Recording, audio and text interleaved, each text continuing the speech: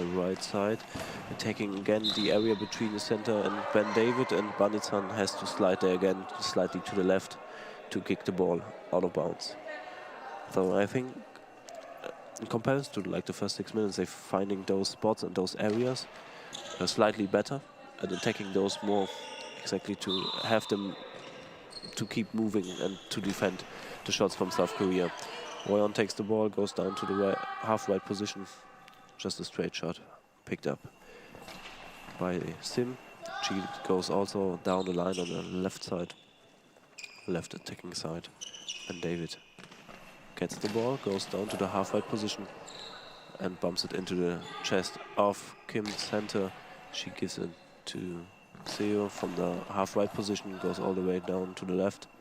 And Oyeon, no issues picking this one up. She's attacking. High ball. And the high ball because she won too many steps forward to the line.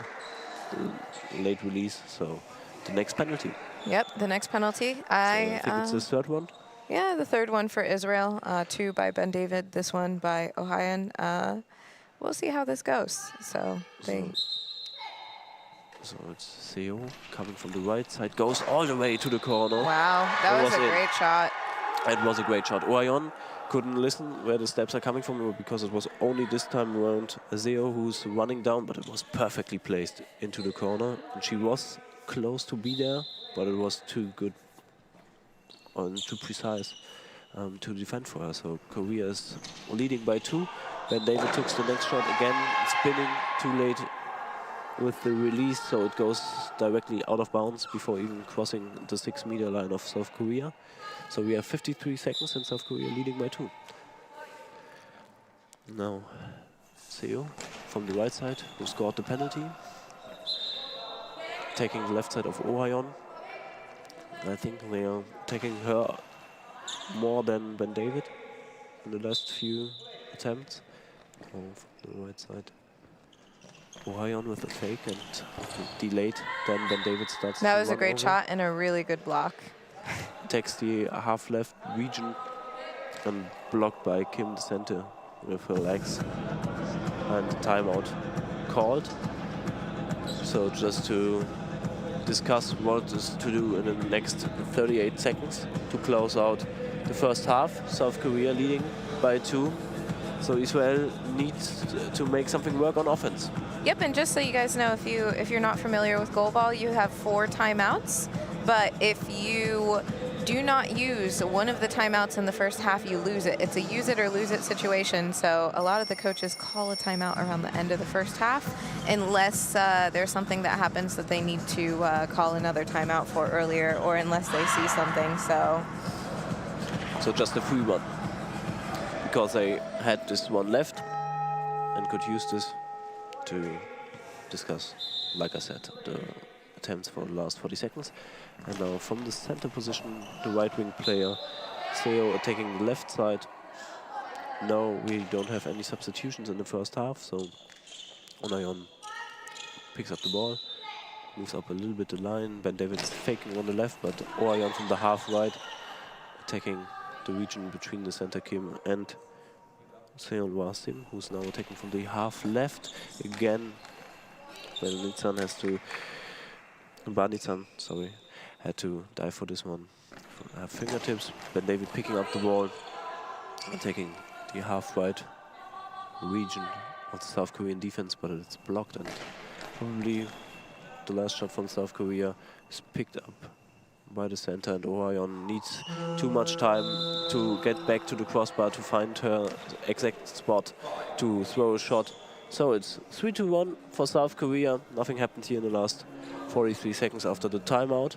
But I think South Korea plays really impressive in the first half. So Israel had quite good shots, targeting different areas.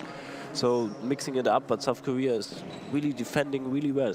Yeah, I think so. I think one thing that makes them a little bit different is that their center is the leader on the team in terms of getting the defense together. She's a great center. She has great range in terms of how much she covers, and she does a really good job just keeping the momentum going when things are maybe not the best. So you hear her yelling a lot.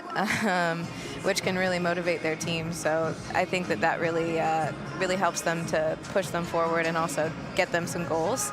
And you can tell that, the Asian countries mainly, they do a really good job with strategizing during games. They really do great with game planning and really looking at their opponents. So they didn't start the game moving and start with trying to maybe attack the players really well. Sometimes it takes a couple minutes to get into the game, but they seem to have kind of honed that in. So Israel, you see that they've also done a great job with game planning as well. They're moving around the court a lot. They have a diverse amount of shots that they're hitting. But a lot of the things that they're doing right now are starting to get a little bit redundant in terms of they've done that. Like, how many times are you going to have one person run on the one side and then the next person throw right after them on the same side? Or, they're doing a lot of the same things. So when you do it a couple times, maybe the first couple of times you're like, oh, that was surprising. But then as the opposing team, it becomes, kind of not a surprise anymore after a couple of times of doing it. Yeah, and I think what South Korean also did really well in the first half is adjusting to some of those issues. We talked about the first penalty, it wasn't precise enough, and then the next one, they changed a little bit the setup and totally nailed it into the lower corners, so it was quite impressive. Yeah.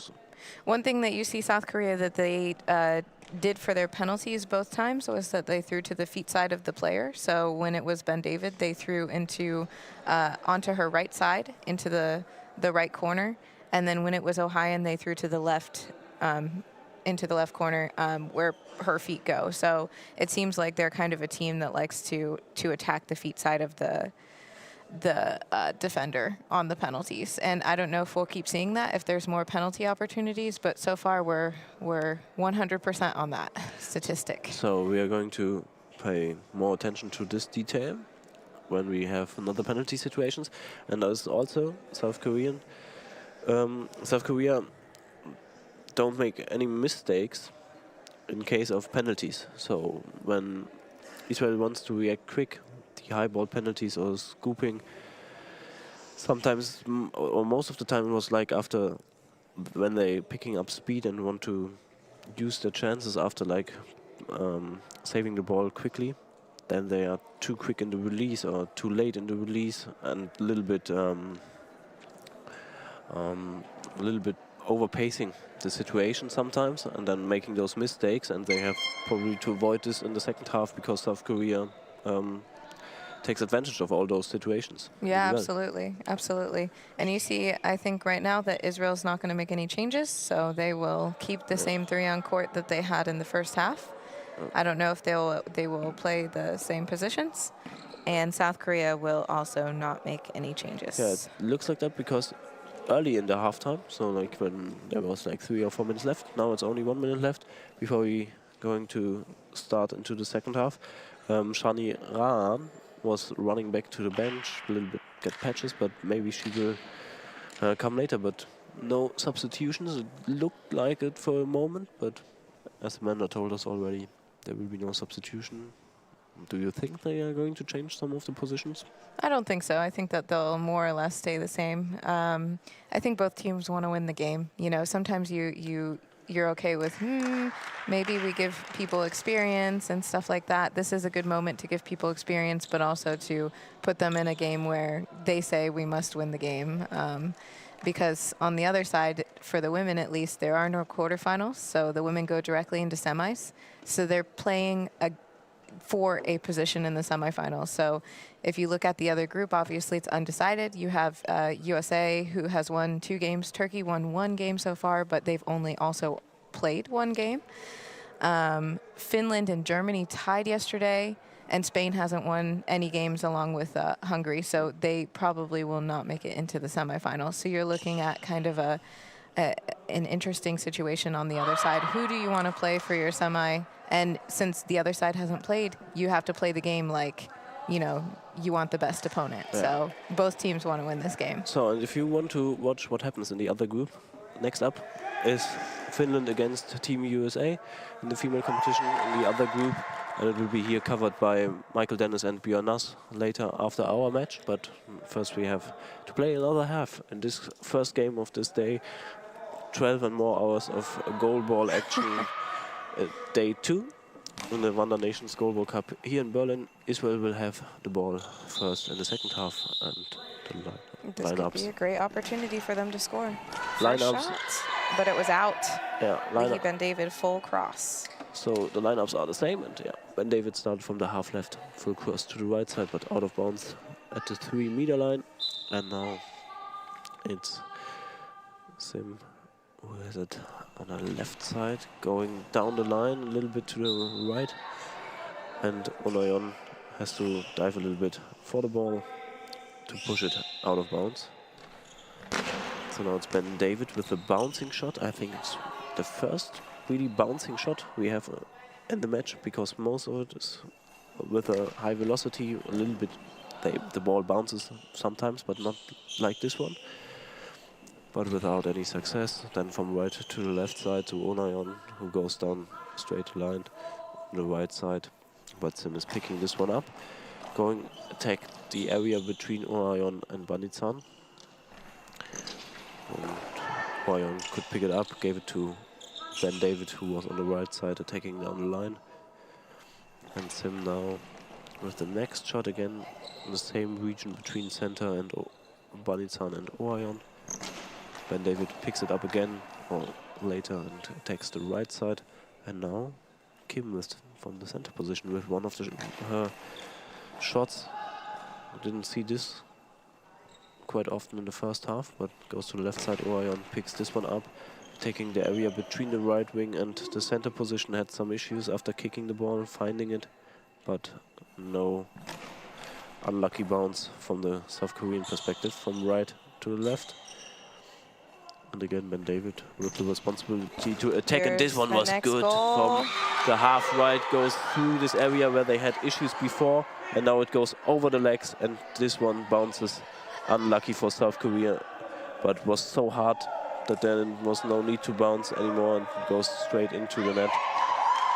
But unlucky with the deflection, and South Korea directly calls for timeout after the shot. Sometimes it's important to reset after you give up a goal. They were up by 2, you know, depending on how your team is. Sometimes it's great to call the timeout and say, hey guys, okay, it's not a big deal. You know, this is what happened and this is what we need to do. So I think it will be a little bit of that and a little bit of trying to get them maybe to move around a little bit more. But that was a great shot. It was a short cross across the face of the center.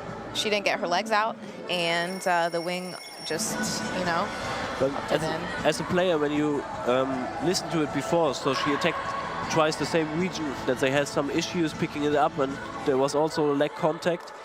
Do you notice? And when I attack it with a little bit more impact, then probably it goes over the legs, and this was what she did exactly the next attempt. Not always, not always. Maybe a little bit of luck, but Ben David with a strong attack, so it's only Korea leading by 1, 3-2 for South Korea.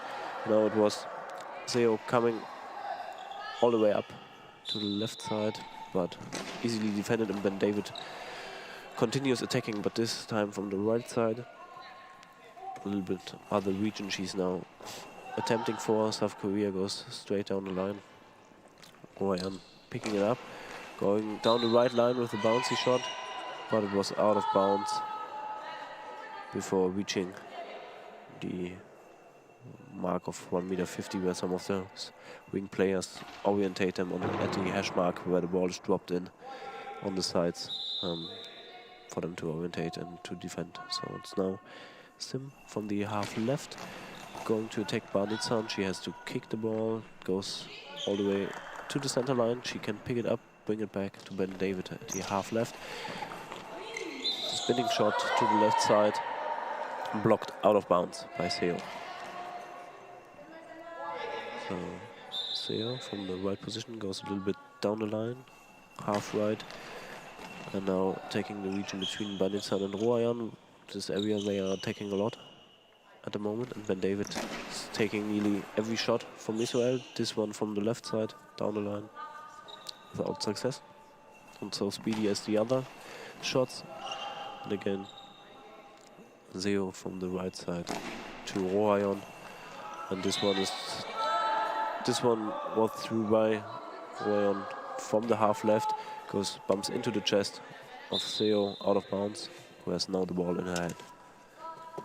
Seo from the right line, taking again the left side of Royan, but she can block it also with her chest and picking up the ball. Ben David from the half right tries another bounce, mixing up her shots quite well at the moment. Giving the ball to Sim to the left side. She's attacking Banitsa in the center. She gets the ball after a bounce, gives it to Ben David. She's from the center position. Again tries to bounce the ball over the center Kim, but she is without any mistake on the defensive side. And now from the left, it's Sim taking the right side of Ben David. She has to defend the first time in this half, and now Royan finds the space into the net, straight down from the half right position, exactly the spot between the center and the left wings of South Korea to get it through, and no chance. They are both diving to the left side and went underneath the body of the center. So Israel, quite good start into the second half. It's Theo from the half right side to the center Banitsan, and now Ben David again with the shot to the left. So blocked out of bounds. Theo standing at the right goal post, going down the line, trying to attack Ben David. It was a close one, a little bit more to the left, a few inches. Probably bounce over her legs or her feet. But Israel defending well at the moment. Ben David goes down the line, picked up by Theo. She goes down to the left corner, perfectly nailed it into the goal post inside. And then it's the next goal and the first one for South Korea in this half. Yeah, I think something interesting is that Israel has their off wing setting up so far in. The center is diving forward above the front line, and the off wing has to cover pretty much the whole half of the court. So if they're diagonal from the thrower, so it kind of sets up for a hard shot to block when somebody throws a full cross on you.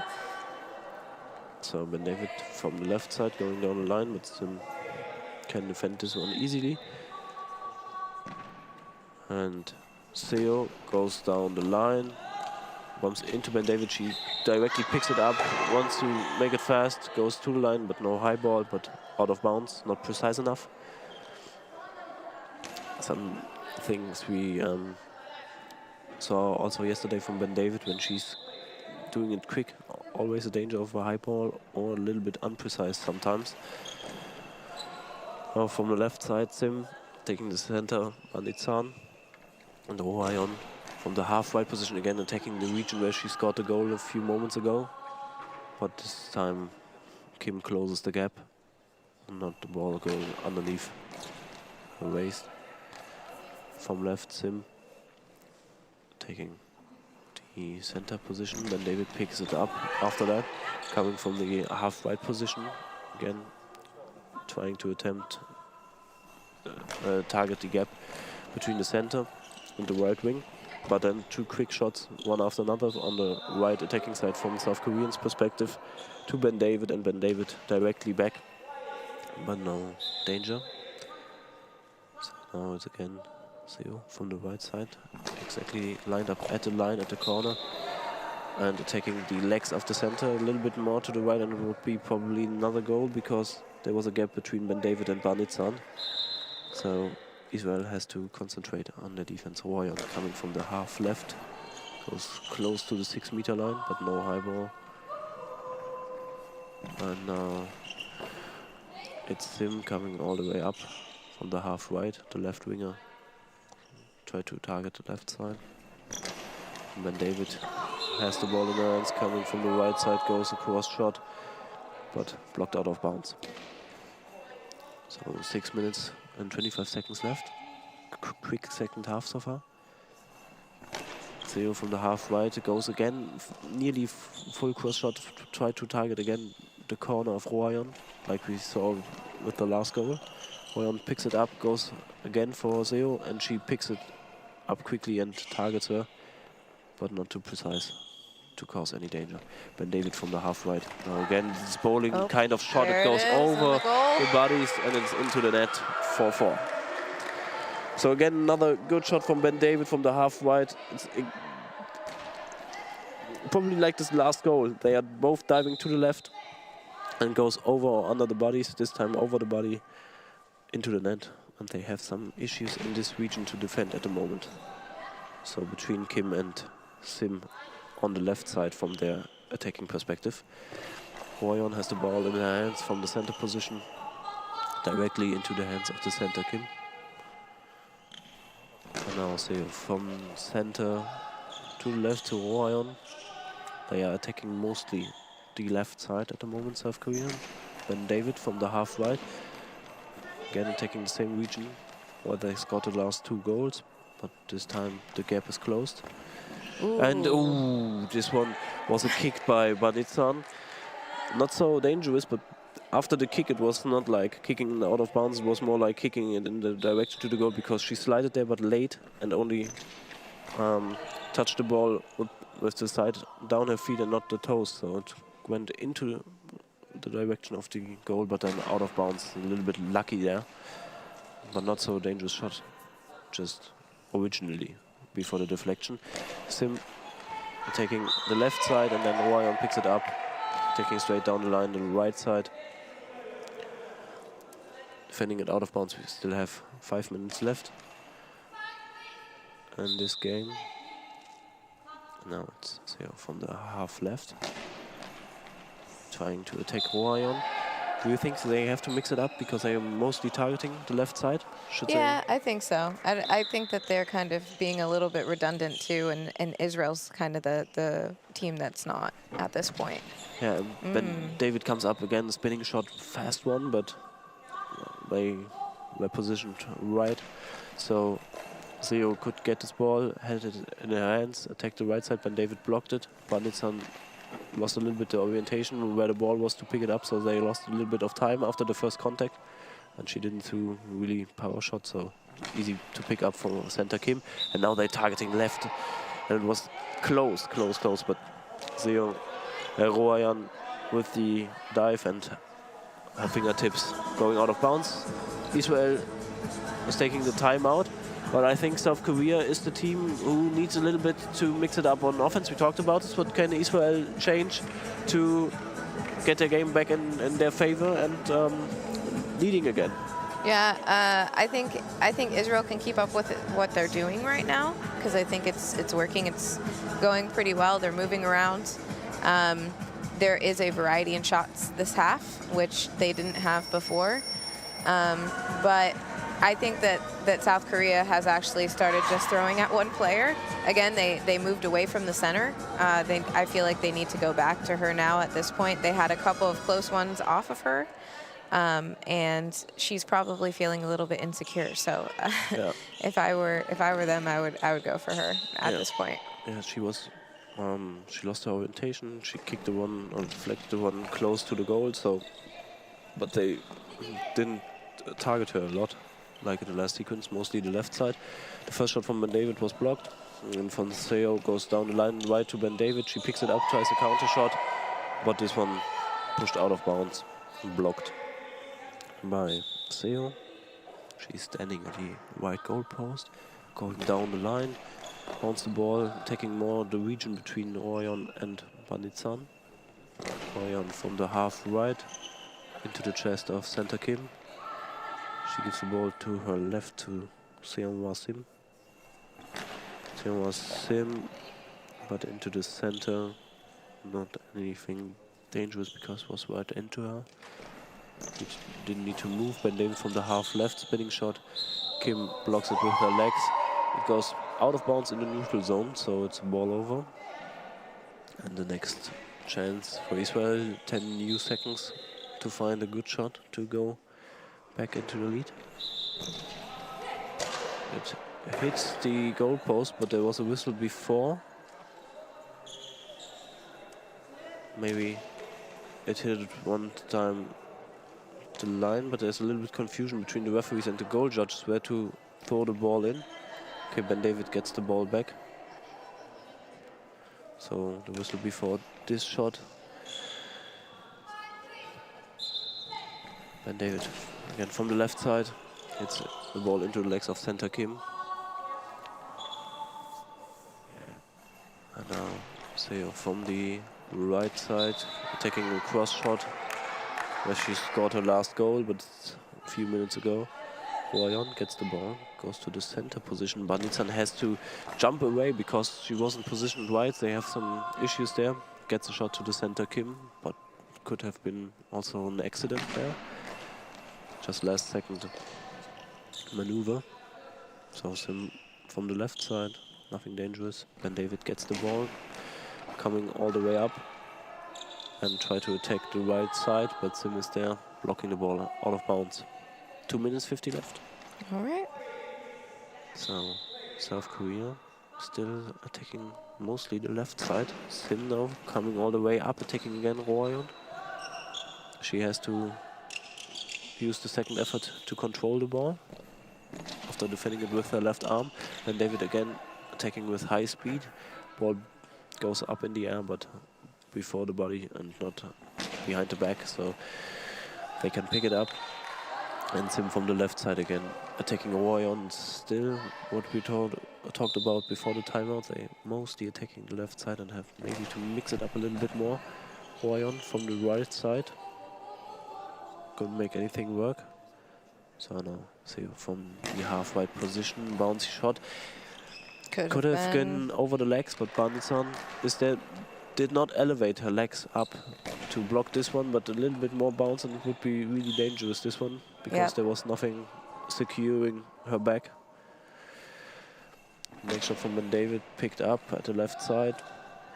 From South Korea, Sim attacked again the left side. Royon gets the ball, moves down a little bit to center position to attack the left side, so Israel are targeting different areas. But South Korea mostly going for the left side. Now they are taking between Ben David and Banitsan for the first time in several shots. Was a little bit dangerous. Goal. And now it's Ben David going and pushing the ball into the net, goes all the way up again, and it's the same area where they scored the last 2 goals. So she comes to the half-right position, spinning shot, and it's again the right side, but this time right into the lower right corner, and Sim dived over the ball with her arms and her hands and couldn't save this one. Yeah, it was maybe just a little bit of a late reaction by her, and it just went into the goal. So it was really, I think they've done a really good job about setting up the defense on South Korea and choosing the shots to hit to be able to set up the goal. So it was really well executed, very impressive. Very fast. So timeout called by South Korea. We have still 1 minute and 43 seconds left. Israel is leading by 1 goal. It's 5-4. So great comeback in the second half. Really good adjustments Israel made there. And Ben David, excellent shots in the second half. Also, he was coming all the way up to the left, bumping into the goal post, attacking from there. Again, Royon and Ben David gets the ball, who is responsible for most of the attacks. Coming down to the left side. Hits the ball into the legs of Kim, who lost a little bit of orientation because it was really quiet, the ball, because it just rolled over the floor without any bounce and without any quick movement for the bells to ring. So it went out of bounds, but in their own team zone. But then the throw from Zeo goes early out of bounds on the right side. So Ben David has the ball on the left and attacks down the line, but a little bit too late the release because it goes a little bit slightly to the left out of bounds. It was another good shot. So South Korea needs to find something on offense. Theo from the right side, taking the region between center Banitsan and Ben David. It hits into the legs of Banitsan. She tries to pick it up, but it's too slow to the center line and it's the ball over. So Theo has the ball again in her hands. And we are looking for what she's trying next. It's close to the same region, but this time between Banitsan and Royon. It goes under Banitsan, but Royon can pick it up easily. Then Ben David from the half left, it goes over the legs and it's into the net. And Amanda Dennis knew it exactly as the ball hits the legs that it's going into the net. because it was a high bounce over the legs, and Ben David is doing really, really good on offense, really fine. Great shot selection, attacking the legs of South Korea. And now they are leading by 2 and 45 seconds left. And Israel now pick up the ball on the right side with Royan. She's also attacking the legs. Time is running down, 30 seconds left. They need 2 goals, so they have to pick up more speed, in my opinion. But it's quite difficult to get to 6-6 at the moment. So you need like 6 seconds. Bumped into the center. Ben David get the ball. Released it quick, so they are not like chewing the clock. On the Israeli side, South Korea wants to make a substitution for the last 18 seconds. And this is something, Amanda, what you can maybe explain our audience. So we talked about that they are going for the victory and they stop the clock with the substitution. Is it just stopping the clock or saying, okay, we cannot do 2 goals in 18 seconds? And this is why we're giving her one opportunity to defend and one maybe opportunity to attack and collect some experience. No, I think actually this is to set up a shot. So they're making a sub, they're giving directions to whoever is going to throw the shot, and taking the gamble at the substitution. So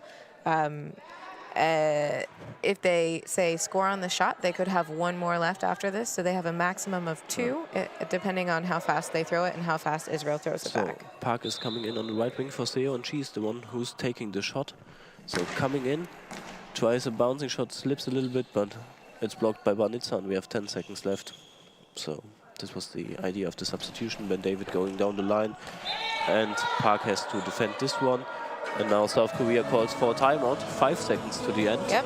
So they do get 2 shots, but I thought maybe they tried to bounce the ball a little bit too late in this game. Obviously, they've been throwing balls that had a little skip on them, but no high bounces. It would have been good to try a little bit earlier to test the center with high bounces. Yeah, this is what I mentioned, I think, earlier when Ben David on the Israeli side did this, because we, like in the first half, we don't have any high bounces in all of the shots. Maybe I missed one in my memory, but I think most of the time it was a little bit skippy, but nothing high bouncing. And now, yeah, it's a little bit too late, 5 seconds. Yeah. Quite difficult to get 2 goals in. Absolutely. In 5 seconds.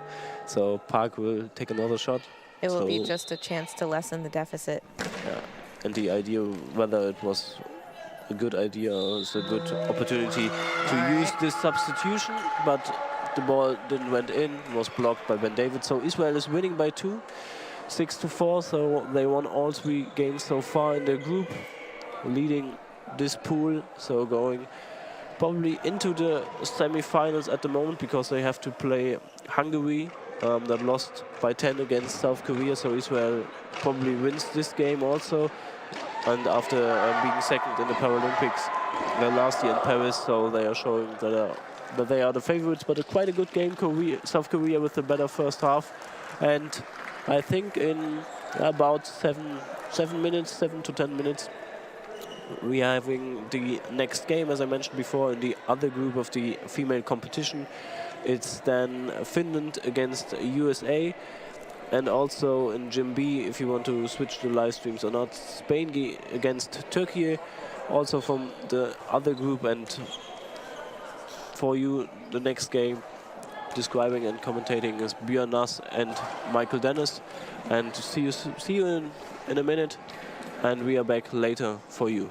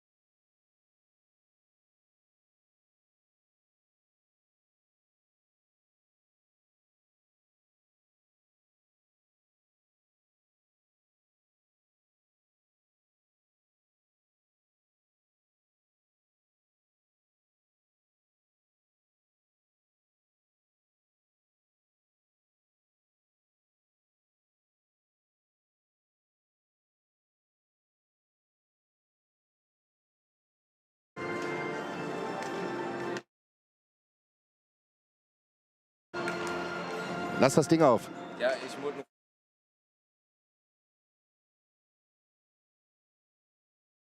Das habe ich dann...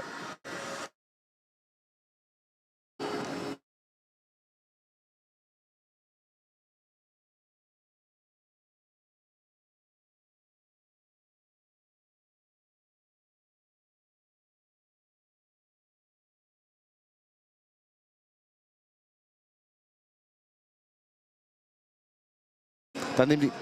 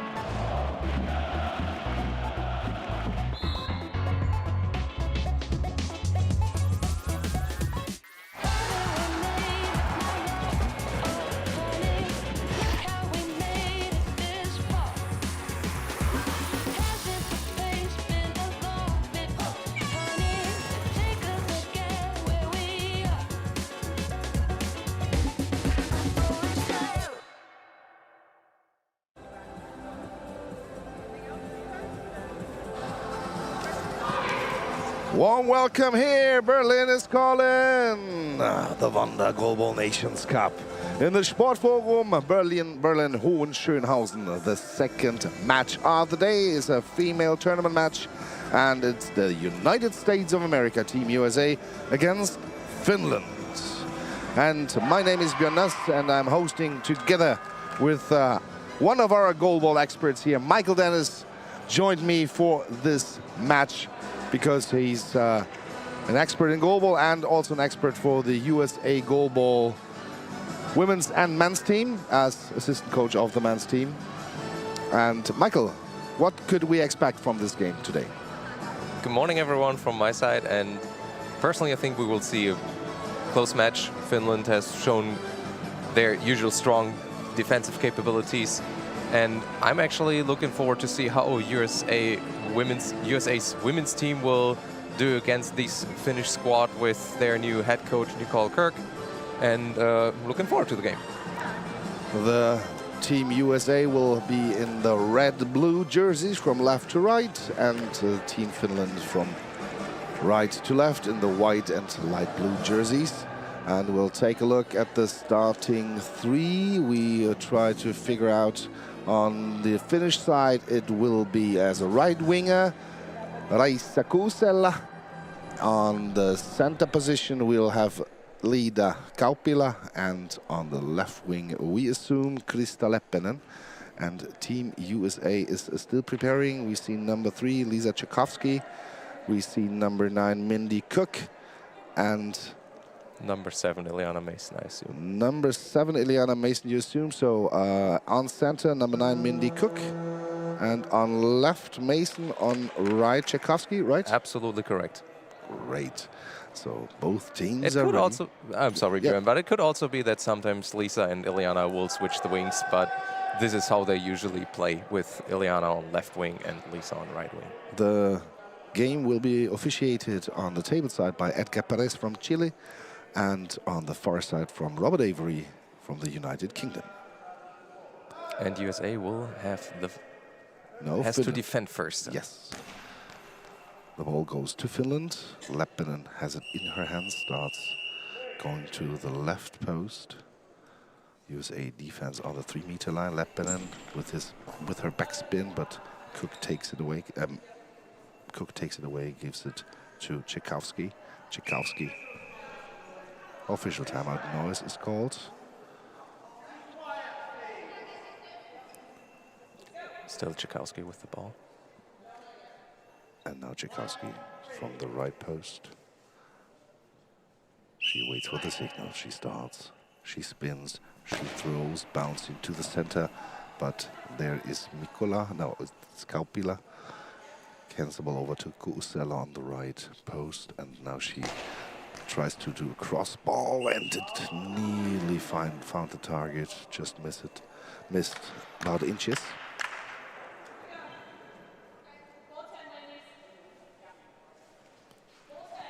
Ball is back in play. Tchaikovsky goes to the middle. The others go to the left side from Team USA. And Tchaikovsky starts, spins, throws, bounce high. But Kuusela is there. And Kuusela now with a quick shot. But Cook is there. And Cook finds the ball in a neutral zone pass to the left winger, to Mason. Asia Mason along the line, but out of bounds. And dear viewers, please take a look on number 4 of Finland in the defense. I'll tell you later why. Next throw from right to left, but Cook takes it, but Tchaikovsky takes it away. Tchaikovsky from the right post again, along the line to the gap, but Kaupila is there, grabs the ball, goes back to the post, and she spins, throws. Cook, no, Miller is there. And Miller with a quick response. It's Mason. It's Mason. Mason, sorry. Ileana Mason. Oh, number 7 is on the bench. It's number 4. Oh. There. It's Asia Miller. It's Asia Miller then. Of course, Asia Miller now has the ball in her hands. Throws the ball. Kaupilas there, blocks on center position. Pass to the left to Leppinen. Leppinen from the half left. Starts, spins, and the ball bounces. Cook has problems, but Miller is there. Miller hands over to Tchaikovsky. Tchaikovsky from the half right. Official timeout noise called again. Now Tchaikovsky from the half right will start with the throw, spins to Kaupila. No problem for the Finnish center. And she goes back to the goal. From the middle, she starts to the left post and out of bounds. 150 before the post. We went out of bounds. We can already see that Finland is trying to attack a lot. Lisa Tchaikovsky on her wing with cross balls. They've not thrown that much on the other side with Asia Miller. That's something I could observe so far. Asia Miller came over to the right side now for the next throw. She starts, throws hard down the line. Problems for Kaupila, but Kuusela takes the ball. And now the right winger goes to the half left. She spins, throws, and was nearly a high ball, was running over the high ball line, but managed to bounce it properly. Tchaikovsky from the right side along the line to the net. Something I also want to point out is the right wing from Finland is playing standing up, which is unusual nowadays. And she just tried to make the secondary block on the goal line, but was also too late. Leppinen from the left with a backspin throw she did yesterday. And I think she made 4 goals with this kind of throw. And now Miller from the left side, the left winger, starts bouncing to Kaupila. No problem for her. Kaupila with a quick shot. And there's Cook. Ball in her hands now. Tchaikovsky in the middle. Has the ball in her hands. Spins again, bounce the ball, and the ball is under Kaupila, but Leppinen is there. Kuusela also with the help defense, but Leppinen has the ball. And Leppinen from the left side bounce the ball along the line. Tchaikovsky blocks the ball, stays in front of her, and she grabs it. And now from the right post, Tchaikovsky down to the gap, but Leppinen helps out for Kaupila. And now Leppinen from the half left again. Backspin again, high ball. High ball. Looking at it from up here, I would say good call. She was really far up already towards the line. I think her left foot was already on the line, and then the ball was flying forward. Asia Miller from the middle, Leppinen in the middle at the 3-meter line. Miller starts, throws left corner into the net. Goal for Team USA, 2-0. A good start for Team USA. Personally, I think they could move a little bit more in their offensive actions, but who's leading is right, I would say. Never fix what's not broken. I learned yesterday from Amanda Dennis. And now Tchaikovsky has the ball with 8 minutes and 30 seconds left. Comes to the middle, spins to the left side, out of bounds, far out of bounds, 4 meters before the post went out. Now the next attack, Finland, from the right wing. Kuusela comes to the middle, spins, throws the ball, and Cook has problems. Tchaikovsky helps out. Miller was also ready for the help defense, but Tchaikovsky has the ball in her hands from the right side. She spins again, high bouncing ball. Kaupila can grab the ball, stands up, quick shot to Cook. Cook is there, stands up slowly, hands the ball to Miller. The left winger from the half left now starts with a spin and the throw to the right side, but there's the center again. Kaupila hands the ball over to Kuusela, and Kuusela now the right winger goes from the right side with the spin, with the bounce up in the air into the net. Goal for Finland over the hands of Cook and then over the hip of Tchaikovsky. It went in. I think it's something which we could say about both sides centers. They're not actually covering that much room, especially if you throw more from your own center area and cross them. Both of them do have their challenges with that. Tchaikovsky with the throw down the line, right side, out. Leppinen now for Finland, left side. Comes from out the field, inside, throws the ball. Cook is there, stands up. Clapping on the ball, hands it over to Asia Miller. Miller from the half left with a backspin. Kaupila's there. Kuusela wanted to help behind her. And now Kuusela with the next throw from the half right with the throw. And the ball is blocked by Cook to the right side, out. Now dropped again with Lisa Tchaikovsky. Hope she does take some more time. She throws right away, and Leppinen is there with a reach out after this long line attempt by Tchaikovsky. Leppinen from the half right, the left winger to the left corner. Cross ball, no. The feet of Tchaikovsky were there in time. One thing with Lisa Tchaikovsky is a lot of times when she has already some time down from the 10-second clock that she just releases the ball. We could just see that in the previous throw. Now she's throwing again. Now position are changed. Tchaikovsky goes to the left, Miller goes to the right. And now Kaupila with the bounce ball to Miller. Miller stands up, quick shot. Kaupila's there. Pass to Kuusela. Kuusela with the throw, and Cook has problems, but Miller helps out. Ball is not secured. By now the ball is rolling. Tchaikovsky finds it and throws it left out of bounds. Good decision. They were really unsure, and nobody was like, especially Lisa was not positioned to just throw it out. And what I would like to mention, the last quick shot from Asia was also really close to the high ball line. Yeah, and also take a look at the way where they defend. Now they are at the 3-meter line. Cook is over the 3-meter line, so very offensive there. And Cook gets the next ball. In comparison, the Finnish are on the 150 line, right and left, and at the 3-meter line on center. Now the throw comes. Kaupila is there. Pass to the left, and Leppinen from the half left to the gap, but there's Tchaikovsky, the new left winger, and Tchaikovsky Again with the throw from the half left, bounce to the gap. Kaupila can secure the ball. Kusela was waiting behind her. Kaupila from the middle bouncing to the corner, but Miller is there. And Miller takes her time. And now from the right side, Miller down the line. Leppänen has the ball. Now timeout is called by the Finnish coach Felix Rogga. And yeah, I mentioned the way they defend. What are the differences in defend a little bit more high or a little bit more to the goal? It actually is a trade-off. As more you come up closer to the opponents, your own goal you're shrinking it through the angles. You don't have to defend that much room, but your reactions have to be faster. And on the flip side, if you defend further back, so what we also did for a long time with the German men's team, we were really far back in our setup. You have more room to cover, but you also have more time to react. So it's a little bit what does fit to your players and what kind of players do you have which can play which style. And this is really typical for the US team where they are at right now. 5:40 to go, 2-1 the score for Team USA. Kusela from the middle with a bouncing ball. Cook has the ball, gives it to the right side to Miller.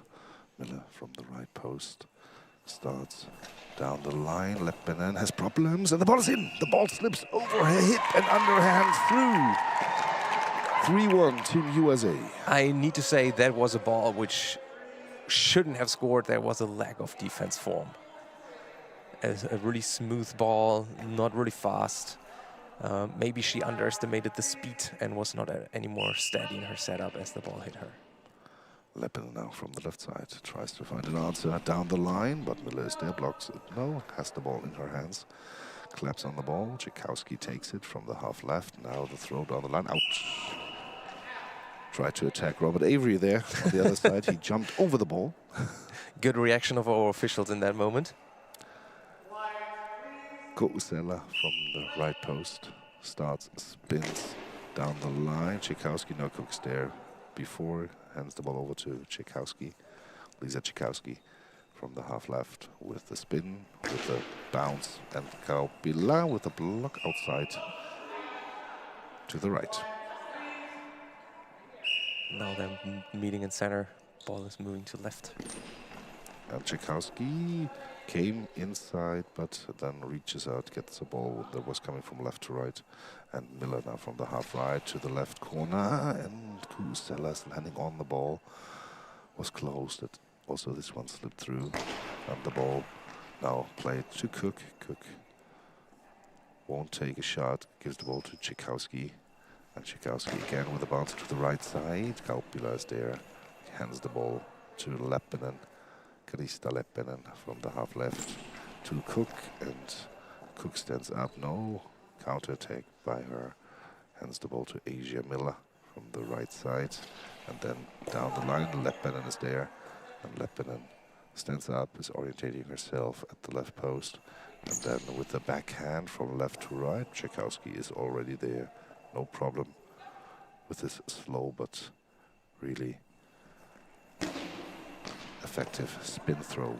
Now Tchaikovsky to Kaupila. Kaupila blocks the ball, gives it to Kusela from the half right. Kusela to the left side. Miller is there. Is elevating herself a little bit, and now Asia Miller down the line, out of bounds. Went nearly 6-7 meters before the goal, right out of bounds. What I can see also is that Finland is doing really good in keeping the ball on court, and USA probably had already about 7-8 balls just straight out of bounds. Now Kusela with the throw from left to right, goes back into position. Tchaikovsky stands up, gets the ball from Cook from the middle. Tchaikovsky starts with the spin to the left corner. Kusela is there, stands up, quick shot by her to the left side, counter attack, but Cook is there. And so Asia Miller goes back to the goal, starts, throws hard to the left side, but Kaupila is there. Kaupila with a quick shot, and then Tchaikovsky is there. And Tchaikovsky finds now the ball, passes to Cook, and Cook has to throw, I think, the first time. And no problem for Kaupila. And Kaupila with a quick response, but there's Cook again, hands to the right to Asia Miller. Asia Miller now from the right side, down the line. Ooh, that was close. Very really close. And on the left side, Krista Leppinen with the shot down to Cook.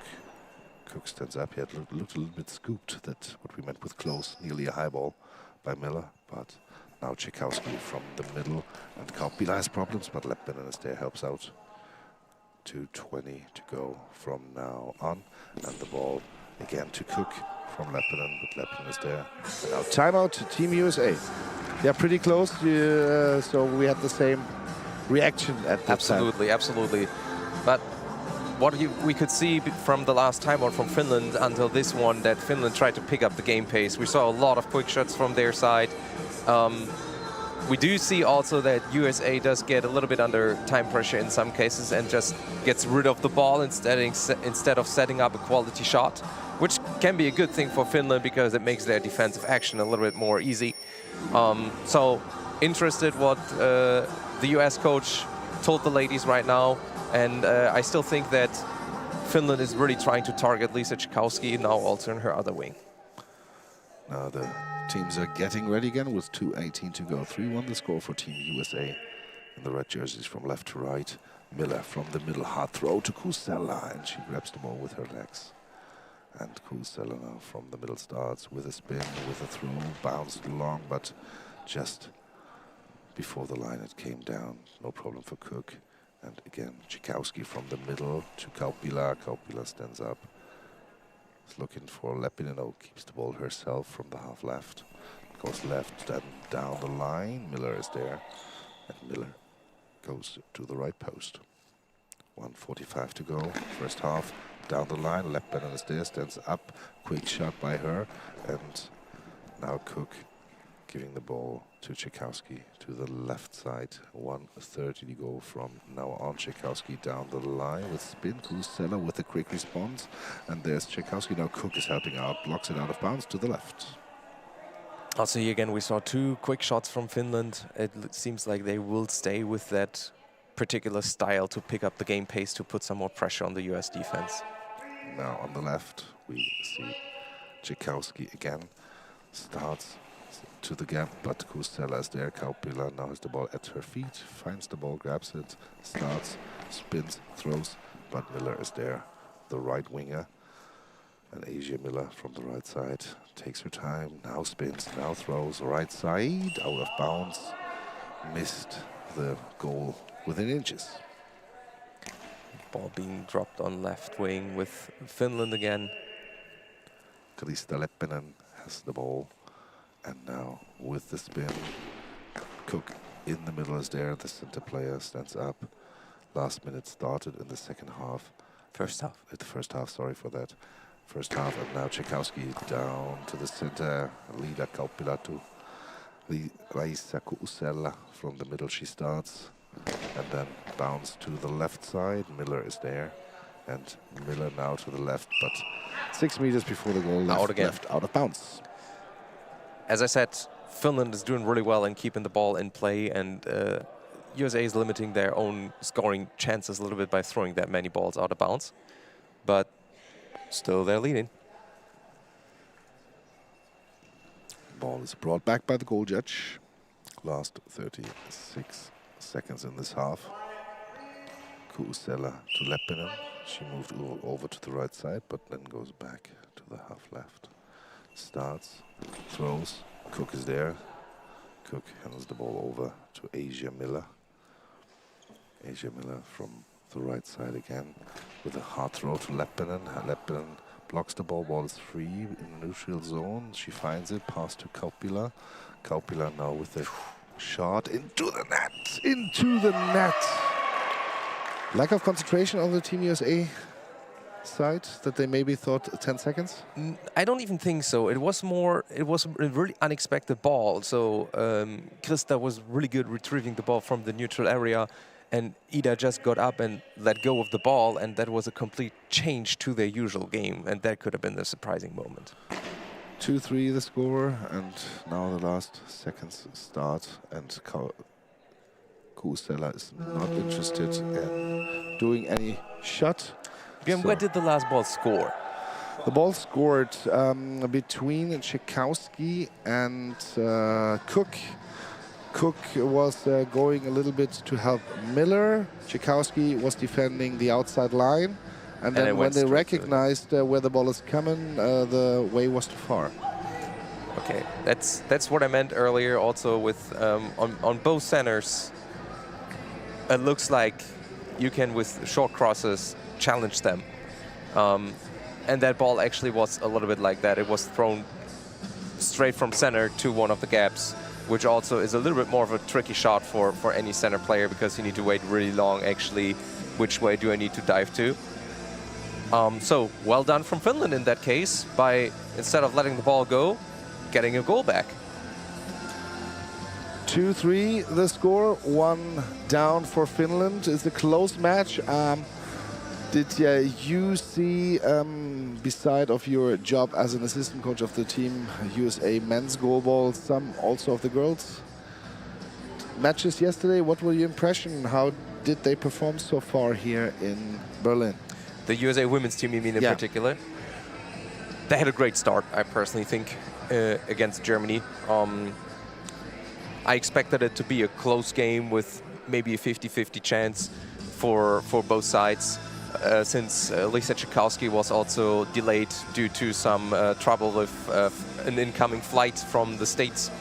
So USA just pulled away really early in that game, and that was a little bit the neck breaker for Germany, as far as I could recall the game, because obviously I'm also helping to organize, and I was not able to watch that game. It's the usual craziness of a Friday morning at a tournament, making sure everything is going well. They've done a solid job against Spain. I had a chance to talk to the head coach yesterday real quick at dinner, and she said at the end we mercied them, but she seemed to be not 100% convinced with their performance, and so still room for further development and growth.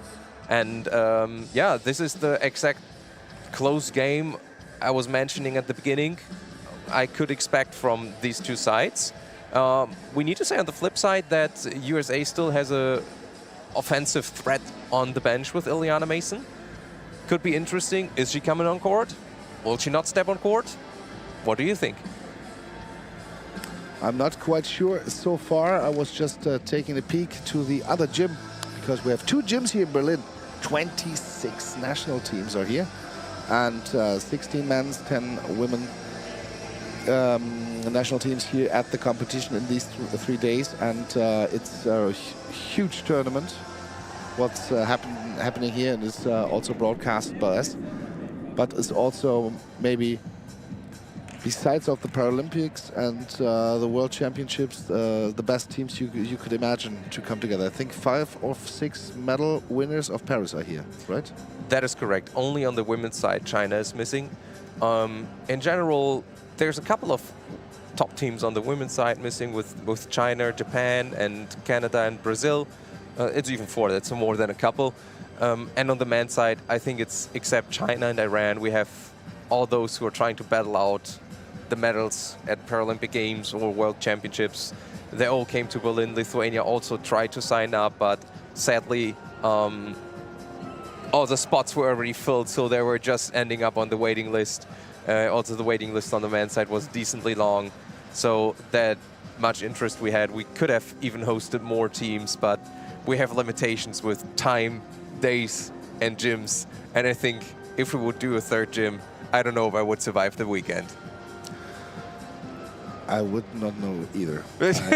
I can't tell you. Björn was already making like plans if he has even enough commentators in that case. Yeah, I was thinking about if I have enough for that. But yeah, great start yesterday. I'm crazy, but not that crazy. But what do you think about the Finnish team so far? Had the second last match of last night against Germany, 3-3 the score, was a draw.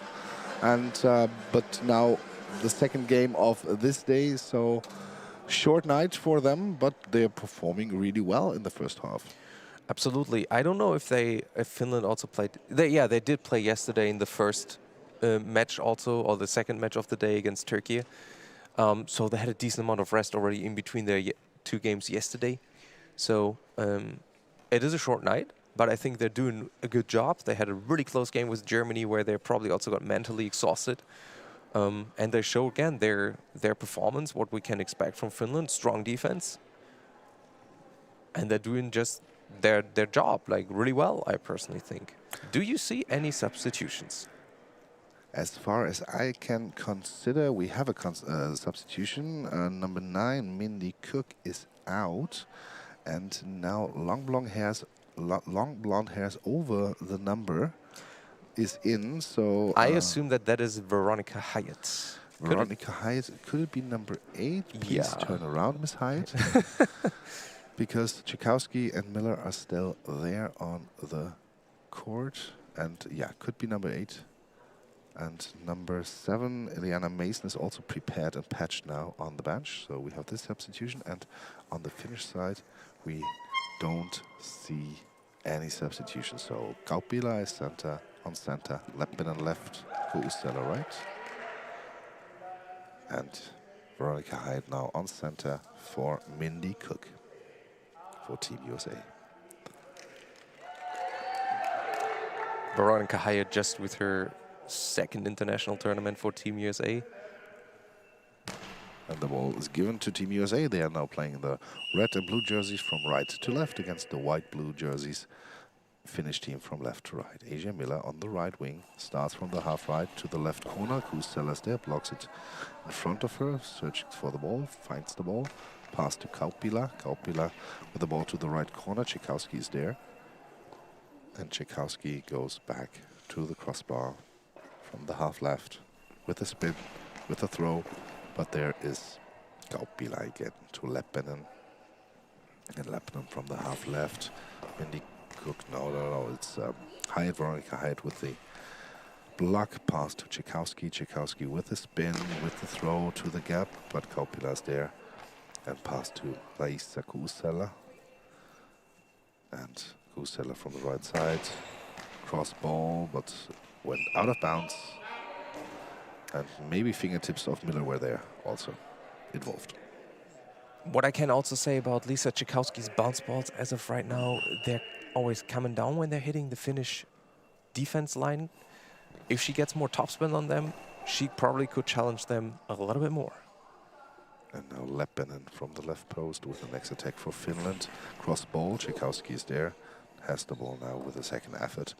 And goes back to the crossbar. Starts slightly from the left. The bounce ball out of bounds. Again, 4.5 meters before the post. It went left out of bounds. And dropped on Finland's right wing. Kuusela, the right winger, now with the spin, with the throw, bouncing ball, but Miller helps out for Hyatt. And Hyatt now with the throw, backspin. And now Kaupila with the answer, quick shot, Miller is there. And the ball is in the hands of Asia Miller from the right side. She starts to the left corner, Kuusela blocks it out. From my angle, I can't really see anything on the Finnish right wing because all the 3 Finnish coaches are straight in my view. Yeah, and Felix Roque is not a small person. No, he has broad shoulders and he's covering already a lot of my angle. Now from the left, Leppinen down the line. Asia Miller blocks it out of bounds. And Tchaikovsky comes over to the right side to grab the ball from Miller. Goes back to her left side, moves the ball, and now down the line, out. This is what I mean. USA is trying really also to move right now, but they're throwing just too many balls out of bounds. Kuusela from the right side, cross ball. Miller is there. Miller takes her time and goes back to the crossbar from the half right. She starts, throws to the gap, but Leppinen is there. Kaupila has the ball, pass to Leppinen. And Leppinen from the left corner again with the ball straight down the line. Miller blocks it. Ball is out of bounds. Miller again. From the right to along the line. Leppinen is there. Leppinen hands the ball over to Kuusela. She starts from the middle. Her teammates go to the left. So the ball now to Miller. Miller hands it over to Tchaikovsky. Claps on the ball. Goes from the left, Tchaikovsky, ball to Kuusela. The ball is free, but Kaupila finds the ball behind her back. And now Kaupila with the throw to the right side. Tchaikovsky, no, there is Hyatt taking the ball away on center, reaching out widely. And now again, we have Tchaikovsky bouncing ball, deflected, but Kusela Sideways. helped out. Now we have an official timeout because some of the finger tapes was flying after the throw from Tchaikovsky to the neutral zone. Now it's cleared again, and Kusela from the right with the throw down the line. Tchaikovsky's landing on the ball and goes back to the crossbar. She spins again. Ball is bouncing to Kaupila, and Kaupila takes the next shot herself from the half left to the middle, and some problems for Hyde, but with the second effort she has the ball. And now Miller from the half right, and the ball goes to the right, out of bounds.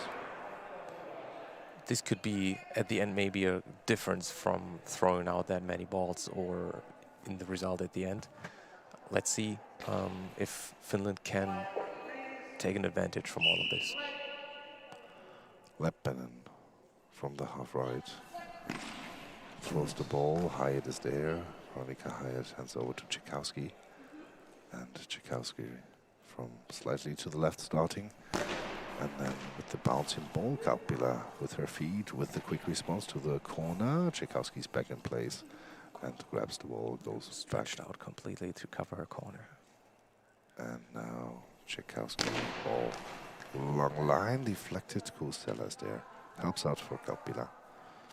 And now Kusela from right to left. Asia Miller is there. And Miller again. From the right to left, Kusela with the block. Kaupila gets the ball. Timeout taken by Finland. One thing I wanted to ask you, how is it as a player when you get the feeling they are throwing a lot of balls out of bounds? There's no really rallies who are happening. Is that making you tired because you get maybe sometimes a lack of concentration, or is it the other way around, that you are not as exhausted because you don't have to play so much defense? It's not exhausting you so much, and the benefit of it is that your coaches have a lot of time to also give you then advice for what the next shot should be, especially if you're on the side, on the receiving side in that case. I would call it like the side basically who doesn't have to block that throw. So it actually is more an advantage than disadvantage. And on the other side, if I would be on Team USA in that moment, I would be more frustrated a little bit. Now the ball in the hands of Kusela from the middle. She starts, bounced highly to the right, and then blocked out. Substitution, Team USA is coming up. Tchaikovsky goes out. Ileana Mason comes in. So this last defense play from Tchaikovsky.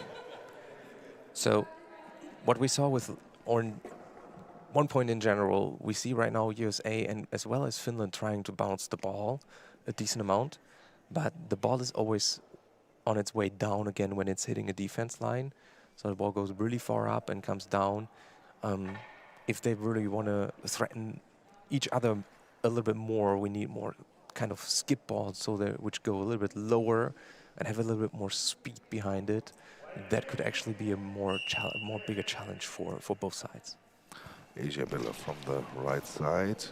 Now Miller moves to the left as a left winger, and Mason on the right winger position. Hyatt on center. Hyatt blocks the ball, grabs it. And then the next throw from the half left from the right winger from Mason, but it's secured by Kusela. Kusela with the spin. High bouncing ball.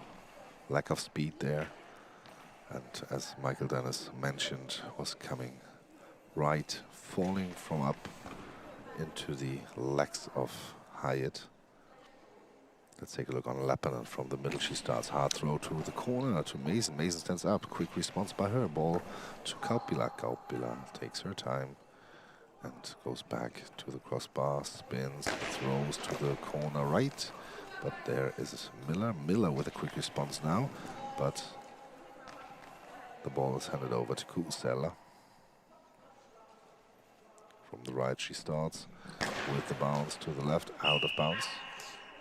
Personally, especially Krista from Finland is really pushing also on her throws right now. Gets really close to the high ball line, so it's a really difficult job for the referees. Mason from the half left with the shot. Kusela helps out for Kaupila. Ball to the neutral zone. Kaupila finds it. Pass back to Kusela. Kusela with the throw down the line. No, to the center there is Hyatt again. And Hyatt with the ball to Asia Miller.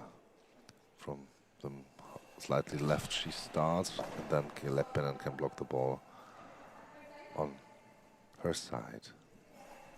And then Team USA has the ball in her hands. Mason from the right side to the left, but Kaupila is there. Still 3-2 the score, 5:40 to go in the second half.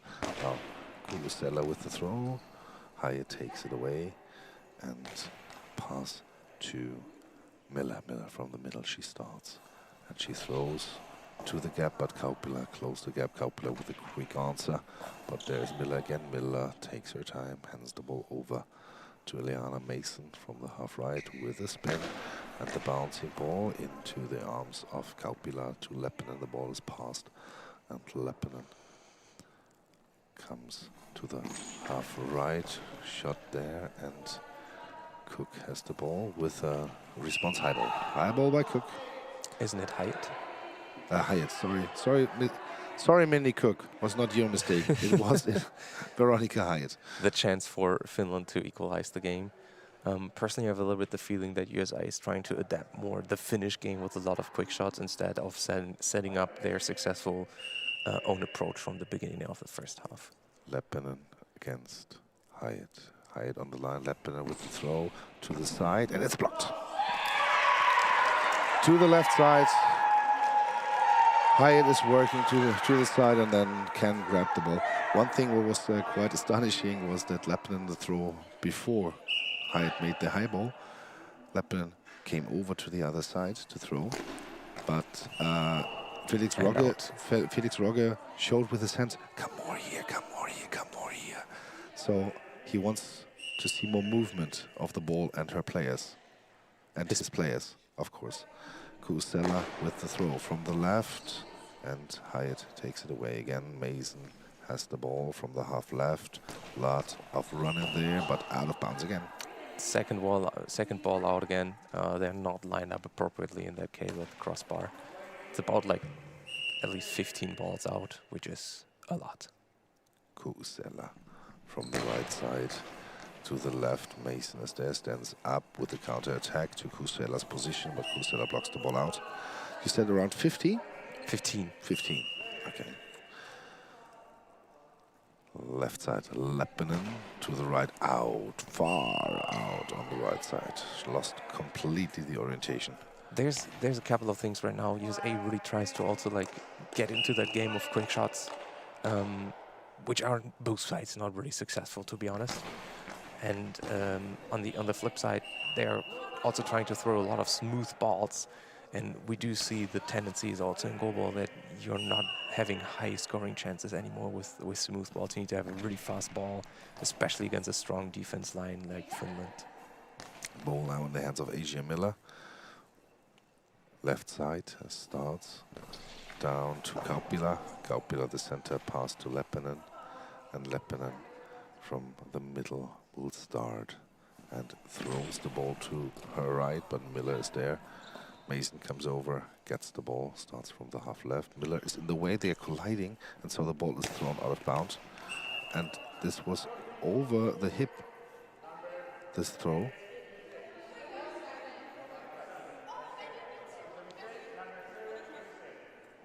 Yeah, penalty against Team USA.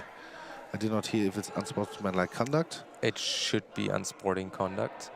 Because over her shoulder height, she was throwing the ball out of bounds because towards she was the panicking. own team bench, I assume. Yes. Yeah, that's with the new rule changes automatically a penalty, because it could be a harm also to other people sitting there who have already patches on. From the right, Kaupila can equalize here. Throws the ball to the left, but Mason blocks the ball. No, into the net. Over her legs it went in. She had the corner, but didn't get the lucky bounce for her. So 3-3 the score. And Iliana Mason said after the penalty was called, "Oh, sorry, coach, I did not know that." So maybe the new rule book should also be read by some of the players. Kauppila has the ball now in the hands, 3:40 to go. Kuusela from the middle for Finland with the bounce from line to line, but there was Miller. Now Mason is the left winger, and Miller goes to the right again. Now Kauppila with the quick shot to Hyatt.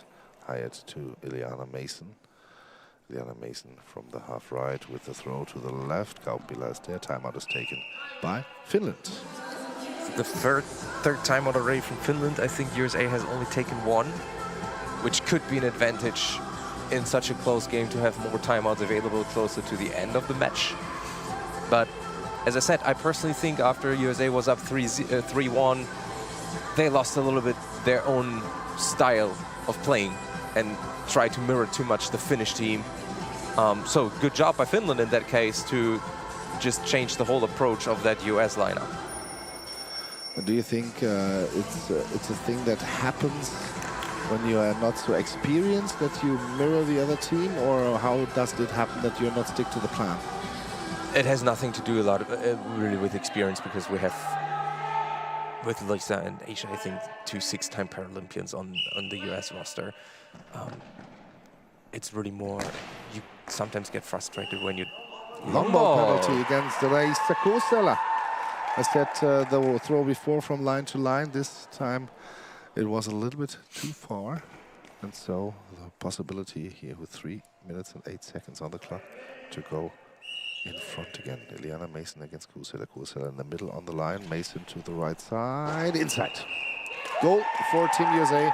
Iliana Mason gets her penalty back, sort of. Where did she score? Right corner. From the middle she starts, and with from her to her right corner. And then to her right corner with a backspin. The ball goes from the middle right with a curve. And now Mason from the right side, Miller from the right side. Leppinen with the answer. Hyatt is there. Gives the ball to the left winger, Mason. Lena Mason from the middle, she starts, bounce, and the ball in the arms of Leppinen, handed over to Kuusela, 2:40 to go. Finland with the bounce, left out of bounds.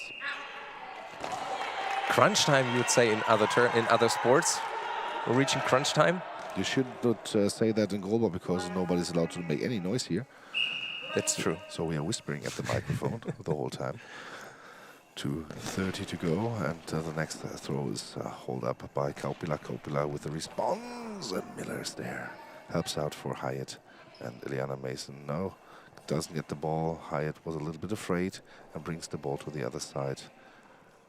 Mason was waiting for it, but didn't get it. Leppinen with the throw, and then bounce against Hyatt, and Mason there finds the ball behind her back, grabs it, starts, spins from the right to the center position. Kauppila is there, 2 minutes to go. And from the half left, again, Krista Leppinen, bounce, but again, there's Hyatt, pass to the left to Miller. Miller from the half left with the spin to the right side, but Leppinen is there, and Leppinen with a quick answer down the line. Mason is there, Mason stands up with a quick answer down the line and out. 2 things which would drive me crazy as a coach in that moment. Under 2 minutes, and you got already a high wall on a quick shot as a team, and you throw it out. These 2 things combined would drive me crazy. And Finland now with the throw. Mason has problems, and the ball at the post and out. Also, you saw Asia Miller the whole way over on the goal line, scooting also to help out over there. So great team effort. Diana Mason doesn't take time at all here. With the play signal, she starts running. And throws it out again. You are 1 ahead, 1:25. The clock is your friend when you are ahead. It is a lot of times there's a lot of players out there, not these particular 2 teams, which do struggle with actually estimating how much time do I have actually left to throw. You see that a lot of times, especially with young players, they just get rid of the ball. She had about 7 seconds actually. Out of bounds, thrown by Mason from right to left. 1:11 is left. And here's the other thing. You need to keep the ball, especially now on court. Best case, the ball pops up off the defense. They have to get the ball collected. Leppinen down the line. Mason is there. Hyatt searching for the ball and finds it now. Pass back to Asia Miller. She has the ball, and Miller with the throw down to Kaupila. Ball is free. Kaupila finds it. Pass back to Kusteller. Last minute started. 50 seconds to go. Kusteller with a large bounce. Long ball. But this was exactly what I meant. Asia Miller threw a ball which Finland couldn't collect, block easily. Ida had to go get the ball. They were under time pressure, and now we have the penalty for Team USA. 49 seconds to go. Mason against Kusteller. Mason from the middle to the right corner. Blocked. No, the ball is go. No, now it's out. Was blocked, then going to the goal, but 3 meters before the goal, it went out of bounds. On Kusteller's left, substitution. Felix Roger demands a substitution. Number 2, Krista Leppinen goes out. Number 7, Mina Gröneros comes in, and this means that Gröneros is going on center, and Kaupila can go to the left winger position.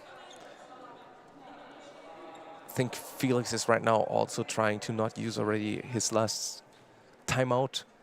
So he's also sprinkling in substitutions now to actually make some changes, and has the time to set up with his ladies good shots, good quality shots, because what do they may have 3 to 4 more balls to throw.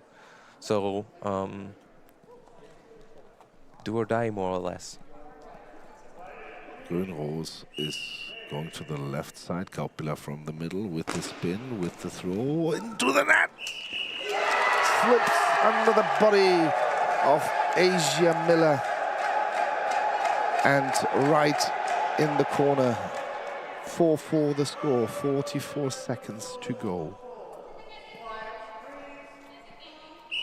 And Asia Miller from the half left. She throws the ball to Grönros on the back of Kaupila, but then she finds the ball.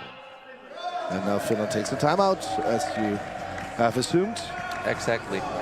So, but you saw with Ida, to recall the throw a little bit, she really, there was a ball of I score or I get my penalty, because she came really close to the high ball line. The ball bounced really close to the long ball line, perfectly then in the corner. So she did everything right in that moment. But this is one of these, I score or I risk everything. You mean a break it or make it moment? More or less, more or less. Team USA still a lot of timeouts left also to take. I'm really interested what they will do within the next about 30 seconds with all of those timeouts on hand.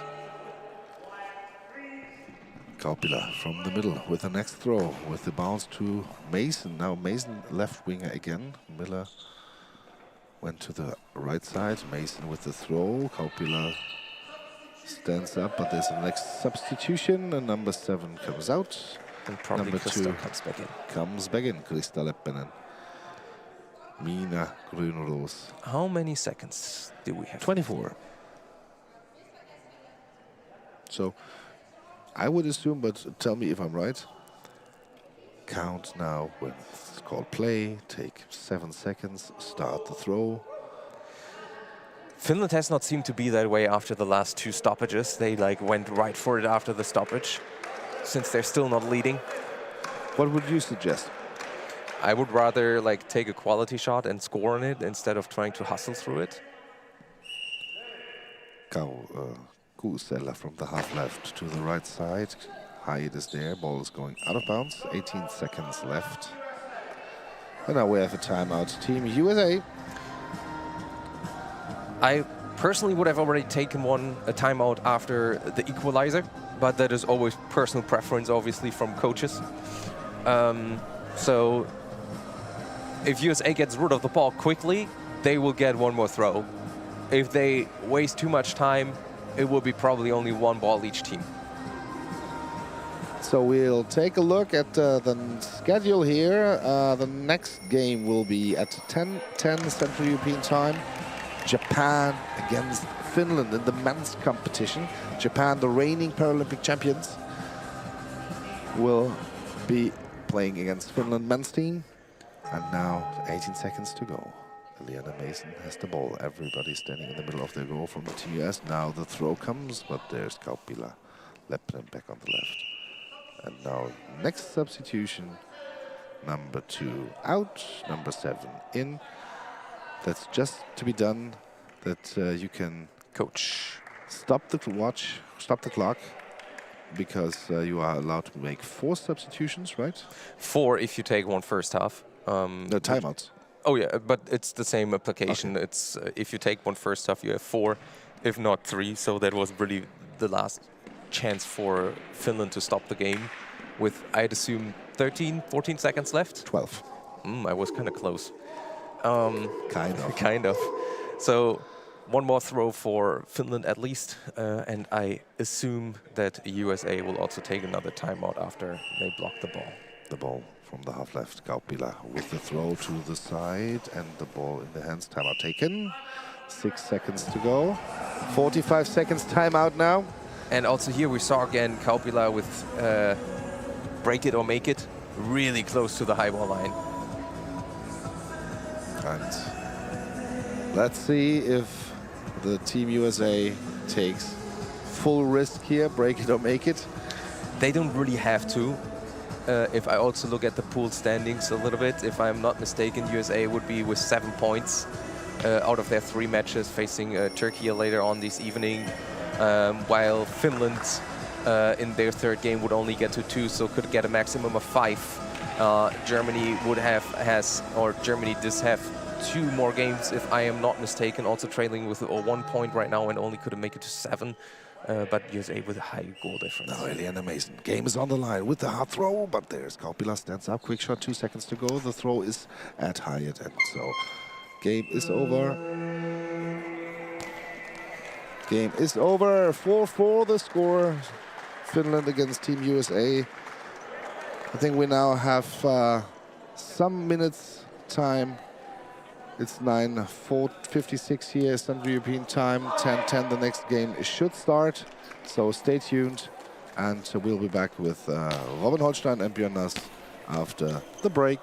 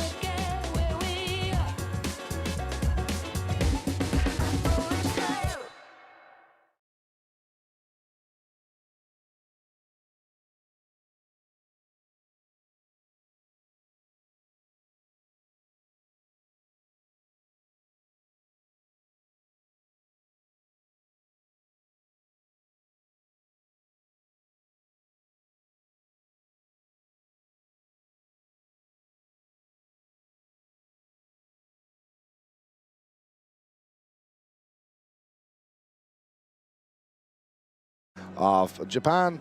We'll see number 5, Ryoga Yamaguchi, number 7, Katsuya Kaneko, and number 9, Keisuke Yukuhiro. Coach is Rikiya Kudo. And on the Finnish side, we'll see number 1, Seimi Hinsanen. We see number 4, Erkki Mienala, and number 5 on center, Leo Hinsanen.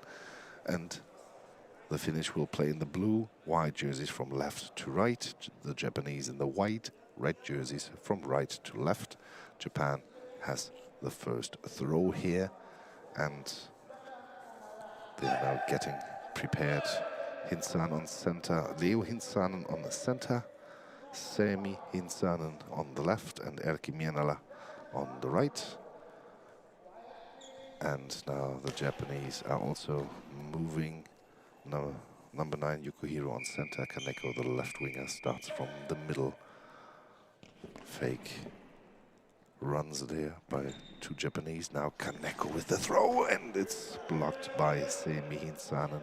The left winger, Seimi Hinsanen, from the left, starts with the ball to Yukuhiro, but he finds the ball, pass back to Kaneko. He's on the right wing, Kaneko, and then again to Leo Hinsanen, pass to Erkki Mienala.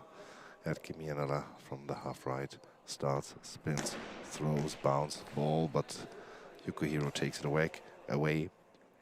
Pass to number 7 to Kaneko.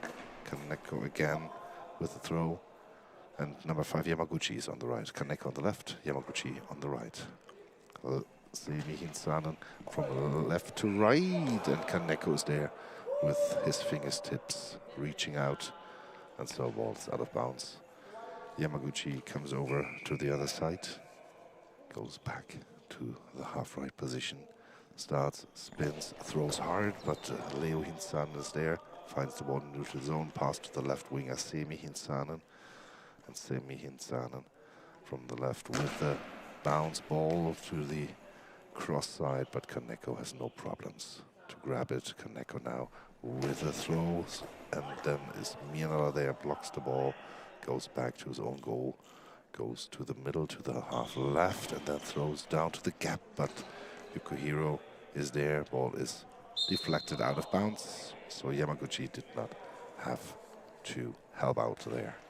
Yamaguchi from coming over from the right to the half left with the throw to the gap, but Seimi Hinsanen blocks the ball to the neutral zone, finds the ball himself, pass to Leo Hinsanen. Number 5 is going back to his goal from the middle of the center, starts with a spin, with a throw, and then fast response by Japan, but Leo Hinsanen is back in place, pass to the right to Erkki Mienala after this attempt by Yamaguchi. Mienala from the right side down the line, into the net, over the legs of Kaneko. The ball hits the back of the goal. 1-0 for Finland. So good start by Finland.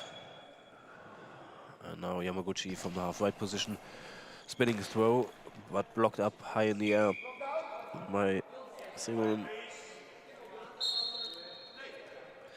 And then collected by right winger Mienala. Seimi Hinsanen from left to right, and then Kaneko from the left position, spinning his throw to Leo Hinsanen, and then he passes the ball over to Erkki Mienala, and he attacks the left corner, and then Yamaguchi, after first blocking with his face, the eye shades got a little bit off, so this is why there's an equipment check. He blocked with his face, and then he had to do a second effort to go after the ball to secure that it is going out of bounds. So Finland goes up by 1.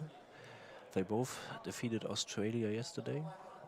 Finland by 1 goal, Japan by 7. And Japan also played strong against Portugal, so Japan should be the favorite for sure, because they won the Paralympic gold medal last year in Paris. Now with 9 minutes and 37 seconds on the clock, the equipment check has finished, and Kaneko goes to the center position. Bouncy shot to the left, but blocked by the chest of Erkki Mienala. out of bounds in their own team zone, so they can attempt the next attack. So Minala goes to the center, a little bit to the left, and attacks the left corner. And again, Yamaguchi saved the ball and deflected it out of bounds. Yamaguchi touched the crossbar to get a little bit to get his position fixed. A few steps to the left, then attacked the half-right position. And Semi Hinsanen from left to right into the chest. From Kaneko, he directly stands up, tries a counter shot into the chest of Erkki Minala, who lays down on the floor to the right side. Has the ball in his hands. Did a few steps, then back to the center position. Is directly behind the back of his center. Then goes to the right, try to throw for a curve between the center and the left wing from Japan. But they can save it, and Yamaguchi comes down the way to the half-left position, attacks the region between the center and the left wing of Finland, but Minala and Hinsan can save the ball. And now Semi Hinsan, the left winger, comes down to the right, like a bowling ball, throwing to Kaneko. He picks it up and directly wants to throw into the corner where the ball came from, but is a little bit off to the left, slightly misses the goal post. So still Finland leading by 1, 8 minutes 38 on the clock, and Erkki Minala with a spinning shot, and this one was saved by the center Yukuhiro. And now Kaneko gives the ball to Yamaguchi, who was all the way back to his position to the right wing, and he can get the ball off Minala's legs, but then Semi Hinsan is the one who can save it and takes the next shot to the left side down the line, but Yamaguchi just pushes the ball off out of bounds. So Kaneko this time from the half-left position, spinning shot, it goes through the legs and into the net. So Japan 1-1 scored the first goal. Kaneko from left, his spin move, and then goes through the legs of Finnish center Erkki Minala, and Leo Hinsan is too far away. It was not Erkki Minala, it was Leo Hinsanen. Center, and Erkki Minala is the one with the ball, and now he directly scores the next goal. Erkki Minala comes all the way from the right wing up to the half-left position. Spinning shot, bigger gap there in the Japanese defense. Scores the next goal, 2-1. 8 minutes to go. And now Japan with Yamaguchi from the half-right to the left side. Minala grabs the ball and is laughing there afterwards. Has to be a little more quiet, but then his throw. Ball to Kaneko. Kaneko from the half-left to the gap. The feet are there of Minala, blocks it out in neutral zone, so we have a ball over.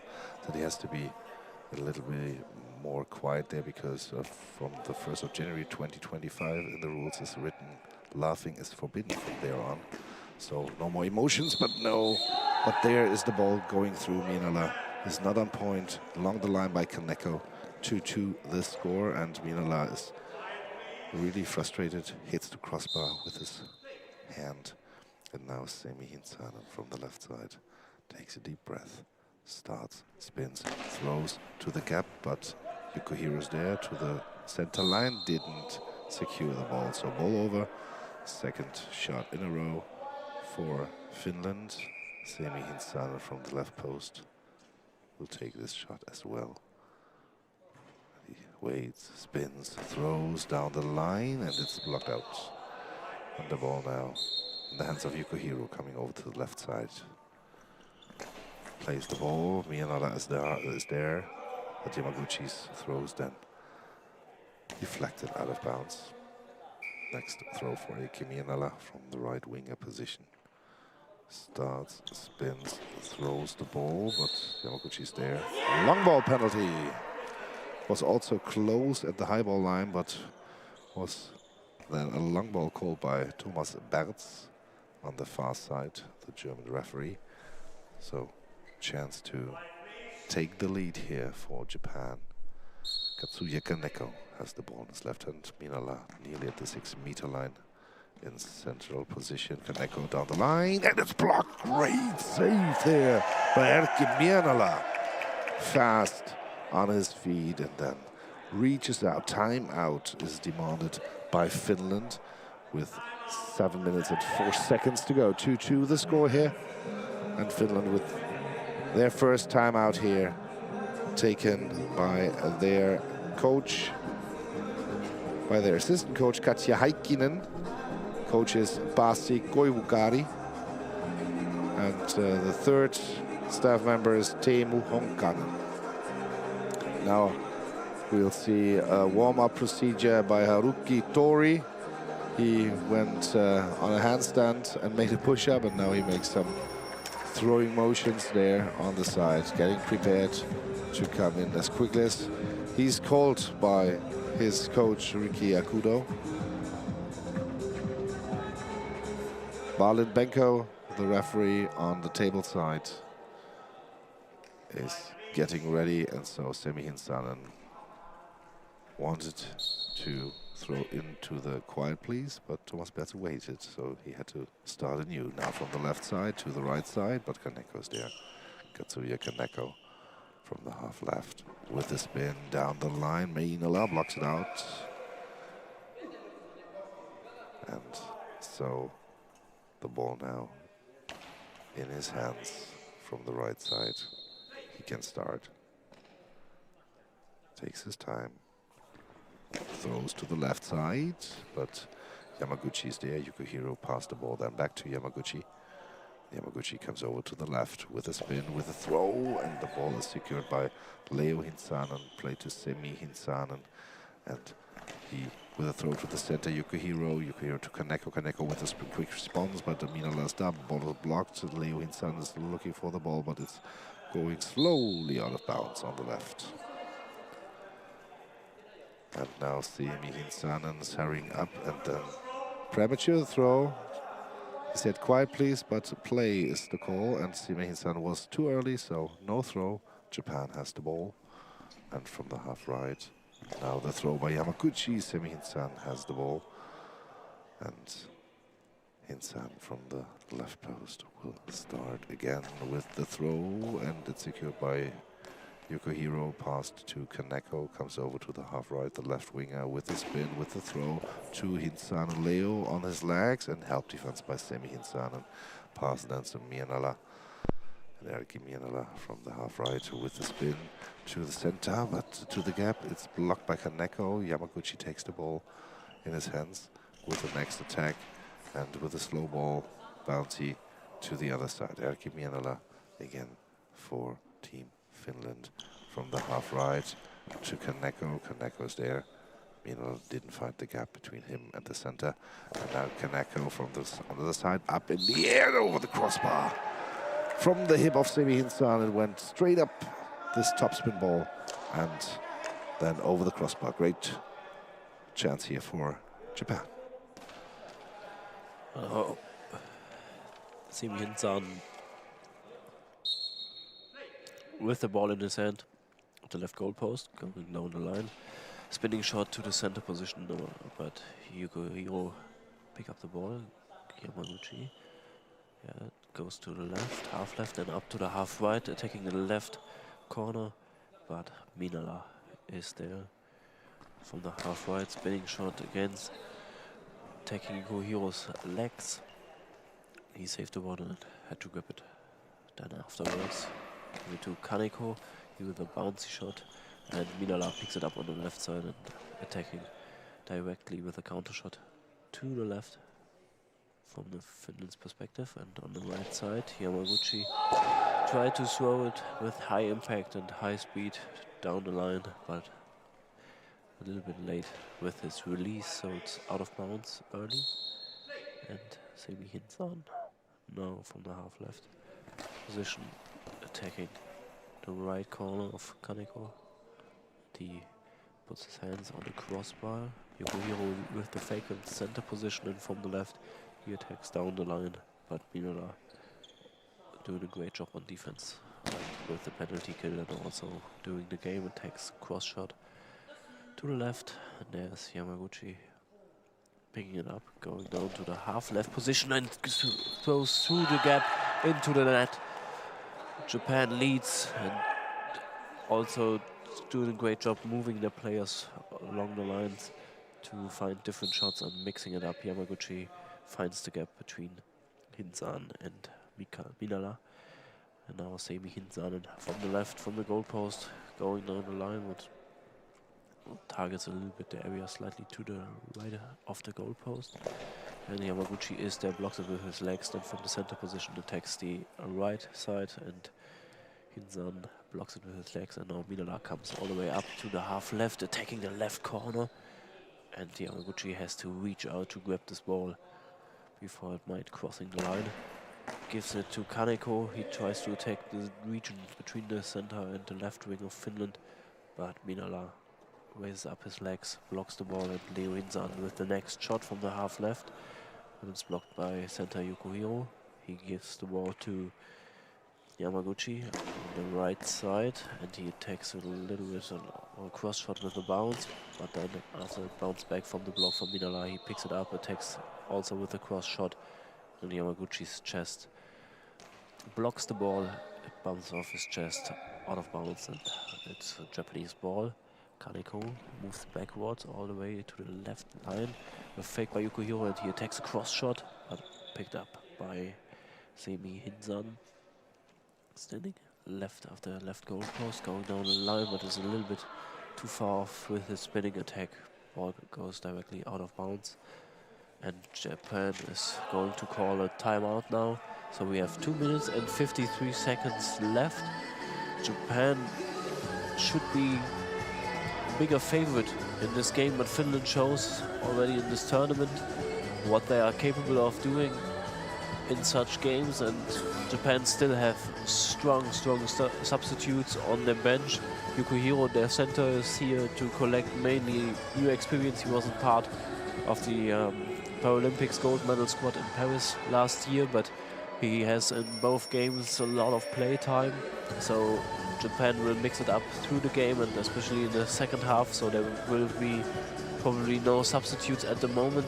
Japan is leading by 1, and they want to be a little bit more dominant in this game, and now they have the chance. On the bench, we see Haruki Tori and Koji Miyajiki for Japan. Two also great players who can be coming in, but now Yamaguchi with the score. That's what a coach likes to see. First throw after timeout directly into the net, over the legs of Leo Hinsanen. And then also Seimi Hinsan cannot help out. 4-2 the score. 2:46 to go. Minala with the shot, but there is Yamaguchi. Yukuhiro to Kaneko. Kaneko from the left side. Bounce, ball up in the end into the net. 5-2 the score. 2 throws in a row. High bounce ball on the hip of the center, Leo Hinsanen. And now Seimi Hinsanen with the throw. And then it's blocked to the left side. Yeah, Hinsanen with the quiet please always starts and wants to throw the ball when the whistle is coming, so the others can't hear really, or when the play is coming, can't hear him properly. So he tries it, and now Balin Benko is on their side to referee this. So Minala now with the throw, and it slips nearly through Kaneko with a quick response, but it's blocked in front over the center line, so ball over here. 2 minutes and 9 seconds to go, 5-2 the score for Japan. And Kaneko with the next throw down the line. Minala has no problems to secure the ball, has it in his hands, starts from the half right, down the line. Kaneko is there, pass to Yamaguchi. Yamaguchi is moving to the right outside, and now with the throw, but there is Leo Hinsanen again, pass to Seimi Hinsanen, and Seimi Hinsanen directly down the line. Yamaguchi is there, Yukuhiro finds the ball, passes to Kaneko, Katsuya Kaneko, now from the half left with a spin, with a throw to the gap, but there's Leo Hinsanen with his chest, blocks to the right, out of bounds, 1:31 to go, 5 minutes and 2 seconds to go. And now we have there Erkki Minala from the middle. He starts with a spin, with a throw to the left, but blocked out by Katsui. by Yamaguchi, sorry for that, from Yamaguchi, and Yamaguchi from the right side. After a fake run, now with the throw, but Leo Hinsan is there, blocks the ball, and Semi Hinsan from the left side starts, throws to down the line and blocked again by Yamaguchi. And the goal judge brings the ball back. Yamaguchi is listening to his coach, what they should do next. Hands the ball over to Kaneko. He comes over to the right side. Now Kaneko with the throw down the line, but Hinsan now with the counter attack, and it's a high ball penalty against Semi Hinsanen. And so Japan will get the next chance to enlarge the gap here.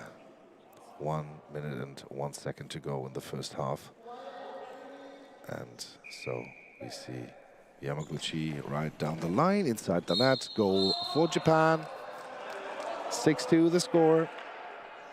Hinsanen was there with his fingers at the ball, but couldn't block it to the side. Erkki Mienala from the half right with a spin, with a throw down the line. Kaneko was there. Long ball penalty called against Erkki Mienala. Too much risk now on Finnish side. And now Kaneko and Yamaguchi are talking about what can we do. Yamaguchi on the right post starting. Mienala at the 6-meter line is going on the fake, then to the other side and blocks again. There was a fake by Kaneko from the opposite side. Mienala was coming to his right, then recognized, oh, that's just a fake. It's working to the other side and blocks the ball with his chest. And now we have a substitution. Finland, number 1, Semi Hinsanen, goes out. Number 7, Ishan Sovaidavi, is coming in. And now the equipment check is taken place here.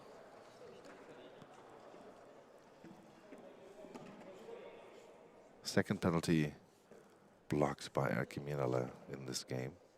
And both were not easy to block. Was fast on his feet.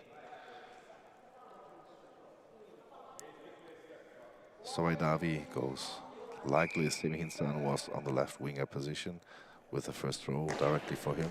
Bounce down the line, it's blocked. Yukihiro is getting the ball now, pass back to Katsuya Kaneko. Kaneko from the half left, bouncing ball, nearly a long ball, that was close. But Mienala is complaining, now throw in. And again Yamaguchi blocks the ball. And now from the half right, Yamaguchi with the throw, slips through, but no, there's Mienala helping out. And Sovaidavi from the left side, down the line, and it's blocked out. That was close to a long ball 3 throws ago by Japan. And Mienala, I think he said, you call that against me all the time. But now Kaneko from the half left, down to Mienala. Mienala stands up, quick response. Yukihiro is there, now has the ball in his hands. Bounces it once, gives it to Yamaguchi. And now the time has run out. And so 6-2 the score here in the halftime. We'll take a short look at what is coming up next before we make a short break here. The next matches, because we will have a lot of matches today for you, will be in Gym A. Brazil against Poland, and that is a really good game. Both teams won. Brazil won 2 games. Poland won, Montenegro won. If Montenegro loses against Germany and Poland loses against Brazil, Germany maybe has the chance to come through the group stage to the quarterfinals. So this will be the next game, Brazil against Poland, and this will start at 11:15 Central European Time. And after that, we have also a men's game, Great Britain against Sweden here at 12:20. We'll make a short break and be back when the second half starts.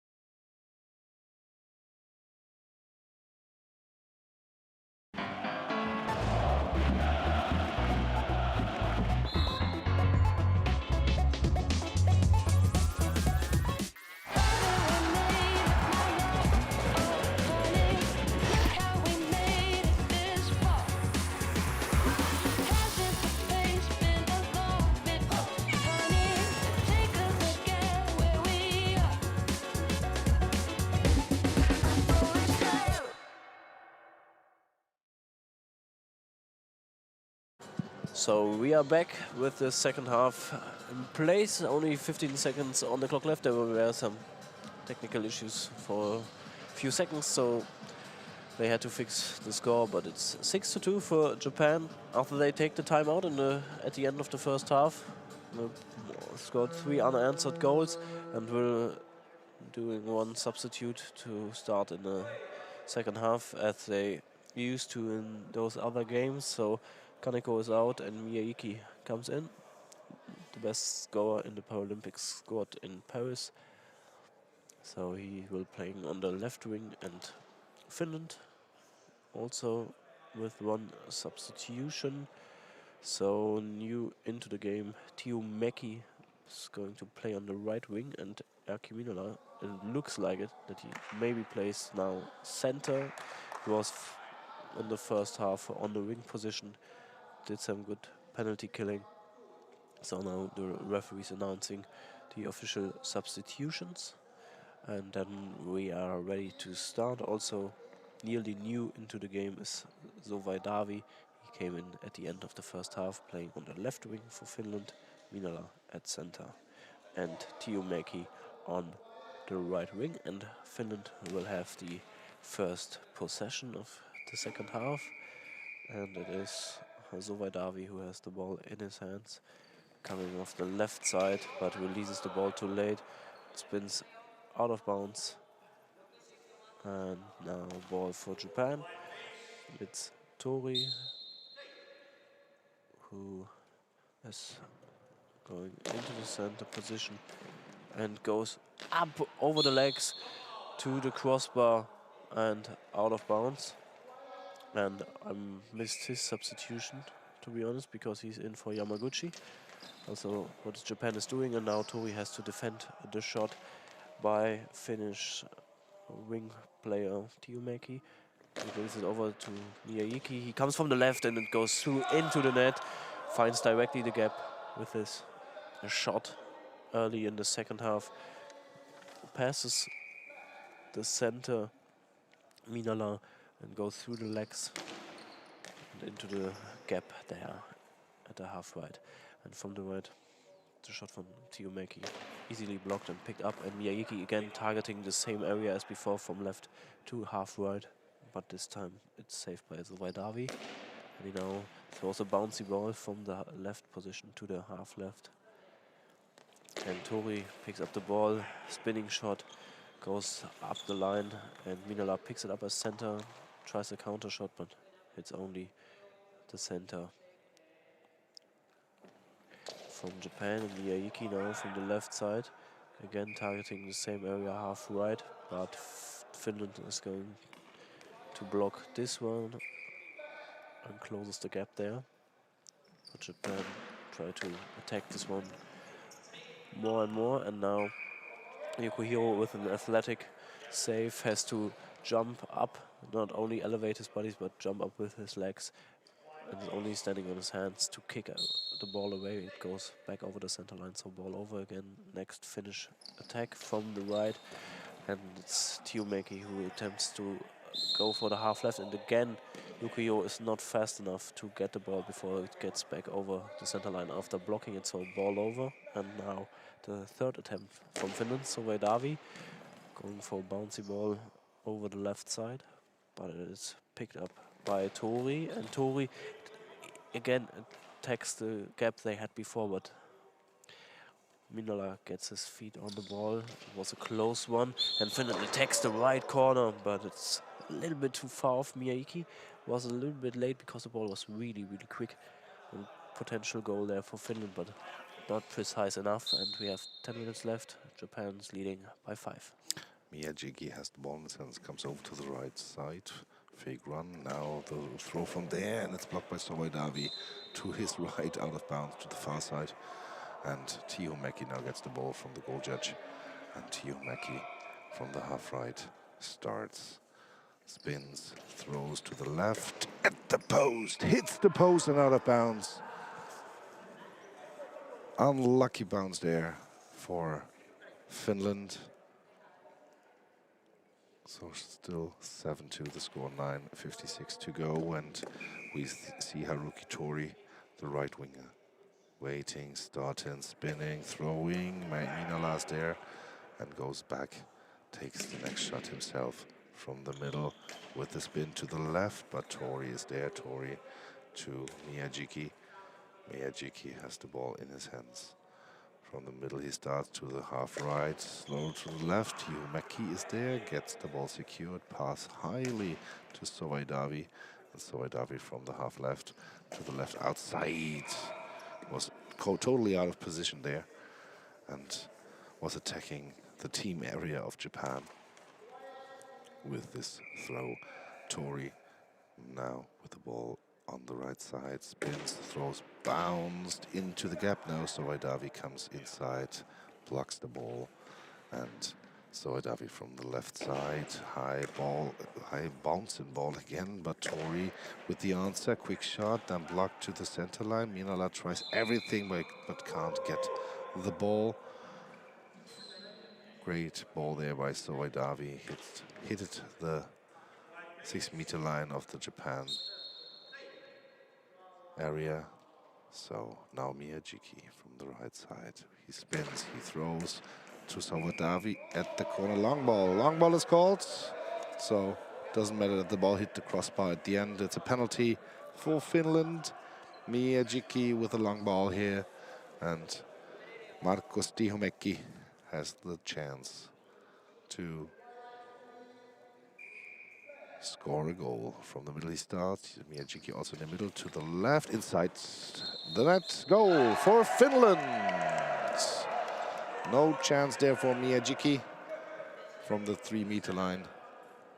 And so the ball hit from the right to the left corner. It was thrown cross ball. And we see Haruki Tori coming over to the left. Fake run on the other side. Tori with the throw. Minala with the block. Minala gets the ball. Pass to Sowaidavi. Sowaidavi from the half left with the spin, with the throw down the line. Out. And so Tori gets the ball. Passes to the other side to Miyajiki and directly with the throw. Sowaidavi blocks the ball with his chest. Closes his corner there. And Tihomäki gets the ball, goes from the middle slightly to the right with the throw down the line. Miyajiki's there, stands up with a quick response down the line and saved by Tihomäki. Reaching out far to his right and blocks the ball out of bounds. Ball in play again. Erlebe has the ball, starts from the middle with the throw to the left. Tori is there, Tori takes his time. And from the half left now, Tori starts with the spin, with the throw, and there is Tihomäki, blocks the ball. And Tihomäki with the counter attack. There's Yukihiro, brings the ball to Miyajiki. Miyajiki now from the middle this time, with the spin, with the throw, and the ball is secured by Sowaidavi. Timeout taken by Finland. 7:55 to go here in the second half. Japan 7, Finland 3, and Miyajiki was really close with the last shot as well on the long ball line, so his shots are different to defend if they hit the lines so exactly like he did, except of the one shot. And so in several seconds we'll go on with this game.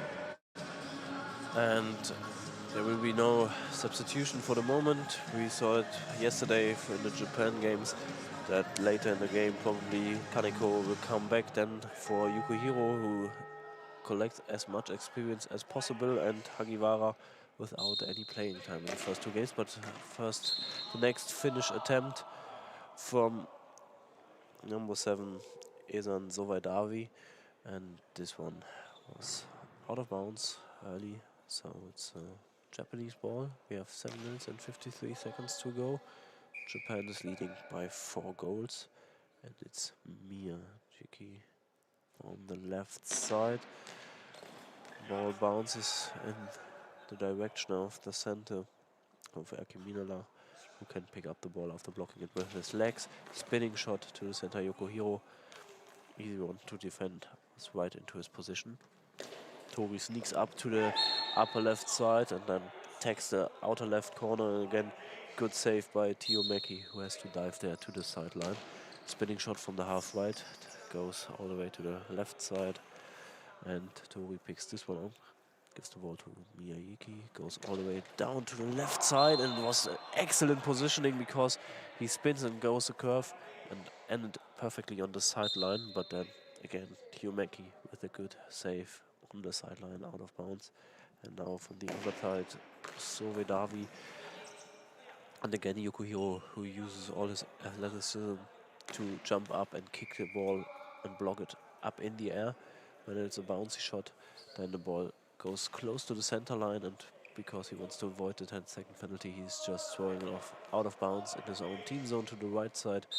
And now it's a ball for Finland. And on the right wing, Tiomeki goes a little bit more to the center line. Spinning throw to the right side. Miyayuki picks it up, stands up quickly and tries the next attempt. Hits into the legs of the Finnish defense, and Minala gets quickly up, saves it up before it goes it out of bounds in the neutral zone and a potential ball over. Then the next shot of Finland hits Yukihiro in the legs, and then he has problems to find the ball because there was no really bell sound, no bell ringing, and he has to... Now he has the problem. High ball penalty because he threw the ball out of bounds in the neutral zone, and so penalty now for Japan. And before that, when he threw it out of bounds, it was also really close because he had to throw it backwards. And so now Yukihiro has to defend the goal against Sovedavi. And Sovedavi, with the ball in his hands, starts, throws the ball to the left inside the net. 7-4 the score here for Japan. Finland is still in play here. And they are searching for the ball in the net because when you concede a goal, you can grab the ball out yourself and mask the ball. But now, after the goal judge touched it with his feet, he has to bring it in. And so the other side knows now where the ball is. And Baldenbenko, the tableside referee, showed that to the goal judge. Miyajiki from the left side now with the next throw, 6:30 to go. With the spin, with the throw down the line, Minala is there, blocks the ball to his side, gets the ball, pass back to Tiomeki. Tiomeki from the half right with the spin, with the throw to the right, and there is again the defense standing, number 2, Tori from the half left now with the throw. Tiomeki blocks the ball, stands up with a quick response to the left side, and it's blocked again. Timeout is asked by Japan there, and with 6 minutes and 6 seconds to go. Just for you, the next match will be here at 11:15. Brazil against Poland with your host Robin Holstein and Amanda Dennis. And now this 45-second timeout is nearly ended. No substitution so far on the Japanese side. And Yukihiro is jumping up and down to warm a little bit up. But Robin, as you mentioned, Yukihiro is here to make some experiences, and you just see their lack of experience with this high ball penalty, throwing the ball out. Yeah, so when he wants to avoid the 10-second penalty and forgot that he is in the neutral zone and just pushed it out of bounds, but then hitting the floor, so it's a high ball. A little bit of a miscue there. And this is why this tournament is also so important for the gold medalist Japan. We have 2 quick shots, but without any danger. The last one was to the center position. Tori picks it then up and tries a cross shot to the left side. But in my opinion, Tiomeki is really well defending there when he has to jump and dive for the ball. Now has the ball in his hands, tries to go for the outer right corner, and Miyayuki has to grab the ball with his second effort and push it just then with the fingertips out to avoid any potential danger. but to be honest, maybe Björn, you saw it better because it's again ball for Finland, so it was intentional. That was ruled. We saw it differently in this tournament, and it was also different scored. But Minala, just to keep you updated, Minala from the center position again attacking Miyayuki, and he defends this time out of bounds. So it was the second touch I described with his fingertips was ruled as intentional. So I think he couldn't just grab it and has to orientate, but nonetheless, now he has the ball in his hands, attacking the left side, and Tiumeki again dives to the sideline to push the ball out of bounds. Gives it to left winger Slovae Davi. He goes to the half left position, spinning shot. Yukihiro again kicks the ball away. He's close to the center line, finds the ball right before it crosses the center line, gives it back, and before something happens, Tori picks it up and just put it out of bounds. So it's a ball for Finland without the need to defend one of the Japanese attacks. So now it's Tiumeki, who comes all the way to the left wing, trying to attack the gap into the net.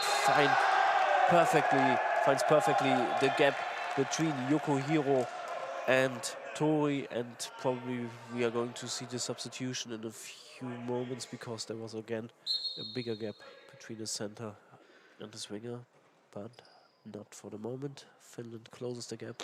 Japan is leading by 2, and Miyayuki with the next chance.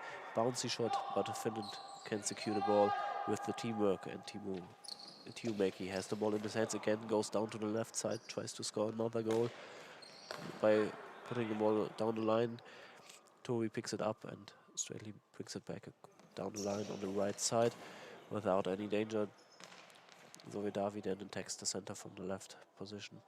And now Miyayuki has the ball in his hand, spinning shot again, high speed and high impact. But Zoe Davi is laying in the right position, picks it up, gives it to Minala, the center. He tries a spinning shot, a little bit of curved spin to Tori on the left side, and now he's attacking on the right side.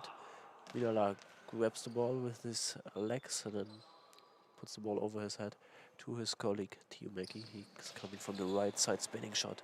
And Miyayuki picks it up directly, tries to counter because Tiumeki wasn't there, but Minala helped him, comes all the way up, and both dived to the sideline to push the ball out of bounds. 4 minutes left. Finland still down by 2.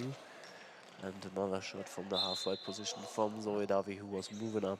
And Miyayuki defended this one out of bounds, and now he's touching his feet, talking to Tori at the left corner. Tori picks the ball up, goes a few steps to the half-left position. He's the right wing player, attacks the gap between Zoe Davi and Minala, and Minala now has the ball in his hands, goes all the way down to the left corner again, tries to spin and throw a curveball there to the left side, but Tori is again on his position, gives the ball to Miyayuki. He's now on the right side, coming all the way over, and then tries a bouncy shot, but it's not so quick in the return because he not expected like a counter shot from Tiumeki, who has now the ball in his hands and attacks again Miyayuki. He grabs the ball, goes down quickly this time, tries again, similar shot, goes out of bounds to the left side. 3 minutes 14 left, and Finland takes a timeout and is going to discuss some solutions how they can close the lead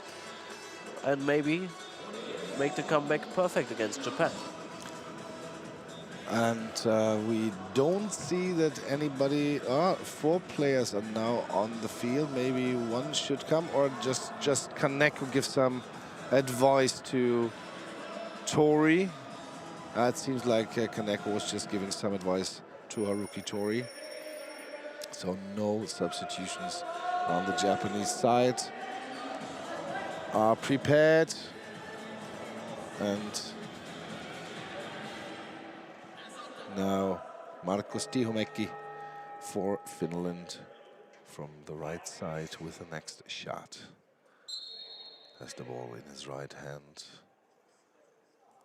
and is now starting spinning to the left side, but it's blocked. Tori is there. Tori takes the next shot himself, goes to the half right.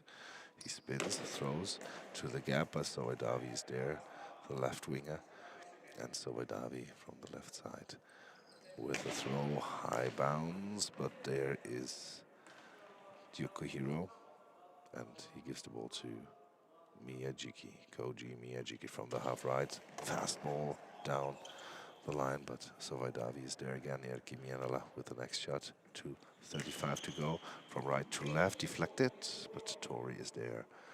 And Tori from the right post again with a spin to the left side, out of bounds. 1 meter before the left corner, it went out of bounds.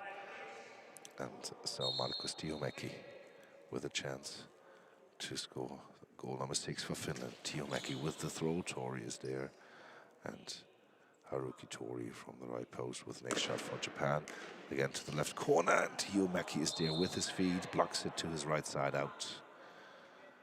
And so Erkki Mienala with 2:10 to go from the middle position, starting slightly to the right, then to the center position, up in the air. Yukihiro has the ball now and gives the ball to Miyajiki. Miyajiki from the half left, spins, throws hard, and Tiomäki again with his feet there. Mienala, the ball passed Mienala, but Tiomäki helps out. Soidavi from the left side down the line. Tori deflects the ball out of bounds with his fingertips. And so Tori with 1:47 to go has the ball in his hands. Starts from the half right, then to the gap between Soidavi and Mienala. Mienala is there, blocks the ball. Mienala finds the ball, takes the shot himself. 1:38 to go. Mienala with a shot to the left corner, and again Tori is there, and we have a timeout taken by Japan. And again we see Kaneko joining the staff on the field. Also a change of regulations. 3 staff members are allowed and 3 players are allowed, and so Kaneko now is a staff member, so that he's allowed to join the 3 guys on the field, gives some advice, and then goes back with the coaches. I think there was just a short timeout taken by Japan to take a deep breath, tell them how long is to play, that you can adapt your speed of throwing motions to the situation. 90 seconds to go. Japan has the ball. Miyajiki from the left post starts, fakes, then Yukihiro fakes, Miyajiki, then the other side fakes, Tori fakes. Now Miyajiki with a throw, and Tiomäki can block it. Tiomäki from the half right with a spin, with the throw to his left, blocked on, and Tori has the ball. Tori from the right post starts again to Mienala, blocked to the outside. 1:07 to go in the second half. 7-5 the score for Japan. Tiomäki comes over from right to left. There's a penalty against Finland, illegal coaching, I think. Yeah, it's a team penalty. Number 7, Soidavi should defend. So illegal coaching. After the quiet, please. You're not allowed to speak on in the team areas. And this happened on the Finnish side. So Japan now with the chance to widen the gap here. Miyajiki against Soidavi, as it looks like in this moment. Soidavi on the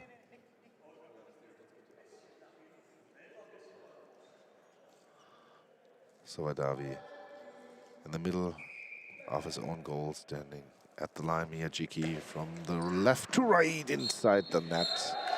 With a backspin, the ball goes from left to right, and so 8-5 the score now.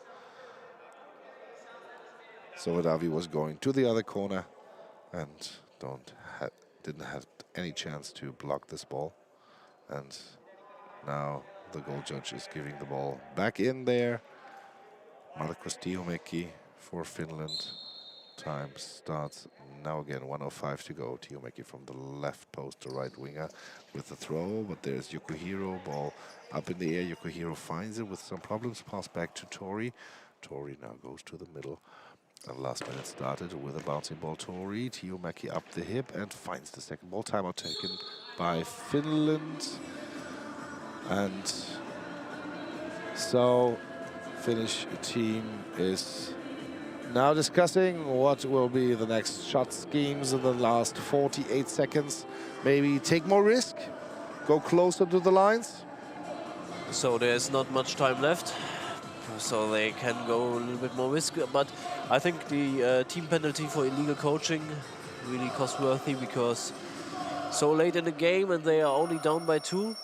This bittersweet, because Finland is really playing strong in the second half and is the toughest test so far for Japan, who's really good in the analyses of their opponents, but there are not like so many official tournaments in the last year from Finland, so they are hard to analyze. And now we will see what they discussed in the timeout and what they are going to try to make it from the left side.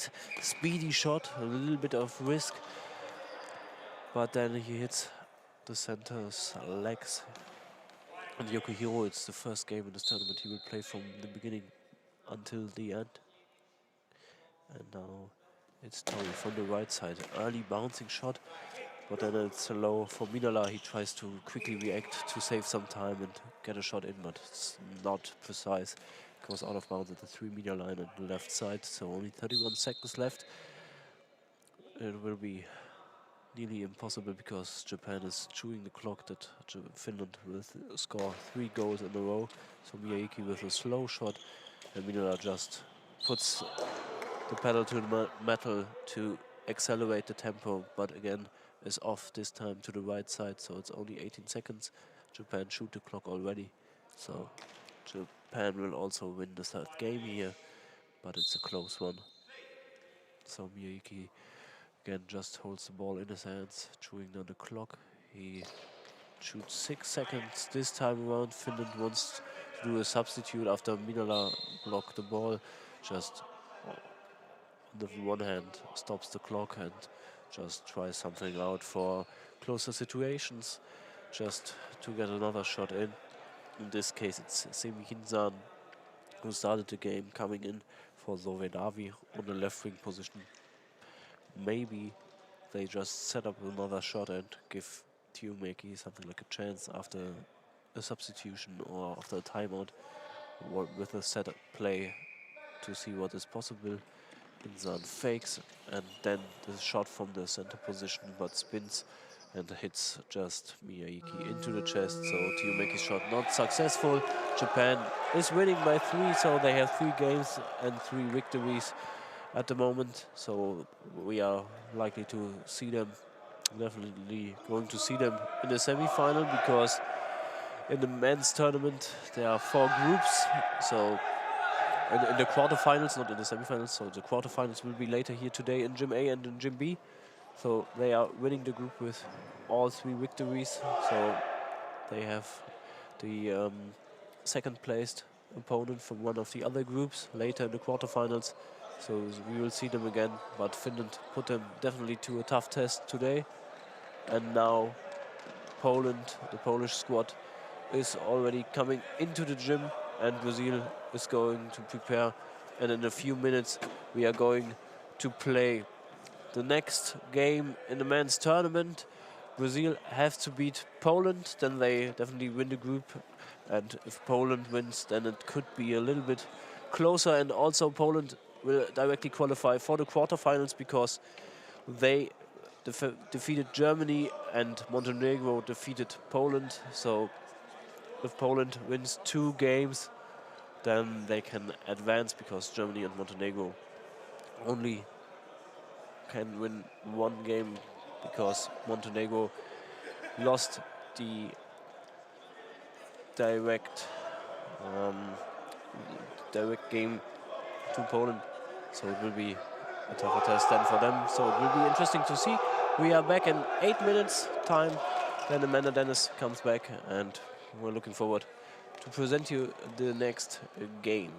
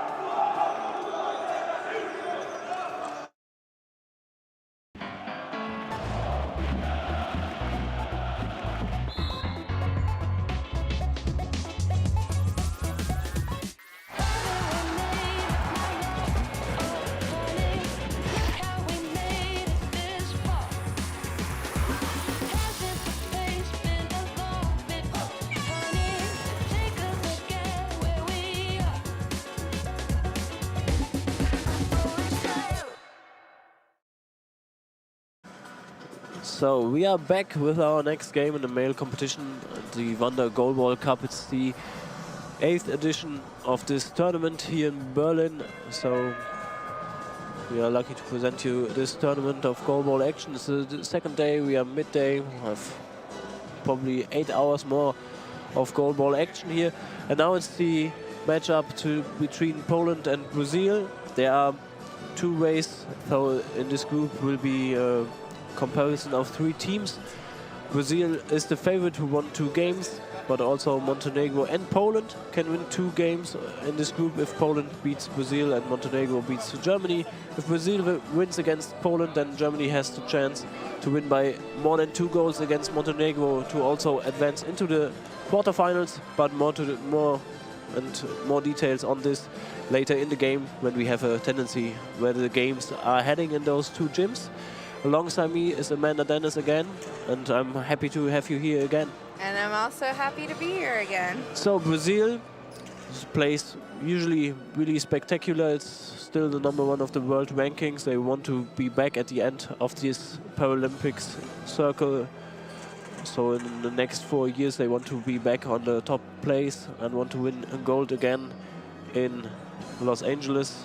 They didn't win gold in Paris, so Brazil will start from left to right in the blue jerseys and Poland plays in the red jerseys.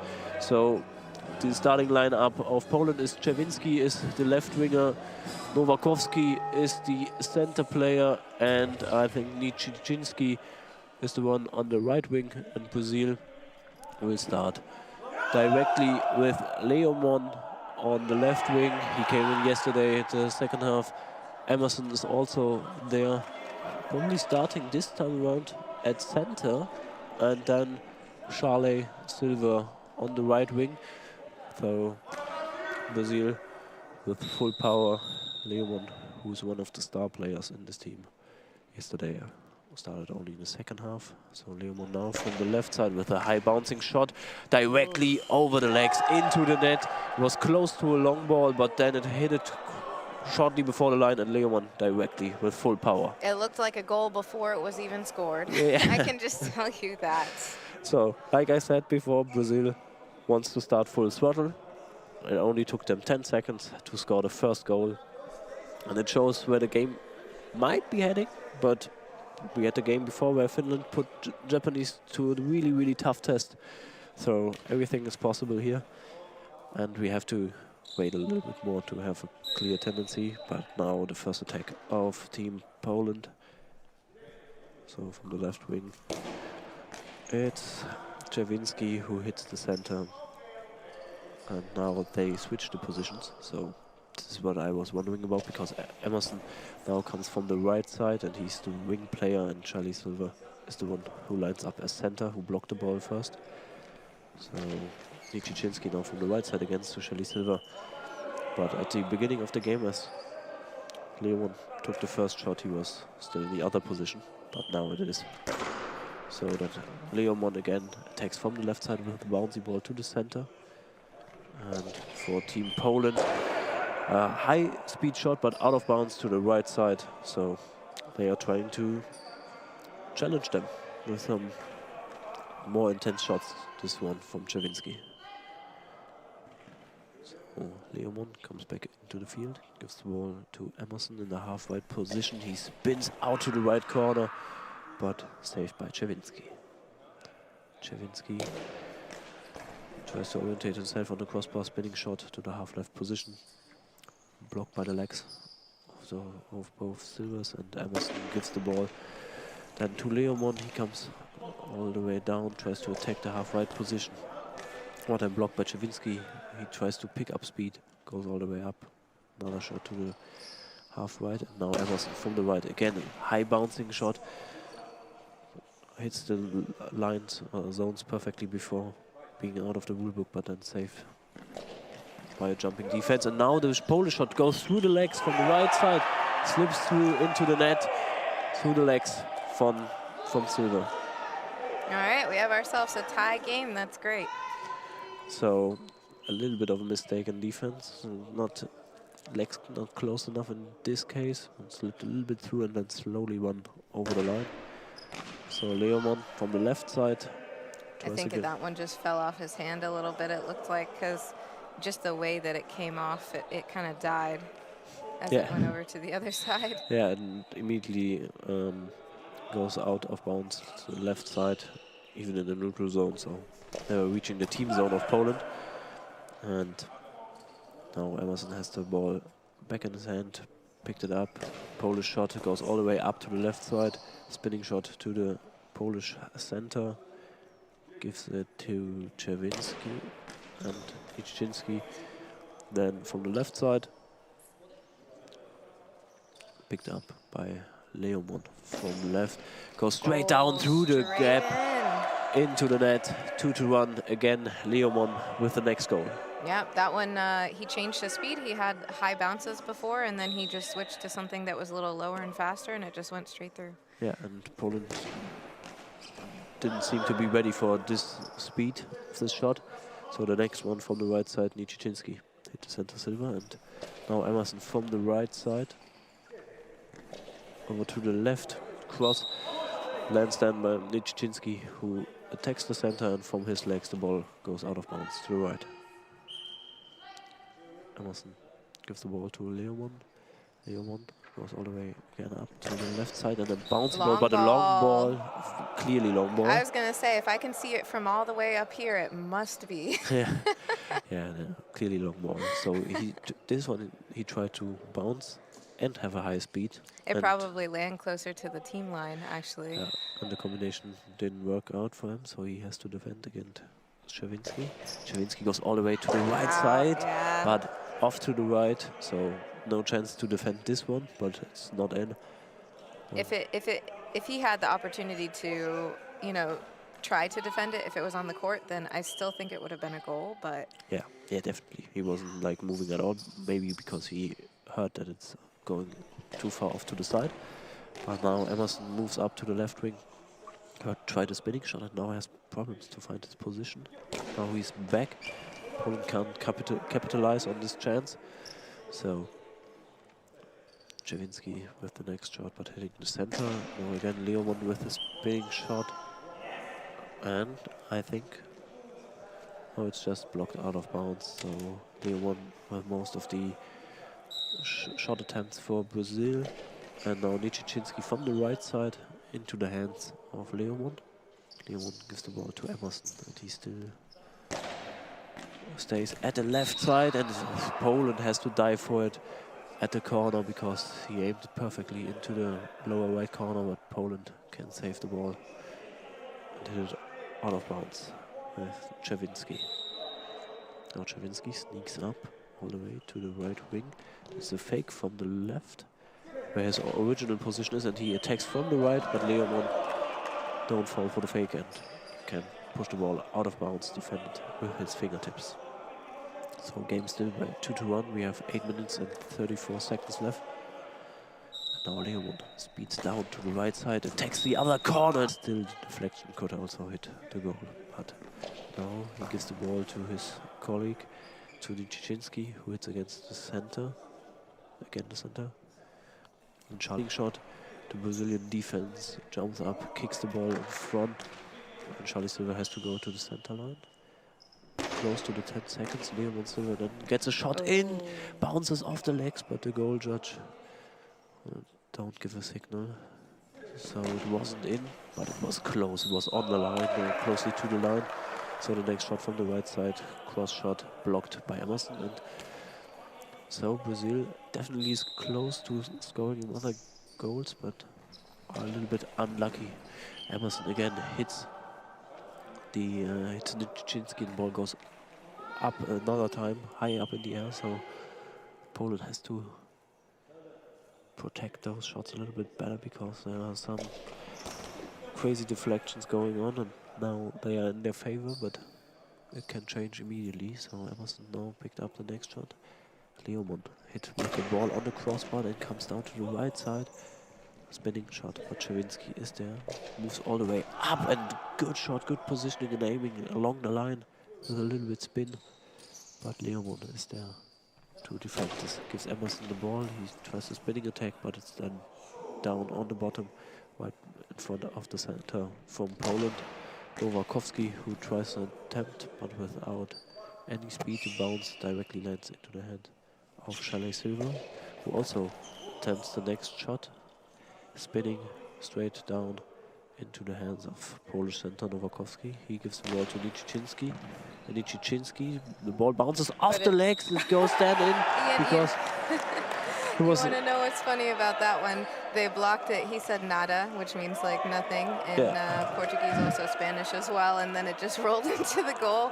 And you have to feel as a player when you do that really dumb. I have to say, because I've been in that situation before, that you're just like talking trash to the other team, and then all of a sudden you're the one who gets scored on. Yeah, and this is the reason why Brazil immediately takes the timeout, because it was blocked by Leomon, goes a little bit up in the air, and Chalet Silva just laying on his belly without any moving, and as it comes down, it just slightly hits his left shoulder, and from his left shoulder it goes under the arm of Leomon Silva, who was still lying there. They are talking trash. Yeah. But they are, in this scene, the guys with the trashy defense, because they don't played it until the end, so it's 2-2, and Brazil has to be frustrated. So 6 minutes 48 to go, and after the timeout, we are looking what they are planning. Emerson has the ball in his hand, upper left side, comes all the way up, tries a bouncy shot to the right side, cross shot, but picked up by Czerwinski. He attacks the left side, Emerson kicks the ball away, goes over the sideline in the neutral zone, so next attempt for the Polish offense. And Niczyński moves down to the half left position. Ball bounces a little bit, but easier to defend for Leomon. He goes all the way back, hits with his back the crossbar, tries to attack the left corner, but misses a little bit, and the ball goes over the sideline just as it enters the team zone of Poland. So no need to defend this shot. Czerwinski from the half-right position this time around. Hits it into the belly of Chalet Silva, but the ball comes off his belly so fast that it goes too quickly over the center line for him to get the ball back. So Poland with the next attempt, 6 minutes on the clock. Niczyński goes down there, and then Czerwinski has to block the counter shot of Emerson Silva down the line. Now Czerwinski off his left side has the ball. Spinning shot directly picked up by Emerson, but he was in position, Czerwinski, because the ball came directly back in his direction. And now he has a good spinning shot. That was a great shot. With a great bounce over the center, and Leomon has to kick it really late, but a good reaction from him to kick it out of bounds. And now... Sounds like Brazil's making a substitution. Absolutely, and now Chalet Silva, the center, will be substituted out, and for him, new in the game will be with number 8, Alex Sousa, the one who started yesterday at center. And something interesting about him is that he is probably the only men's player from Brazil that's here with them that throws in between his legs when he does throw. He does the Brazilian special in any case. He doesn't throw often, but when he does throw, it's between his legs. Yeah, I think we saw it 3 times yesterday. 2 times in the second game, 1 time in the first game. So he's now the center, but Leomon with the next attack to the right side cross shot.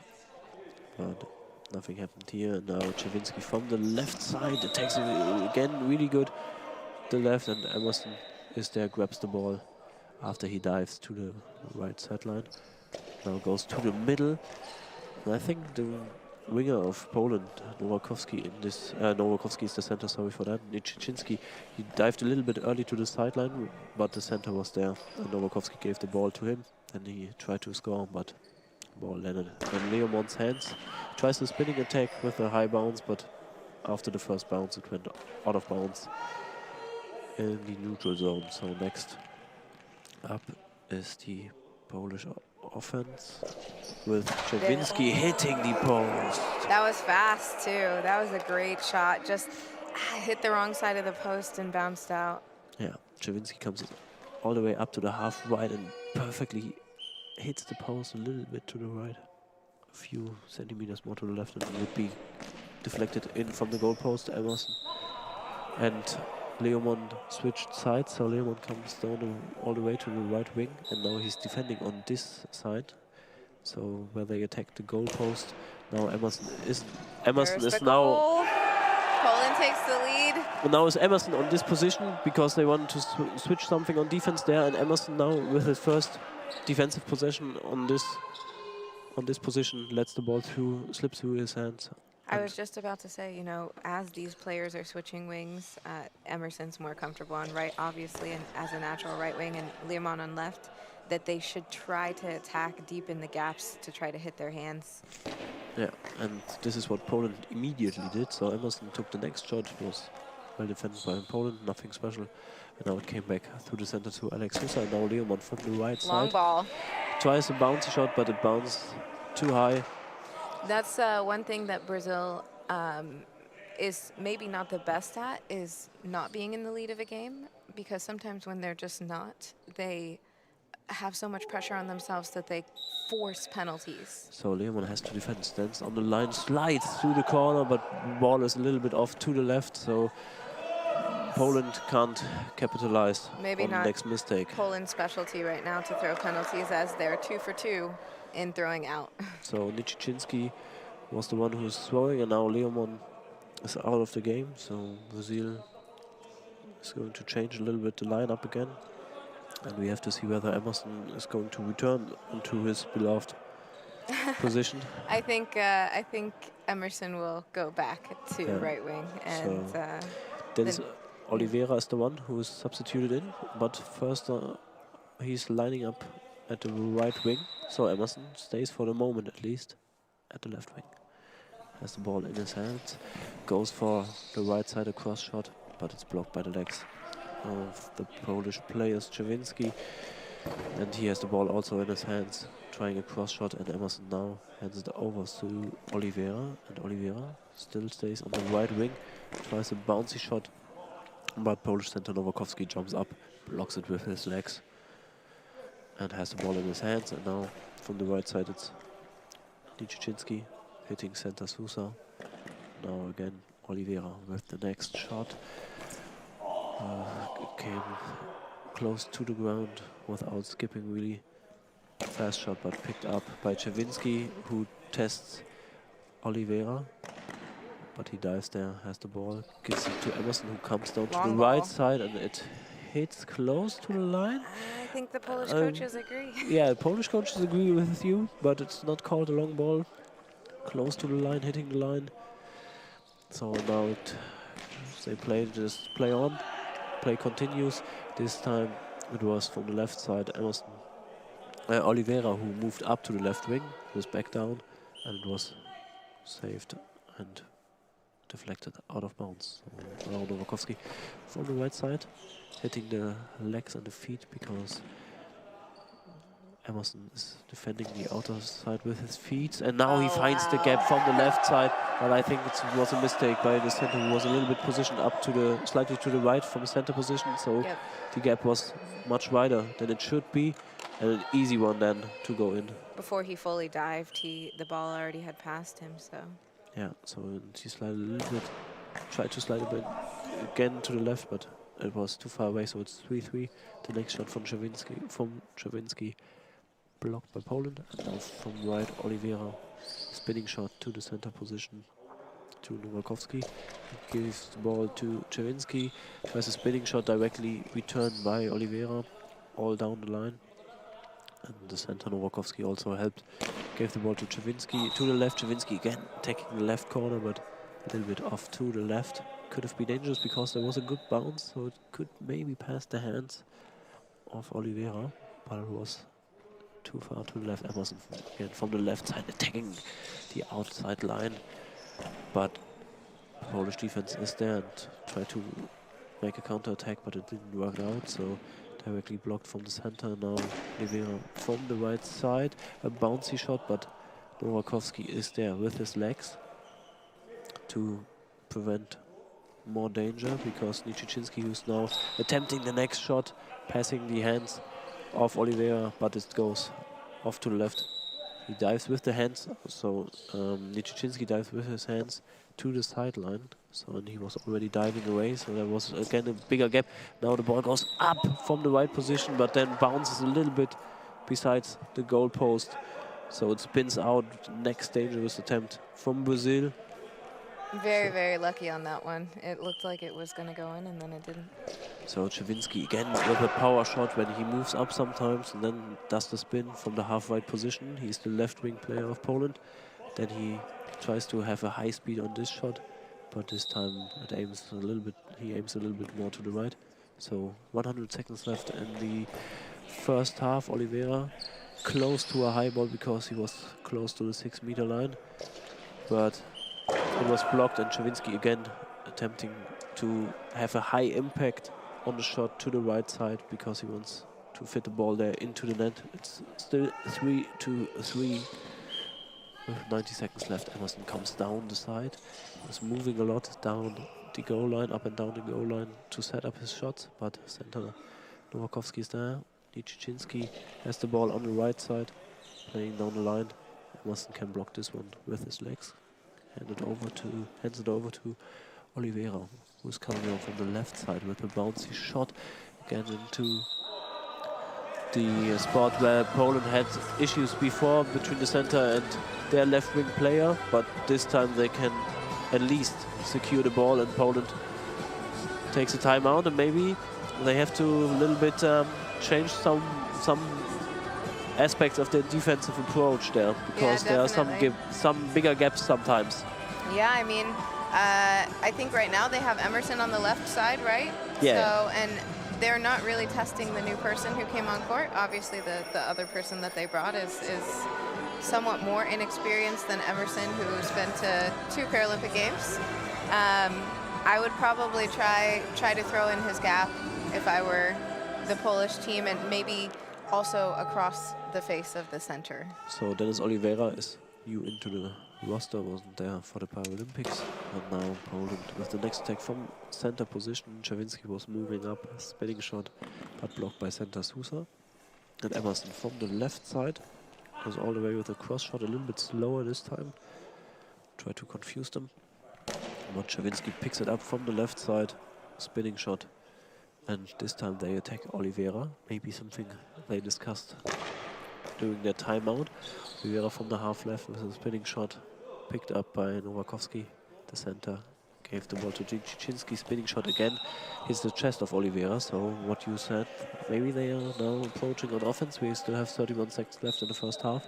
So it was the second or third shot, the consecutively performed by them going to Oliveira. So now Emerson from left to right, but Czerwinski is there. Touches the goal post again. Speedy shot from him, but not to the right side. Again to the left to Oliveira, who's there with his chest. So defended everything well. What was throwing at him after the timeout. Well, good bouncy throw, but the legs of Czerwinski saved it. And before 10-second penalty, maybe a cure. Nowakovsky at the center slides after the ball and hits it with his feet out of bounds. I think it was totally intentionally, because he didn't want to save the ball or something like that. He just kick it out, and Poland still has the ball. Spinning shot from Czerwinski goes out of bounds. I think it was a Brazil possession, but now they have 4 seconds left and one attempt with Emerson from the right side, and goes to the legs of Czerwinski, who blocks the ball. And it should be halftime. Yeah, a little bit confusion because there was not the horn, but now it's halftime, so it's 3-3. A little bit surprising, but I think Poland is doing a great job in this game so far. Yeah, I think so. I think Poland actually can provide a decent amount of upsets in some situations. They're still a really good team, and also very young too. They have like a lot of young players that have experience, and I think that their coaches do a really good job in giving the young players experience to be good. So Brazil has a little bit more experience in some cases. They brought, I think, 2 or 3 players who have experience. Sousa has experience from the Rio 2016 games, and I believe he may have also been in Tokyo. So Marino from 2012 to now, he's been to, I believe, like 4 Paralympic Games or so. And then you're looking at Silva, who has 2 Paralympic Games under his belt, and you have 3 rookies basically here. They have a player from their base team, and then 2 other players that they brought that they generally wouldn't have on their roster, but I've also seen Charlie Silva, and I think I've seen him before at the Pan American Games in 2022.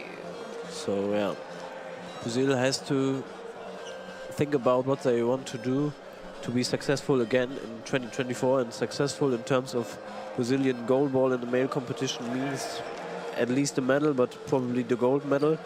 They won in every Paralympics since 2012 a medal, silver in London, then 2016 in Rio the bronze medal, then the gold medal in Tokyo, and the bronze medal in Paris. So what do they have to do to be successful again? Because I think the competition is like when we saw Japan play earlier today.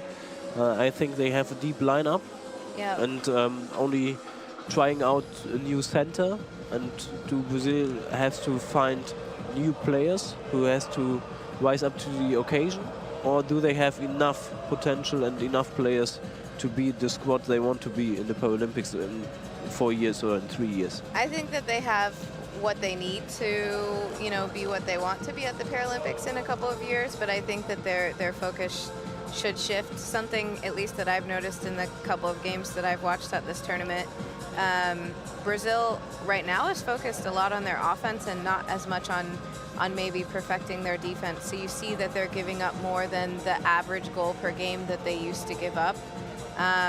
Whereas, for example, Japan, they also are giving up some goals, but they're really a team that's focused on the small details, very defensive focused. You saw that in the final in Paris, and I think that they'll keep an upward trajectory towards 2028 in LA. And I think Brazil, should go back to some of the fundamentals with some defense focus, with addition to some offense focus. And it could be the change in their coaching staff. I think Alessandro Tosim, who coaches the women's team now, used to be the men's team coach. And I think maybe he was a little bit more strict on that kind of stuff, or at least so I've heard from our men's team staff. But I still think Brazil is a really good team. They just have some things that they need to clean up. And of course, they're missing Romario Marquez, who was an excellent center in Tokyo. And I think, for me, that's where I saw Brazil play the most, because we were there, and also they played our men, and we showed up to see some of those games. But I haven't seen them play so much since, but what we're seeing now is a different Brazil than I've seen in the past. So what Brazil is doing now is, like we mentioned yesterday, we talked about it, there are new rules that the halftime is 5 minutes, but Brazil seems to be on their old halftime schedule, because the players are lining up for the equipment check, maybe with 3 minutes left on the halftime clock. So after 2 minutes they are already finished, and Poland still was coaching until the seconds, and Staffen was also already still talking to them 3 or 4 minutes into the halftime. So another approach from Poland. They showed in the European Championships in 2024 that they are capable of more. They played in the B pool, finished there as the 3rd best team out of 10 teams, and they definitely showed in this game that they are capable of shocking bigger teams like Brazil.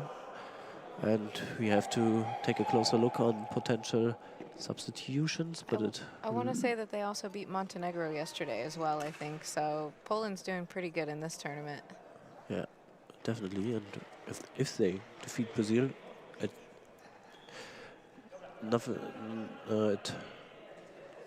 doesn't matter what Germany is doing in the other gym, at least for them, because then they are out of the competition. So it was a close one yesterday. Poland beat Germany. So it was close between Montenegro and Poland. So now Czerwinski still on the field for Poland. And I think there's one substitution because Czerwinski is moving on the other wing. So Czerwinski is now on the right wing, probably. And for him is Dominic Idril, Medril. Sorry for that, Dominic Medril, new in. He came later to the roster, so they had to change the roster for this tournament. And he was on short notice, so he's now in on the left wing, and David Nowakowski is still the center. So just one substitution, and the 12 minutes are about to start, so the referee just announces the substitution, and Czerwinski takes the ball now from the right wing again, starting with the power shot, but blocked by Emerson's chest. Sousa gives the ball to Emerson. He tips his hand on the crossbar and then attempting a cross shot, but blocked, and the new guy on the Polish squad, Medril, from the left side, but blocked by Sousa, picks it up before it reaches the center line, gives it back to Oliveira. Oliveira again attacking the new man, Medril, who has the ball in his hands now from the left side. Bouncy shot close to a long ball, really, really close. The first bounce then goes high up in the air, but it hits the zone right in time, so no penalty. And Emerson with the next cross shot, but picked up by Medril. And then Czerwinski comes up to the left wing, again spinning shot, and it was really, really close. A few centimeters off to the goal post. Probably too quick for Oliveira. Oliveira attempting a bouncing shot, and it goes through. A little bit of miscommunication between the center, Nowakowski, and Medril. It bounces then high up before them and through the legs of the new defender. What you always telling us, just test the new guy on defense. It was the 4th or 5th shot that gets Brazil back to the lead by 1 goal. So the next shot from Poland was ineffective, and now Emerson from left to right and goes out of bounds. So Brazil leading by 1, but 4-3. 10 minutes, 43 to go. There's a little bit confusion and equipment check now. Referee comes on the field. No equipment check because it's just the shoelaces that has to be fixed and tied up again by Medril. So now he goes to the left side again, but the ball is in the hand of Czerwinski on a half-right position. Spinning shot, blocked by the legs of Sousa, who didn't take a shot in this game. The Brazilian special is still missing. So gives the ball to the left to Emerson. He breaks with his feet, so the whole motion to slow down the ball, but didn't work out. So the new man, spinning shot, but blocked by Oliveira. And Oliveira attempting the half-right position. And from the right side, it's Czerwinski, and directly Emerson Silva with the counter shot to the goal post. Cross shot from left to the right. A close one again. Yeah, that's crazy too, because he wasn't even the thrower. The defender who missed that and it hit the post on his side, he wasn't even the thrower, and they quick shotted him. Yeah. So now they discuss a little bit more what they can do. But now there's the command, so the 10 seconds are running from now on. And Czerwinski from the right side, blocked with the hands of Emerson. Half left position, but then they're a little bit confused where the ball is, but Emerson picks it up finally. And now with a cross shot, bouncy all the way up to the right side. And Poland tries again on the bouncy shot, but then Sousa jumps up, kicks the ball, picks it up, gives it to Emerson on the left wing. Emerson with some bounces to the left side, and Czerwinski has the ball. And Czerwinski again attacking the outer left corner, but a little bit off with his aiming, not so precise, when it's out of bounds. So what can Poland do to equal the game again? I think that they need to throw closer into the center. So to his left and right, make him overextend. So next shot by Oliveira, a little bit bouncy, hits it to the region between center and the wing player. Then Czerwinski gets the ball on the right wing, tries a speedy shot, but Emerson is there. Hits him right in the chest, and his spinning shot goes through the center's hands. Again, Brazil is doing that way better in the second half now. Close to the first game. It is again, and Nowakowski makes a slightly move from his perspective to the right, and then the ball comes to his left and he can't react anymore. It's too late, it goes through. So again a mistake on this position, and now Brazil capitalizes on those occasions.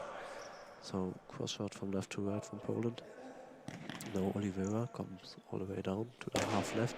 Again a bouncy shot in the region where they scored, and some issues because Nowakowski blocked the ball with his chest, but then the deflection goes into the back of the wing position, but it then goes out of bounds. But Czerwinski with a straight shot goes through the gap, and there's the goal for Poland. Just from the half-right position, straight down through the gap. And Emerson and Sousa had there a gap that was not so narrow. Wow. But I think a Poland penalty. just got illegal coaching penalty. Yeah, because there was already the command. A little bit frustrating after scoring the first goal in the second half and closing the lead. They chose the center, or? They chose the Newman left winger, but he's far off, and then Emerson scores to the left side. He was standing at the 3-meter line. He goes to the left. This is why I'm a little bit irritated at the moment, but one moment, I come to this later, but it goes to the left, and he will move all the way up into the opposite direction before that and try to react, but slides and misses the ball. So the next shot from Poland was defended out of bounds, and I was a little bit confused because he has a whole other name on his jersey, maybe because of the short notice, and the new guy is there to block the ball. It goes up in the air, and the next goal from Oliveira on this position. So they have definitely to change something there because the defense has some issues and they want probably to substitute. The coach has at least the number in his hands, so it's now Brazil is leading by 3 after 2 quick goals. Emerson got the ball in his hands from left, attacking again this side. And he has Pankowski standing on his jersey, but I don't have a Pankowski on the official roster. This is why I'm still confused. We have like a list with all the Polish players, and now they are taking time out and they probably want to substitute him out. So the confusion there is there's no Pankowski in all the names in the original roster, and there's also no Pankowski in the substituted list where they crossed out some names. So on our sheet he's Dominic Medriel, but he has Pankowski on his jersey. This is why I got a little bit confused during the penalty, so sorry for that. I want to apologize because I was a little bit off there with the timing, but he led through 2 different balls, and the penalty he had some issues defending this one, so this is the reason why Brazil is now leading by 3 goals. And Nowakowski still in center, and Czerwinski comes up the way to the left. They decided not to substitute, and Emerson showed to the referees that he needed his equipment checked, but he has to attempt the shot first because the 10 seconds were already running. He did this straight down the line. It was easily defended, and now his equipment is checked, and he fixes his shoelaces, ties them up again. So Brazil is leading by 3, 8 minutes. Would you say that Poland needs a substitute because the left side out of their perspective is way too open right now? Yeah, I probably would sub him back out. They were doing just fine in the first half. It seems like him and the center are not the most cohesive pair. Yeah, there were some issues between him and Nowakowski. So from now on, I would just call him Pankowski, because according to his jersey, just not to get you confused, it's the same guy. Emerson gets the ball back, attacks from the left. They are always attacking this side of Pankowski and Nowakovsky now. Pankowski gives the ball to Czerwinski, who comes up the way to the half-left position, tries the spinning shot, but picked up by Oliveira.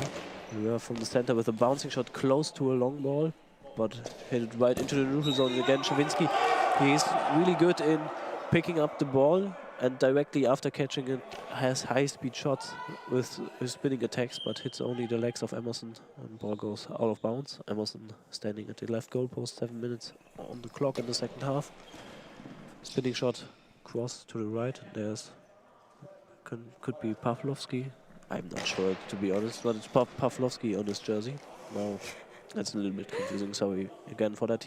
Pavlovsky did a spinning shot to the left side to Oliveira.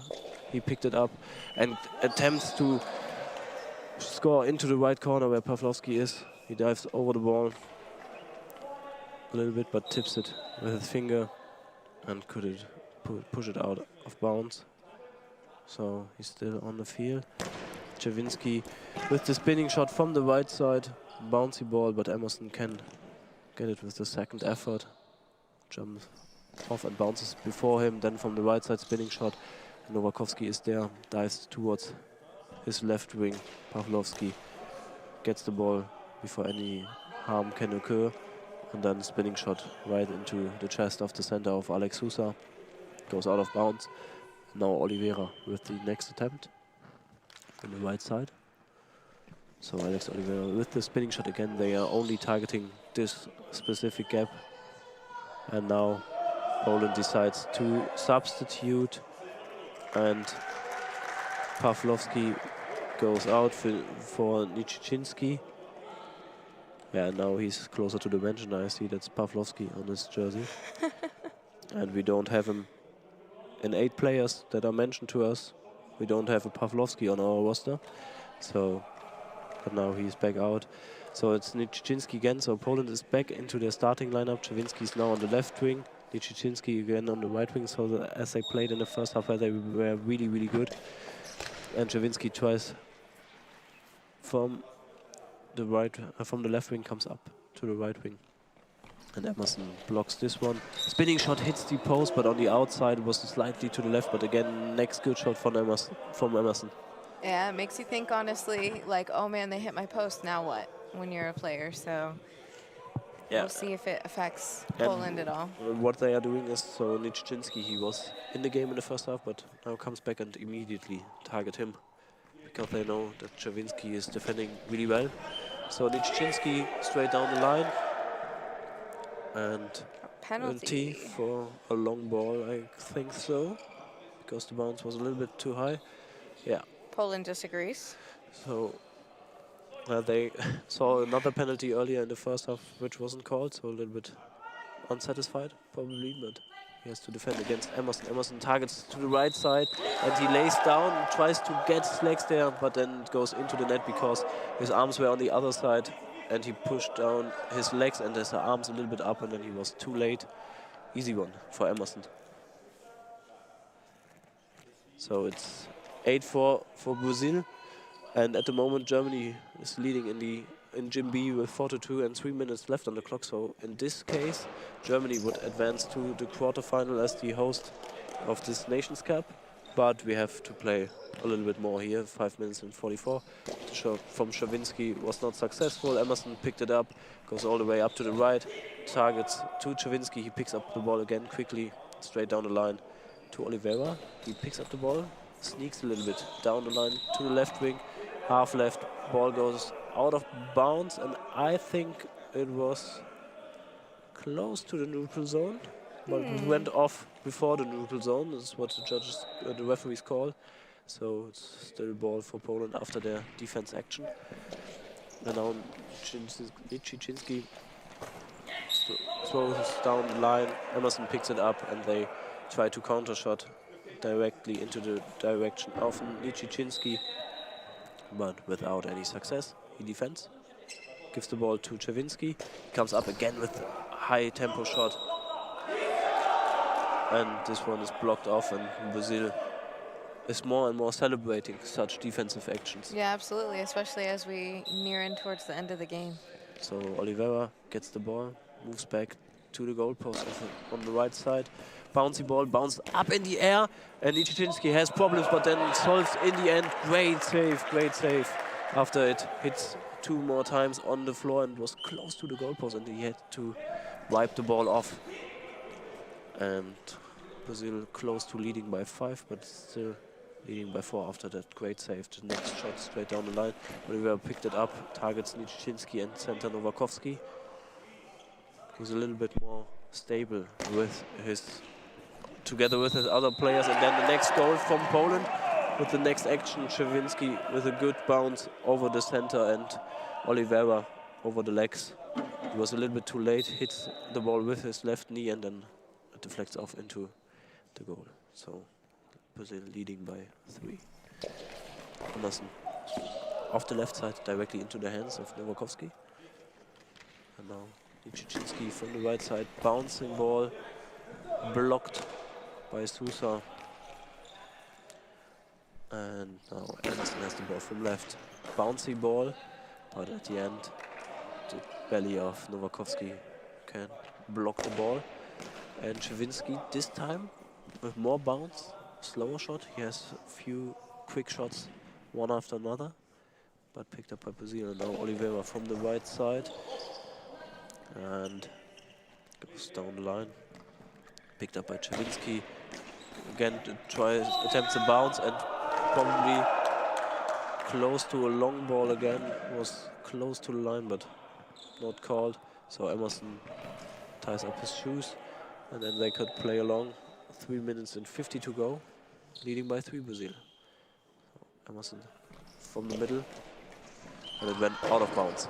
So Poland showed that they are capable of scoring goals, and is it when Brazil celebrates those actions proof that they are really challenged this time around and maybe didn't expect that because they are celebrating so early every single action? So just to let you know, Nijinsky just went out of bounds. I think mainly it's a motivating thing for them. It kind of pushes them forward towards the end of the game. Like every block you can make and every block you can celebrate really can either demotivate the other team and motivate you, or push your team forward towards the end. So Brazil's having a substitution right now. So Leomon is coming in back again for Oliveira. So Leomon will play on the left wing probably, and Emerson on the right wing, and Sousa stays in the center. Or are they switching sides? Or they are meeting up at center position? No. Leomon, the new player on left wing with his first attempt, and the Polish coach wants to discuss with the referees that there are some noises that that could lead to a penalty, but nothing called there. So Nijinsky now has the ball in his hands, gives it to Czerwinski. It's a spinning bouncy shot to the left, but then a little bit slightly off to the left, so no goal there.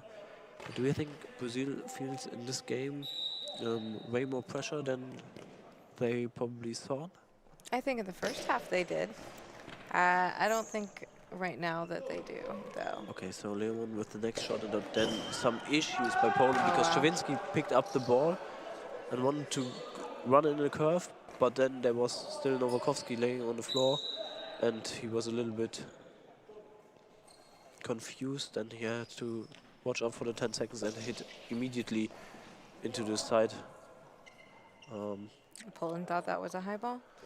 But wasn't close to high ball. They're discussing a lot at the moment, but 2 shots just straight down the line, back to back, and now Leomon from the center position and circling, but then goes high up in the air over the crossbar after Nijinsky has his legs there in place. So another good shot from Leomon. So still 2 minutes and 45 left to put Brazil more under pressure. Poland needs to make something work. Bounce ball from Nijinsky, stopped with the leg of Alex Sousa. And Leomon from the left side to the right. Czerwinski sneaks up to the center position, spinning shot. This time he can run the curve. And it was a more dangerous shot, but Emerson celebrates his save. Ball bounces, goes to the right side of Poland, but it's blocked and saved. And now they have to wipe off some sweat and equipment check Emerson before Poland can attack. 2 minutes and 16 seconds, 3 goals. Easily possible to, not easily, but the time is enough to make a comeback work. But what has Poland to do in the last 2 minutes of this game? Just from like observing this game, I think moving a little bit more, really like attacking close in. So we use a number system in the US, obviously, with like specific numbers that you need to hit. They need to hit closer into the center, but far enough that the wings have to make a block. And as you see, this was a great shot directly that hits the crossbar after hitting the legs of Alex Sousa. So he deflects the ball off to the crossbar from off Czerwinski's shot. Hits the crossbar, and then after it comes down the field and they can save it. Leomon with a good shot. It bounces off the legs of Czerwinski, goes all the way then from the left to the right side, but not enough spin to go into the goal. It goes out of bounds. Czerwinski again, but this time he hit the ball into the arms of the center, but not so far away from him. So probably targeting not the right number according to the US system. I think, yeah, it depends on what they use. I think in Europe they use 1 through 7. They need to hit more like the gaps, which I think are 3 and 5s. So some back and forth shots, and Leomon go to the left, aim for the left, but was quickly out of bounds. So we have 90 seconds left. Poland down by 3. I think also what at least part of the stuff that's discussing a lot. Was this a high ball? Was this illegal coaching, illegal noises? What was no, close to it, or maybe not called, but hard to say. Czerwinski, it was from right to the left side, and now ball picked up by Emerson. Then 2 quick shots down the line, counter shot, but it wasn't successful. Leomon hit the ball over his head on the crossbar, and now goes to the right side, spinning shot out of bounds. 1 minute and 2 seconds left. Brazil leading by 3 at the moment still. So it looks like Brazil is going to win this game, and Germany is probably still leading in the other gym. So then Germany would be in the next round, but Poland is still in the game. Spinning shot with a bounce over the Brazilian defense. It was Czerwinski from the left, bounces twice, and then there's a bigger gap between the center, Alex Sousa, and Leomon. Timeout called, so 57 seconds. Brazil, Germany won 6-3 in the other gym. yeah, and Brazil is leading by 2. So if Poland, so Germany won by 2 or by 3, right? 6-3, they won by 3. Yeah, so they won by 3. They would win those comparison of those teams because there were close games between Poland, Montenegro, and Germany. It was all decided by 1 or 2 goals. So because this is the biggest gap, they would win the comparison. So Germany needs Brazil to win, and if Poland wants to advance to the quarterfinals, they now need at least a draw. So 2 goals to score for this one. 57 seconds, but the ball is in the hand of Leomon.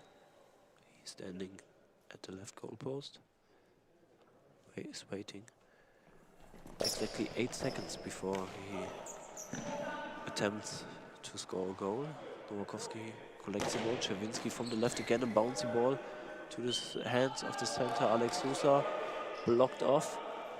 So probably they are going to chew the clock again. 39 seconds at the moment. So you heard a whistle. Emerson just waiting there, counting. Uses 5 to 6 seconds, and now Poland calls for the timeout to just select the right play to close the gap. 2 goals, 31 seconds. It's possible, but it doesn't get easier. No, definitely not. So they had some quite good shots, and I think they are attempting the right zone. We talk about the number system and all the stuff, but just between the center and the wings, So there's big potential in them. They have good shots. Szczewiński, I think, is doing most of the time really good job mixing it up and has some power shots and some with high speed, but also slower and more bouncy shots. So they have all the opportunities and all the potential, but it's still a close game, and we have to see. Yeah. So now time is running. Szczewiński from the left. He decides for go to bounces close to a long ball, but again not called. Goes over the center line, so ball over. Lost 4 seconds. Only Szczewiński off the right side. Tries to bounce to the middle, but Sousa and Emerson nearly at the same position, blocking the ball. Emerson from the right side. He's not showing the clock. Oh, it goes under the arm of Nowakowski. Cost them nearly 5 seconds to finally secure the ball and call the timeout. So 11 seconds to score 2 goals. I think Brazil then would just hold the ball in their hands. I think so, yeah. But I think this is the difference with the approach between Emerson and Leomon. Leomon really waited like 8 seconds, just standing on the crossbar and then hitting the shot. And Emerson 2 or 3 times now only used 4 or 5 seconds, so he could shoot the clock more. Is this something you would expect from Brazil to do with all their experience in such a situation of the game? Or are they confident enough just to win the game without shooting the clock until the last second? I think they're confident enough at this point with how much time is left. So now it's Szczewiński with his spinning shot. Sousa is there, jumping high up in the air. And now the final seconds are running. It's the last second. So Brazil is winning 8-6. Poland delivered them a tough challenge, definitely. So it was a close game this time around. But Brazil is winning in the end. Germany won, so they win the comparison and advance to the quarterfinal in this group. So Poland is out, and also Montenegro is out. And Germany and Brazil, we are seeing them later in Gym A or in Gym B, the quarterfinals later today. But we still have some groups that are playing, and also the female competition whose group stage is ending at the end of the day because they advancing directly into the semifinals. But the quarterfinals of the men's competition will be also played today before all of the final games tomorrow. And the next game here in Gym A, also with Amanda Dennis and then Björn Nass in a few minutes of time. I will check the exact time for you now. Is the game in the male competition between Great Britain and Sweden. It's 12:20, so it's in 10 minutes. We are on our schedule, so we are back in 10 minutes with Björn and Amanda, and see you soon. See you soon.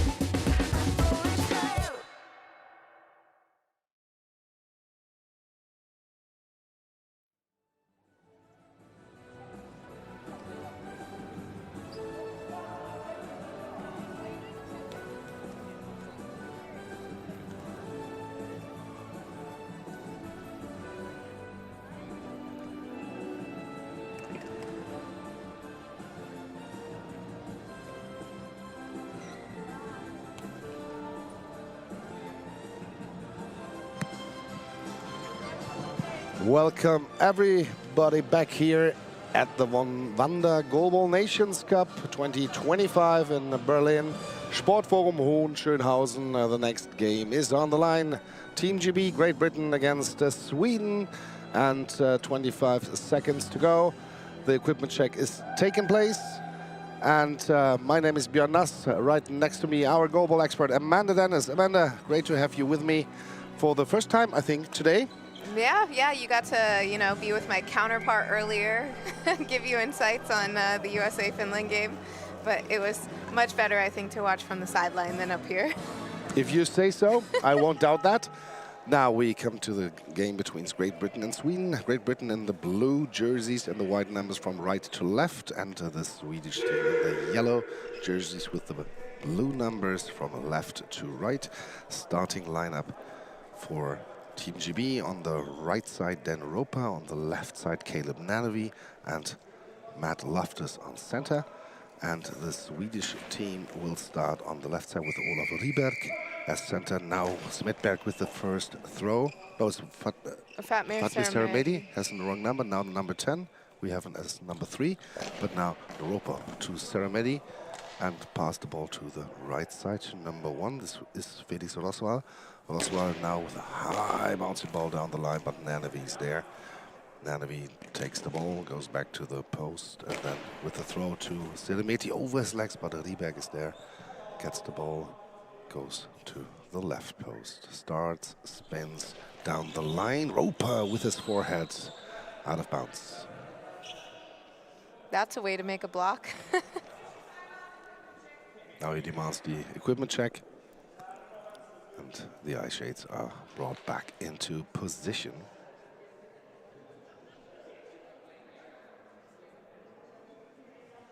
On the Swedish bench, we have a real sport legend as head coach. His name is Magnus Wieslander.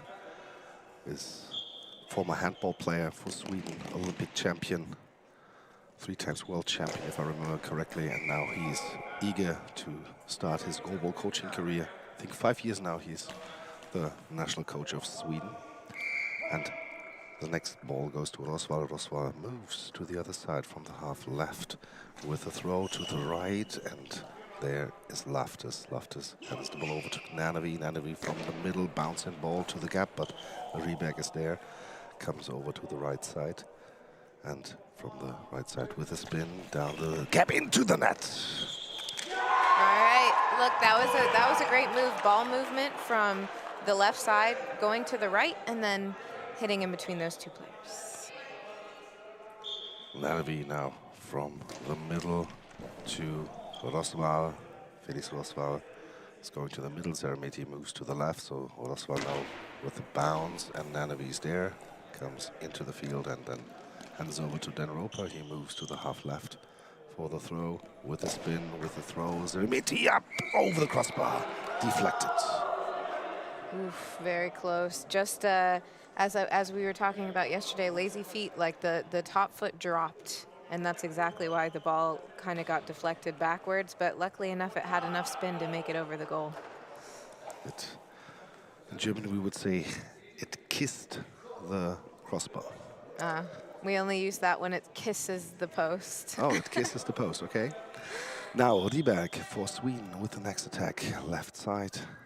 The attacker starts with a bounce, but Loftus blocks it, hands it to Ropa. Ropa from the right side with a spin down the line. Ryberg is there, who catches the ball, gives it to Roswell. Roswell from the half right with the ball to Loftus. Loftus hands it over to Nanavi.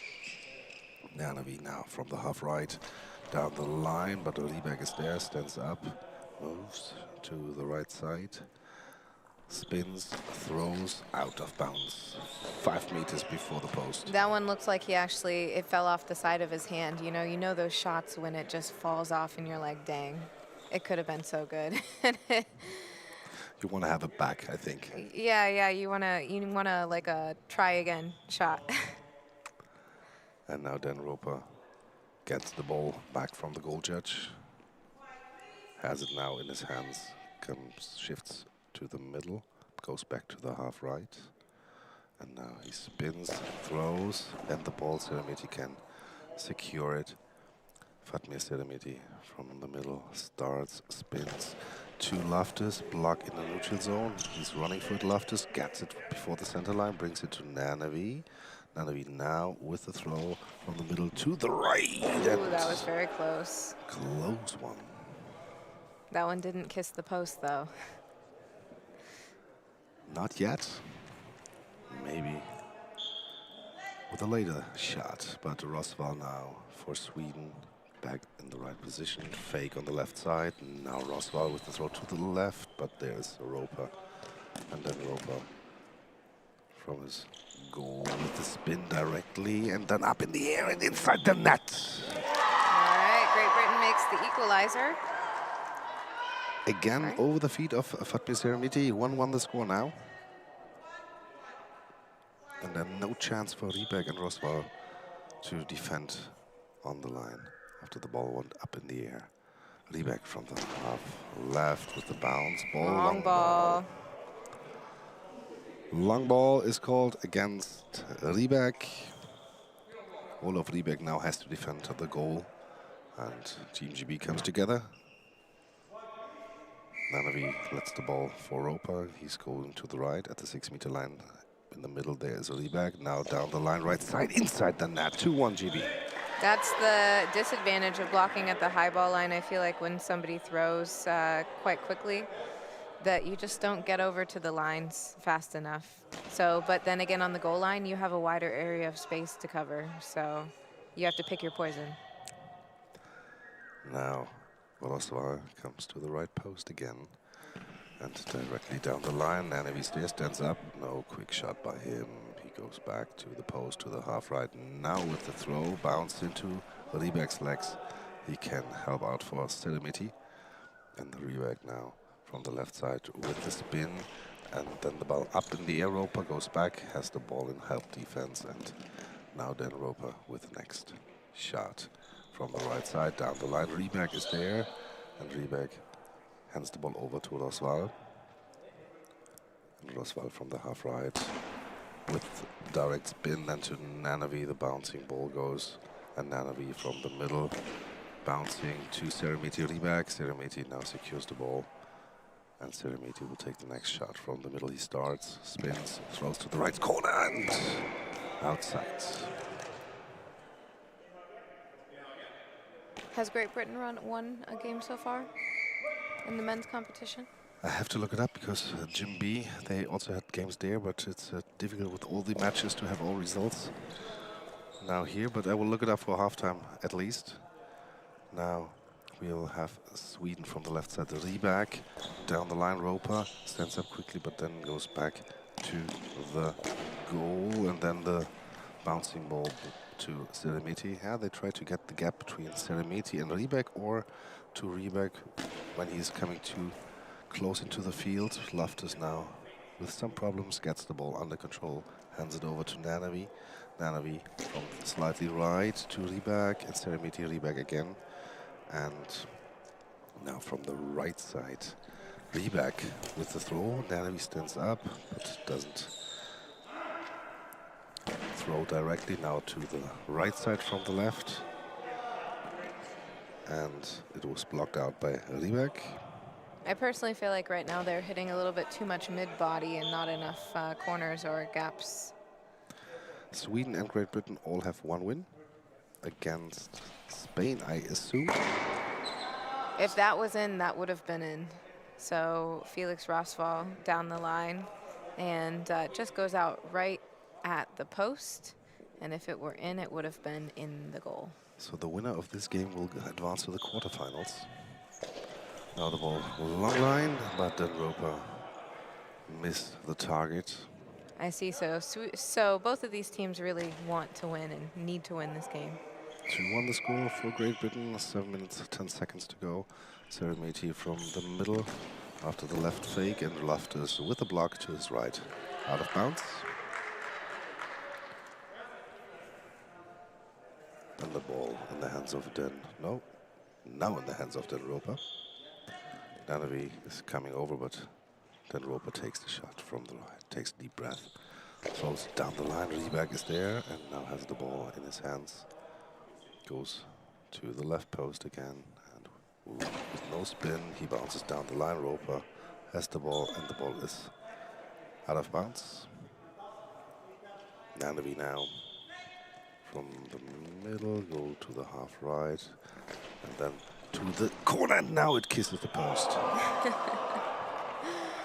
Yeah, right now I would say for both teams they're mainly backing up and throwing. They need to, as we saw with Sweden yesterday against USA, they need to move around a little bit. They were much more accurate yesterday, and for Great Britain as well. Fake from the left, throw from the left, so Roswell to the gap, but there is Loftus blocking left out. Nanovi gives the ball to Roper. He's now on the half left, the right winger. He spins, throws to the right side, out of bounds. Clearly out of bounds. Very, very far out.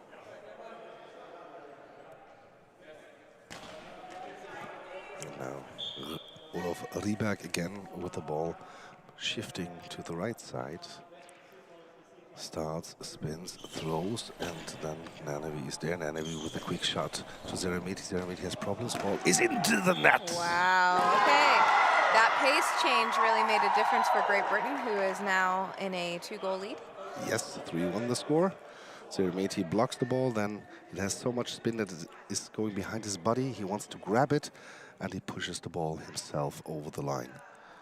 So 3-1 the score for Team GB. Faye Dale, the coach, seems satisfied so far from Team GB. And Loftus hands the ball to Nanovi. Nanovi from the middle to the left, but there's Roswell. Roswell from the half right. Long bouncer up in the air. Roper saves it. Wow, great save. And Nanovi with the ball now from left to right. Zeremeti catches the ball with his feet. And Rieberg from the half left with the shot to Loftus and blocked out on the left.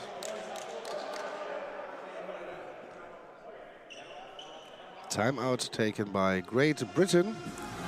And I had the discussion within the USA women's game when I had Michael Dennis with me at the microphone, that he said keep the ball in play is also a major key. Don't throw the ball too much out of bounds, because then you can relax too much as a defending team. Yeah, absolutely. You should keep the ball in play, and when you don't, you have really no chance at scoring. That's the other thing. So I think that right now for Sweden, like, yeah, they're throwing on court some, but the shots that they're throwing are not really super helpful. So in our system, we use 9 numbers, and it's like pretty bad to throw 2, 5, 8. And I guess in the system in Germany, it would be like a 2, 4, 6, maybe. So always on the people who are already there in position. Exactly. And that's what Sweden is doing. Ross Wall with the next try. Again on Loftus, directly on him. And Nanovi from the half left with the next shot to the right side. But there is Rieberg. Olaf Rieberg shifts to the right, half right position with the bounce and the ball on Loftus. Loftus with a quick response to the corner, but Rieberg is back in position. Quick response by Rieberg, down the line, out. See, it could have worked maybe to quick shot to the feet side of the center on that last throw, instead of trying to go down the line at somebody who didn't just throw. Dan Roper from the half right. Now starts, spins, down the line, out. I will say it is easier to judge on the stream and commentate than to actually be the player in the game and have to go ahead and try to do it yourself. For sure, for sure. In Germany, we have the saying, after the war, there are a lot of generals. Yeah. Everybody knew better what should have been done after each game, but when you're on court, that's, I think, a totally different situation. Exactly. Everybody's a genius, you know, who's not on the court. And from the right side, Roswell to the gap, nearly got it. Nanovi was there with his legs. That was a much better shot by Sweden. Caleb Nanavi with 4:45 to go. 3-1 the lead for Team GB from the left side. Fake in the middle, then down the line, and Roswell blocks it out.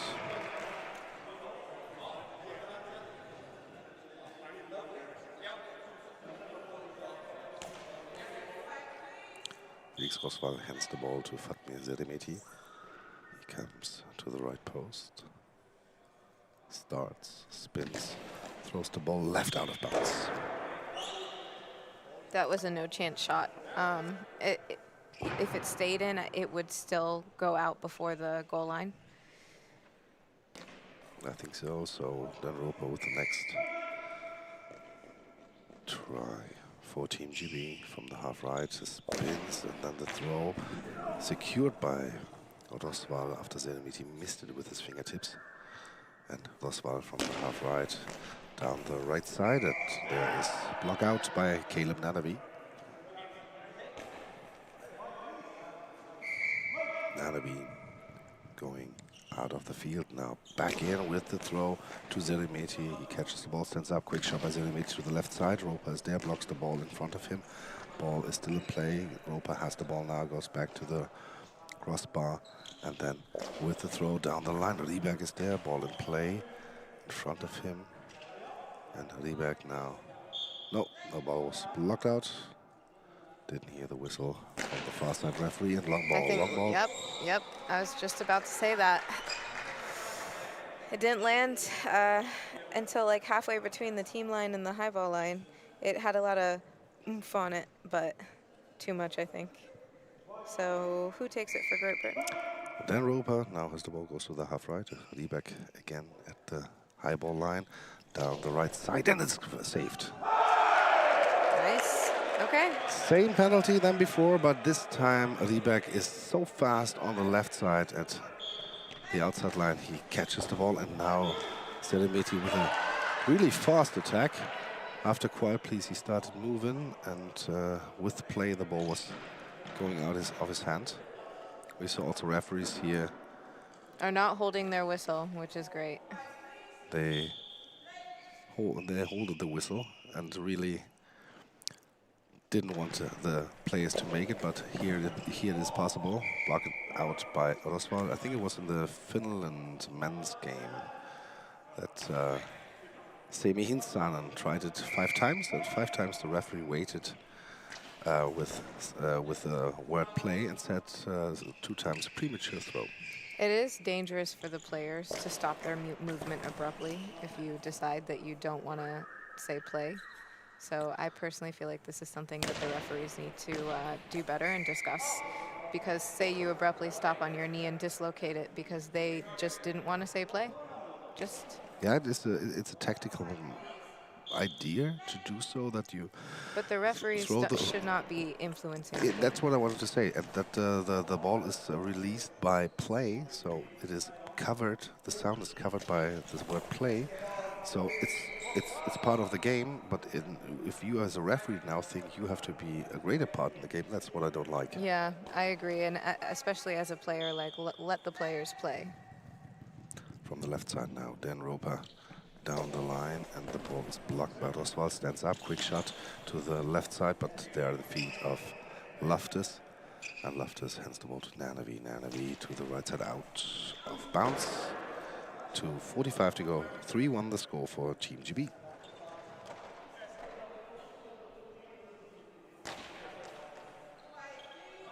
Fatmir Zeremeti, the center, gets the ball. Fake on the half left. Now Zeremeti from the middle to the right. There's Nanavi. Loftus takes the ball, and then Roper slightly to the right with the throw. Bounce to Zeremeti. Zeremeti has it. Quick shot Zeremeti. Loftus is there with his legs. The center collects the ball, brings it back to Nanavi. And Nanavi now with the throw to the half left. Zeremeti blocks it out. And it's block out, yeah, was near the neutral zone, so a little bit lucky for the Swedish. No ball over from the right side now. Roswell with the ball long line, and it missed the target within inches. Yep, just out. I'm wondering if Sweden should make a change. Yesterday in their game that I saw against USA, they changed the center and then they started having a lot of offense success. I'm wondering if they should do the same here. Fatmi Zilmiti with a quick shot to the left side. Roper blocks it to the side. Could be Jakob Behring, the other center. No, it's Ludwig Nilsson, I think. Okay, Ludwig Nilsson, yes. I'm just asking because Jakob Behring is getting patched on sideline. Okay. And now Nanavi with the next throw. There's Rosvala, and then substitution now on Team Sweden. We just had a brain fart by one of the refs. Number 1 out, Felix Rosval, and Jakob Behring is coming in. The ref was like, substitution, and she's like, oh, what teams are here? I forgot. Okay. So It can happen. Also long days for the referees. Yeah, because they are absolutely. not just officiating the games, they're also doing the 10-second judges. So they have also long days here in Berlin. Oh yes, and lots of pressure here as a referee. Yeah, of course. All the players, all the coaches know even better that what they see is right and not what the referee sees right, right? Something like that. Now, the floor before Team GB's goal is dried. So we have a second here, 1:52 to go. And Dan Roper gives a thumb up to the goal judge. But he is really looking at every spot. Now he's ready. And we have the ball on the right side in the hands of Rieberg. Bouncing to Nanavi, stands up, quick shot to Rieberg, and then the ball is blocked out to the left. I thought maybe a high ball.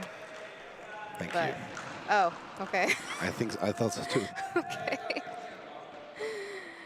Although, you know, from up here, I can't really see it very well, but I'm going on the sound of how it sounds, and it sounded like a high ball, so. I had the great chance to work together with Kevin, with Michael, with you. And when one thing is sure is that you hear high balls better than I can see them. Because it's really fast. So if you say, well, I could be a high ball, I trust you 100%. Behring now with the throw. He throws with his left arm, but now Dan Roper for Team GB with the next throw down the line, out. 1:13 to go. Equipment check on Team GB. Yeah, as I mentioned, I trust you when you say it's a high ball, that you hear it better than I can see it. Is it... How can you hear that?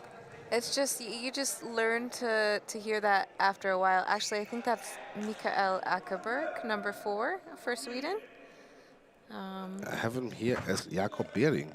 They have some, number changes. So. Yeah, Mikael Ackerberg is better because I see him at Ackerberg. I think the name is familiar with me from the last years. He was on their 2016 Paralympic team that won bronze and or that came in 4th, I think, actually. So we go with Mikael Ackerberg. Yeah. Roper from the half left for Team GB. Last minute started already in the first half. Zilmiti has the ball in his hands. Ackerberg on the right, Zilmiti on center with the throw to the right side. Nanavi blocks it out. And Ackerberg is also left-handed, so I think that is him actually. So just. That's why you are the expert. I'm just a commentator. And now from the right side, Dan Roper.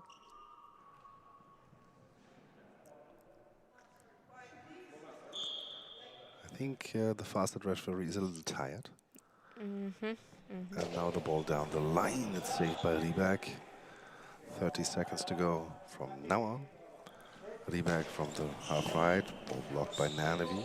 Nanavi gets the ball in his hands. Last 20 seconds start now. Nanavi from right to left, from left to right, but there is Zilmiti with Rieberg. Last 13 seconds, and Zilmiti from the slide right, but Nanavi stands up. Quick shot by him to Zilmiti. Has problems, catches the ball. 6 seconds to go. Ackerberg now from the post. 2 seconds to go. 1 second, and that's the game in the first half. 3-1 the score for Sweden. 5 minutes of half time. You mean for Great Britain, right? Well, for Great Britain. Now I'm getting tired as well. Now, Team GB 3, Sweden 1, to make it clear. Now they change benches. And yeah, what have you seen so far, Amanda? Where should also people who don't watch so much goalball put maybe their eyes on to recognize what's happening there on the field? The people who don't watch goalball so much, well, I think that this game is a great introduction game somewhat, because we've seen a couple of good penalties so far. 1 goal, 1 blocked. There's been some very basic things that both teams have done, so neither team is moving around the court so much, and I think that they should. Also, you see a difference between Great Britain's center and Sweden's center. Sweden's center is throwing sometimes, and Great Britain's center is not contributing to their team's offense at all. He's blocking and passing it off, which is very, very normal in men's and women's goalball.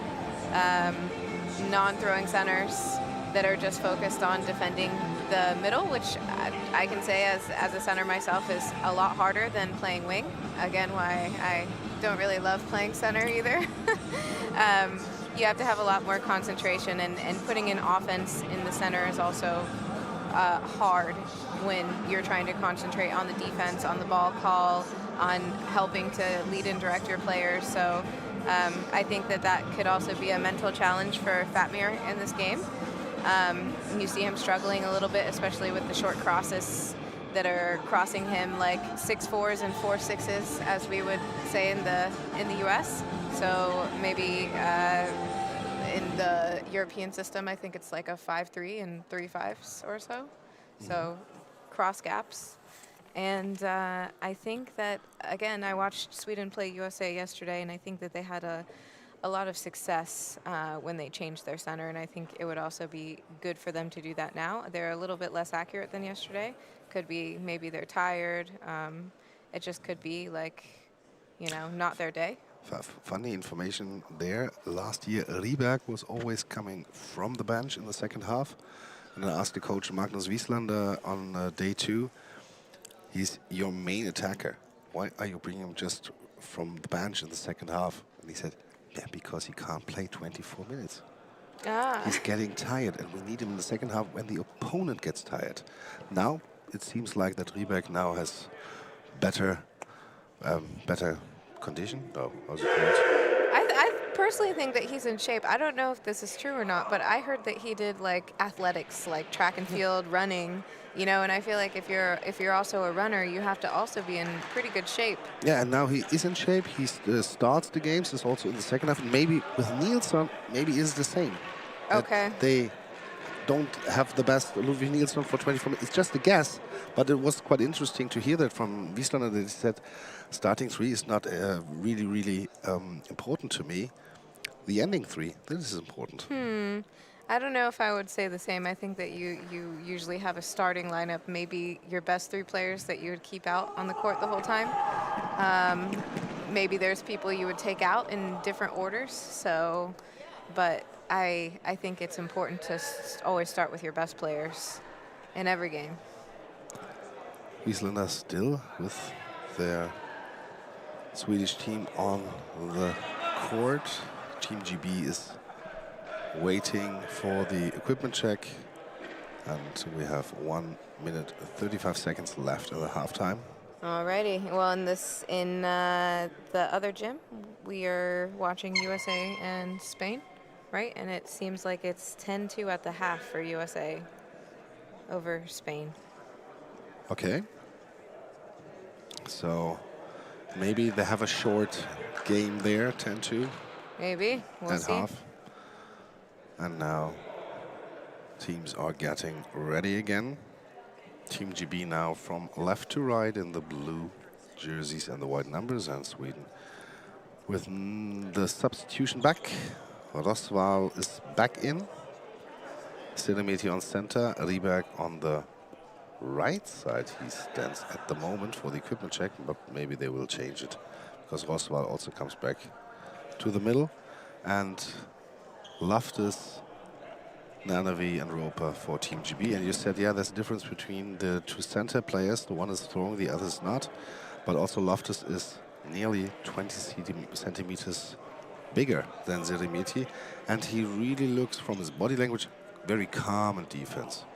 He's reaching, he's blocking, but he's not hectic or panicking. And Yeah. with Fatmir, it sometimes looks like, where's the ball? Where's the ball? Ah, there's it. I'm not sure if Fatmir's like a natural center, though. I think maybe he learned, but I don't know if that was always his position before now. Now the floor has to be wiped again. Half time. The clock is running out, so we can start in a bit.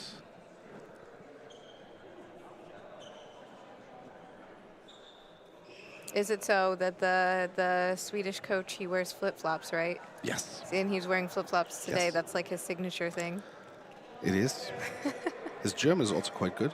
Oh, really? Yeah, he played, I think, 15 years in Kiel in the first Bundesliga handball. Was, Okay. is an idol for every handball player, I think, and was really voted in 1999 to the best handball player of the world of the century. Wow. Okay. And now the ball is given to Dan Roper, slightly to the right. We'll start now. Fake stomps by Loftus, then the throw to the right. Riebeck is there, has the ball in his hands. And from the left post he starts, throws the ball down the line, and Roper blocks it out.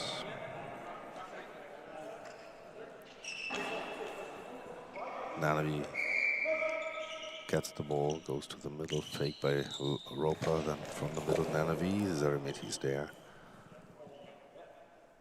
And Zeremeti slightly to the left will start with a spin, with a throw to the left, but there is Roper again. And Roper from the right side to the gap, Riebeck is there. Riebeck stands up. Olaf Riebeck at the left post. Spins, throws, and the ball down the line. Roper blocks it out. They're really focusing on Dan Roper right now.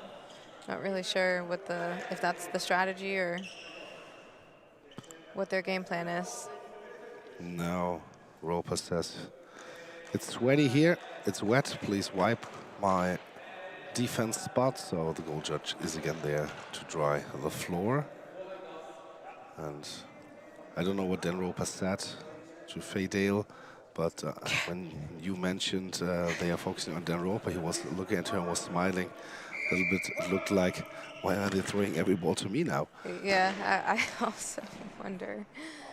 Now Roswall for Sweden blocked the ball, has it in his hands. Felix Roswall from the right side down the line and missed the target.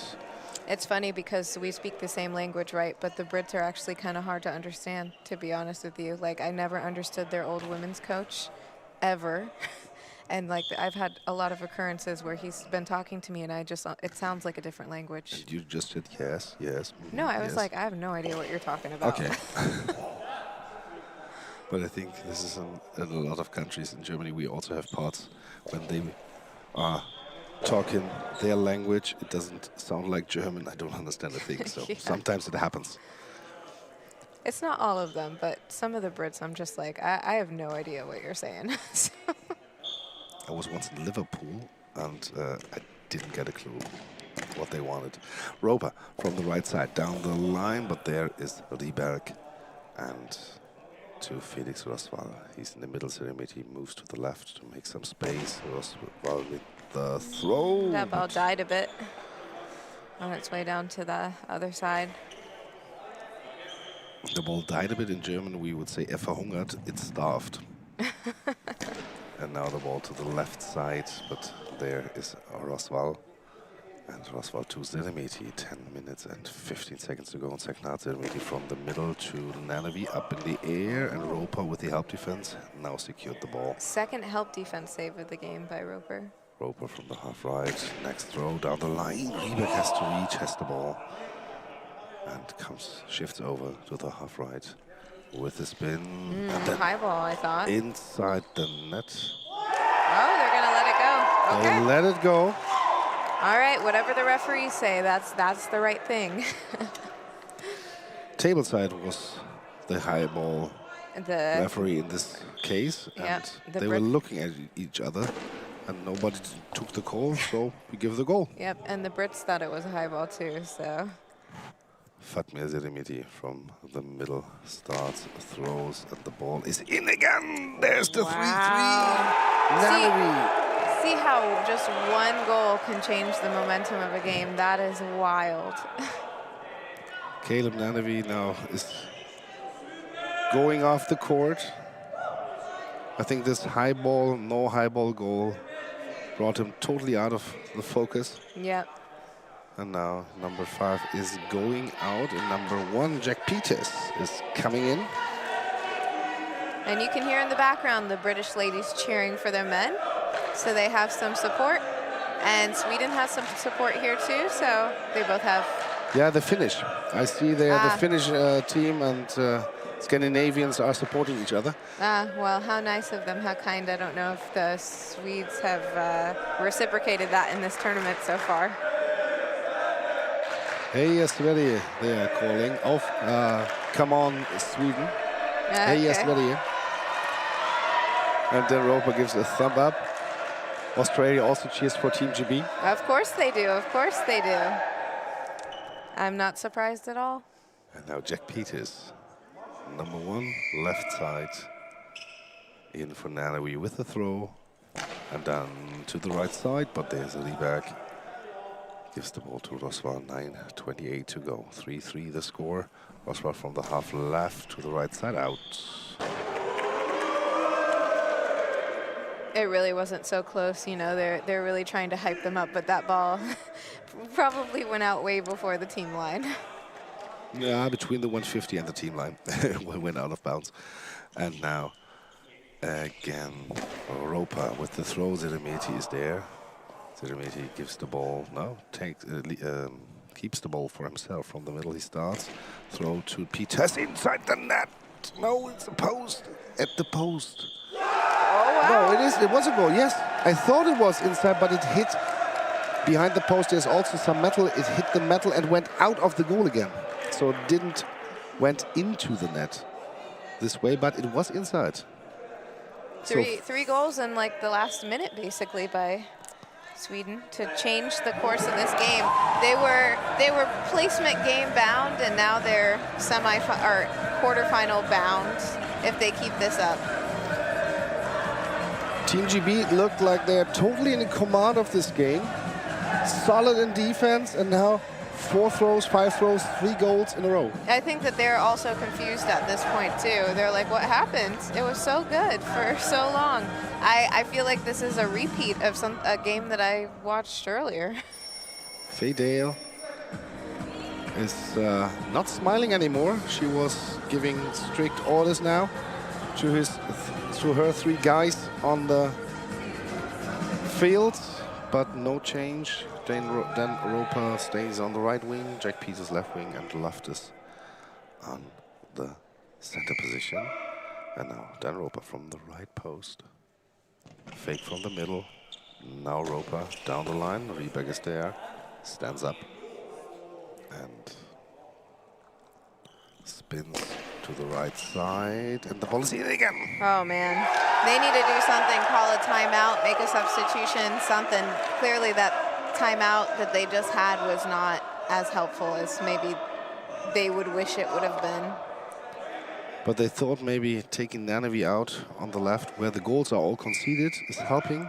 But now Peters has the same problems on the position, his substitute. Peters now with the throw, and Roswell helps out for Seremeti. Roswell from the half right. With the spin and the throw. Official timeout. Noise, I think, was called. Did I get it correctly? I'm not sure, actually. Because ball goes back to Sweden. So no premature throw. Yeah, Sweden has the next attack. 5-3 the lead for Sweden. Roswell from the right post starts. Bounce down the line. Peters now has the ball. And Peters with the throw and high ball. High ball. Wow, that has to be, you know, to come off the bench, to concede 2 goals and to get a high ball, that's a rough day, you know? Number 8 is getting patched. Joe Roper on the bench of Team GB. And now the eye shades are Oh, there's a problem with the eye patches of Felix Roswell. One has to be repatched on the right side. Okay. The referee from the table side is there. He's taking a look at the repatching. He wanted to have an equipment check because his eye shades were not in place. Then the other referee came.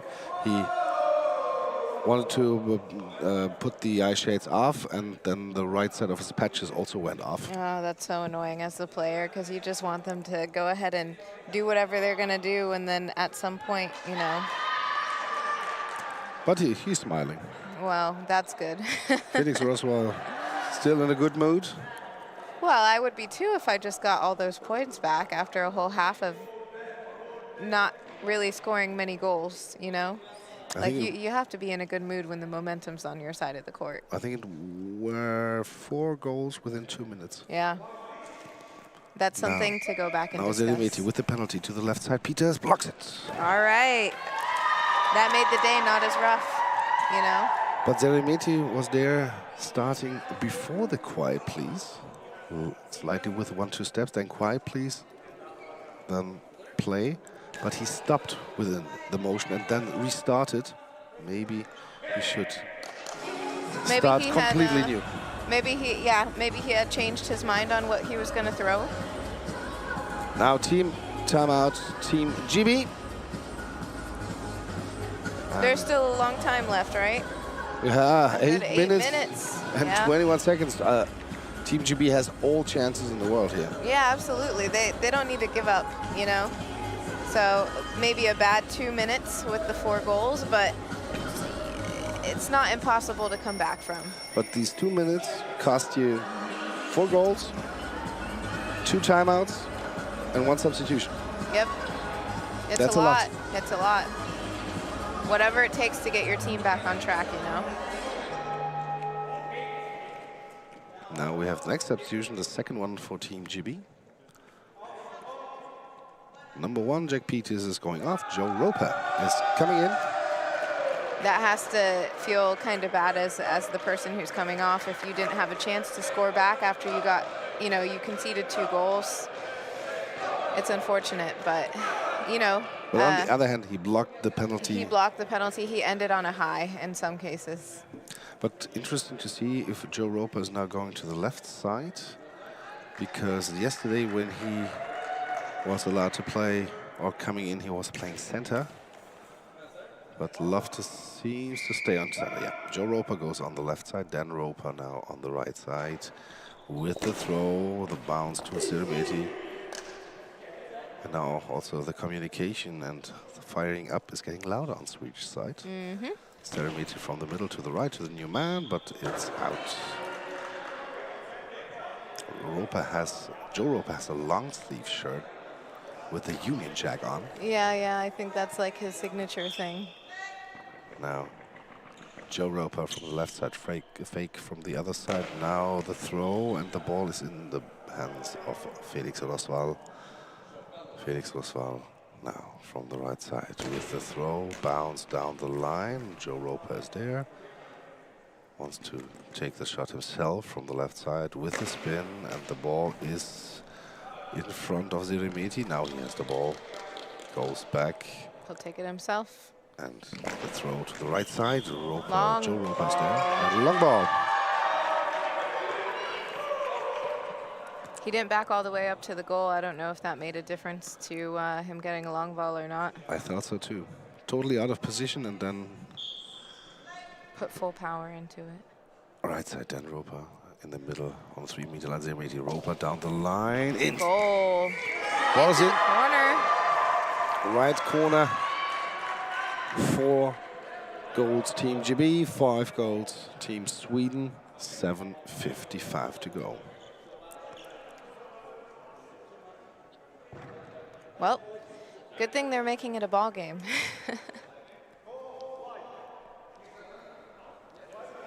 And now Olof Rieberg, the left winger from the half left, with a throw bouncing to Roper, Joe Roper, and then Roper takes the ball. Dan Roper now from the middle with the throw, and the ball is secured by Rieberg. Rieberg from the half right again with the spin down the line, and Oof, got so close. It kissed the post, you know?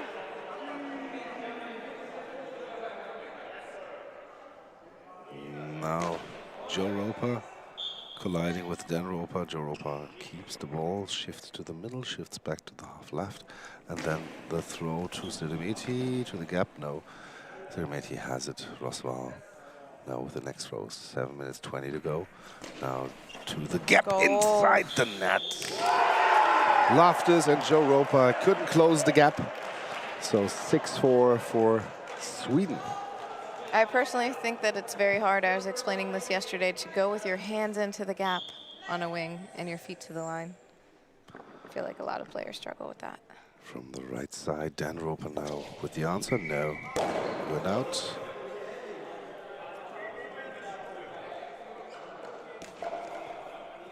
And again, Sweden has the next shot. Olaf Rieberg with the bouncer to Joe Roper, stands up quickly, then goes all the way back to his own crossbar with the throw. Siremeti is there. 6:50 to go from now on. And Siremeti from the middle again to Roper, but out again.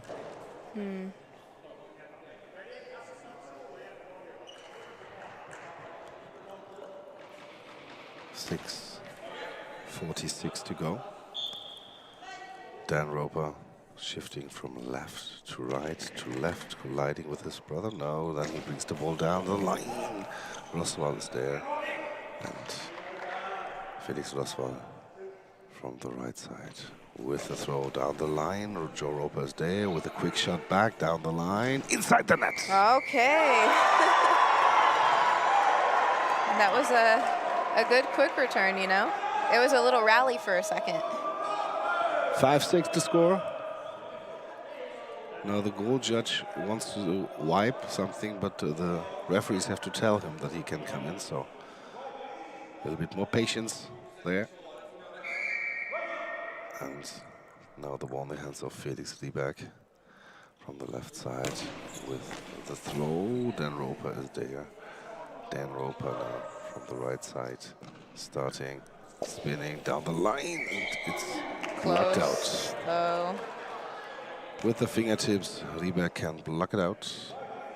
It's like Great Britain got a second wind, you know? Fatmi Siremeti from the middle. Now to the right side. Joe Roper blocks it out. Yeah. Just one down. 6 minutes to go. We have a ball game. Yeah.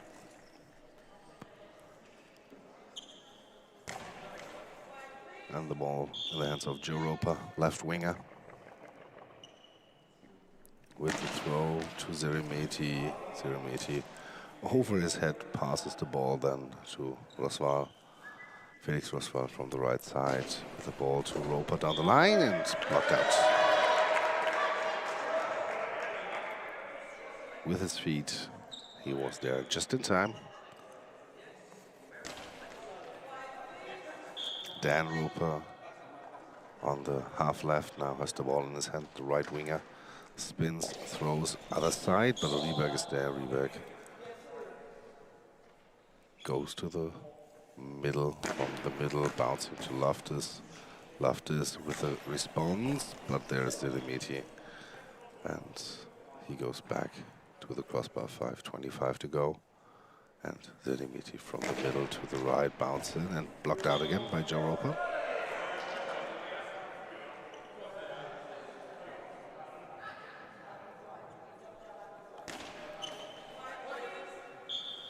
Joe Roper now on the half left with the ball in his hand, starts, spins to the right, he throws, and Rieberg with problems, but blocked out of bounds.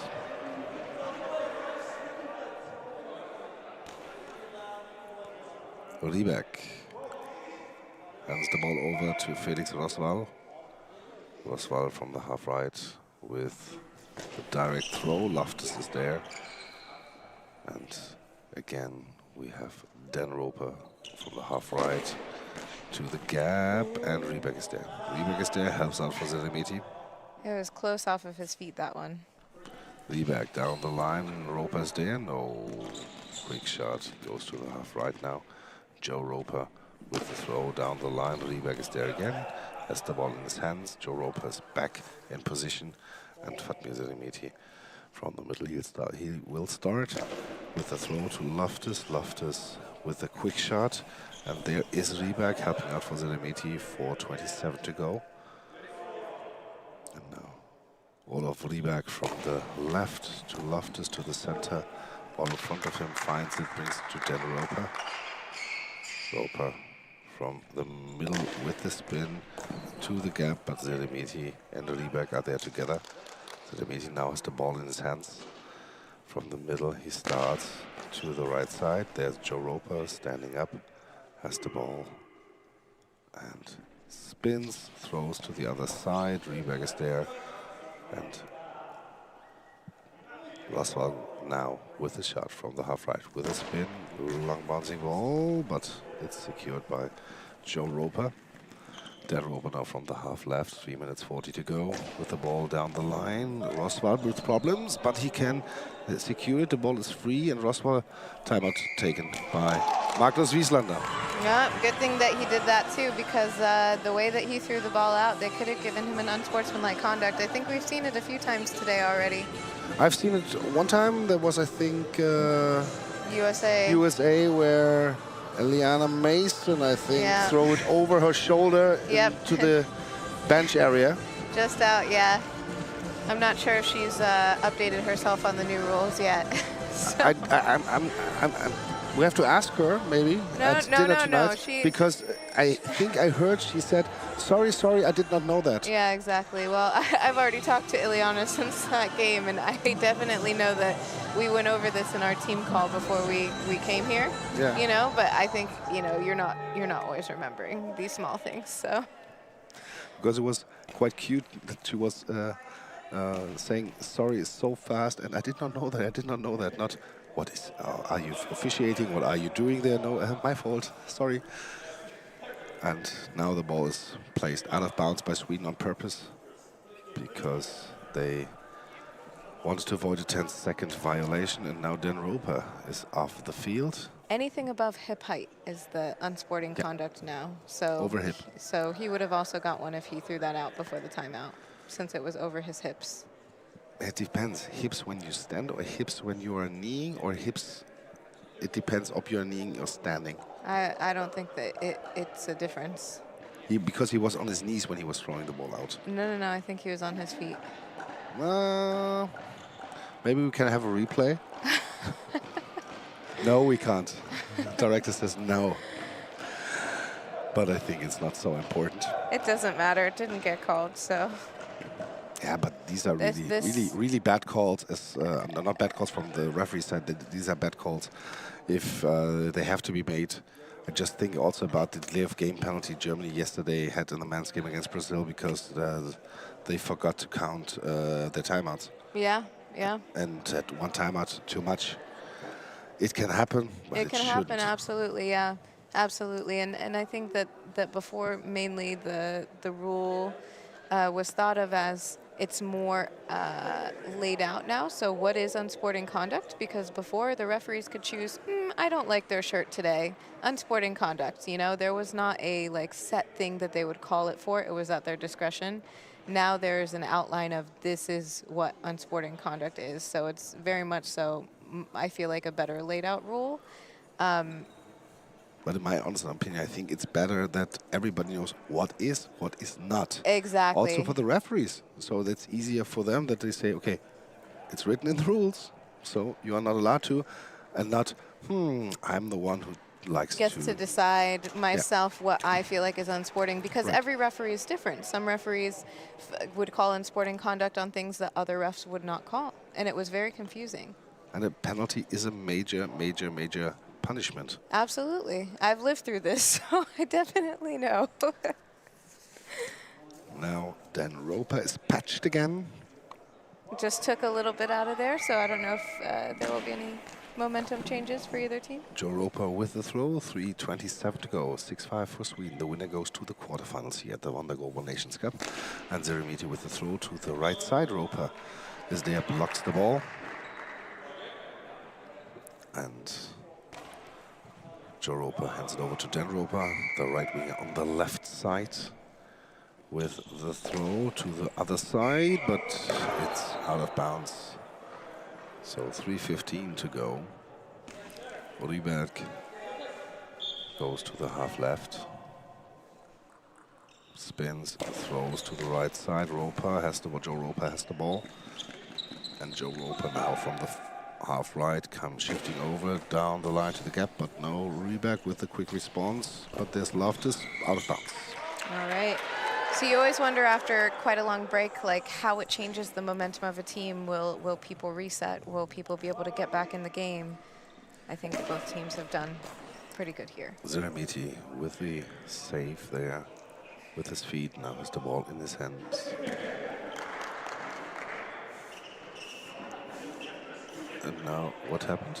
There's a stoppage in play. I don't think that actually was in game. I didn't hear Quiet Place play until now. Okay. Now Sweden has the ball, 2:48 to go. Zeremiti with the throw, Loftus with the save, Loftus with the quick response, but there is Zeremiti with the quick shot. No, he stopped and gives it back to Felix Roswell from the half right. Long bounce ball on the left side. It was right in the corner of the neutral zone. But at the beginning, it really bounced really high. Now Joe Roper shifting to the half right, 2.5 minutes to go. Fake from the right, thrown from the left. Ball was blocked out by Roswell. Felix Ryberg, the left winger, on the right now. With the throw down the line out. And the next game will be also men's competition. South Korea is getting ready against Israel. Should be a pretty good game. Stay tuned for that. 2 minutes and 15 seconds to go. Dan Roper down the line out.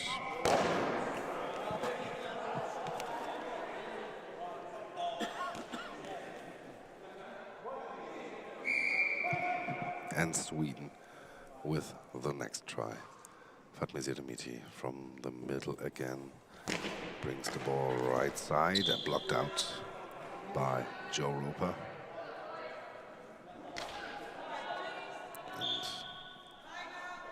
Timeout. Team GB, 2 minutes and 1 second to go. Amanda, you cannot play goalball forever. So do you see yourself as a coach? And if yes, what would your idea you would give to Team GB?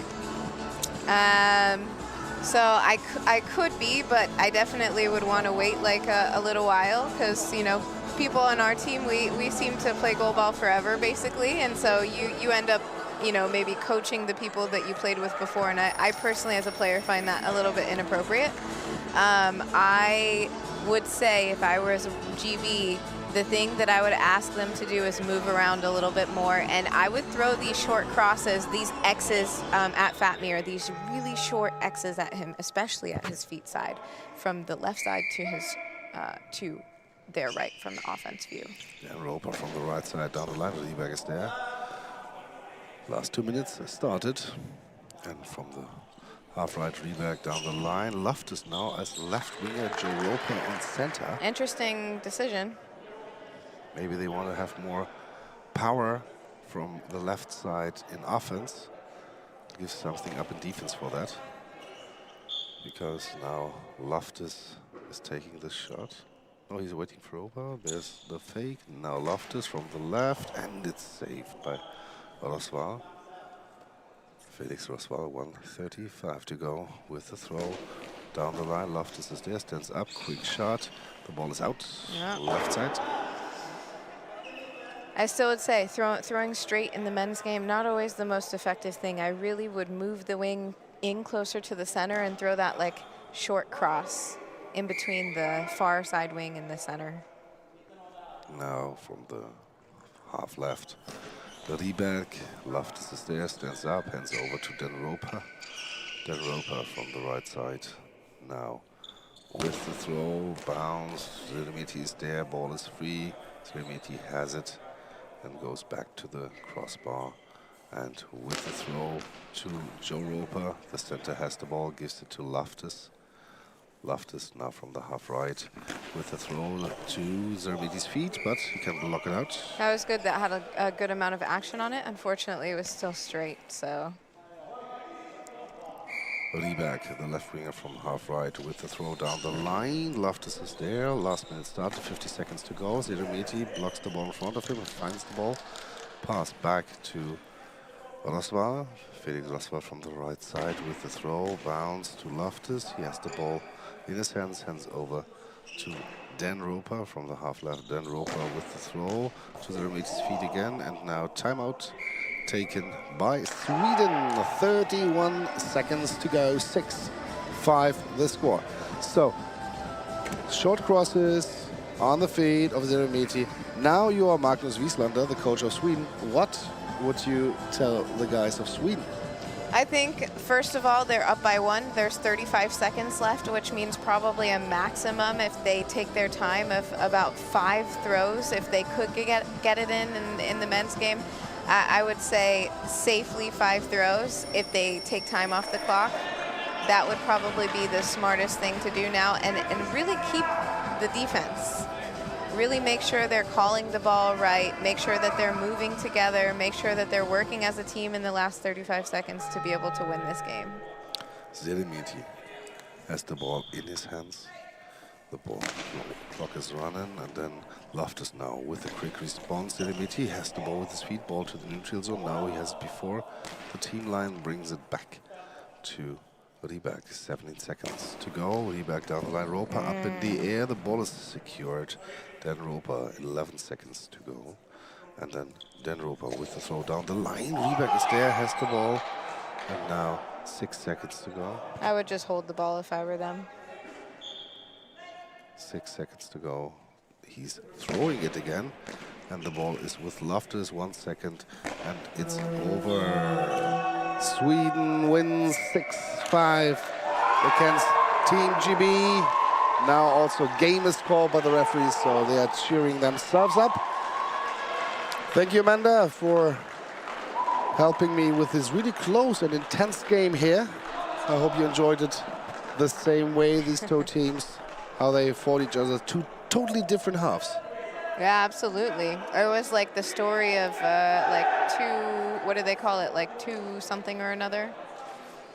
I think 3-1 ahead, and then in 2 minutes, 4 goals for Sweden in the second half. So we had done a 5-3, and then it was going really close in the last 2 minutes with just 1 ahead for Sweden. So Sweden is going to the quarterfinals, and the next game will be at, I think, in the next 7 minutes, 10 minutes, it should start. So we make a short break, and we hear each other after the break again with the game South Korea against Israel, the men's competition.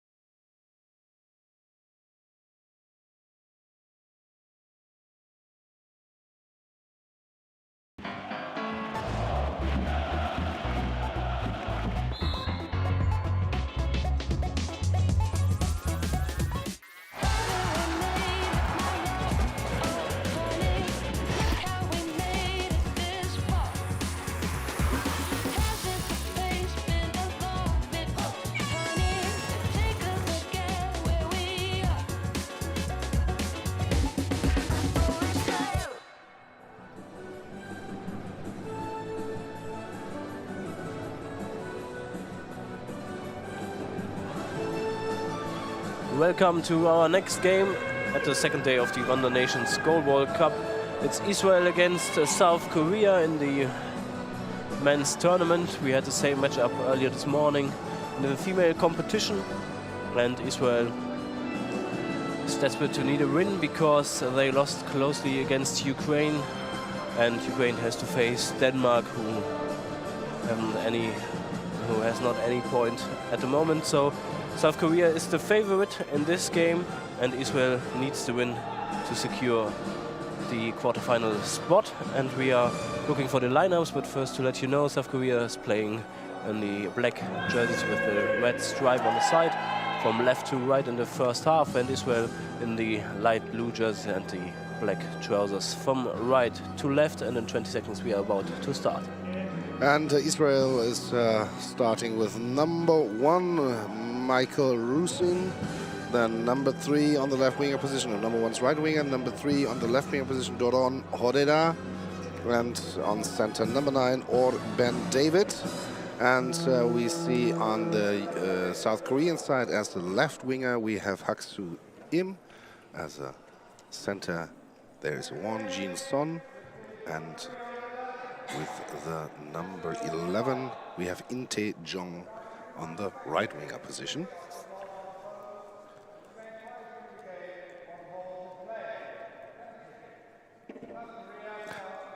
So South Korea is playing from left to right. They have to first throw. And now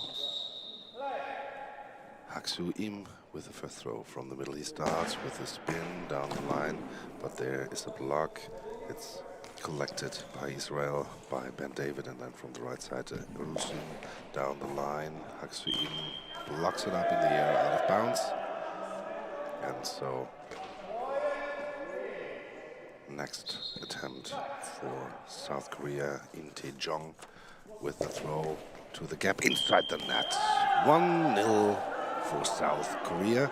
And the coach of South Korea, Jin Kim, says, huddle up, stay together there on defense. Now the left winger from Israel, Doron Hodeda, with the throw, but no problem there for Won Jin Son.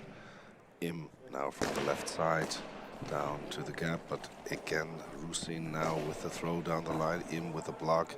It's collected by Jong, by Son, given to Jong from the half left. Jong, the right winger. Again, the Ben David is there, the center. And Hodeda from the left side down the line, but again there's Jong given to Im. Im from the half right with the spin, and Ben David with a save finds the ball, pass back to Rusin. Rusin now from the half right with a spin, and the ball is in the hands of Im. Pass to the middle to Yong now from the left side down the line. Rusin now with a quick shot down the line, and Im with the block. Now has the ball in his hands, stays behind the ball. So Taksu Im now with the next one with a spin, bounce, but Ben David there with his feet, and given to Hodeda from the middle. He starts slightly to the left, bouncing ball, and South Korea defends it.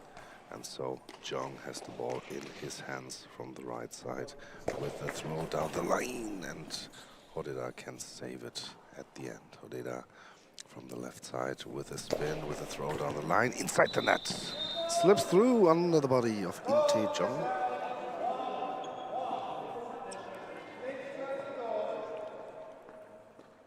Ten minutes and 2 seconds to go. And the ball in the hand of Im. Half left position with a bouncing shot, but within his there, ball goes up, and the second one he can save finally and control within from the right side, spinning shot, but it's Son with his right leg, kicks the ball, stops it, and now Jeong from the half right wipes above the floor with his hand, and he takes the shot, but it was blocked by Ben David, and Hodeda now has the ball in his hand on the left line, goes and attacks the left position, but Jeong is there, has his body in place, and picks up the ball, spinning shot. Hodeda is there with his right thigh, blocking the ball out of bounds. And now with the shot to the right corner, but there is him with the dive to the left side from his perspective and saving this shot.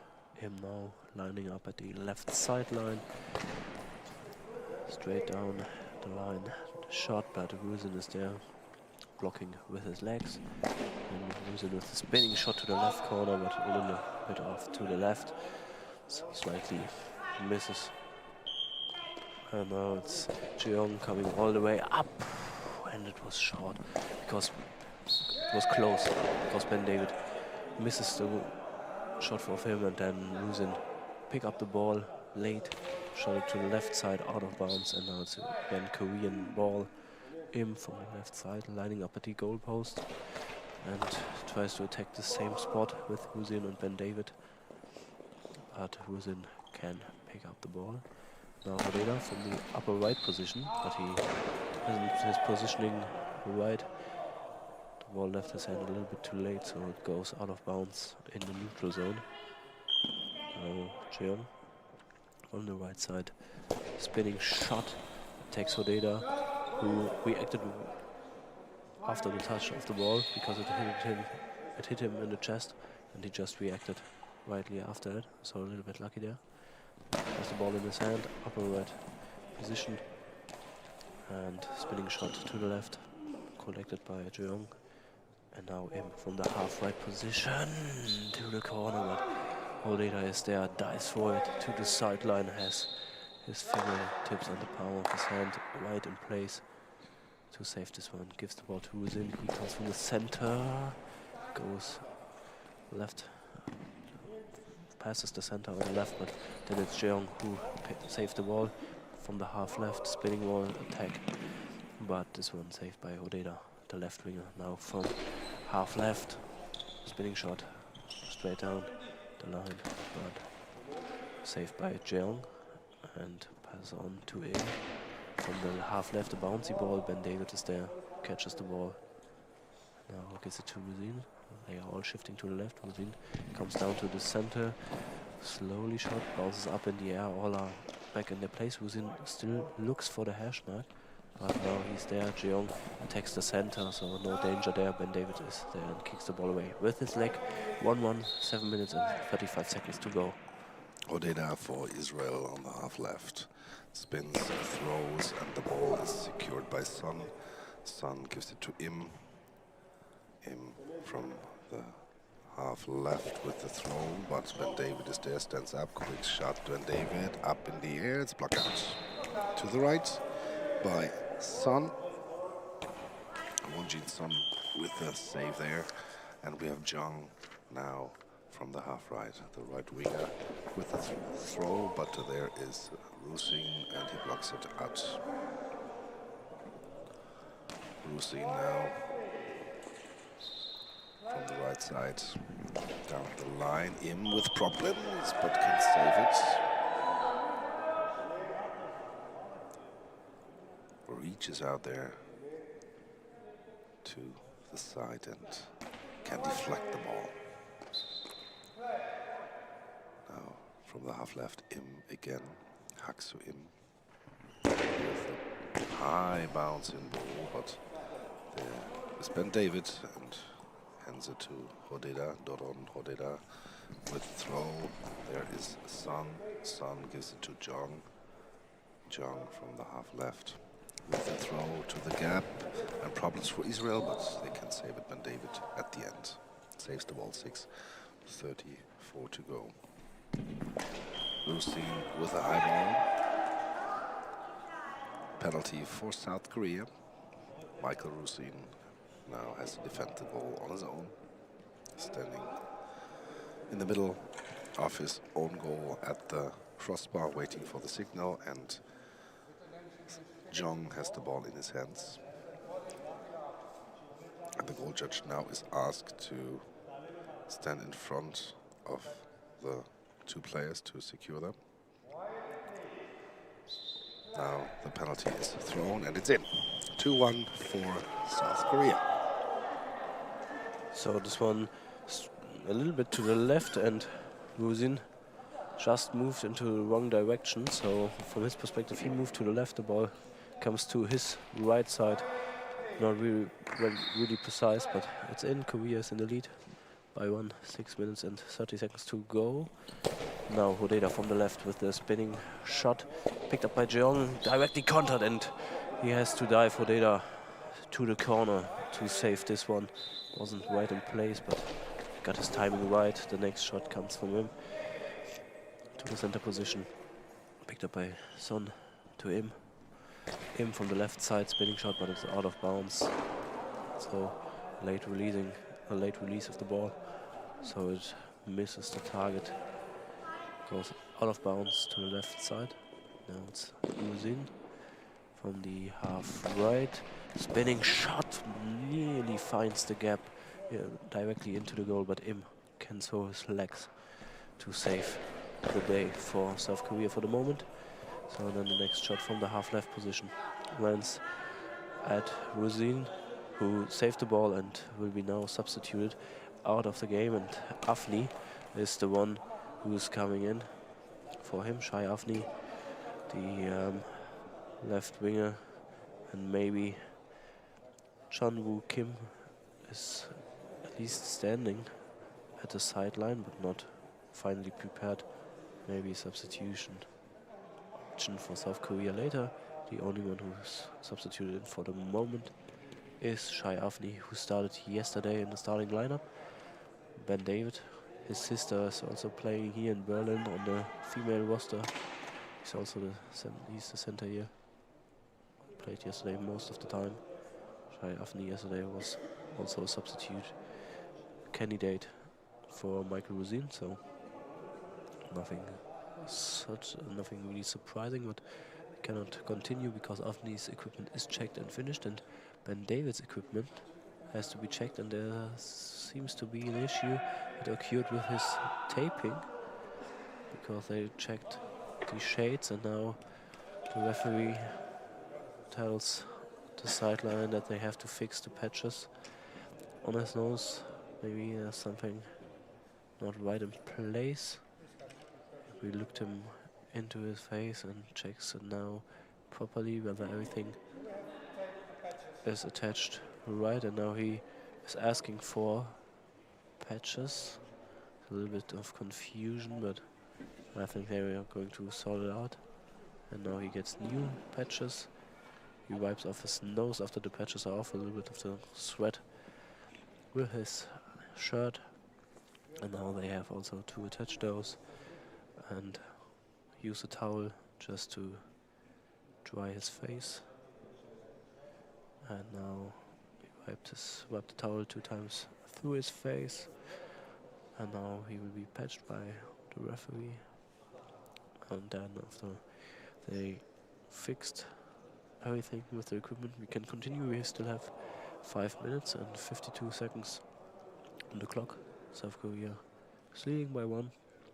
As I mentioned before, Israel is desperate for a win in this match because they lost with a close gap to Ukraine yesterday, and Ukraine definitely has the easier challenge in the 3rd stage of this group because they are playing Denmark, who are down, I think, by something like 16 goals.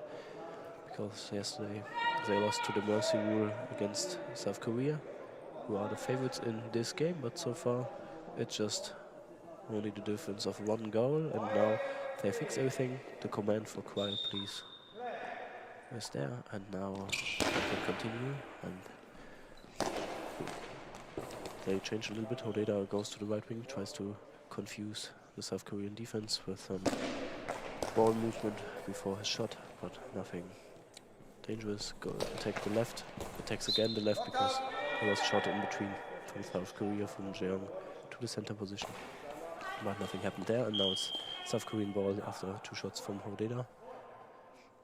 And it's Im from the half-right position, attacks the center. Ben David, he knows that he's not maybe in place, attacks his side. Ben David directly with a counter shot, but Im was there, can pick up the ball, and now Jeong from the left side hits the ball into the chest of Hodeda, and now Avni, who was substituted in from the slightly left to the center position. A bouncing shot, a spinning shot that goes over the sideline after the defense, but in the team zone. So it's South Korean ball, 5 minutes to go. Korea is leading by 1, and another equipment check.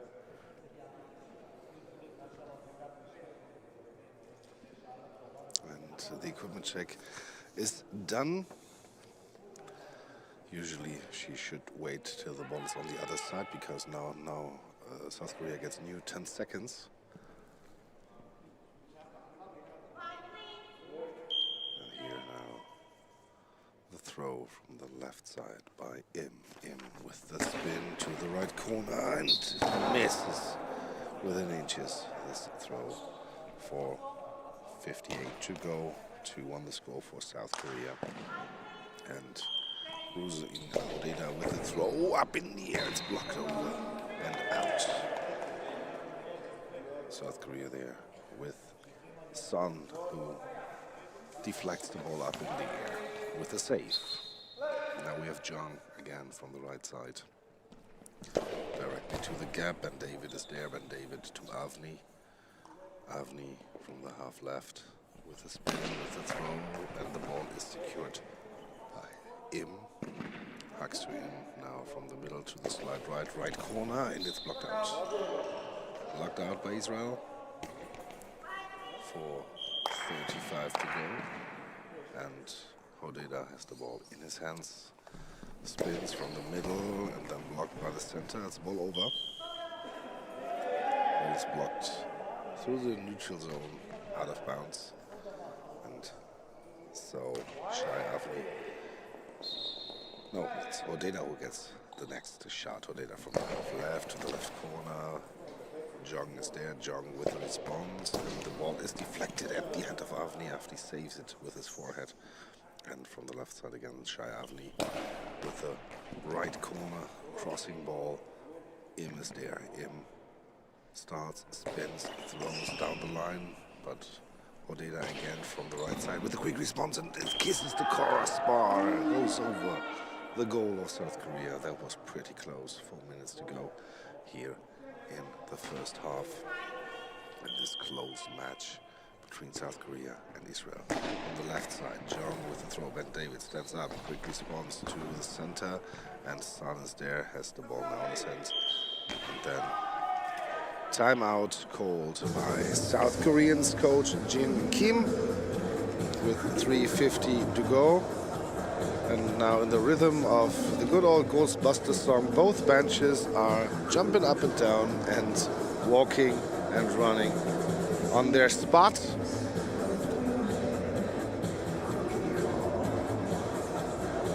So maybe, Robin, do you know which is the next game we will have here in the gym? I thought it could be Poland against Ukraine. I think I have to check it, because I know that later, after the next match, it's Germany against Turkey in the women's competition, and the next game in our gym will be, as you said, Ukraine, not Poland against Great Britain. No, the shot, Israel can block the shot of South Korea. So it's Poland against Great Britain in the female competition here, just to complete. Throw by Israel also blocked out, was taken by Doron Hodeda, and now the throw was too early, so premature throw. Israel has, with Doron Hodeda, the right to shoot the ball. It's deflected into the net. 2-2 the score. Doron Hodeda over the hip of Son. It went through the gap of him and Jung. 2-2 the score. South Korea with the response. 3-2 South Korea right away through the legs of Ben David. Ben David, the ball slips through, so no chance for Shai Avni to help him out. 3-2 the score. Timeout taken by Israel, and the Israeli coach demanded it. His name is Snir Cohen, and his staff is Neza Mahaina and Ella Aran.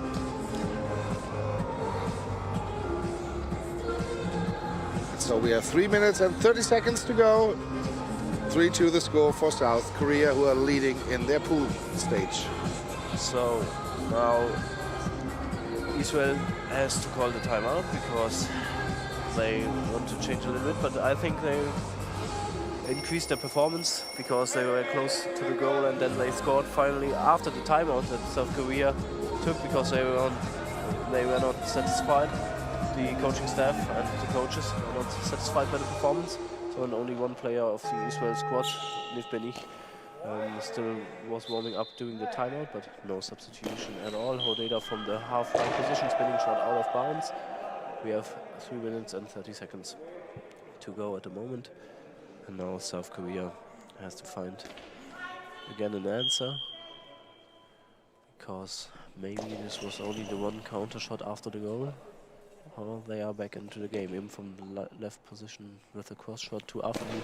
He saves it, and now his shot goes to the center to Son. He gives the ball to Jeong from the right line. Moves it up a little bit into the corner, perfectly placed. Started his run from the line, then a little bit cut it to the inside, and then with a spinning shot perfectly into the line. And Hodeda couldn't reach the ball with his fingertips, so South Korea with the next goal. Hodeda takes a little bit more risk to place the ball with the bounce as close to the zone of South Korea, but no long ball. So, and next bouncing ball from South Korea goes in at the same side, this time from Im from the left. Bounces and then pass underneath the hip of Hodeda. The next goal that is going into this left corner from South Korean's perspective. Afni now from the half-left position. Spinning shot to the right. There's Im again. Attempting the next shot into the left corner, but Hodeda now is there. It was a off-rhythm shot. Slowed down to confuse him, but didn't work out for them. So he attempted to throw down the line. Picked up by South Korea. And the next goal, spinning shot from half-right position. Jeong, quick goals yet now for South Korea. Spinning shot through the half-left, and there was a bigger gap. And now passes under the hip from Ben David. So South Korea is leading now by 4. So 3 quick unanswered goals for them. Blocked the next shot with the belly. Son came forward a little bit to the 3-meter line. And then the next one over the legs into the net. It was from Im over the legs from Ben David. So it's the 5th. They're leading by 5, and it's the 4th unanswered goal. And desperate Israel for a timeout here, because this was a horrible sequence from their point of view. 4 goals consecutively were scored by South Korea, and I think only 2 or 3 attacks in between. So a high percentage of effective shots for South Korea in the sequence. 2 minutes and 13 seconds to go. Israel desperately need some changes and adjustments. Yeah, the last goal was sort of a backhand throw, was really going over the floor, and when it made contact with the feet of Ben David, it went straight up. So, like Amanda told us the last days, a lot of topspin must be in this ball, that this effect is happening there. And so, now a comfortable lead of 5 goals. Hodeda from the right side for Israel down the line, inside the net. That's what a coach likes. Taking the time out, first throw, goal. So 4th goal for Israel, 3rd goal for Israel, 7-3 the score. From the right side, again, John with the throw, right side, down the line, blocked out. 2 minutes and 1 second to go. And now Avni from the half left with the spin, and the ball goes in, out of bounds. Was deflected by Son, then by Im, and then out of bounds. Last 2 minutes started. Haksu Im now from the half left with the throw, and the ball is saved by Ben David. Ben David to Hodeda. Hodeda from the half left with the throw, and Son is there again. Hands the ball over to Jong. Jong from the half left with the throw. Up in the air, all goes back, and now Hodeda has the ball in his hands. Odeda from the right side, 30 to go, down the line, out. And so next try for South Korea. Some advices are given there. So we think we see substitution, but no. First of all, there's another throw from South Korea. It's saved. And Avni from the half right, the left winger with a throw down the line and deflected by Hak-Soo-im at the very last moment.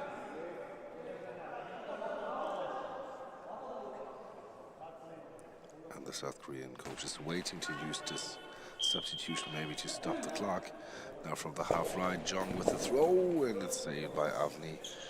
Avni hands over to Doron Hodeda. Hodeda with the throw to the right corner, and now substitution is asked for.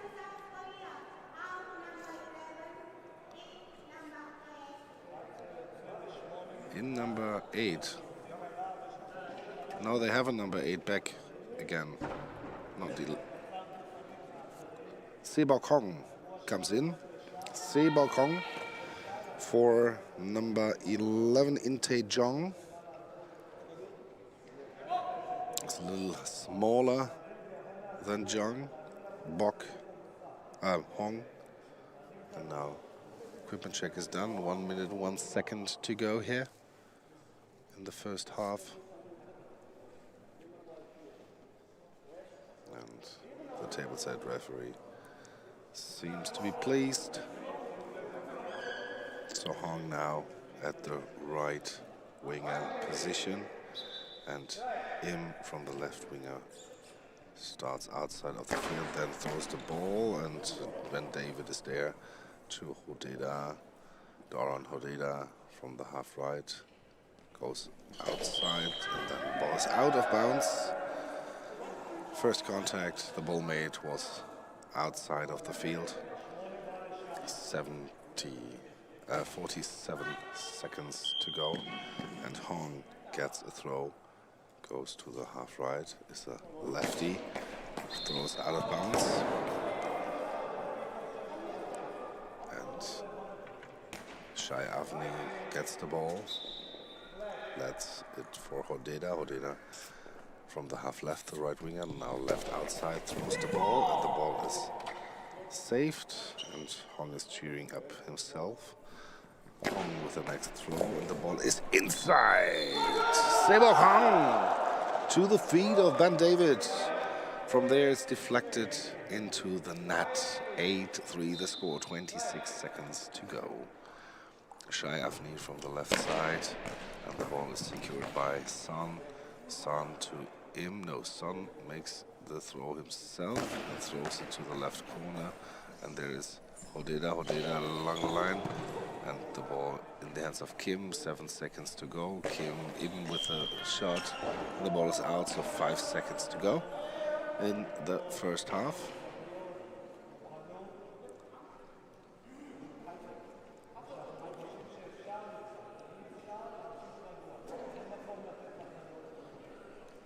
The ball is brought back by the goal judge.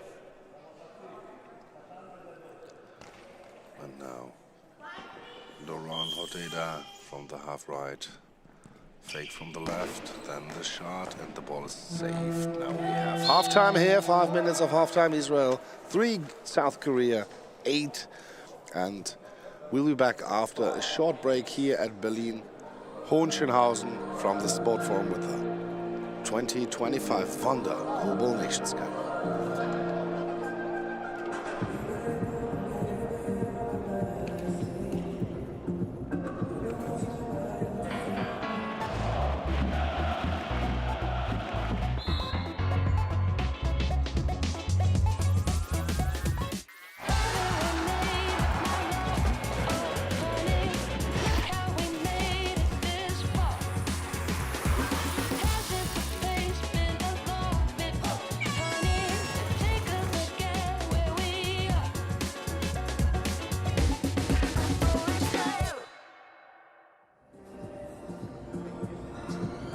So now we are back from our short commercial. South Korea, but they are going to win this game going to win Group A. And then we will have them back here later in Gym A as the winner of Pool A. They are going to play against the second place team in Group B. This will be Sweden if South Korea is winning. They are leading by 5, just to let you know. The other quarterfinals, the second place team in this group and Team USA will play in Gym B. And later on also the quarterfinal in the other groups. It will be Brazil that are coming first to Gym A, and they are going to play against Team Australia, and the match between Japan and Germany will be also held in Gym B later. But in between we have 2 more female matches, because the female group stage, because they have 2 groups of 5 teams and not 4 groups of 4 teams, will take a little bit longer, and they are going to advance directly into the semifinals. So we have in both gyms 2 different female matches. The one we are starting with here after this one is Poland against Great Britain, and in Gym B Hungary against Israel, and later on in our gym at around 3:30, if we are still on schedule, then it will be Turkey against Germany, and then in the other gym Spain against Finland. Then we have a set of quarterfinals for 2 hours, and to close out the Saturday there are 4 more female matches, 2 in Gym A, 2 in Gym B. Then the group phase there is finished. The semi-finals are set then for the men and the women competitions, and tomorrow early in the morning at 8 we are starting with the semi-finals, and then after that we have the games to see which team lands in which place. So every team will play again at least in the male competition, as I can see in the schedule, and then we will have later on the final matches and the bronze medal matches in the Wonder Goalball Nations Cup. It's the 8th edition for the men and the 4th edition for the women. And now we have 1 minute and 25 seconds left in this halftime, and now we are looking for the substitutions that were taking place. So there are a few ones. Israel returning to part of the starting lineup, so Afni is out again and Mudin comes back, so it's the same like the starting lineup. Rodeda still playing, as well as Ben David. And for South Korea we have to take a closer look who is on the field. So Chanwoo Kim is coming in. He was warming up earlier. Myungjin Kim is also in the game now, and I think the one who is still on the field is Sebo Kong, who was substituted in like 40 seconds before the end of the half. So completely new lineup for South Korea, more or less. They are leading by 5, want to win this group, and all they need for this is at least a draw. And if they lose, there would be a potential comparison of 3 teams, but South Korea is the favorite here and won the 2 other games in the group stage. And now only 10 seconds left. Then the substitutions going to be announced by the referees officially, and then we can continue with the second half here in this game. The referee is announcing from the table side the score 8-3 and all the substitutions. So 1 on Israel side, like Roman told you, and 2 on the South Korean side. 8-3 the score.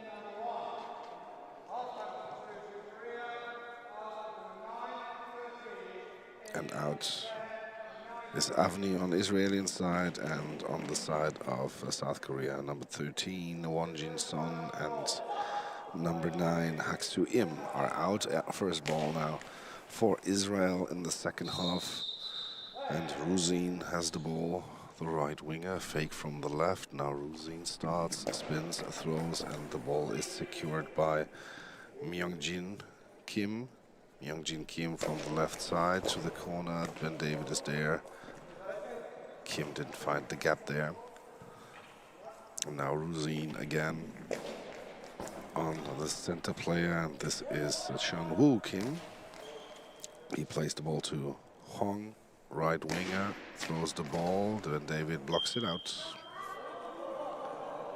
And so Israel has the next attack.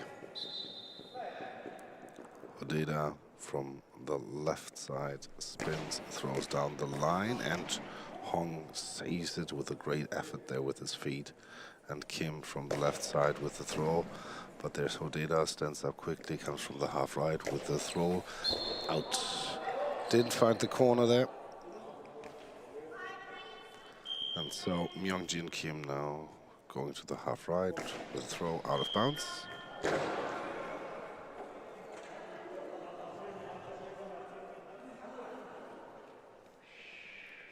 And now from the left side, Doron Hodeda has the ball in his hands. Fake from the right, ball jumping, but Kim is there. Chan-Woo Kim pass to Sebok Hong. Hong from the half right to the left side. Ben David reaches out, grabs the ball, and Ruzin now from the middle spins, throws, and the ball in the hands of left winger Kim, and the ball nearly slipped through, but Ruzin is there on time and blocks the ball out to his right side. Now we have Doron Hodeda came over to the right side. The left winger starts, spins down the line, but Myungjin Kim is there, plays the ball to Hong. Hong from the half right, down the line. Ruzin, no. Hodeda with the ball, long line, but nearly hit the post, was quite close. And so, no goal for Israel, still 8-3, and the ball is brought back in. And it's taken over by Myungjin Kim. Jin Kim from the right side, down the line, and saved. Blocked by Doron Hodeda. And ball is brought back in. That's the ball for Michael Ruzin from the half right, fake from the left to the gap, but ball in hands of South Korea. And Hong from the half right with a spin, and the ball is with a quick response coming to the other side, and Hong with the save. 9:56 to go, 8-3 for South Korea. And now he's waiting for the ball to be brought back into the field. This is now happening. Picks it up and gives the ball again to Myungjin Kim. Half-right position, spinning shot, but Ruzin is there, and Myungjin Kim has enough time to return to his defensive spot. Ruzin cross shot, spinning shot, but nothing dangerous. Kim claps his hands, wants the ball from his center, now picks it up, and a cross shot, and Ruzin is there with his hands and can avoid the next South Korean goal. The ball is deflected out of bounds from his hands, and then with Hodeda from center position hits center Chan-Woo Kim. He passes the ball to Myungjin Kim from half left position. Spinning shot into the corner, but it's slightly off to the left. I think that Ruzin wasn't there in time, so it looked like it a bit, but then he was a little bit too late, so it was really, really close. Hodeda from the central position, and Kim just blocked it with his chest without moving, so there was like no reaction at all. Maybe a little bit lucky there, but from the right side, hits Ben David, he picks the ball up, stands up and directly tries to counter, but without success. And Sebok Hong standing at the right goal post, spinning shot with his left strong hand. Ball bounces up in the air and now is finally controlled by a left winger.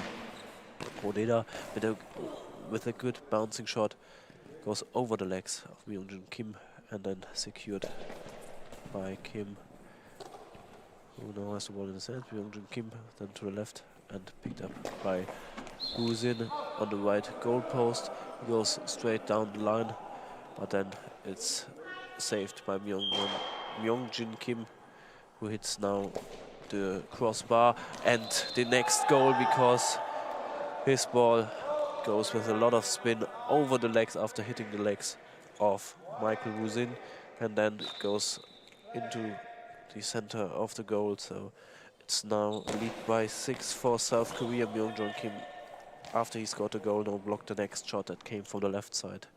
Passed the ball over to Hong. He's from the right side, attacking down the line.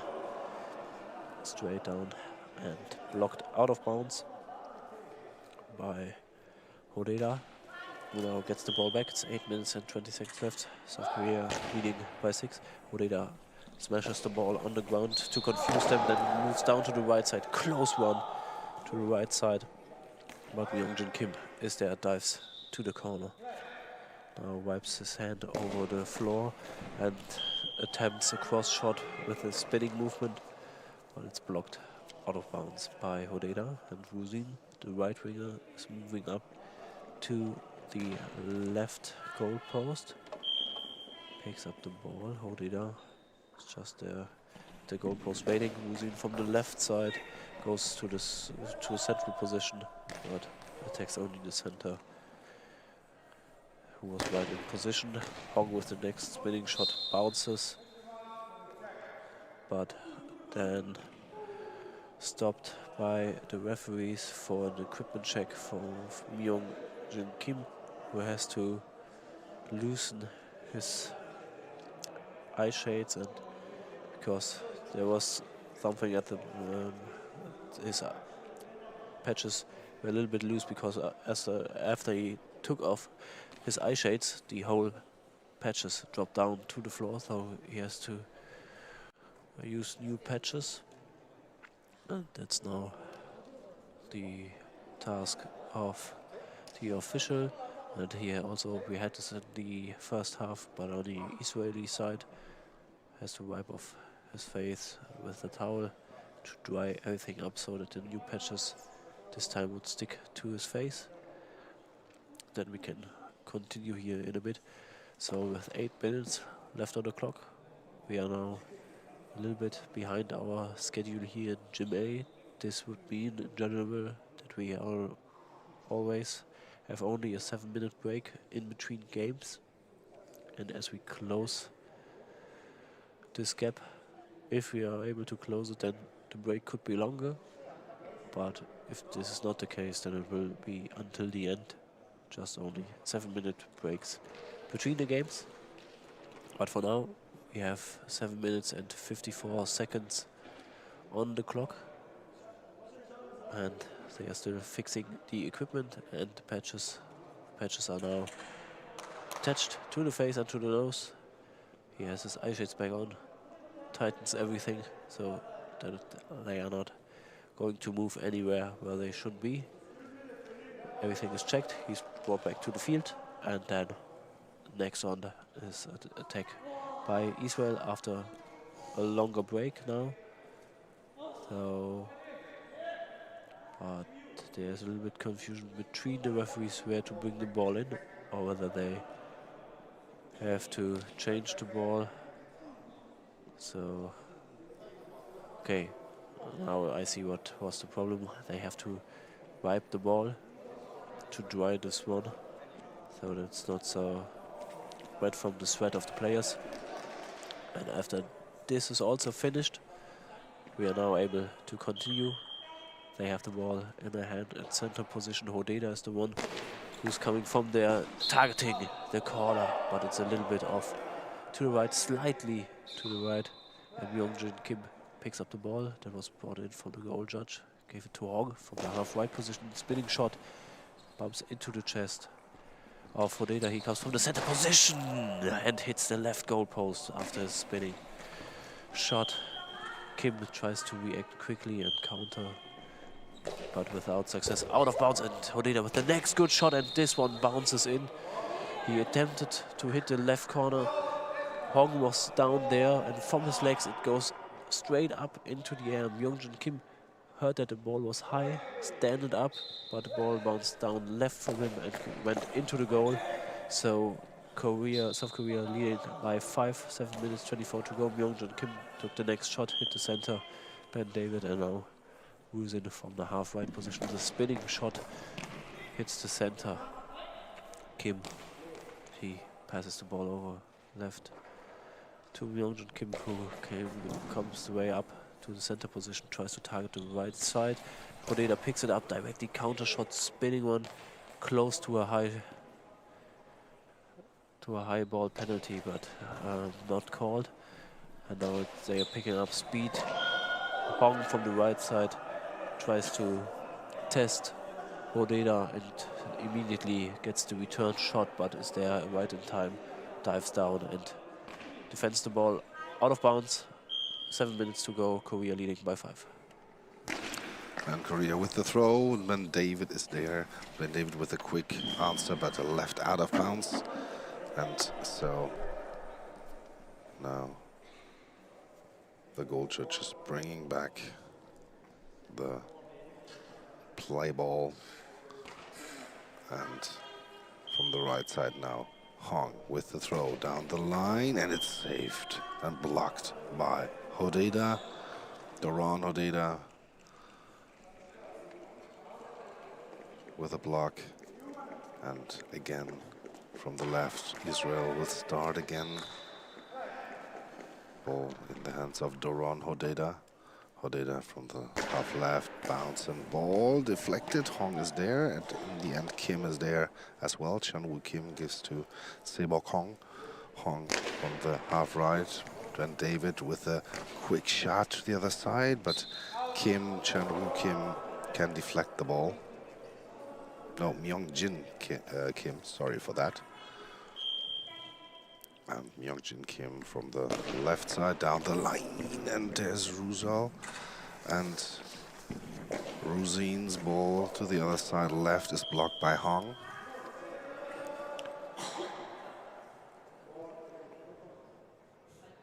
And Sebok Hong now, the right winger of South Korea, with the next throw. Spins, throws, left corner out. And again, the ball was grabbed by the Israeli player. The goal judge couldn't let it down on the ground.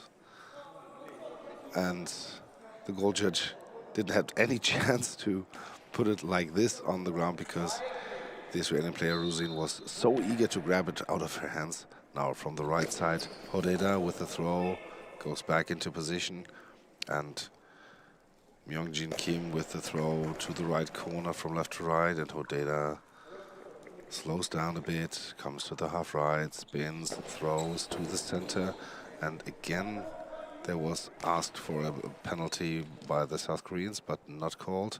And Hong from the half right, Hodeda with the quick shot down the line, and Hong with the save. Can save the ball again. And so we have 5 minutes 36 to go. 9:24 and 9-4 for South Korea. Hong now from the right side with the spin to the center. Inside, long ball is called. Long ball against number 19 was not Hong, it was Kim. Myung-Jin Kim with the long ball there from the right side. So penalty for Israel, no goal for South Korea. And Ben David has the ball in his hands. Ben David from the left side. Fake from the right side. Ben David throws the ball to the right corner. It's blocked. It's blocked. Kim reaches out and gets the ball blocked out of the corner. We see it here in replay. And great effort there by Myung-Jin Kim. 5:33 to go, and we have a timeout of the South Korean side. I think they need some new patches, maybe. They want to patch some of the bench players. And so they're also discussing now the next steps. 5 goals ahead, seems comfortable, but we've seen some games here, Robin, where it can quickly turn the other way around. And Israel needs the turnaround because bad news for them out of Gym B. Ukraine defeated Denmark, but only by 1 goal. It was a really close game, 5-4 in Gym B. It ended like 3 or 4 minutes ago, so they need the victory to advance to the quarterfinals.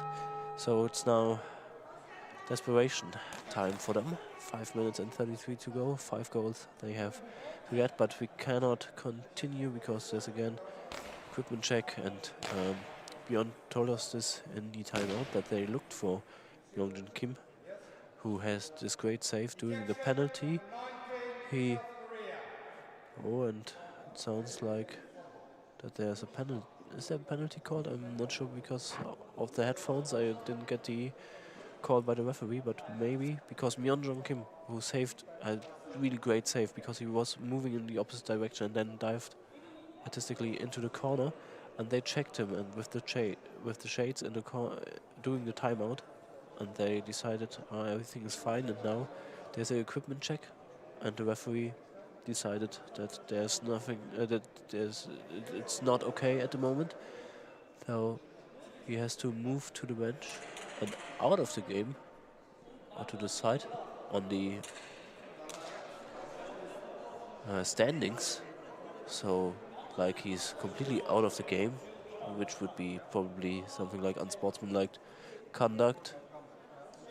But I'm not sure at the moment because I didn't see it because there was no interaction to the other team. But Björn maybe know what's going on. In timeouts and so on, all the referees and 10-second judges are looking if somebody is maybe manipulating the eye shades. And if he saw something like this, the tableside referee, he's allowed to throw him out of this game. So maybe the save doing the penalty? Yeah, and then there was a timeout, and I think the Koreans tried to tell, yeah, his eye shades were not in place. He just wanted to. He's not allowed to put his fingers on the eye shades without permission of the referee. And so now he's brought here on the stands. He's not allowed to remain in the team area. Yeah, because he's thrown out of the game. This is why he's brought to the stands. This is what I figured out. But I didn't see like when he touched his eye shades. Maybe they had like the. This can be so short. I saw a video from a game of Portugal. He was just pointing for half a second to the nose, putting it up, and then also at the back. This is so short, and he's a very, very, very long-time referee. Maybe they were suspicious a little bit after this save and took a closer look. So the eye shades are bigger. But the referee must be so sure to throw something out of the game. So I've never seen this before. So there's a penalty. Ben David is taking probably the shot from the half wide against Kim. Against Hong, sorry for that. Half wide into the net. So Israel scores the goal, down by 3. Still with 5 minutes and 33 seconds on the clock. So Hong was the one defending, but was not right in place. And now playing on the left wing again. It's Im, like in the first half, who comes in for the player that was thrown out, Myungjin Kim. 2 quick shots, back and forth, and now Im from the left side, spinning shot to the left side. Wuzin picks the one up and throws the ball out of bounds. And after a spectacular save, Myungjin Kim is at least done for this game. So Hong with the spinning shot from the half right position to the left side. Half left side, Wuzin is there blocking the ball with his chest. Gives the ball to Hudeda, who had some quite impressive shots in the second half. Now they have to get back into the game because there was a bigger break. In with the spinning shot to Wuzin, who now has the ball in his hands. Half right position, comes forward. A spinning shot, but hits only the center, Chan-Woo Kim. He gives the ball to Sebo Hong, a half right position. It's only in the chest of Ben David. He tries to react quickly and throw a counter shot, but it goes out of bounds.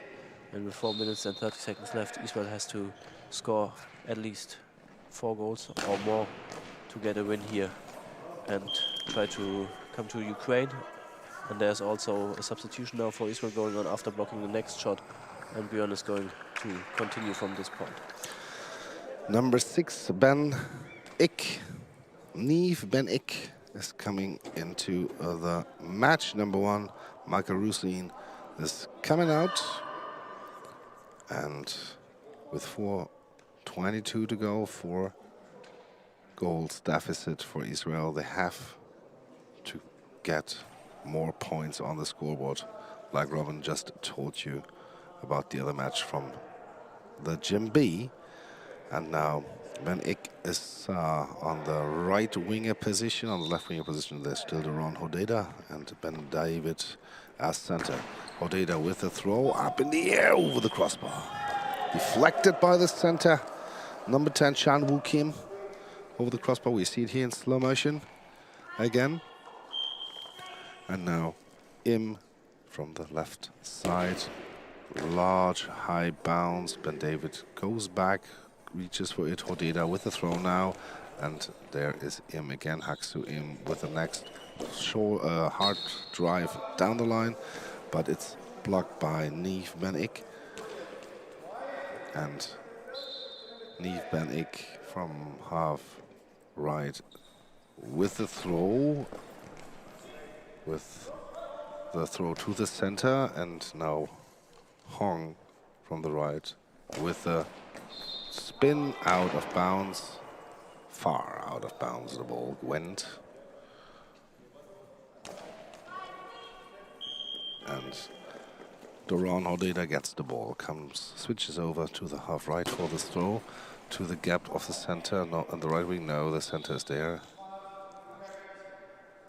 Now an equipment check with the center. Referee was not satisfied with something and wanted to see if patching is still working. And he makes the patches off. Must he repatched as well? Yeah, he must be repatched.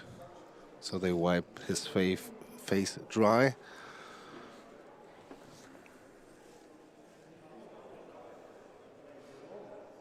And is now getting repatched on the bench.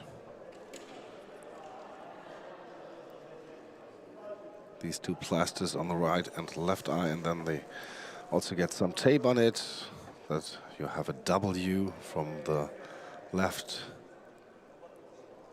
side over the nose and then down and then up to the right side again. So the tape is in place, and then the equipment check can be finished by the referee.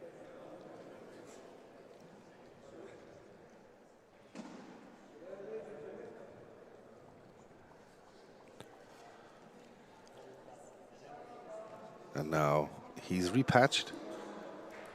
Now he's allowed to put out his eye shades again.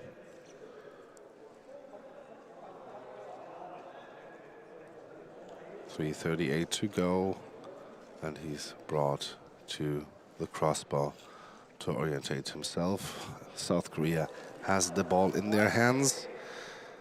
Haksu Im is the one who's going to take this shot from the left side. The left winger starts, spins, throws to the gap, and David to the left to Hodeda. Hodeda from the half left with a throw now on the center, and it's saved. Haksu Im helps for his center with his legs in the gap, and Haksu Im now with the next throw from the left side finds the gap, ball up in the air and over the crossbar. Ben Ik there with the save. A lot of topspin in this ball. It went straight up after contact, after the ball made contact with Neve Ben Ik. And now Hodeda from the half left with the throw. The ball is saved by the center, and Hong is the next one who's going from the right side, the right winger down the line. It's saved by Doron Hodeda. 2:57 to go in the second half. 9-5 the score for South Korea. Again, a throw of Neve Ben Ik, and no problem for the defense of South Korea. From the left side, Haksu Im with the next throw. Ben David is there. Quick shot, Ben David.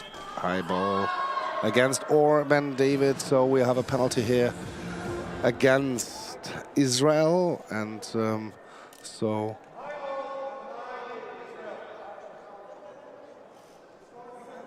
Number 9, Israel, or Ben David. Sneer Cohn, the coach, is not satisfied with the call.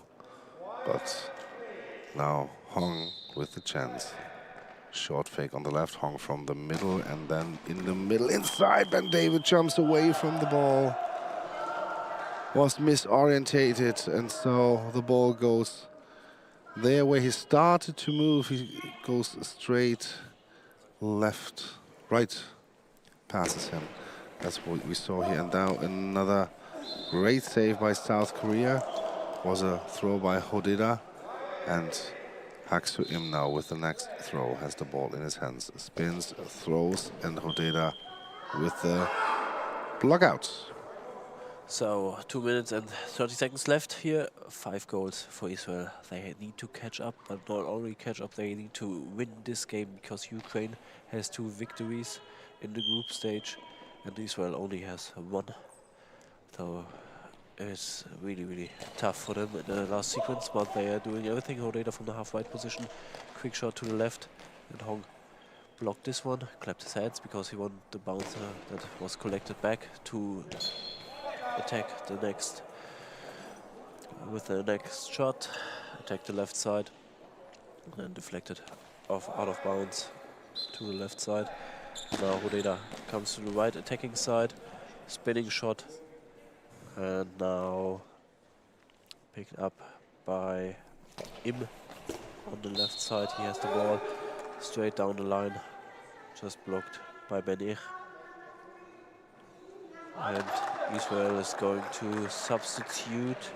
So Hodeda, who had some impressive shots at the beginning of the second half, is now substituted out of the game. And new for him in the game for the last 2 minutes. Israel's final game in the group stage is Ricardo Perez. He will now move the way up to probably the left wing. Now he's lining up at center because Ben David attacks from the left side and he will play center. So Ben David switches to the wing position. But the shot was not effective enough from left down the line to Hong. He returned it back. Ben David picks it up, attacks the center, and now it's South Korea that called the timeout. So we are now, as I mentioned before in an earlier timeout, we are now behind our schedule. So it will be for the next games probably only a 7-minute break, and this is something what happened here in the game, because we have, I think, 4 situations, including the one player of South Korea, Kim, that was sent off. Then we have 4 big breaks inside the game because of eye shades and the patches that have to be reattached, have to be newly attached to the faces of the players. So this is why we are far behind. So South Korea leading by 5, 100 seconds to go. Im from the center position, spinning shot, bounces a little bit, but no problem for the new man, Ricardo Perez. And Ben from the half-right position has an interesting shooting motion, picks up speed and nearly stops, but this one wasn't successful. Comes the ball back from the right side from Hong, picks it up, gives it to Ben David, who moves down to the right side. Stopped by the legs, but there's also another equipment check going on because the referee in this game, he is really on detail. The new guy who's coming on the field, Perez, wants to check whether everything is fine. This one was a quick check, so everything is correct according to the rules. So now play can continue, and it's Im from the left side, spinning shot to the corner, but picked up by Bennick. Against with his special shooting motion from the half left position, but couldn't cause any danger since his substitution. From the right side, it's Hong again with the spinning shot, but picked up by the center Perez. Perez gives the ball to Ben David, cross shot attempting there with a bounce to overpower Im. He took his time to catch his breath and line up the shot from the half left position, Out only finds the center Perez. Again, Benik from the half right position kicked away with the legs, and it looked a little bit like him hurt a little bit, but and had problems to find his orientation. Kicked the ball out of bounds with the next shot, but the clock is running down, 20 seconds to go, so he's staying on the field. And David off the left position, and without any big movement, Im just saved the ball. Has a little bit problem finding his position and lining up the next shot, but everything inside the 10 seconds was brought out of bounds, and for the last 6 seconds there's another equipment check for Benik this time around. So it's 6 seconds to go. South Korea is leading by 5. They are going to advance as the first place in the group and will later play here. The patches seems to be a little bit loose. Bigger issue in this game. Referee tries to fix that for those last 6 seconds. Seems like that is possible without reattaching it. So it's like the 6th or 7th break. But South Korea is definitely going to win this game, and Israel is only 1 game left tomorrow when they fought for their final position in this tournament, but not in the quarterfinals. So South Korea is advancing. This game is finished 10-5, and we are probably back in about 7 minutes. Then Amanda Dennis returns to the microphone, and later, just to let you know for our international audience, when Germany plays against Turkey, that we are going to coverage this mostly in German for the people also that are here in the arena and watching from home that need the German audio description, and especially here on site in the venue. And we give you updates in the halftime and all the timeouts and breaks, like equipment checks in English, to let you know all the updates, what's happening in this game. And then we are hearing us again in about 7 minutes.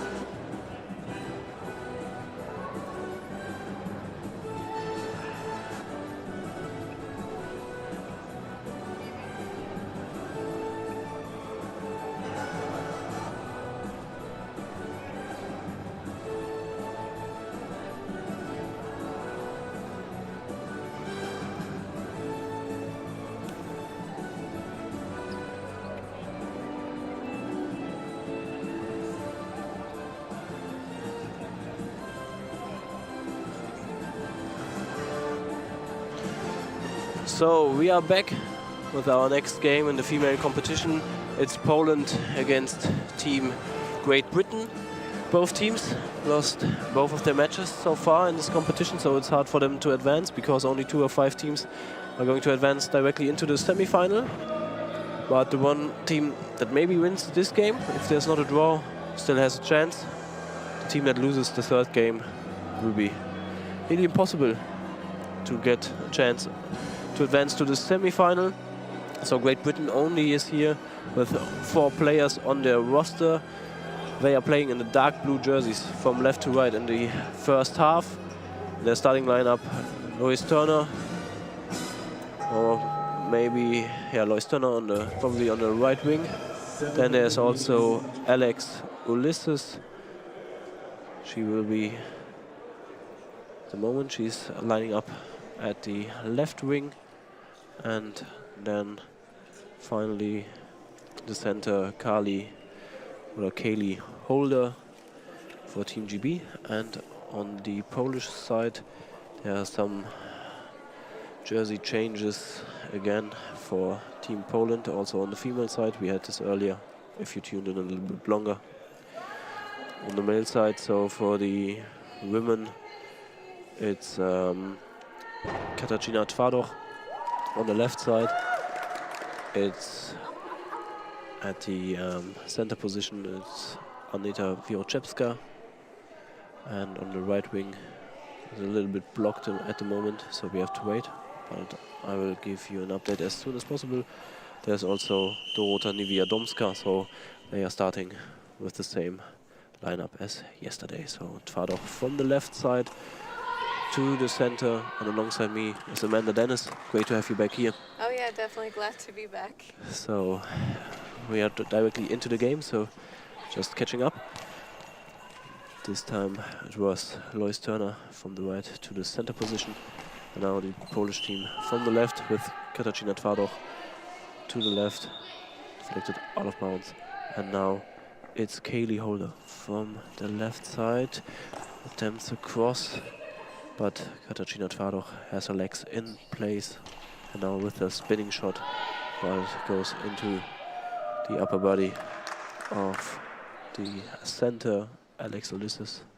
And now Lois Turner from the right side down the line. It goes into the corner and close to a goal. The referee said, to clarify, it yeah, looked like she because was blocking in the goal. Yeah, she was behind the line, and the goal judge is not sure, but the referee, the tableside referee, said probably a goal. But then she discussed with the goal judge, and it looks like the final decision is no goal. A little bit lucky for Katarzyna Twardoch, because she hasn't had a good spot in this defensive sequence. Definitely. So the next shot to the center, and then from the left position of Kaylee Holder down the line to the left. So Poland has some issues at the beginning with their positioning on the field and finding the stripes and the lines to get the feeling where they are on the field. Katarzyna Twardoch with the next shot from the left goes out of bounds, not close to the 3-meter line. But now they have the spots, and now from the right side, Team GB with Lois Turner only hits the legs, nothing, and it's not defendable in the beginning. Katarzyna Twardoch still looking for her precision, because it is again out of bounds, but this time at the 1.50 meter mark. Goes out of bounds on the right. So Kaylee Holder from the left side. The center went the wrong way and got saved. By Katarzyna Twardoch, who moved up from the left wing to save her. But her shot now is in the field, but it was a slow one and easy to pick up from Kaylee Holder. By Kaylee Holder, so and now Lois Turner just down the line to Twardoch. Twardoch again attempts a cross to the right, but precision is not there in the beginning. Yeah. Again out of bounds, 3-4 meters away from the goal. So how hard is it to find quickly into the rhythm and exactly to the goal when you miss the target several times? To be honest, once you have to make small adjustments on the first time that it was out and not throw out like 3 or 4 times. Yeah. So I don't think that it's that hard, but you never know. So 2 shots we missed, just one down the line from British left side and then a cross shot from Poland from right to left, but also without any danger now from the right side, but there the positioning is wrong, so it was Lois Turner who stepped immediately out of bounds and the ball hit also never the field. So directly shot from Katarzyna Twardach, who now moves up to the right side, but also misses the field, goes out of bounds, also on the right side. For the 4th time or so. Yeah, but this time at least from a little bit another closer. position. Yeah, exactly. But it's the same for like the last 2 minutes. So we have 9 minutes and 40 on the clock. This one from the left side from Kaylee Holder hits the legs of Polish center of Anita Wiroczewska, and now it's Dorota Niewiadomska from the right side taking a shot. I think it's after 6, 7 shots by Twardach. Now the first one will just hit the center, and now the first goal after Lois Turner from the center position finds the right corner, and Katarzyna Twardach moved a little bit into the wrong direction first and then couldn't reach the ball in the corner. So it's 1-0 for GB. Katarzyna Twardach again misses to the right at the 3-meter line, so position still not there. She seems a little bit off this game. But there's enough time to maybe get into the rhythm. So Kaylee Holder now from the left tries to find finds a gap, and at least the Polish head coach, we had him here because he's also the head coach of the men's team, complaining directly, but you said also potential high ball. Yeah, for sure. But not called. So the shot then goes immediately the same way back. Team GB without any issues picking this up. The next one goes high up in the air from the legs of Wiroczewska, but then could be saved by Poland. And from the right wing, Wiadomska to the center position to Alex Ulysses. The center goes down to the right and moves a little bit up to the center, spins the ball a little bit to the right, but Katarzyna Twardach can save this one from the half left. Bouncy ball, but this time it goes off 6 meters before the goal. So definitely desperate need of adjustments there. Yes, for sure. Because she has like taking the most attempts, and most of them don't need to be defended at all. So this is like for the defense of GB. We don't know what they are capable of in the first 4 minutes, because they have to defend only a few shots that really came across the field. But next on, the British left wing, Kaylee Holder, who now has a little bit issues to find her defensive spot, missed the shot and was a little bit off, but it was on stayed the in field, place. Yeah, it was on the field from Twardach this time, but she had to be a little bit quicker, because then she maybe had caught Kaylee Holder on the wrong foot, but she saved it out of bounds and then intentionally put the ball out of bounds. So next shot again for Poland. This time Wiadomska from the right side and gets the ball back, and it slips off the feet to the right side, and Katarzyna Twardach has to block this one and had a second hand on the ball to save this one. Then pushes the ball back. It was on the field, but nothing dangerous. Now from the right side, Ulysses down the line. But this one deflected out of bounds. And now Katarzyna Twardach again with the ball in her hands from the half-left position. Attempting to the right side, and it goes over the bodies into the net. This one was slightly better, more spin to it, and it goes over the hip of Alex Ulysses into the net. So it's 1-1 after 4.5 minutes. So maybe she now gets into the rhythm after all those not so dangerous and missed shots. Maybe. She was... But Lois Turner directly with the goal on the next attempt. She came from the half-right position, and the ball bounces over the legs of the Polish center that was a little bit, had issues with their positioning, moved into the wrong direction, and then over the legs into the net. So it's again GB leading by 1. Next shot. I was going to say Katarzyna was Polish top scorer at the European Bs. She scored the majority of their goals in games. But yesterday was a little bit better I think with so, that scoring, but today it's not quite there, but the first one was in. So we had again 2 or 3 shots. Team GB just going over without any bigger effect, but the last one from Tvardoch again from half left, out of bounds to the right side. So 5 minutes off the clock. And now Kaylee Holder comes all the way down to the half-right position, spinning, attacking the right corner, and Tvardoch is off into the net. They just had the one goal they had there where it was in, and also the one that was nearly in as Tvardoch defended behind the line, so Poland has to pay more attention to this corner. So Tvardoch again attempting to attack the right side, but it's blocked by Kaylee Holder. So this is, it seems like, to be at least the weak spot in the first 5 minutes. This corner is rather on offense as defense, as on defense, besides her goal that she scored. Yeah, I agree with that. So Lois Turner from the half right, just down the line.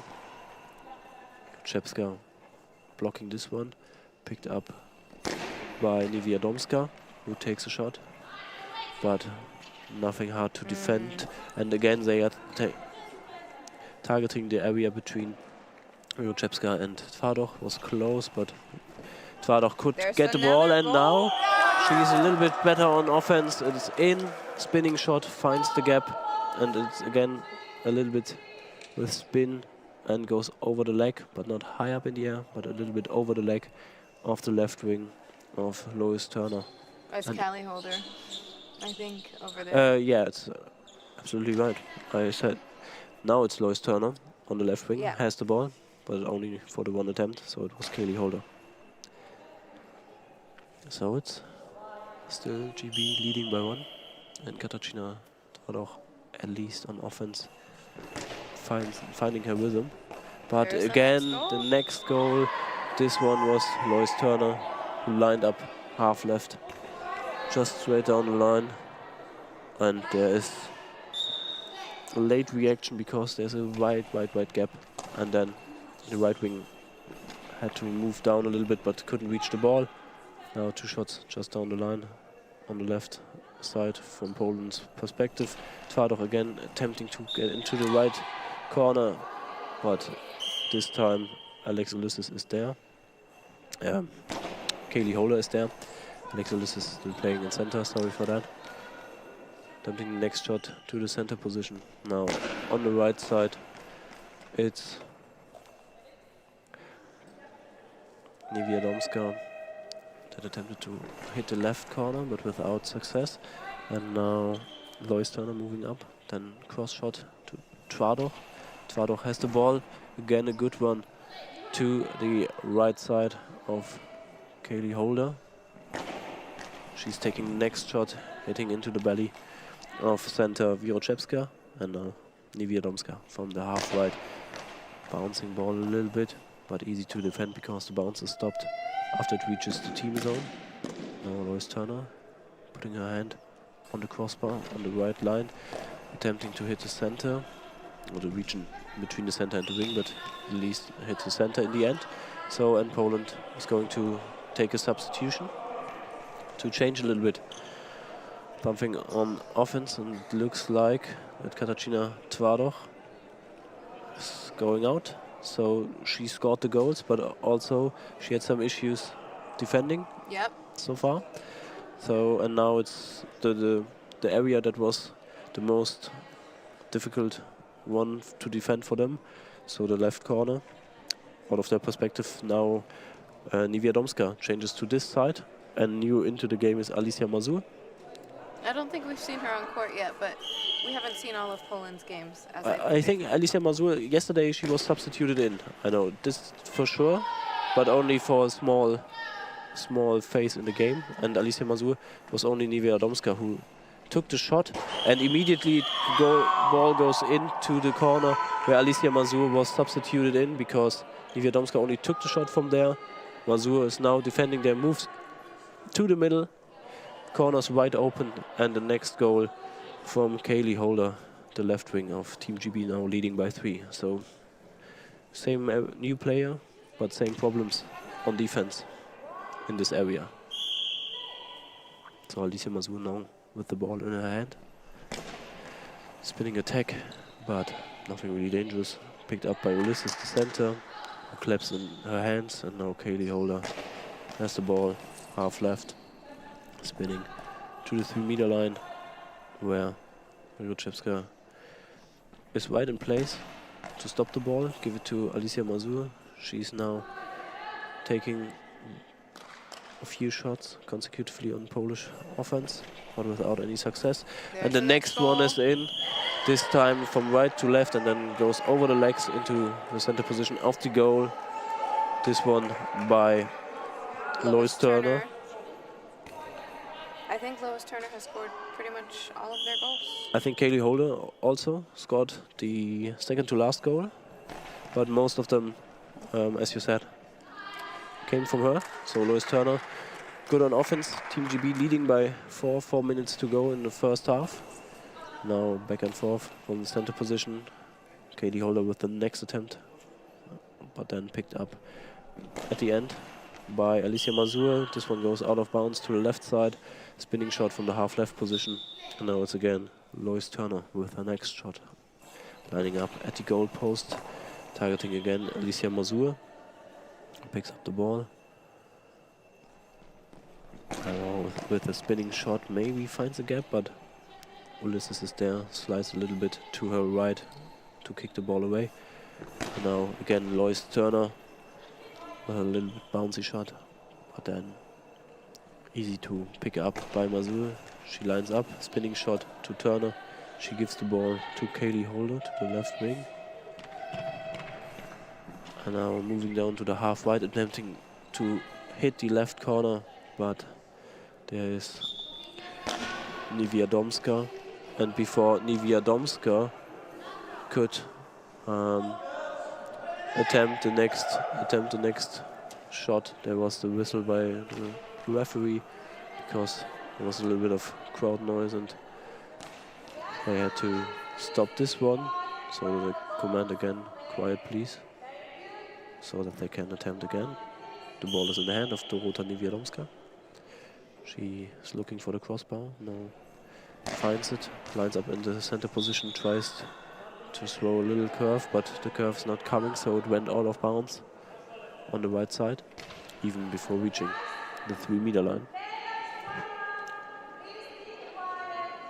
So there are still issues in the arena, so play could be continued. So this breaks totally the rhythm of a player, right? When everything is stopped, so because there's something in the arena happening, right? Yeah, most of the time because of the sound, you kind of have to stop the game so that the players can focus and hear whatever's happening with the ball, just in defense. So now Mazur picked up the next shot, played it down the line to the left. All right, And they have an officials timeout equipment yeah, check. They're going to be checking the center for Poland. Yeah. So this is something we had 7 times in the last game. Yeah, do you know why? There was a little bit more sweat and there were some issues with the patches, but also they threw out one of those players from South Korea out of the game because of maybe an attempt to cheat, so Oh, interesting. there was a little bit confusion. But next to the British attack, there is the next goal from the right side. It's again Lois Turner from the right side, bounces off the legs of the Polish center Wiroczewska. She dives to the left and only hits it with her feet and goes up and into the goal. So GB is leading by 5. That was close to a long ball, I think, from the right wing of Poland. Yeah, Niewiadomska there with her next shot. She doesn't take many attempts, and now from the left it's Kaylee Holder. And now Niewiadomska pick up the ball. Spinning shot again, closer to a potential long ball, but picked up by Ulysses, the center. She tries to attempt and target with her attempt the right corner, but it went out of bounds. Yeah, so Sounds like there was a high ball on Great Britain, so Yeah. Alex Ulysses will be defending the shot from absolutely Poland. right, absolutely right. So I was a little bit confused because It was a slow one, but yeah, it was a high ball. So now I she guess has, they'll have to decide who's going to throw the shot. yeah, they are all standing together. And it's Alicia Mazur from I the think center that was a position. high ball. And it was also the high ball on this side. It's like a mulligan, you know? Yeah. You throw a high ball and a high ball, cardinal sin and goal ball. You really, really don't want to do that. You finally get an opportunity to score, probably the best shot that you'll get in a while, and then you just lob that ball over the line. It has to be one of the most disappointing things that you could do. So it ends in a penalty for Team GB. Alicia Mazur ties up her laces to defend this one. She's orientating on the crossbar to find the middle. Now moves a little bit forward to the 3-minute line. It's Lois Turner who has the ball in her hand. A fake. I think she'll throw across. A fake, and she goes some more down the line, and it's easy to defend for Alicia Mazur, but who immediately knew where the ball was and just have to have a light dive to the left. It wasn't a perfect corner, so the defender didn't have to move so much, but it was still a fast throw. So Alicia Mazur just going straight down the line. The next shot, quick response from Lois Turner to the center position. And there's Wieroczewska, Niewiadomska with the spinning bouncy shot, but it's also out of bounds. They still have some issues with more impactful shots to find the precision. Went early out of bounds. And it's now Kaylee Holder from the left side, hitting the legs, and the second bounce is in the hands of Niewiadomska. Niewiadomska from the right position, half right. Team GB High picking it up, ball and again the high ball. Again from Alex Ulysses, the center. So now she has to defend it again. Maybe she's not so lucky as last time, as it was immediately high ball. Alicia Mazur is going to take probably the shot again, has the ball in her hands, in center position, spinning shot, just straight down, right into the middle. Alex Ulysses. One of the worst shots you can throw. The other worst shot that you can throw is out of bounds. Yeah. So, but she had some problems picking it up, but it's not like the penalties is a little bit different than to usually play situations, so it went out of bounds in the neutral zone, but because it was a penalty, it's ball GB. So Lois Turner from the right side, hitting the center, Wieroczewska. Niewiadomska from the right into the hands of Kaylee Holder. She attempts the spinning shot, but only finds center Wieroczewska. Then to Alicia Mazur from the half left, spinning shot right into the hands of Alex Ulysses. And the next one from Lois Turner from the half right, and Team Poland has problems to find the ball. Alicia Mazur bounced off her chest and she couldn't find it, so it runs out of bounds in the neutral zone, and the next shot for Team GB. So 55 seconds to go, Team GB leading by 5. I think their one player is lost on Poland, if you see that correctly. No, I couldn't see it because I focused on Kaylee Holder, who lost a little bit of her, had an issue with her steps, so the throw was not really impactful. High ball. And another high ball for Team GB. There's a lot of penalties this game, for sure. I would say, so Poland, I believe they got bronze in the European B Championships, and Great Britain, on the other hand, got 4th at the last European A Championships. They lost to Greece, I believe, like 1-0. So now it's Kaylee Holder lining up 4 meters central position from the goal, and maybe she just jumped on top of that ball in the center. On top on the ball, kicked it out, and Niewiadomska was the one who shot this ball to the other side, so it was not Alicia Mazur. I think it was the 3rd penalty and the 3rd miss, or at least 2 misses and 1 immediately high ball. But now from the left side again, Lois Turner, who tries to attempt the next shot, but timeout for Poland, down by 5. Exactly. In the end, I mean, because Great Britain was 4th at the last European A's and Poland was 3rd at the European B's, you would think that this would be one of the walks in the park for Great Britain. They should, they're winning by 5 right now, but they could be winning by much, much more, I think. Yeah. So there's been a lot of mistakes on Poland's end, and then On the other hand, on Great Britain's end, they're somewhat beating themselves with the penalties by giving Poland opportunities, just handing them opportunities to try to score on them. And good penalty practice, of course, but you know, in the end, sometimes you want to come in these games, you have different expectations, and you don't reach them. Yeah, so now 27 seconds left in the first half. It's Niewiadomska from the half left position with the spinning shot. And now there's Turner just shaking the ball to confuse the defense a little bit, but without success. So Alicia Mazur picking up the ball, spinning shot. Goes over the leg of Ulysses, but not so high, so it could be picked up. And timeout called by Team GB. First half is maybe over. No, it's 6 seconds, and I think it's like the free timeout they have. Or it's a mistake on the scoring board, but it should be like the timeout for 6 seconds, maybe because they have they didn't take a timeout in the first half, and so they can carry it over because they just still have 3 timeouts if they need them in the second half. You have 4 if you take 1 in the first half, and if not, you just have 3 in the second half. So quick timeout, maybe just to discuss what they want to do on their last offensive possession in this half. What would you do? I would throw outside in, so I would throw from the sideline into one of the gaps. They have huge gaps on Poland right now. And some communication issues sometimes, but there are some problems with the shades and the patching of Ulysses. Yep, we've gone through a lot of repatching and/or eye shade checks today, so this is just adding to the eye shade checks, and yeah. So it took quite a while before we then enter halftime after potential last shot of Team GB, and I think it will be a penalty because Ulysses now has to defend this one. I think probably because of delay of game, right? Because now has to check after the timeout. And now it's a penalty for Poland. I'm actually unsure why this is happening right now. Because I think it was after the timeout. They have to check this one and should be sure because she hadn't the eye shades on. So Mazur from the half right position. It goes a little bit to the left, but Ulysses was there, but not at the exact right position, standing up. She's laid down, she probably blocked the ball, but it went beside her foot into the net. It wasn't the most perfect shot, that's for sure, but it worked. Yeah, it worked.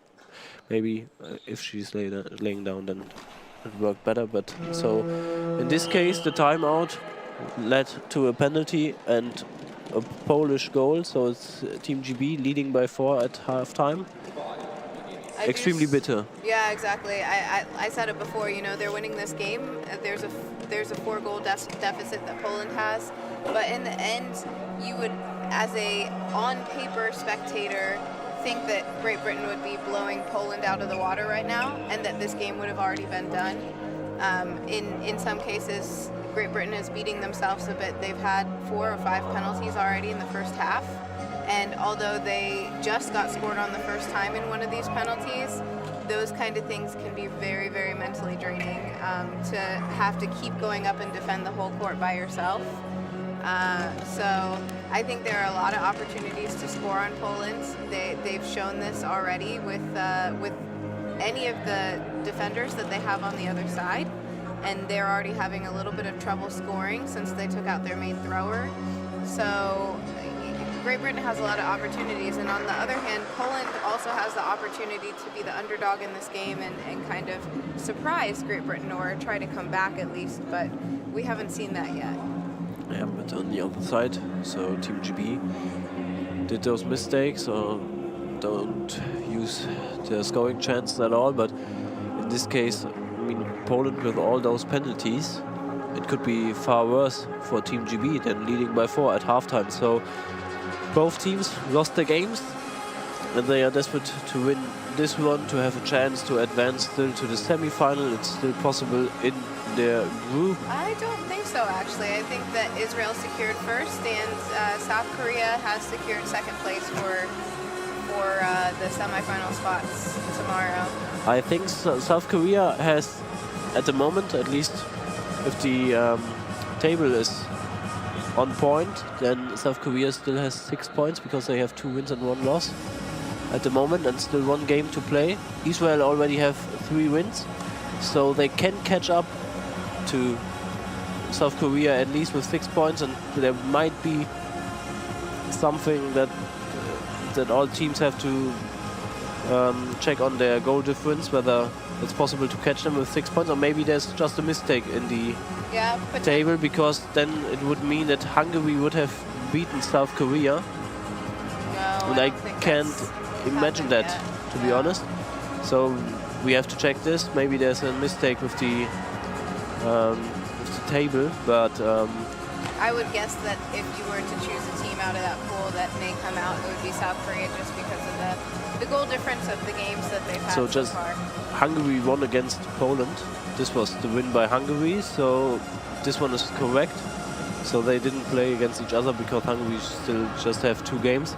But then South Korea probably plays against Hungary, and this one Hungary has to win, which is not so. The chances are not so high for them to beat them, but there's still like a constellation where they can maybe pass South Korea, but Israel, they can't reach them. At least 2 wins after what you told us with their positioning in the April European Championships, so they want to have a good result in this tournament, not a 3rd loss in the 3rd game, so exactly much to lose still for them here. So we have 1 minute and 25 seconds left, and before we talk about the potential substitutions, just to let you know, the next game up in this venue, we are a little bit behind our schedule, is Germany against Turkey in the female competition, and due to Berlin as the host city and the people in the venue following the games, we are doing this game in German audio description. So we are switching then to German language and give you updates in English in the timeouts and also during the halftime. But first we have to continue with the second half of this game. Team GB leading by 4 against Poland, and they are going to substitute once. So Kaylee Holder is now out of the game, and for her now new on the field is Chelsea Hudson. And for Team Poland, Katarzyna Twardoch is going to return. She will be playing on the right wing position. And also for Team Poland, still on the field is Aneta Wiroczewska. And I think it looks like Alicia Mazur will also stay on the field. So there are 2 substitutions, 1 on each side. And in 10 seconds, the halftime clock is running down. Maybe you have the time because the referee announces the substitutions. Just for our audience, when Team GB, they are yelling different things on offense when they get the ball or at the end of the defense sequence. What are they doing, and what is the idea behind that? It's to disguise the noise of where the ball is. That's the main portion of it, because the more they talk, the less people can hear the bells of the ball as it's moving towards another player. And is there a specific pattern in the vocals that you can use to confuse them more? Or is it just making noises? It's just making noises. Okay, so just to let you know, can you most hear of the this? time they're facing the person that they're passing the ball to, so you have an idea of which side it's going anyways. Yeah. So Team GB with the first possession in the second half. 12 minutes to go. They are leading by 4. And Chelsea Hudson now on the left side, attempting to hit it in the middle position, but Poland is there. Now Katarzyna Twardoch with the half right position with her next shot, but blocked by Ulysses. And now it's Lois Turner, gets the ball at the left post, moves up to the half right position, shoots to the right corner, but blocked by the legs of Alicia Mansour, who's playing on left wing in this specific lineup. Oh, interesting. What was exactly interesting? Spinning shot was blocked by the legs and goes over the line, ball over. So there is also a little bit confusion on the side because there was like the horn for the halftime, right? Yeah. And it shouldn't be here at 11:23. Maybe this is what we were reacting to, right? Yeah, exactly. So Alicia Mazur from the half left position, spinning shot, but right into the arms of Lois Turner. Lois Turner at the goal post. Next shot to the left corner, but Katarzyna Twardach is there, dives into the corner, and now she's defending the right side in the first half when they had some issues, and she, especially with defending, she was on the other side. So now she's playing on right wing in the second half. Now from the right side, Twardach tries to find the gap, it bounces off the legs to the back, and then they had to get the third hand on the ball to secure this one. And Ulysses then with the next shot. Okay. And now it's another penalty. Another high ball. I personally had the opinion that it was not high. I think it's the third high ball against Ulysses. She had 2 consecutive ones in the first half. Now lining up 1 meter away, central position from the goal. Twardach attempts for the left side, but again missing her position in this game, especially in this penalty shot. A big chance for her. So Poland still can't capitalize those penalty situations. And the next one from Chelsea Hudson attempts to find a gap between the center and Alicia Mazur, but hit just the center. Alicia Mazur picks the ball up on left wing, spinning shot into the arms of Ulysses, and she's attempting another shot, but this one is not a high ball, and this one goes through to the legs and bounces off, and Alicia Mazur can grab it before it crosses the line. In split second it went over the line, so good save by her after Twardach legs blocked the ball first. Ball then goes over to Team GB side, straight down the line, and then from the right side, Lois Turner with the next ball. And Alicia Mazur just picks it up, and because of the time she just rolled it over, not out of bounds. So just roll it over, and it's picked up, and now it's Chelsea Hudson from the right side. Into the arms of Alicia Mazur. Katarzyna Twardach gets the ball at the left side, comes all the way over, and straight down the line, but without any danger. Still 9 minutes and 30 seconds on the clock in the second half. And now a more bouncy shot on the crossbar off the hip of Alicia Mazur. That's crazy. That was definitely goal bound before it hit the crossbar. Yeah, definitely. So the more bouncy shot from Lois Turner, and there Alicia Mazur just dropped the ball. It was almost like something happened in her throw, and she just had a brain fart and dropped the ball. So she came from the left side and went out of bounds on the right side before even crossing the center line, and then had some issues finding her position. So has to readjust everything at the moment.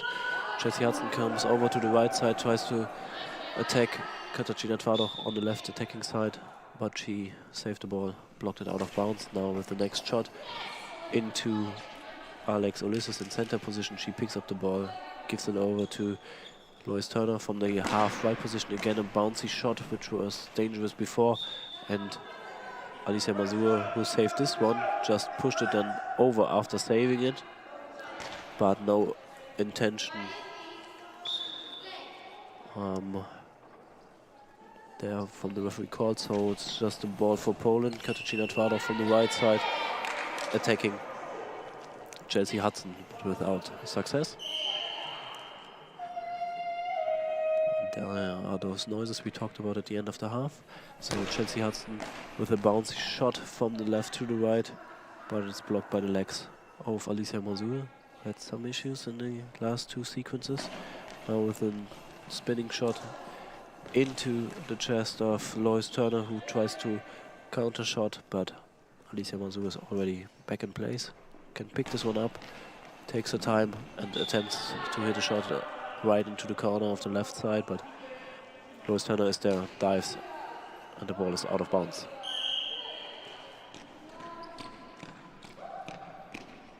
So Chelsea Hudson is stepping down to the line and then totally miscalculating her position and went out of bounds in the neutral zone.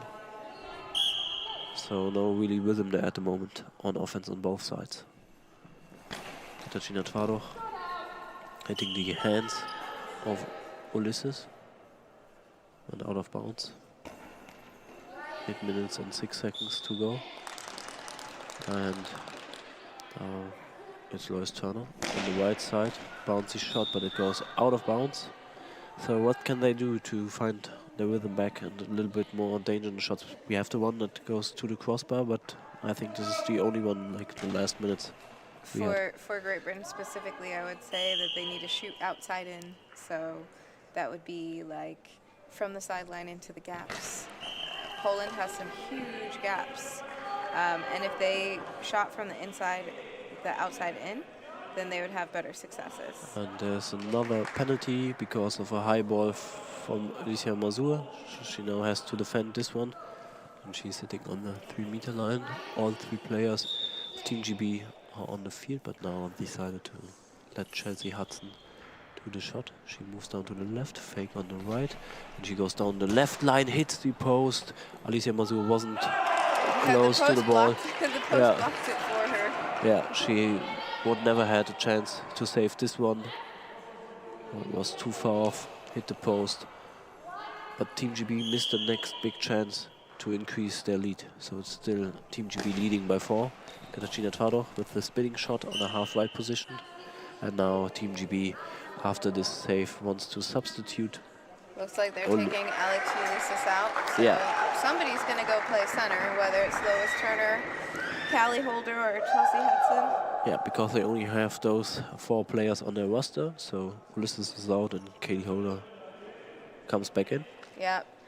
I'm not sure which one I would bet would go to center, but I would assume Lois Turner out of the 3 of them would be the most likely option. It seems a little bit like it because Chelsea Hudson moves down to the left goal post, so the position she played already before. Yeah. And at least Lois Turner moved to the center position. Oh, no, Chelsea Hudson now moves up, so we have to wait a little bit to say what is the final position and the final lineup for this. I'd definitely be curious to see it. I've never seen Lois Turner play center, so. Yeah, but it looks like that Chelsea Hudson now moved to the right wing, so she changes the position and Lois Turner plays center. But first the ball of Chelsea Hudson from the right position, from the right wing down the line, bouncy, but then blocked out of bounds. Lois Turner is playing center and Callie Holder is now the left wing. And Alex Ulysses, the former center, on the bench. So Alicia Mazur, who caused the penalty with her last shot. Again a high ball. She was like 4 meters and 4.5 meters into the half, so into the field. And then released a little bit late over the line. Now kneels down at the 3-meter line. It's Chelsea Hudson from the left side, a fake besides the field. Out. And she goes out of bounds. It doesn't have to be perfect, but it does need to be on the field. Yeah, and it's not even crossing the neutral zone completely. So directly out of bounds for her, and that has to be frustrating. The last one was too perfect, and this one was out of bounds. Yeah, she tried a little bit more to the left. And the thing is, the fake was beside the field, but by one of the players. So in this case, by Callie Holder. And I can tell you this all the time because Poland is going to make a substitution. Alicia Mazur is going out of the game, and they are returning to their starting lineup. So this means that Dorota Niewiadomska is returning on the field, and Katarzyna Twardoch moves all the way up to the left wing, where they had some issues defending in the first half. And I think it's like next. Some issues with the player that just went out. She's behind the bench, getting some attention. You guys can't see that right now, but just as a side piece. Yeah, a little bit of stretching, and there's also another issue. They have to check this on the table. I think maybe, I don't know whether the clock was not running or what was happening, because they are there with the people who are in charge for the digital scoreboard in the arena. And it looks a little bit that Alicia Mazur has some issues with her left thigh. But she's attended there by Polish staff member. I have to look it up, to be honest. It's Monika Jedrzejczyk who's there for her. And now still discussions going on. And I'm not sure what's the main issue there. Because also tournament director is there, Michael Dennis, talking to them, trying to sort everything out before we can continue. So now there are some discussions with the coaching staffs of both teams what happened here. So I am not sure how to fix this one. So at the moment the digital scoreboard shows 7 minutes and 30 seconds. Team GB was leading by 4, so this shouldn't be the main issue, that there's something went wrong. Well, there's a little bit of confusion and more people coming to the table. So I want to know, and just to give you an update on Alicia Mazur, it seems to be definitely the left thigh, because they have some spray there to spray her left thigh for recovery. Now will be at least applause from the stands. Okay, there's okay, the main issue was the scoreboard was 8-4, but it's 7-3. So GB is leading by 4, but they have on both sides had made a mistake and put 1 goal on each side. So it's now 7-3. And still GB leading by 4. The shot of Katarzyna Twardoch went out of bounds to the left side, and now it's Kaylee Holder on the left side attempting the next shot, but Wiadomska is there, who was substituted in before the longer break. Now she hits the new center, Lois Turner, who plays the whole game, and she from the center position tries to attempt to hit the right gap between the wing player and the center, but this one is in from Katarzyna Twardoch. This bounces in, so she goes straight down the line from the left side, and it bounces over Chelsea Hudson's legs into the net. So Poland down by 3. Chelsea Hudson, but immediately straight through into the net. So Team GB leading again with 4, finding the gap, and we talked about this earlier in the game, that Team Poland has exactly in those regions bigger gaps as they should have, and now they are targeting those and are successful with this approach. So Wiadomska from the right side to the left, Chelsea Hudson picks it up, gives it to Kaylee Holder, spinning shot to the left corner. Wiadomska is there with her shoulder, but I think hurt a little bit of her hand by landing on her hand after this, but can block the ball out of bounds. So 6 minutes and 30 seconds to go. Katarzyna Twardoch of the half right position, spinning shot, and Lois Turner in center position attacks the right corner under the arm into the net. So leading by 5, perfectly placed shot. So what's your first impression of Lois Turner playing as center? It's good. I haven't seen much yet, so I can't say, but I think offense-wise from center, it's pretty good so far. But I mean, after 1 goal and maybe the only action, it's still maybe a little bit early to judge. So Katarzyna Twardoch of the left side, straight down the line, picked up by Chelsea Hudson. She tries to counter shot to Katarzyna Twardoch, but everyone was back in place, and Katarzyna Twardoch, it's dangerous because it goes off the hip and the thigh of Lois Turner, and Kaylee Holder could catch it mid-air. So then she attempted the next shot, hit the legs of Wiadomska. It's picked up by Wiadomska, and she just drops the ball out of bounds on the sideline. not looking to get a 10-second penalty, I think. So. Yeah, but this time it's judged intentionally. Everything else would be a little bit confusing if not. So it's a ball for Team GB. And now Chelsea Hudson from the right side. Bouncy shot to the left. Wiadomska can put her legs in place, and after a second bounce she can secure the ball. Tries to attempting the left corner, but it's out of bounds, and now for you can see it in the picture at the moment. Alicia Mazur is standing back up, but she's clearly a little bit shaky on her legs and slowly moves back to the bench. Is now sitting. So the shot of Team GB wasn't successful to the center position. Katarzyna Twardoch picks the ball up from left to the half left position, but Lois Turner is there taking the next shot, hitting the center.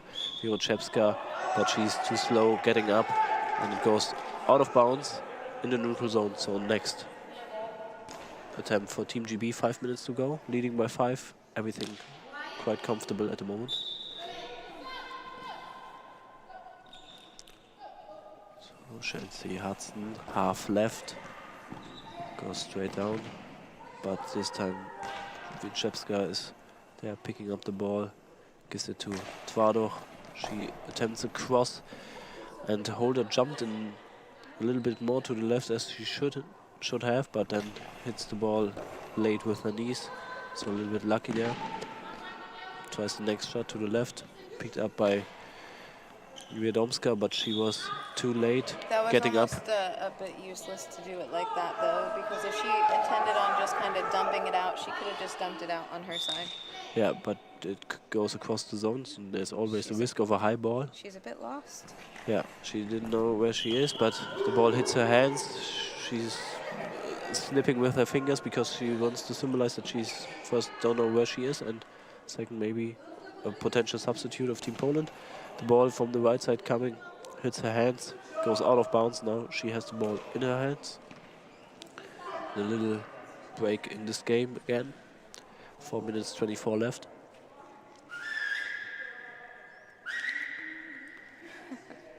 So they have to she has to tie up her shoes, and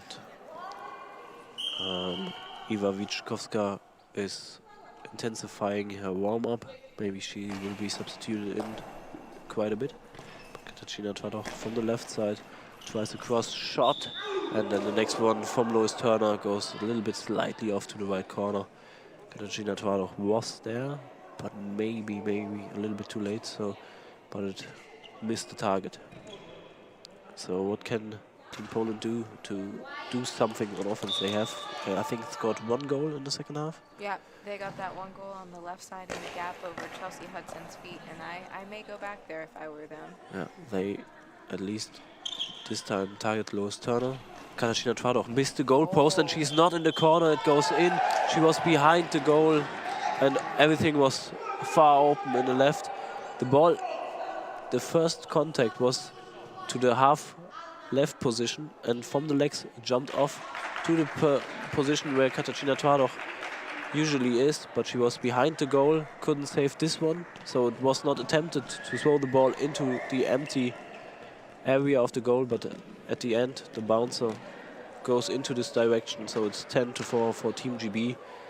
Big mistake, and I think it's not the only one. Katarzyna Twardoch, we had this with Alicia Mazur earlier in the game, and auch on the right wing, that they have issues finding their spots today. Yeah, they're having a little bit of orientation issues. I don't think Poland's a new team, but I think that they're quite young. So Katarzyna Twardoch, who has much experience due to the last tournament as top scorer, so she played on a higher level definitely. Try to attempt a cross, is not really in place, but then can slide there with her legs after the ball comes straight back to her position to defend this one off. And Iva Wiczkowska was substituted in and is the new center, plays instead of Aneta Wiroczewska. The ball from Team Poland from the right side bounces to the left to the Chelsea holder. She also attempts the cross shot to the left to Dorota Niewiadomska. The ball goes out of bounds, and now from Katarzyna Twardach from left to the half right position off the legs of center Lois Turner. Now 3 minutes 20 seconds left. It's 10-4. And Katie Holder now from the left goes down the line into the chest of Dorota Niewiadomska. The next shot, Niewiadomska tries to target the zone between Lois Turner and Chelsea Hudson, but without success. Lois Turner with the ball in her hand, spinning shot, but it goes out of bounds 5 meters away from the goal. So the other team's already waiting in the gym for the next game, Germany against Turkey, but this game takes quite longer than it should be, or it was expected, at least, to say this. Katarzyna Twardach again with positioning issues. She had the shot to the right and didn't find the crossbar. Tried to find it with her hand, but was 2 to 3 meters away from the goal. But now has a position. The shot comes from Katie Holder to the center position, where now is Iva Wieczkowska. She saves the ball, gives it to Katarzyna Twardach with another spinning shot to the right position.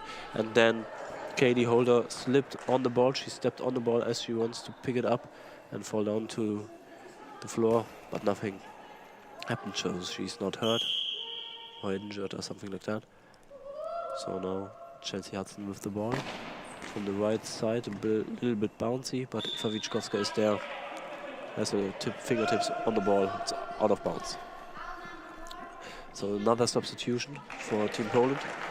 So now into the game, or out of the game, is Dorota Niewiadomska, and new into the game is Monika Niczyńska on the right wing. So didn't see her playing yesterday. It'll be a surprise for us all. Maybe it's the first time on the field for her, So 2 minutes left. Team Poland is about to lose the third game. They are playing here in Berlin at the Goalball Nations Cup in Goalball. It's the 4th edition for the women's competition. And now Katarzyna Twardach off the left side with a spinning shot to the right, but it's Katie Holder who dives there to prevent more. Now Katie Holder from the half left, bouncy shot, but it's whistled back because there are again maybe some issues with the timing, or with the computer. There was something before because the referee turned with the whistle, and they have to decide whether the shot was still in. But Team GB still should lead by 10, and the decision is that it was whistled off before the ball came, so it's ball for Team GB. Katie Holder with another chance. From half left, bouncing ball goes under the hip of Katarzyna Twardach into the net, so it's Team GB by 7, and again Team Poland with some issues defending this side, and Katarzyna Twardach is just off in this game on defense. So now from the right side, the potential surprise of Monika Niczyńska, but it was a slow one, and Lois Turner picked this one up, needed a little bit of time and just drop it off, but the goal judge wants to bring the ball back in on Team GB's side, but it was intentionally, so the referee has to move over, just tell him no, that's not the rule. And now another ball for Team Poland, Monika Niczyńska from the right side, hitting the center. Nothing powerful from her at the moment, really slow shots, and then next one goes in. She has to defend this one, but was not in place. Easy shot for Lois Turner from center, so she didn't really have enough push when going to the gap at all, so I think that's part of her issue. Yeah, so some issues on defense. The shots went really powerful on offense, so much to learn probably at the moment. Next one from Katarzyna Twardach from left to right, blocked by Katie Holder. Gives the ball to Chelsea Hudson. She goes all the way up, and ball goes in after it hits the legs of Katarzyna Twardach. The next mistake, not defended properly in the end. And Team GB, I think it looks like, so now it's timeout called by Team Poland. From my point of view, but you can rate this better than I can, but I think those last goals are fairly easy goals for Team GB. I think so, yeah. I think part of it is just because a result of Poland making some substitutions. They're 1 point away from a mercy victory for Great Britain, but they put some of their inexperienced people in, and it doesn't necessarily mean that they gave up the game, but they definitely took their foot off the gas and gave experience to their less experienced players. So, and Great Britain's taking advantage of that. So later on, Turkey should have, against Germany, should have just started 10 minutes ago. This will be the next game and then the quarterfinals of the men. But first, Katarzyna Twardoch off the left side, 80 seconds left. And this game could end with the next goal of Team GB. It's Kaylee Holder hitting the legs of Monika Dziewczynska. And now she has the ball in her hands from the right side. Again, slow shot, there's nothing powerful. To the center, it's picked up by Lois Turner and off the legs of Eva Wiczkowska, out of bounds. And Monika Dziewczynska again can collect some experience here, but again also a fairly slow shot to the left. So it was 4 slow shots that didn't cause any danger for Team GB on defense. And Chelsea Hudson from the right side attempts to overpower her, but without success. Katarzyna Twardoch then from the left side down to the right side, and Kaylee Holder tries also a cross, but Eva Wiczkowska is there. And now again Monika Dziewczynska, slow one directly into the center. Lois Turner, she goes back, hits with her neck the crossbar, attempts to hit the right side, but it goes early out of bounds. So 13 seconds left. So Team GB definitely is going to win this game, and whether it's by mercy rule or not, leading by 9, and that depends whether Hungary can beat South Korea. So, but we will check this a little bit later. There's a timeout now for the last attempt, just to look whether they can win by mercy rule or not. It was shot by Katarzyna Twardoch that hits the center, so Team GB will have the last shot in this game with 4 seconds left on the clock. Just for international audience, to let you know if you tune in a little bit later. Germany against Turkey, the female competition is up next. We are doing this for the audience on site in audio descriptive in German, and give you all the updates in the breaks and the timeouts. Just to let you know, this game will start 7 minutes after this one is finished, and then we have the quarterfinals in the male competition later on. But the last shot in this game, probably by Chelsea Hudson from the right side, started to get the quiet please as a booster for her disguise, but just hit the Polish defense. So Team GB is winning by 9. For them, at least a positive sign. Team Poland with a lot of mistakes, but Team GB also with a few mistakes. They could have won by mercy rule, but didn't make it work in some of the sequences in this game. So at the end, dominant victory, but both teams have a lot to improve to compete with some of the other teams in the competition. And next up, as I said, Germany against Turkey in about probably 7 minutes. Amanda Dennis will be then back for you guys with the first quarterfinal of the male competition. And then we hear us later, and the next one we are doing in German for you. So stay tuned and see you later. See you soon.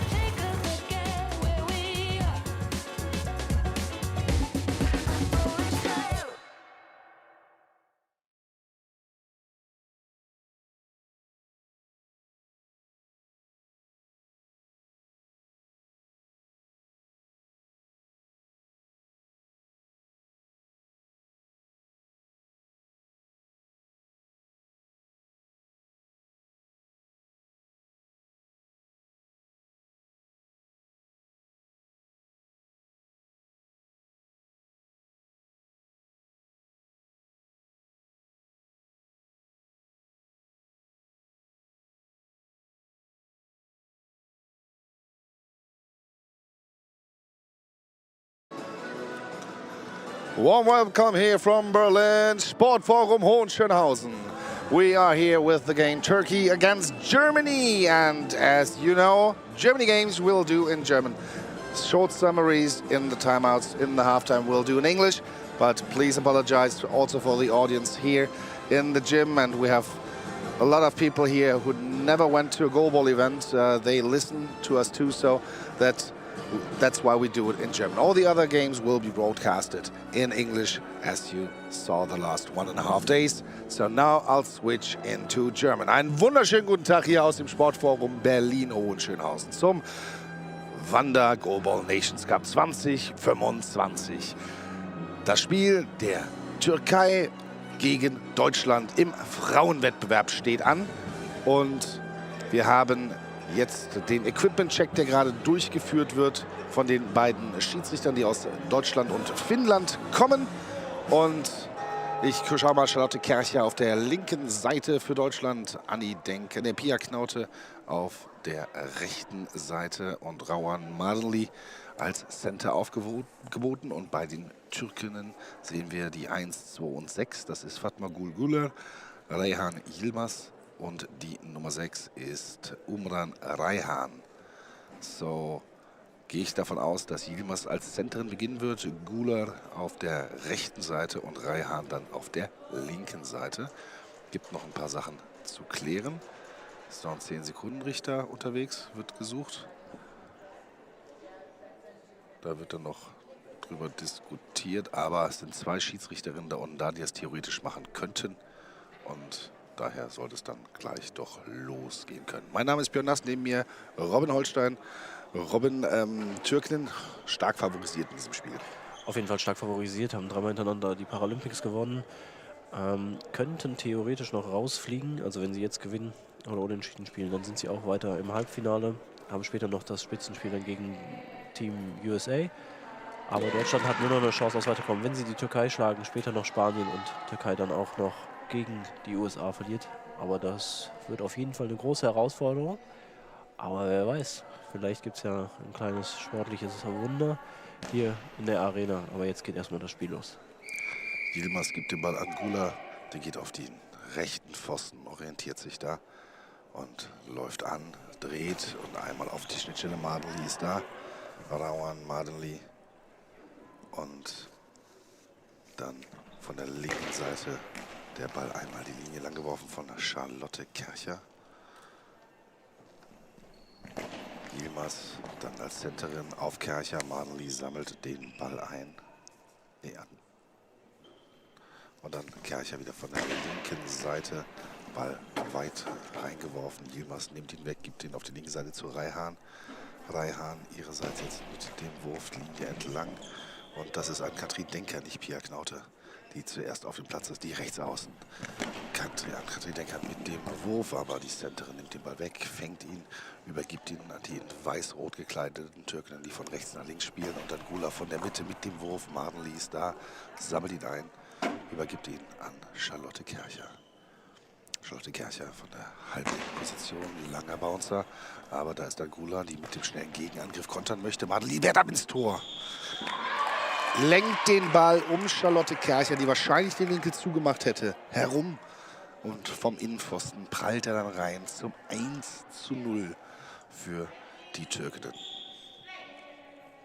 Und an Anni Denker von der rechten Seite wirft sie den Ball die Linie entlang. Reyhan ist da, blockt ihn raus auf die linke Seite mit den Oberschenkeln und darf jetzt den nächsten Angriff starten. Umran Reyhan von links mit einem Drehwurf auf die Lücke. Mardenli arbeitet nach links rüber, hat ihn gefangen, gibt zu Ann-Kathrin Denker, die von halb rechts jetzt mit einem Bouncer spielt.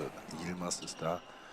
Reyhan Yilmaz jetzt nach halb links gehen, die Centerin, dreht sich, wirft den Ball mit Schwung hoch, abgeprallt, aber Mardenli kann ihn einsammeln und Charlotte Kercher von der linken Pfosten aus startend mit der Drehung, Wurf diagonal. Yilmaz arbeitet drüber, blockt ihn ab und übergibt dann an Fatma Gulguler. Und Guler von der rechten Seite mit dem Wurf Richtung Mardenli. Die Centerin kann den Ball einsammeln, übergibt ihn an Anni Denker von halb rechts mit dem Wurf. Der Bounce Richtung Yilmaz. Die hüpft in den Ball rein, blockt ihn so Und von der linken Seite jetzt wieder Reihan mit einem Drehwurf auf die Schnittstelle. Da sind die Füße von Madeli da und der Ball kullert ins Aus. Knapp vor dem Ende der eigenen Teamzone kullert er ins Aus. 9 Minuten 41 noch zu spielen, 1:0 für die Türkei. Und deshalb ist ein Ball für Deutschland, Anidenka. Aber ich glaube, es war vorher abgepfiffen, bevor sie ihn aus dem Feld rauswirft. Da gab es noch ein paar Unstimmigkeiten. Oder ist doch schnell out of bounds gepfiffen. Dann habe ich da vielleicht was falsch gesehen. Aber auf jeden Fall jetzt die Türkei im Ballbesitz. Und von links ist es Gula, die runterkommt mit einem Drehwurf. Aber der ist geblockt bei Anidenka. Rechts raus aus dem Feld aus ihrer Sicht. Aus ihrer Perspektive. Und Anidenka orientiert sich jetzt mit der rechten Hand am Pfosten. Geht nach vorne, etwa 4 Meter. Und dann mit einem leichten Bounce in die Arme von Reyhan Yilmaz. Die übergibt an Reyhan. Reyhan dann mit dem Schuss wieder nach links. Also sie greifen dann schon die Seite von Anidenka vor allem an in den ersten Minuten jetzt hier. Oder vor allem seit dem 1:0. Anidenka übergibt den Ball an Kercher, die runtergekommen ist. Ganz eng an der Linie. Dann aber abgepfiffen, weil er dann doch eben über die Linie geht, out of bounds. Und es ist diesmal Gulgula, die den Ball bekommt. Geht den Weg hoch auf ihrem rechten Flügel mit einem Bounce. Versucht sie diesmal Madeli zu attackieren und Kercher kriegt dann den Ball von ihr übergeben. Ist ganz links außen mit einem Drehwurf über den Bounce. Sind immer nah an der Grenze zum Highball, aber das war alles voll in Ordnung. Und dann jetzt Yilmaz von halb rechts in die Arme von Madeli. Kercher orientiert sich an der Latte, bewegt sich runter auf den rechten Flügel mit dem Drehwurf. Der geht aber auch wieder raus aus dem Feld, bevor er in der Nähe vom Tor ist, so etwa 2,50 Meter. Und der nächste Ball für Reyhan, orientiert sich da mit ihrer linken Hand am Pfosten dann an der Latte, also von der halblinken Position jetzt mit dem Drehwurf leicht eingesprungen, geht über die Beine ins Tor. Also hat da dieser Sprung ein bisschen was bewirkt, kriegt den richtigen Bounce, um über die Beine von Madeli dann auch noch an Katrin Denker ein bisschen zu überpowern. Und es ist 2:0 für die Türkei nach 8 Minuten 30. Katrin Denker von der rechten Seite. Yilmaz blockt ihren Wurf ab. Und dann ist der Ball jetzt ins Aus geblockt worden. Die Türkinnen bleiben in Ballbesitz. Und eben gerade Madeli da mit der Fußabwehr nicht konsequent genug, hüpft dann über sie dank des Tops mit geworfenen Balls. Währenddessen der Wurf jetzt von Katrin Denker ins Ausgeblockt worden. Den Gula, der abgefeuert hatte, von links gerade durch. Und weiter geht's mit Charlotte Kercher, die mal rübergekommen ist auf die rechte Seite für diesen Wurf. Und sie geht in die Drehung, in den Wurf rein, er bounced hoch ab und Reyhan blockt ihn ins Aus mit der Hüfte. Geht da aktiv in den Ball rein. Und so, nächster Versuch für die Türkei. 8 Minuten 10, die Uhr läuft. Von der linken Seite wieder Reyhan, einmal Richtung Madeli, die kann den Ball festhalten, übergibt direkt an Charlotte Kercher. Charlotte Kercher von halb links leicht in die Mitte kommend, dann mit dem Wurf wieder Bounce, aber Yilmaz ist da. Wieder so ein Wurf genau auf die Centerin, die übergibt dann an Fatma Gula. Und Gula von halb rechts mit der Drehung, schnelle Rotation ins Tor hinein. Über die Hände von Madeli und über den Fuß von Kercher geht dann dieser schnelle, hüpfende Ball rein ins Tor. Und Jessica Bahr und Tobias Festweber, das Trainergespann der deutschen Frauennationalmannschaft, nehmen sehr, sehr früh in diesem Spiel schon ihre erste Auszeit, versuchen da den Lauf der Türkinnen zu unterbrechen, die jetzt relativ schnell 2 Tore gesetzt haben. 45 Sekunden sind diese Auszeiten lang und da geht es wahrscheinlich auch darum, einfach so ein bisschen den Rhythmus zu brechen. Just the quick summary in English for our international audience in the timeout. So Turkey started strong with 3 goals in the first 4 minutes and 20 seconds. Different kind of shots they selected, so Germany called the timeout to make anything work for them. And Turkey just needs the victory to battle later on with the US for the lead in the group. And if Germany wants to advance, they need a victory in this game. Zurück ins Spiel, Charlotte Kercher von halb links mit dem Bounceball, aber Gula und Yilmaz sind da. Gula sammelt den Ball dann ein und sie läuft an, sie dreht sich und wieder Richtung Kercher an den Oberschenkel. Jetzt den Ball gesichert und Kercher auf halb links gehend und auf den linken Pfosten von da aus auf die Schnittstelle gehend. Gula und Yilmaz sind da, sammeln den Ball jetzt auch ein und Gula jetzt von der Torlinie starten wieder mit dem Ball Richtung Kercher und die blockt den Ball mit der Hüfte ins Aus. Ball wird dann galant vom Torrichter an seinem Rollstuhlrad nach oben gezogen. Und weiter geht es mit Anni Denker auf der halbrechten Position. Läuft an mit viel Wucht da Richtung linke Seite, aber jeweils mit den Füßen da, sammelt dann den losen Ball ein und übergibt ihn an Gula. Gula wieder mit der schnellen Drehung, dem Wurf. Madli ist da, begräbt den Ball unter sich und übergibt ihn an Charlotte Kercher. Kercher vom linken Pfosten wieder startend, wirft den Ball auf die rechte Seite diagonal, aber Yilmaz macht sich lang, lässt ihn nicht passieren und übergibt ihn dann an ihre Linksaußenspielerin. Das ist Reihan. Reihan jetzt die Linie entlang Richtung Denker und der Ball ist ausgeblockt. Und so nächster Versuch gleich für die Deutschen. 0-3 der Rückstand, 6:40 noch zu gehen ab jetzt. Anni Denker mit dem Ball ins Aus, war ihr aus der Hand, glaube ich, rausgerutscht.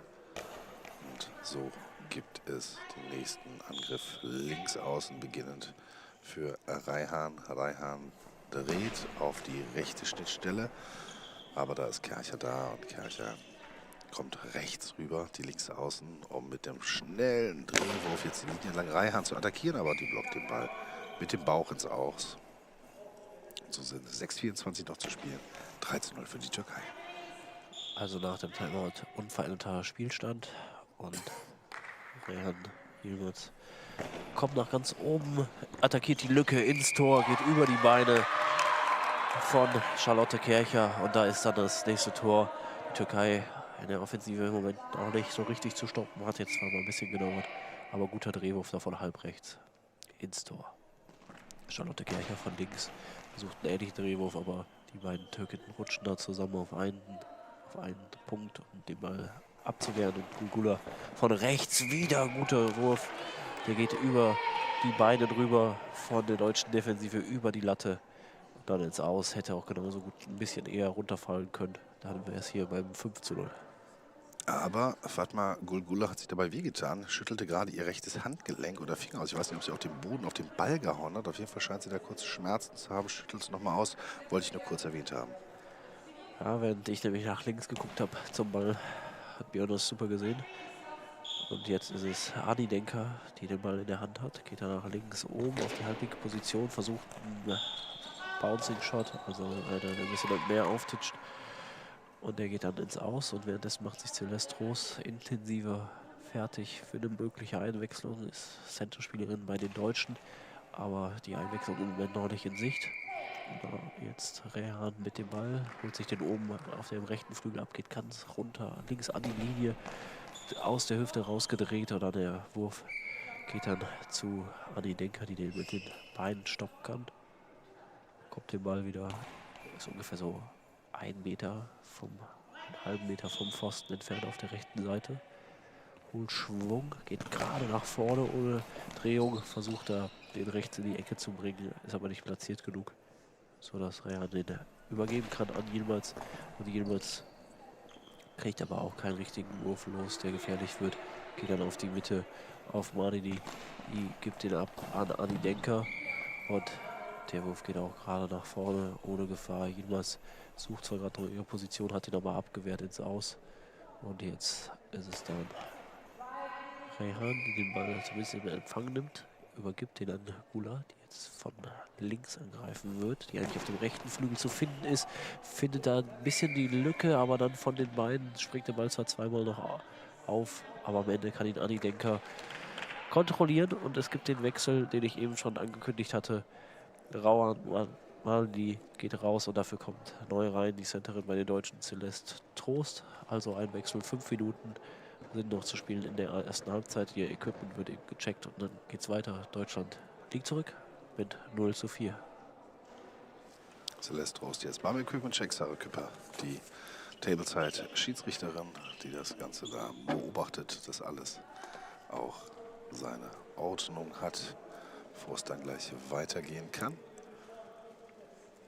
Und Jessica Bahn zieht derweil Pia Knaute zur Seite, um ihr das eine oder andere zu erklären da in der Team-Area. Und jetzt kann es weitergehen. Anni Denker auf der rechten Seite hat den Ball in der Hand, läuft an, wirft den Ball die Linie entlang. Reihan kann ihn aufhalten. Und dann von halb links Reihan mit dem Wurf Richtung Denker und Trost mit dem ersten Save, mit der ersten Parade. und blockt den Ball ins Aus. Andi Denker von der rechten Seite mit dem nächsten Wurf, läuft geradlinig an, wirft den Ball, aber dann kommt der Reihan dazwischen, übergibt ihn an Yilmaz. Yilmaz von halb links die Centerin mit dem schnellen Ball Richtung Trost. Trost macht da die Schnittstelle zu zwischen sich und Denker, übergibt jetzt an Charlotte Kercher. Die läuft direkt nach Übergabe los.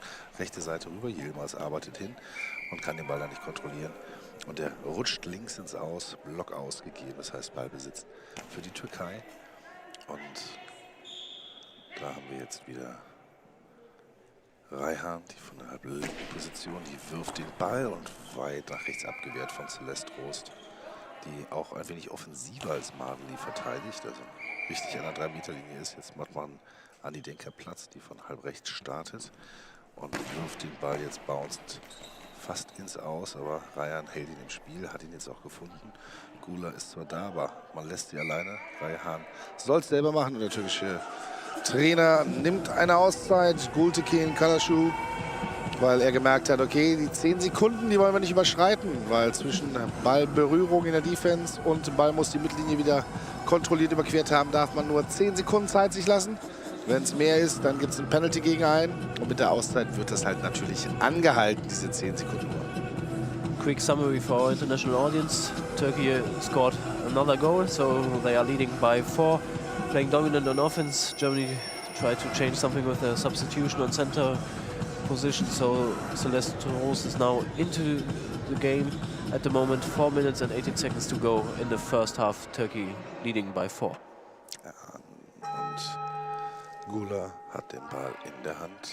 Rechte Seite läuft an, schneller Bounce, Schnittstelle. Trost nimmt ihn weg, eingesammelt von ihr, zu Kercher übergeben.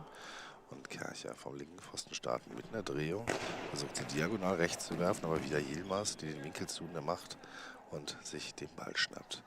Die Centerspielerin selber jetzt mit dem Wurf Richtung Trost. Und Trost kann ihn zwischen den Beinen festhalten und übergibt an Andi Denker. Andi Denker von der halbrechten rechts mit Schnitt ins Aus geworfen. Und so auch dieser Angriff wieder verpufft. 3:52 noch auf der Uhr, 4:0 der Spielstand und Reihan mit dem nächsten Wurf. Trost lässt ihn nach vorne abprallen. Der Ball ist in der neutralen Zone, bringt ihn zu Andi Denker. Und Denker von der rechten Seite wirft den Ball. Da ist dann Yilmaz. Yilmaz mit dem direkten Gegenangriff. Trost ist da. Trost übergibt an Kercher. Jetzt hat man ein bisschen mehr Zeit als eben. Und Kercher jetzt mit der Drehung und dem Bounce auf die rechte Seite von links, diagonal, gehalten von Reihan. Reihan von der halben linken loslaufend und dann auf die Schnittstelle spielen. Trost lässt sie passieren. Kercher ist da. Kercher jetzt die Linksaußenspielerin mit dem Ball in der rechten Hand, wieder mit einer Drehung. Wieder der Diagonalball, aber wieder Yilmaz sieht da vorne weg, kann den Ball jetzt auch kontrollieren. Bringt in Richtung Fatma Gula. Und Gula jetzt von der halben linken, die rechts außen mit dem schnellen Wurf. Kercher ist da, blockt ihn nach links ins Aus. Noch 3 Minuten auf der Uhr hier in der ersten Halbzeit. Also Deutschland macht es zumindest im Moment besser als am Anfang der Halbzeit, was das Verteidigen angeht, gegen die türkische Offensive. Charlotte Kercher jetzt wieder runter. Versucht er die Zone zu treffen, genau zwischen Center und Flügelspielerin. Aber Reihan nimmt ihn dann in den Empfang.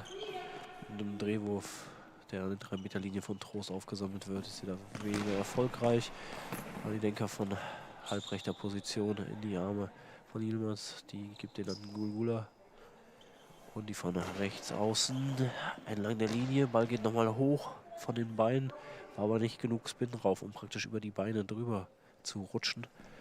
Und dann der Drehwurf von Charlotte Kercher von der linken Seite in die Hände von Yilmaz. Die steht schneller auf, um kontern zu können. Aber da waren alle wieder in Position und sie attackiert da die Centerin Celeste Trost, die ohnehin ihre Position nicht verlassen hatte. Die sammelt den auf, gibt den an Andi Denker.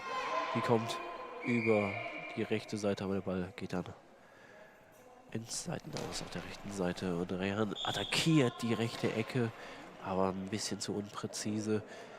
Die Frage, ob da Charlotte Kercher tatsächlich genau vom Timing her dran gewesen wäre mit den Fingerspitzen oder ob sie im Moment zu spät unten war. Aber der Ball zu unpräzise, um das rauszufinden. Charlotte Kercher jetzt hat den Ball in der Hand, bewegt sich runter auf die halbrechte Position. Aber auch da wieder der frühe Block von der türkischen Centerin von Yilmaz. Die gibt den an Gula hoch. Und mit dem Drehwurf auf Charlotte Kercher. Die nimmt ihn hoch, nimmt sich aber diesmal Zeit, attackiert die rechte Ecke. Rehan rutscht noch hin, um den mit den Füßen auf jeden Fall sicher in Seiten auszubefördern. Also in den letzten 80 Sekunden in dieser Sequenz ein, zwei gefährlichere Würfe, zwar von der Türkei, aber wieder in der Defensive sehr kompakt, machen da die Zonen gut zu, um die Schüsse der Deutschen abzuwehren. Rehan jetzt von halb links mit einem Drehwurf, aber kriegt nicht genug Spin rein. Deshalb geht er mittig dann auf. Celeste Trost, die gibt ihn an Anni Denker, aber die hat ihre Position nicht richtig eingeschätzt und deshalb geht der Ball früh ins Seitenaus, noch fast vor, also im Erreichen der Teamzone. Und Gula holt sich den ab, geht einmal hoch auf die andere Seite, auf die rechte Seite, attackiert die Ecke, aber da ist Anni Denker zur Stelle, taucht ab und wehrt den Ball dann ein bisschen mit dem Arm und dem Gesicht ab ins Seitenaus, um hier nächste Tor zu verhindern. Das war mehr der Rückseite vom Arm, der den Ball dann nochmal erwischt hat. Aber als nächstes dann Kercher mit dem Wurf über die Mitte abgewehrt von Yilmaz. Ball reingegeben auf der linken Seite. Da ist Rehan. Rehan mit dem Drehwurf. Celeste Trost, die kann ihn mit dem Oberkörper stoppen. Übergibt ihn dann an Anni Denker, die über die halbrechte Seite in die Arme wieder von Yilmaz. Und nach rechts außen geben zu Gula mit dem Drehwurf. Da ist die Frage, die Deutsche Bank moniert, dass das eigentlich eine Strafe hätte geben müssen und ein Penalty, aber gibt es nicht. Als nächstes der Wurf von Anni Denker, die rechte Linie runter zu Rehan und dann Yilmaz attackiert die Ecke, wird dann noch abgefälscht und deshalb haut er an den Pfosten den Ball, den Charlotte Kercher da abwehren konnte. Es sind noch 35 Sekunden zu gehen in der ersten Halbzeit und die Türkei führt weiter mit 4:0. Charlotte Kercher jetzt von der Halblinken mit dem Drehwurf. Einmal hier wieder diagonal, aber Yilmaz nimmt ihn weg. Zu zentral da der Wurf von Deutschlands Nummer 4 und Rehan von der linken Seite wieder mit dem Drehwurf, Linie entlang. Denker und streckt sich, kann ihn ins Ausblocken. Und so noch 21 Sekunden zu spielen in der ersten Halbzeit. Und wir sehen wieder Anni Denker von der rechten Seite. Und jetzt Quiet Please Play, der Wurf. Rehan mit ein bisschen Problem, kann ihn aber dann doch sichern. Klemmt ihn zwischen Hüfte und Hand ein. Und Gula jetzt mal auf der linken Seite, läuft an, wird den Ball bouncen hoch und er geht nicht. Nein, Kercher arbeitet da hinten, greift hinter ihren Rücken und kann den Ball gerade noch so retten. Kercher mit dem Wurf links die Linie entlang und das war die erste Halbzeit hier im Spiel Türkei gegen Deutschland 4:0. Liegen die Türkinnen vorne, 5 Minuten jetzt Halbzeit. Now a short summary in English. First half is over, 4-0 for Turkey against Germany in this female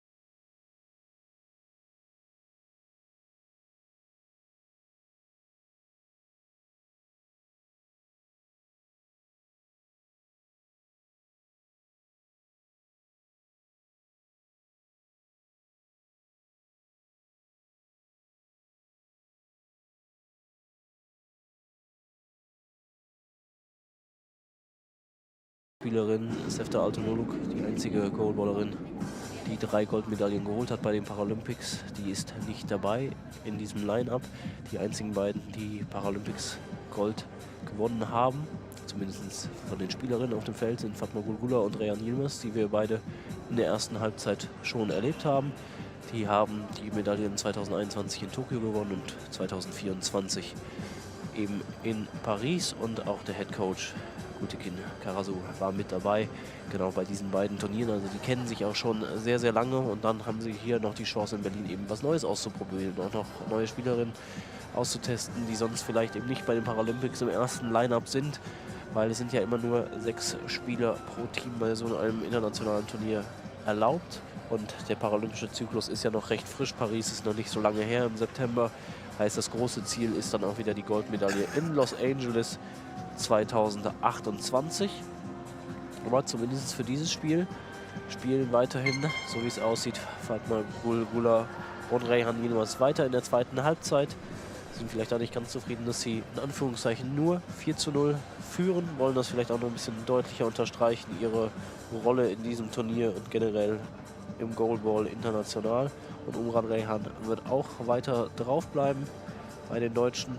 Gucken wir auch einmal nach möglichen Wechseln.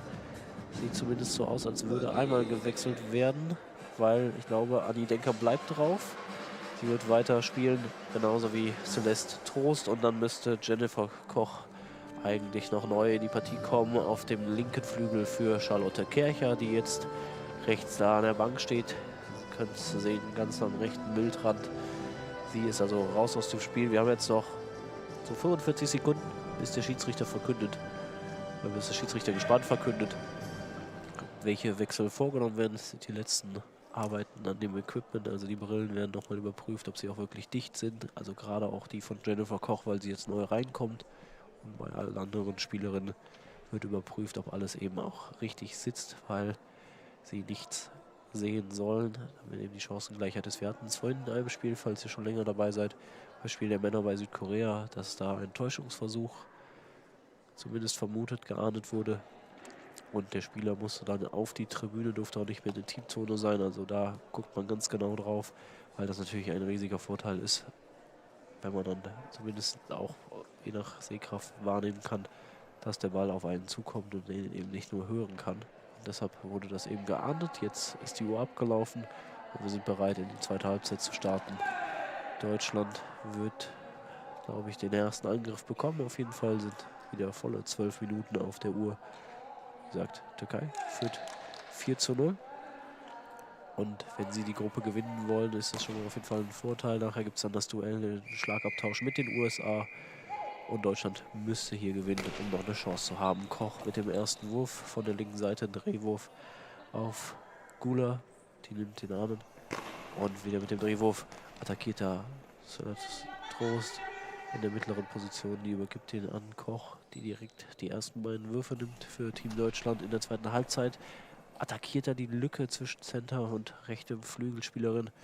Aber Gulgula ist da und nimmt den Ball an und wirft ihn auf die halbrechte Position. Koch muss da ein bisschen Hilfe annehmen von Trost, um den Ball zu kontrollieren.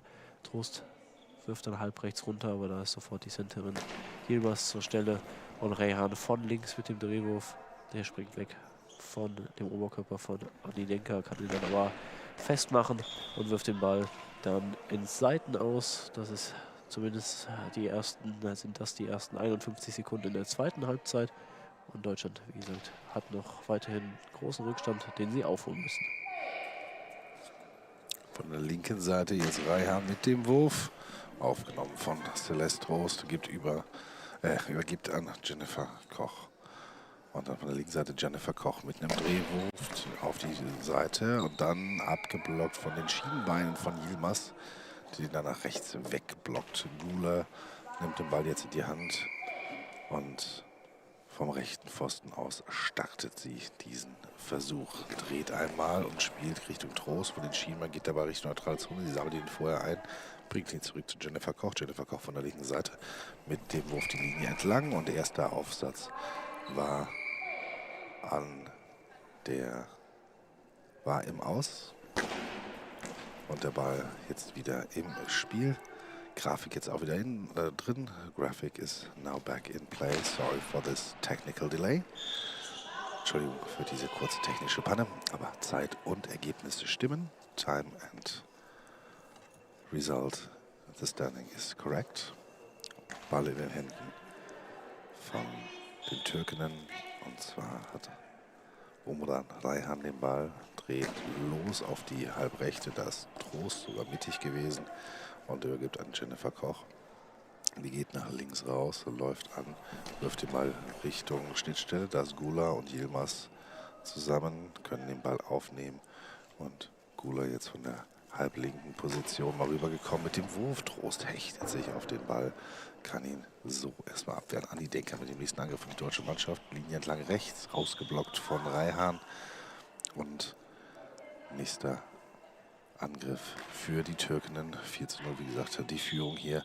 Und Yilmaz, die Centerin, die ins Offensivspiel auch eingebunden wird, neben dem Tor loslaufend ins Feld reinkommt, von der linken Seite, wirft den Ball und Trost hechtet sich vor Denker, kann den Ball festhalten, übergibt an Jennifer Koch auf die halblinke Seite, die wieder mit einem Drehwurf, aber da ist Gula und die lässt ihn passieren, Tor für Deutschland. Gula mit Lazy Feet, wie Amanda Dennis mir das vorhin beigebracht hat, also nicht aktiv mit den Beinen, lässt ihn dann durch die Beine durchkullern, diesen Ball, und rein zum 1:4. 9:36 noch auf der Uhr. Und Rayhan jetzt von halb links läuft an, rollt den Ball. Trost ist da, Trost übergibt an Andi Denker. Und Andi Denker von halb rechten. Das heißt wieder mit dem Wurf, aber Yilmaz arbeitet drüber, blockt den Ball, fängt den Ball, übergibt an Fatma Gula von der halbrechten einmal in die Ecke und da ist dann Koch, da blockt ihn mit dem Oberkörper ins Aus auf ihre linke Seite. Und Jennifer Koch währenddessen direkt ins Please-Play reinlaufen, werfend, und dann kriegt sie jetzt den Gegenangriff von Gula. Gula die Linie entlang, Koch blockt ihn ins Aus mit der rechten Hüfte. Und Andi Denker kommt rüber, um sich den Ball abzuholen. Denker selber jetzt an der Latte orientiert, von halb rechts startend, gerader Bounce-Wurf, aber das Yilmaz da kann ihn aufnehmen, hat kein Problem. Yilmaz hat ein bisschen Platz gemacht, läuft zentral an, wirft rechts Richtung Ecke und Koch macht sich wieder lang, Ball im Aus. Und so nächster Angriff für die deutsche Mannschaft, Jennifer Koch von der linken Seite. Einmal auf Yilmaz zentral geworfen. Da wird er an Rayhan übergeben. Umran Rayhan jetzt mit dem Drehwurf Richtung Schnittstelle. Trost hechtet wieder nach dem Ball. Macht da alles zu. Da vorne die Centerspielerin. Alles, was sie erreichen kann. Andi Denker jetzt mit dem Bounce der Linie entlang. Im Spiel gehalten worden von Umran Rayhan. Und Rayhan sollte jetzt selber werfen. Yilmaz geht aus dem Weg. Rayhan von links mit dem Drehwurf. Und wieder geblockt, eingesammelt von Celeste Trost. Dem Block von Denker und Trost von halb rechts mit dem Wurf. Yilmaz kann den Ball jetzt kontrollieren und geht auf die linke Seite. Halb links läuft an, dreht Gula. Starker Wurf, der nach vorne abgewehrt werden musste. Aber Trost sammelt ihn auch direkt ein. Viel Kontrolle da von ihr. Jennifer Koch von der linken Seite, einmal die Linie entlang auf Fatma Gula. Und Gula jetzt ihrerseits wieder mitten im Anlauf, mitten im Wurf, linke Ecke. Denker macht sich lang, kann den Ball festhalten. Und 7:45 noch auf der Uhr. Denker von der rechten Seite, einmal die Linie entlang. Da ist dann wieder Rayhan und Rayhan nimmt den nächsten Wurf selber mit dem Drehwurf von links auf die Mitte. Da ist Trost. Und Auszeit genommen von der deutschen Frauennationalmannschaft im Goalball. Jessica Bahr und ihr Assistent Tobias Festweber haben nach zum Gespräch gebeten. Short summary in English, please, Robin. Yeah, so Germany scored 1 goal in the second half, so the lead is only 3 goals, so Turkey here is leading by 3. And for Germany on the field since the beginning of the second half is Jennifer Koch on the left wing, and they found a gap between Yilmaz and right wing player Gula. Didn't move the feet at all, so it went in the gap. She could have maybe blocked it, but didn't move the feet. So Germany scored the goal, And now it's 4-1 and I switching back to German. So, wir sind wieder im Spiel in der zweiten Halbzeit, 7 Minuten 30 auf der Uhr. Der erste Wurf von Celeste Trost, der Centerin. Nach der Halbzeit geht nach links draußen. Cooler wehrt diesen ab. Und Uran Rehan nimmt den Ball auf. Jetzt wird von links kommen mit einem Drehwurf. Versucht da die Lücke zu attackieren, aber Celeste Trost ist weit aufgerutscht nach rechts. Und hechtet dort zum Ball hin an die Denker von der rechten Seite. Versucht da die Linie entlang zu spielen. Ist aber nicht ganz gerade die Flugkurve des Balls. Also titscht dann auf und geht rechts ins Seiten aus. Also Ball wieder für die Türkei. Kein Zwang, den verteidigen zu müssen. Nächster Ball von Fatma Gulgula. Von halb rechts. Drehwurf. Wieder muss Trost hinhechten. Die geht dann zurück an die Latte, übergibt den an Jennifer Koch, die mit dem Drehwurf versucht wieder diese Lücke zu finden, die sie vorhin schon mal gefunden haben. Aber diesmal sind die Beine da. Und Hilvers nimmt ihn dann auf von der Center-Position durch die Beine von Trost, aber der wird so abgebremst durch ihre Oberschenkel, dass sie den dann hinten am Rücken noch eben einsammeln kann. Mit dem nächsten Wurf auf halb rechts. Hilvers ohne Probleme. Muss dann nur ein bisschen rüber und übergibt den an Uran Rehan. Und diese wirft ihn dann einmal cross von links nach rechts, diagonal rüber. Koch blockt den ins Seiten aus. 6 Minuten 36 noch zu spielen in der zweiten Halbzeit. Und Jennifer Koch jetzt mit dem Drehwurf in die Arme von Rehan Yilmaz. Die orientiert sich an der Latte. Uran Rehan macht Platz, damit sie links an die Linie lang gehen kann. Versucht ihn dann ein bisschen diagonal zu spielen, aber landet genau in der Bauchregion von Celeste Trost. Die läuft zurück, übergibt ihn nach rechts an Ani Denker. Auch der Ball geht nur gerade die Linie runter. Im Bowling gut, hier im Goalball nicht so hilfreich. Uran Rehan dann mit dem Drehwurf. Und dieser landet dann bei Ani Denker beziehungsweise von ihrem Oberkörper im Seiten aus. Jetzt bekommt sie den Ball wieder eingeworfen vom Torrichter.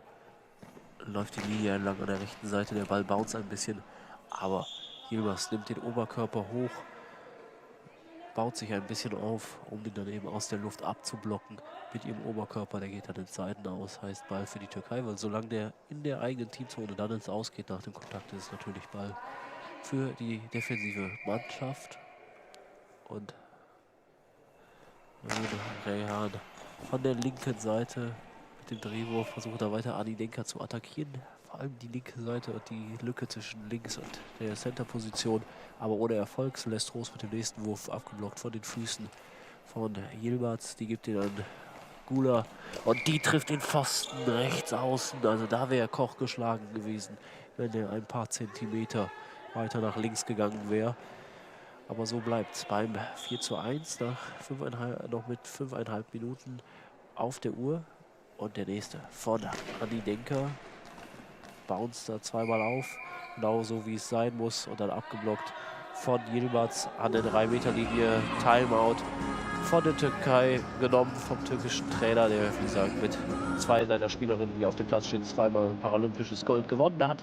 5 Minuten 30 noch zu gehen. Ganz kurze Zusammenfassung auf Englisch von der letzten Sequenz und dann machen wir noch wieder weiter für euch auf Deutsch.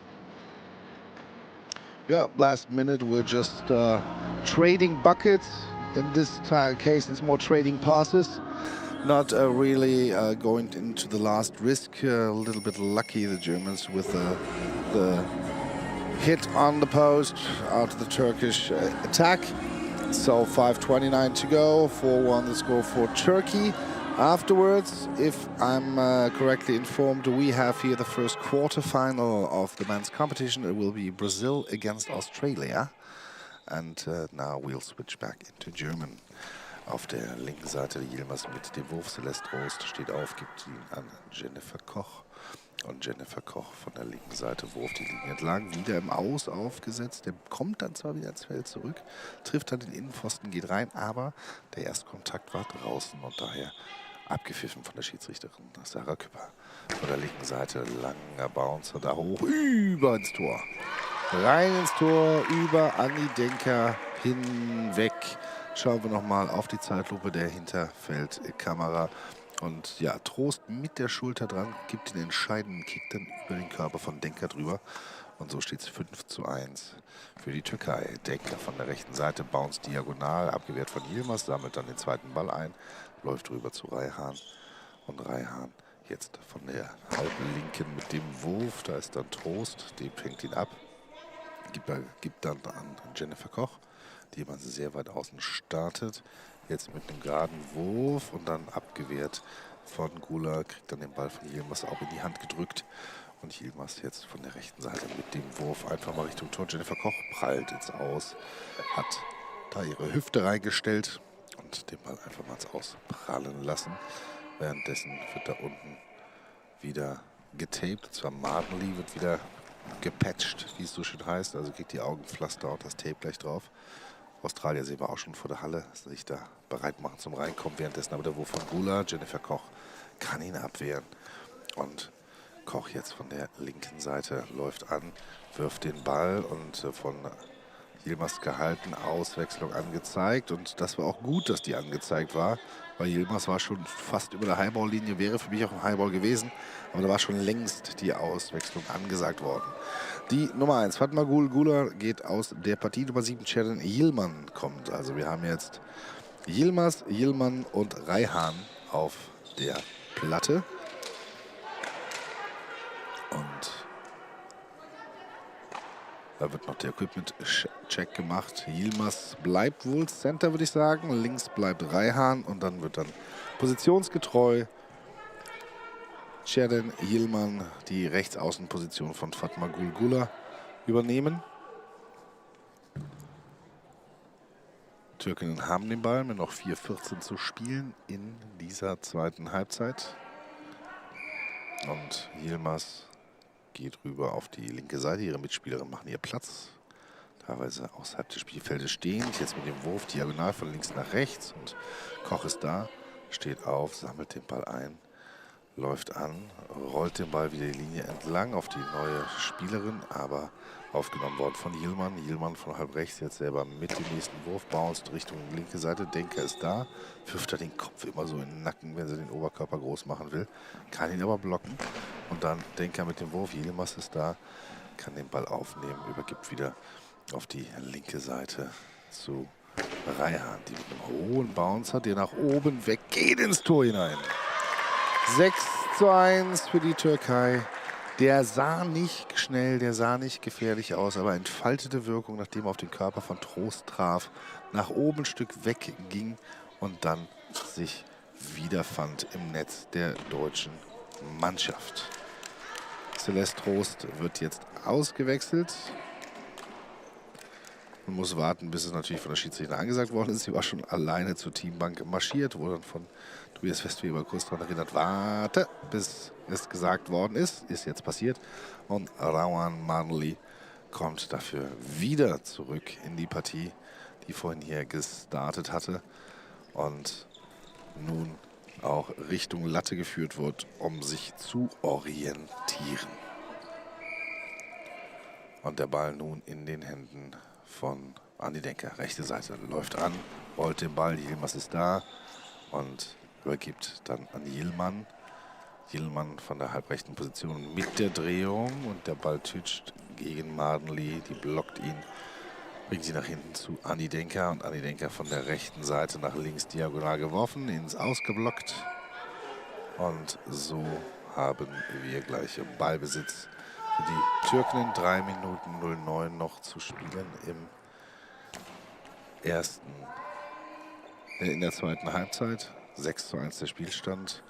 Und Raihan links außen geht jetzt mit der Drehbewegung und dem Bouncer da Richtung Denker. Denker kann ihn vor sich halten. Mardenly sammelt ihn ein, übergibt ihn dann an Ann-Kathrin Anni Denker. Anni Denker von der rechten Seite bounce den Ball ins Aus. Noch zusätzlich wäre er auch ins Aus geblockt worden. Auf jeden Fall ändert es nichts dran. Die veränderte Terminologie. Ballbesitz bleibt Ballbesitz und der ist bei den Türkinnen. Und so haben wir noch 2 Minuten 52 zu spielen. Und der Ball ist wieder bei Yilman auf dem rechten Flügel. Da hat sie sich hingeholt. Attackiert da die Mitte. Mardenly hat zur Stelle. Jennifer Koch auf links mit dem Drehwurf ganz entlang der Linie. Aber der geht einerseits ins Seitenaus und auf der anderen Seite ist auch Ceren Yilman mit der Grätsche da, um den Ball ins Seitenaus zu befördern. Es gibt den nächsten Wechsel. Ja, die auch gestartet ist, geht jetzt raus. Dafür geht dann einerseits Sharon Hielmann, die schon auf dem Platz war, auf ihre Position, den linken Flügel. Und Medine Jose kommt aufs Feld. Wird dann jetzt gleich, wenn der Check abgeschlossen ist, hat jetzt gerade ihre Dunkelbolle aufgesetzt.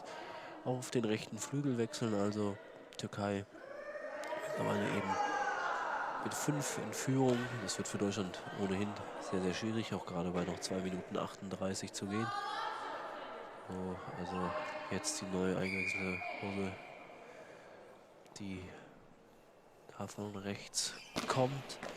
Ball bounced zweimal auf, alles gut. Jennifer Koch blockt den Mali, holt sie ihn dann vor der neutralen Zone und gibt ihn an Koch und die attackiert wieder außen, aber ein kleines bisschen zu weit nach links.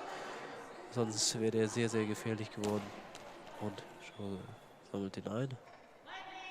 Oder gibt den an Hielmann auf dem linken Flügel. Geht ganz hoch zum Pfosten. Der Ball bounced zwar, aber kann kontrolliert werden von Malini. Und dann von rechts jetzt Anni Denker. Ja, aber mit wenig Erfolg den Ball zu Yilmaz, der Centerin der Türkin, befördert. Versucht den in die Zone zu spielen. Mali und Koch tauchen da beide nie genau in die Richtung. Am Ende hat Koch den Ball in den Händen. Drehwurf auf Yilmaz, der prallt von der Brust ab. Kann ihn dann zwar nicht fassen, bekommen gleich den Ball und es gibt den nächsten Wechsel, denn das war jetzt ihre letzte Aktion. Ja, Yilmaz wird jetzt auch ausgewechselt, dafür kommt der Kartal.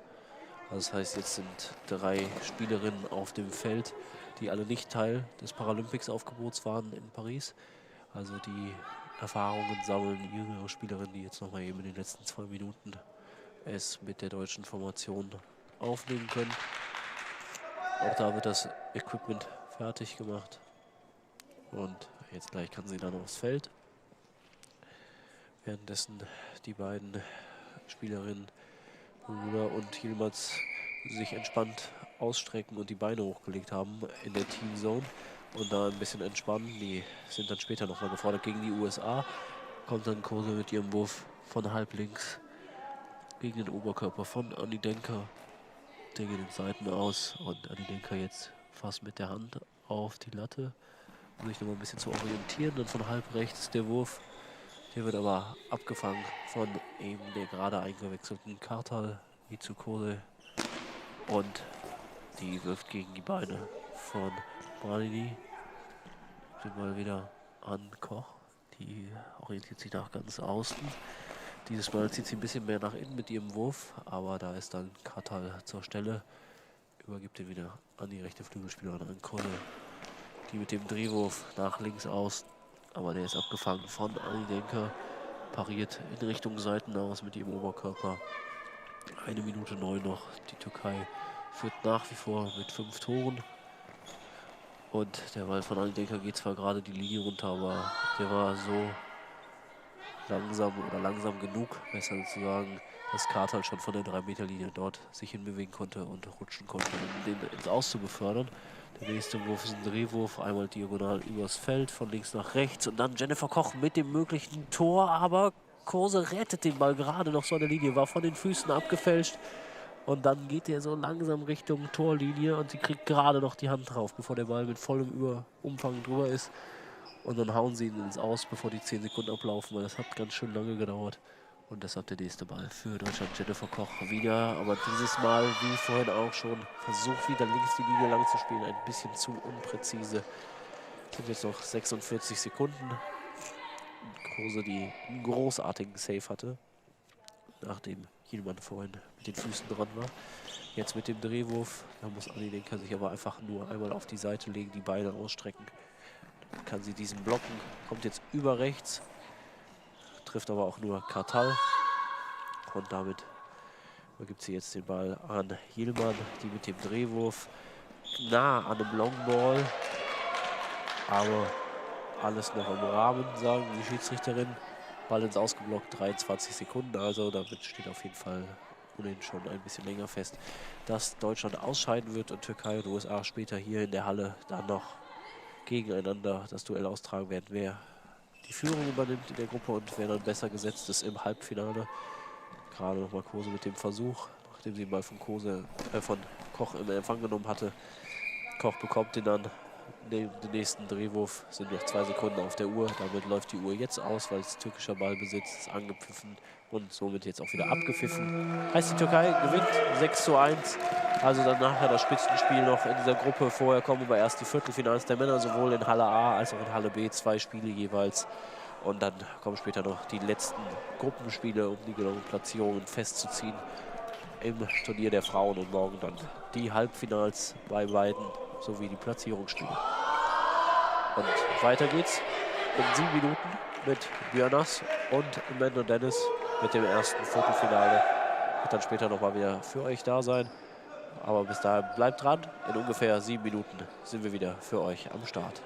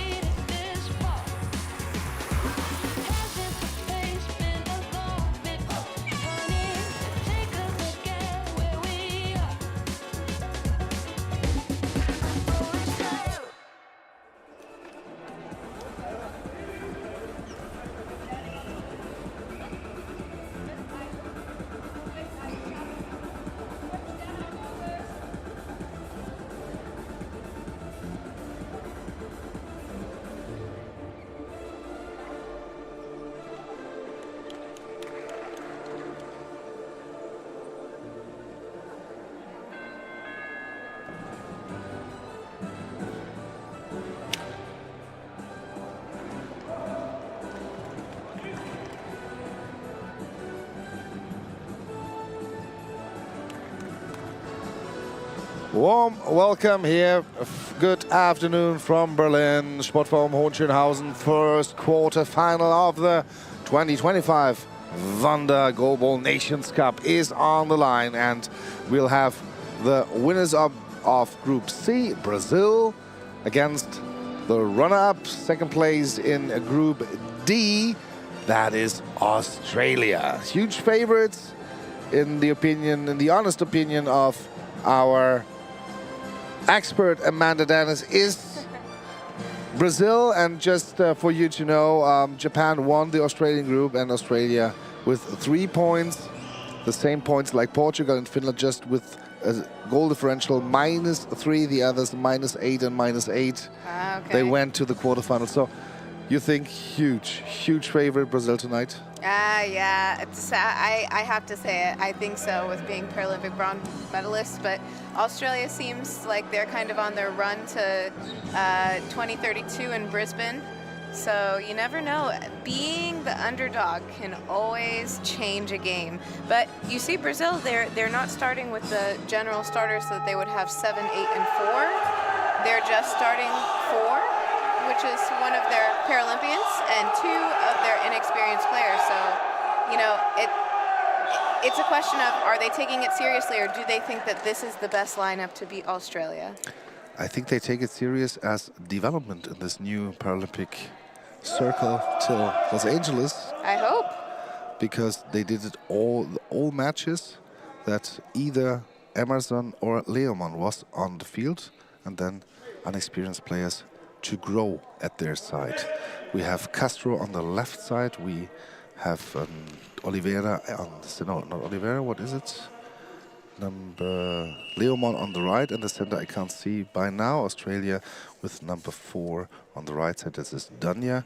Danya with the first throw, and Castro takes it away. Number 9 on center. This is Whip, and number 3 on the left side. This is Muller. Isaiah Muller with the block out. And I must say that I love the name Sydney Whip. It's just a random thing, but it sounds so sporty.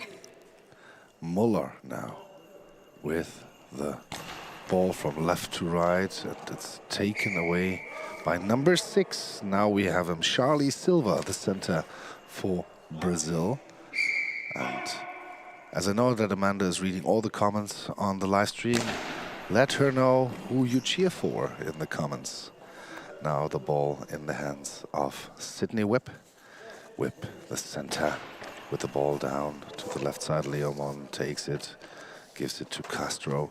Misael Castro from the left side with a spin to the right. Whip is there. The ball is going nearly out of bounds. Muller takes the ball in his hands. Isaiah Muller down the line. Leomon stretches out, has the ball in his hands, and goes back to the goalpost from the right side. Hard throw, and it's in. 1-0 Brazil. Under the body of Muller, it slipped through. How much time left the clock? 1 minute and 6 seconds. All right. Now Robbie Danya from the half right to Leomon, blocks it to the center line, and De Silva can't get the ball over. Leomon is not a natural right wing. For all of you guys that may know Brazil, he is generally their left wing player. And now Danya again from the right side down the line, and this looked like a high ball, or a little scooped, but Castro now has the ball for Brazil. Down the line, out. First contact was out of bounds. Looks like the other wing is coming over, which could be a good movement, but he was leaving. No, he was just there for having a chat. Now, again from the right side, Danya, but Castro takes the ball. Silva passes then the ball to Leomon, and Leomon again, the scorer of the first goal. High bounce to Danya. Danya can secure the ball, hands it over to Muller. Muller goes back to his left post, starts, throws to the right side, but Charlie Silva takes the ball away. And now the center of Brazil will start and turn. Hard throw, and Muller is there. Reaches out, closes the gap. And Muller again from the left post, starting to the right side. Castro is there And Castro now from the half right, out, going back on his left side. I always wonder, like, as a women's player, when the ball hits you so hard from, like, a guy, it takes your breath away. I wonder, like, with the men, if they're just used to it, or if they also have their breath taken away every time they defend.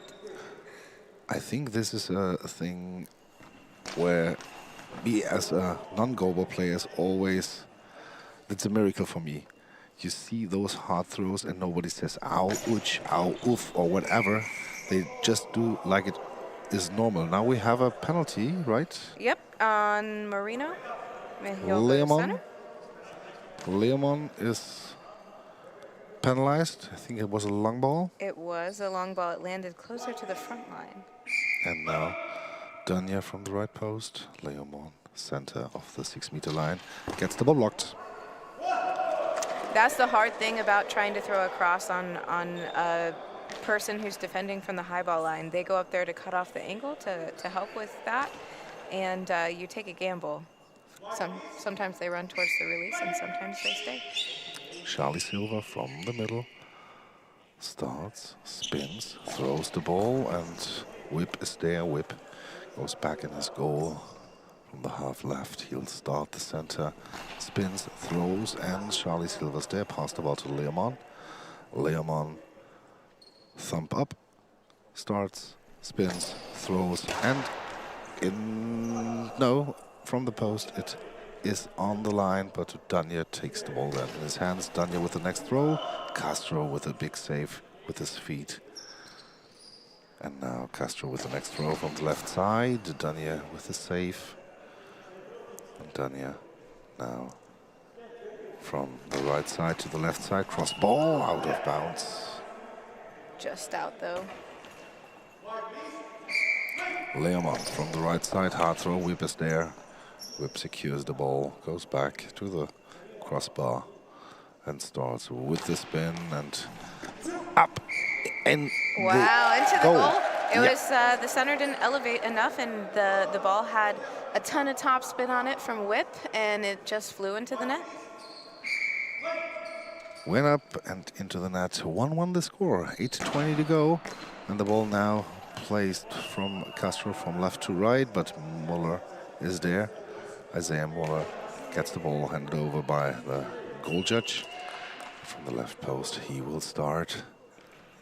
Throws the ball to the center. Center Charlie Silva is there. Goes back to the crossbar. From the middle, he'll start with a spin to the left side. Danya blocks it out. And Danya again gets the ball in his hands. Starts. Cross ball again. Danya loves those cross balls, right? Yeah. Sometimes not the most effective, but sometimes you just catch somebody off guard. Leomon moves, shifts to the left side, now half left, throws the ball, but Whip is there. Whip stands up, but no quick response. Leomon is searching for his position. Whip now with the ball to Leomon on the left. Leomon was in position then, gets the ball. Would have been a really good opportunity for a quick shot. Castro now from the right side. Whip takes the ball away, pass to Muller, the left winger from the left post. Starts again, 7:25 to go. And with a cross ball, Silva reaches out, pass then to the right to Leomon. He now has the ball in his hands. And spins, throws, and Whip with a block. Ball goes out of bounds. Looks like Brazil was patching up one of their players. I don't know if they're thinking about an early sub. Yeah, number one has been patched, but now the throw again. And the ball in the hands of Castro. Oliveira is patched. And now the throw by Castro, but Whip takes it away. Sydney Whip, his body reminds me of Callahan Young in terms of like really long legs and arms, like very, very tall. And Callahan Young, I think, a little bit more muscles Yes. than him. But I think has But great. Callahan used to look like that. But so. those tall players, I think, have really large opportunities in goalball. Length is one thing, but also that maybe you can throw the ball harder, right? Yeah, I think so. You have a wider wingspan to whip it around, you know? Whip it around. The ball now is going to the goal. Leomon gets it at the end. 6:10 to go. 1-1 the score here. Brazil from the right side, out of bounds. Ball. Not as accurate as he usually is from the right wing. It's not his home, you can tell, with how he gets lost, and his court accuracy is not as good from that side, but still okay. Danya goes the right wing out to the half right with the ball down the line, and Castro is there. Castro with a quick response, and the ball is in the hands of Hip. Danya there with a block short before the on goal line, and Whip again with the ball from the center to the center. Charlie Silva is there. Pass to Leomon. Leomon from the half right spins, and the ball to Whip. Whip secures his pass to the left to Muller. Muller at the left post starts again, and then with a little hesitation move, he brings the ball bouncing to Silva. Ball again in the hands of Mikel Castro. Castro on the half left, bounce ball, but there is Danya again. Goes to the right post, starts, spins, and then down the line. Scratched the high ball line, I think. And now from the left side, Leomon. Now they are changing. Castro goes to the right, and Leomon now on the left wing. And Danya from the right side with the next throw with the cross ball. Castro is there, and Castro goes back to the half right. The new right winger with the throw to the right corner, and the ball is blocked. Ball over will be after Muller's block. I think Australia has some opportunities now that the wings have switched to try to move around the court and shoot some different types of shots. Now Leomon comes to the half right as a left winger with a bouncing ball up in the air and out. From the legs of Whip, it goes right out of bounds. Robbie Danya with the ball down the line again, and then it's taken by Charlie Silva.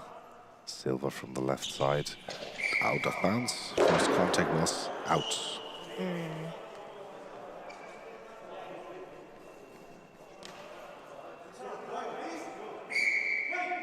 And Muller takes the ball from the right side to the half left, back the left wing, and then with a throw inside the net, under the body of Silva. It slips through. Charlie Silva with a mistake. And Australia takes the lead, so the underdogs of the game really, shocking everybody. It just went under the center.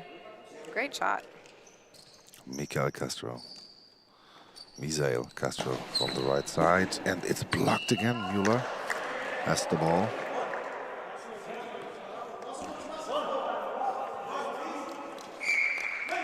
And from the half right now, Danya with the next throw. 4 minutes to go in the first half here, and the ball is in the hands of Silva.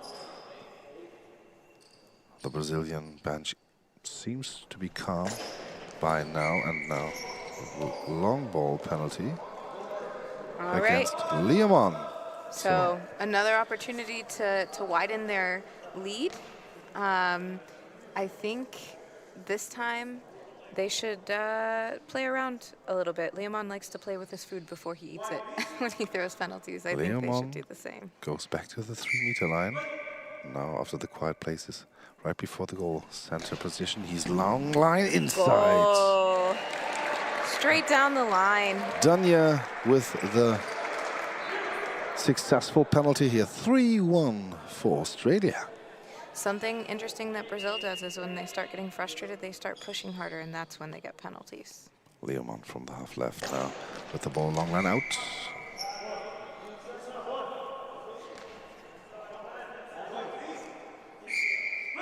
And the ball in the hands of Isaiah Muller, half left. Left wing with his hesitation move again, and the ball is blocked out to the left. Lack of control there by Charlie Silva and Leomon. You don't see as much energy on the court as you usually do with Brazil. Usually they're, yelling nada and aqui now and all that. In this game, they seem like they're very tame compared to normal. Maybe there comes more emotion now on the field because number 6 is substituted out. This is Charlie Silva, and Dennis Oliveira is coming in on center position for Brazil, and they start to patch also Alex Sousa. Okay. The only one who isn't patched is Emerson Silva so far. And now from the right side, Misael Castro to Whip. Whip has no problem. 3:23 to go. Whip from the center to the left, and the ball is deflected and then out of bounds. Oliveira deflected the ball at the legs of Castro, and then out of bounds. Leomon now from the half left. He'll start, he throws, and the ball is saved by Whip. Catched it right away. Muller from the half left with the throw to the center again. This is Oliveira. And Oliveira takes a shot himself, bounce to the left side. Danya with the block. Had really great height on the ball by the time it hit the wing player. Danya from the right side again with the ball crossed, and Misael Castro can get the ball. And the second attempt goes to the half left, the right winger down the line. Danya up in the air, and the ball is free, and now in the hands of Danya. And directly the timeout is taken. A great moment to take a timeout right after you steal a goal away from your opponents. Great work there from Andrew Ridley, right? Yeah, absolutely. That was great. Australia is really focused on their defense. I know just looking at the shots, maybe they don't have the same kind of velocity that Brazil has, but you know, defense wins championships, and I think that they're showing right now that, you know, they're a great team too. And as you mentioned, Brisbane 2032 is not as far away as somebody thinks. So for them, a great chance to have home Olympics. I think a dream for every athlete to have Olympic Games participating and then at home must be a dream come true. Absolutely. Danya with the ball, and it's secured, saved by Castro. Leomon from the half left. And now to the half right with the throw, but there is Muller again. Also Emerson is now patched. And Muller with the throw. Leomon is there. Leomon stands up. And Leomon comes to the half right, spins, throws. And long the ball ball. is a long ball again. Yep. Are we thinking maybe Rio 2016 vibes here? Do you know the Rio 2016 semifinal between Too much pressure. USA versus Brazil? Too much pressure at the end, and too many nerves. But now, first of all, the penalty at the post. It was thrown out. A full cross, but just went out right around the wing line on Brazil's side. And now from the right side, Misael Castro with the throw, and Muller is there again. 2 minutes, 9 seconds to go in the first half. Muller with his hesitation move, then the spin throw, ball in the neutral zone was blocked, and then collected by Oliveira. Back to Leomon from the left side again. And he brings the ball, bounced in, and Muller helps out there. Just save. That was such a great deep save. But let us talk about the 2016 vibes later on. I want to know more about that. Okay. Now the ball in the hands of Brazil. Oliveira has it, and Oliveira now in the middle of his goal with the bouncing ball, and Danya helps out for Whip, and also Muller came over to the right side for help defense. And Danya now from the right side with the spin, with the throw, and Leomon with some problems, but then keeps control over the ball. 1:25 to go in the first half. And now with the throw down the alley, but there is just a block out by Whip and Danya. Ball is brought in, and Muller shifts to the right side, but always comes back to the left. Then forwards throws again with the throw to Oliveira. Misael Castro now from the half right, 1:08 to go. Castro with a bounce, Long ball. and it's a long ball. This is classic Brazil, I believe.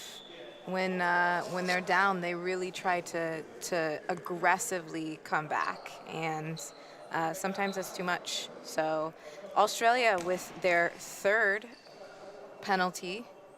fourth, I think. Fourth? 3 Leoman, now the first Castro head Okay. as a long ball.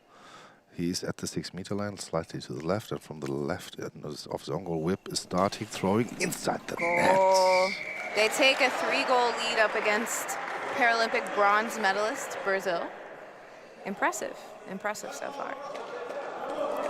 1:05 to play, and Brazil is forced to take their second timeout, if I remember correctly. Their second timeout, they've already taken 2 substitutions, I believe, and thinking about a third one. So they're really using up those stoppages in play to try to test something out. If I was Australia, I would keep trying to test the center. He seems to be struggling just a little bit, and keep putting pressure on their throwers to throw penalties. So Emerson now is warming up, and Emerson and Leoman never were together on the field in the games here. I've seen them on the field. They were together? Yes. Okay. Yeah, yeah. It always seemed to me that... It's always in a situation where they're down and need to come back, and generally so far they've come back. I mean here in Berlin. Yes, here in Berlin. Okay, yeah. okay. Maybe in a game you haven't commentated with me. That can be true. Leoman now from the right side again. He's the right winger again. Castro goes to the left wing. Ball is blocked out. Trying for an off-speed curve. Just didn't curve as much as he wanted, I think. And 1:01 to play. Last minute will start after the signal play. And now Muller from the left side with the throw, and the ball is in the hands of Leoman. Leoman now with a fast ball. Muller's there. Ball is in the neutral zone. Muller finds it, runs back to his own goal, is at the crossbar, and comes from the post left to the center. And the center Oliveira with a catch. 40 seconds to go. Misael Castro now from the left side. 35 seconds to go with a cross ball, but there is Whip, Sydney Whip, and the center of Australia going back to his own goal with the ball to the center, but there is Oliveira. 21 seconds to go. Oliveira from the middle, bouncing ball to the right. Muller is there with his hip ball in front of him, collected by him, and brought to Danya from the half right with the ball down the line. Castro is there. No quick response. 7 seconds to go. 6 seconds to go. Leoman, 4 seconds to go from the half right. 3 seconds. 2 seconds. 1 second and goal. No, long ball. Long ball again. I'm really reliving those vibes. We have to talk about it in halftime. You should ask Michael more about it, because to be honest, I didn't watch the men's semifinal in Rio, and I believe he had. But now we have this long ball penalty before halftime starts. Muller, Whip from the left side, down the line, inside the net. Leoman without any reaction. 5-1. The coach, Jonatas Castro, thought it was a high ball of sorts, but 4-goal lead now from Australia. And now the half is over. All right.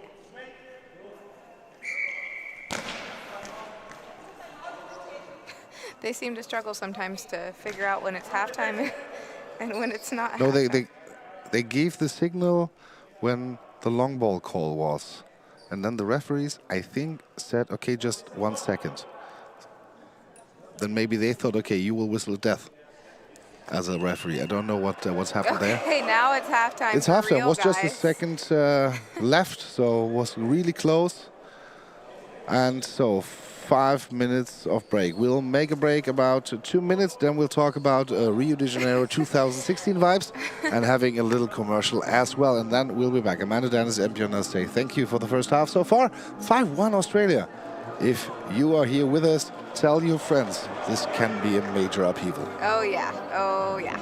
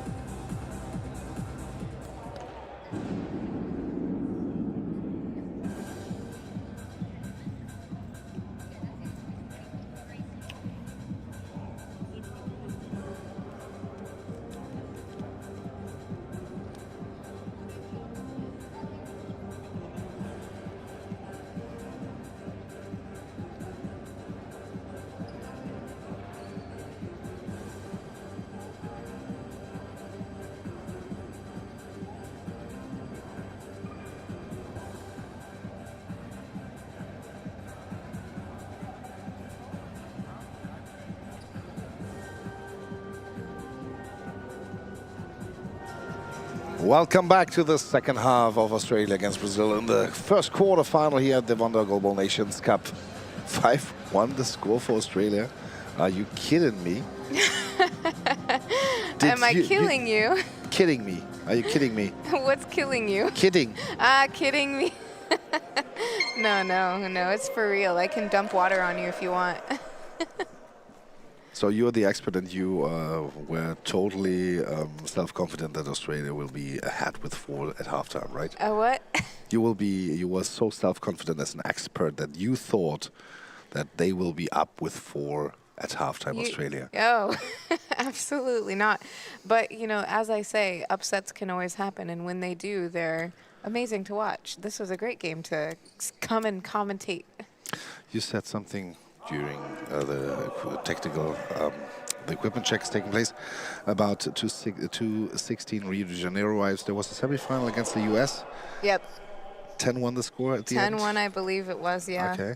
And all the goals came from Liam, came because he threw penalties, basically, and the U.S. executed the penalties. And Australia, this is almost the same. They've had 1 open play goal, I think, and the rest have been penalty goals. So Brazil has a problem when they are with the back to the corner and have too much pressure and maybe overpower sometimes. Yeah, but I also think that giving their players experience was helpful. But as you probably will see in the second half, that they're bringing in what they think is their best lineup.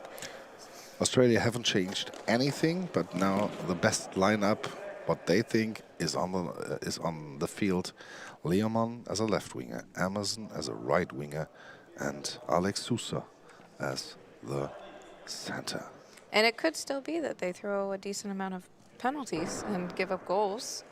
But I think that their coach is not very amused right now with the with the scoreline. So, you know, we'll see what they bring in the second half.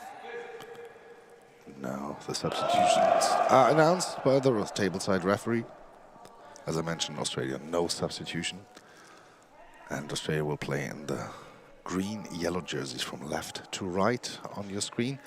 And Brazil from right to left with the blue jerseys, darker blue shoulder parts and the white numbers on it. Emerson takes the ball right away, the red winger for Brazil. Now with a spin, with a throw down the line, it's saved by Muller, and Muller finds the ball in the own zone. Now Muller with the hesitation, spin, and again Leomon takes over the ball, comes from the half left without drive, the shift down the line, Muller is there, ball blocked and ball not found yet. Now he finds the ball, runs back, and it will throw the ball out of bounds, and it was nearly over the hip. Right. But I mean, it is really hard to do that. You really have to like kind of underhand the ball out. But now Emerson from the half left with the shift throws the ball, whip with the block, ball in his hands, brought to Danya to down the line, but there's Leomon at the left post, starts again, throws the ball hard down the line, and Danya with his chest is there, blocks it out.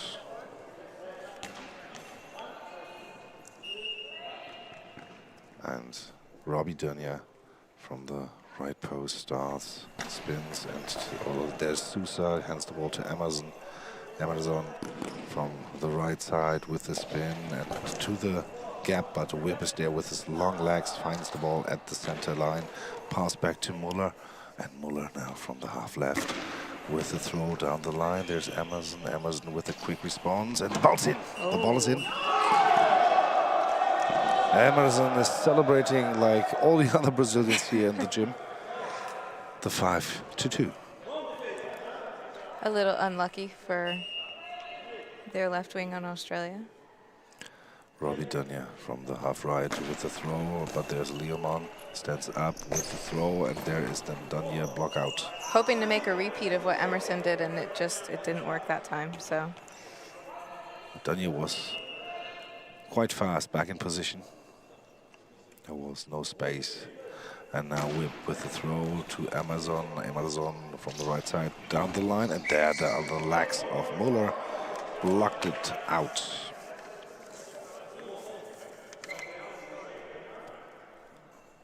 And the ball in front of Muller. Isaiah Muller from the left post starts with the throw, cross ball out, wide out. Now you hear them starting to yell. No, they said, right? Yeah, nada, nothing. Now Leoman from the left side, hard throw, but there's Whip with his long legs again. And Whip from the middle of the goal starts with the spin, and there's Emerson, stands up, shifts to the left side, half left position with the spin, and there's Whip again.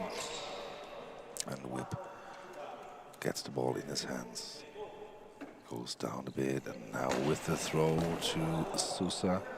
Sousa. He's going to take it himself in between his legs. Yeah, the Brazilian special. Just take a look between his legs, out of bounds. Well, he didn't have the angle just right. He was, I think, faced the wrong way, the wrong angle on release. And now Robbie Dunya from the right side with the throw down the line, but also released out. 9:32 to go. Leomon from the half left, high bounce, but no speed coming at Sydney Whip. Sydney Whip with the ball now, brings it to Emerson. Emerson takes his time from the right post. He spins, he throws with the backhand spin, but out of bounds. And now Robbie Dunya has the ball in his hands on the half right. He brings the ball, but there's Sousa. And now Leoman from the half right with the shift, and Muller is there. Blocks the ball out. And Muller now from the left side, Isaiah Muller. Cross ball, but Leoman is there, cuts the corner, and gives the ball to Emerson. He shifts to the half left, the right winger, with the ball to the right post, and it went out of bounds. Did it kiss the post before it went out, or was it just like completely out? No, it was completely out. It was maybe 50 centimeters before the post went out, but Muller was orientating himself to the inside, so the corner was open. Okay. And now timeout taken by Australia. And now we make the old game. Björn, ask Amanda, you are the Australian coach.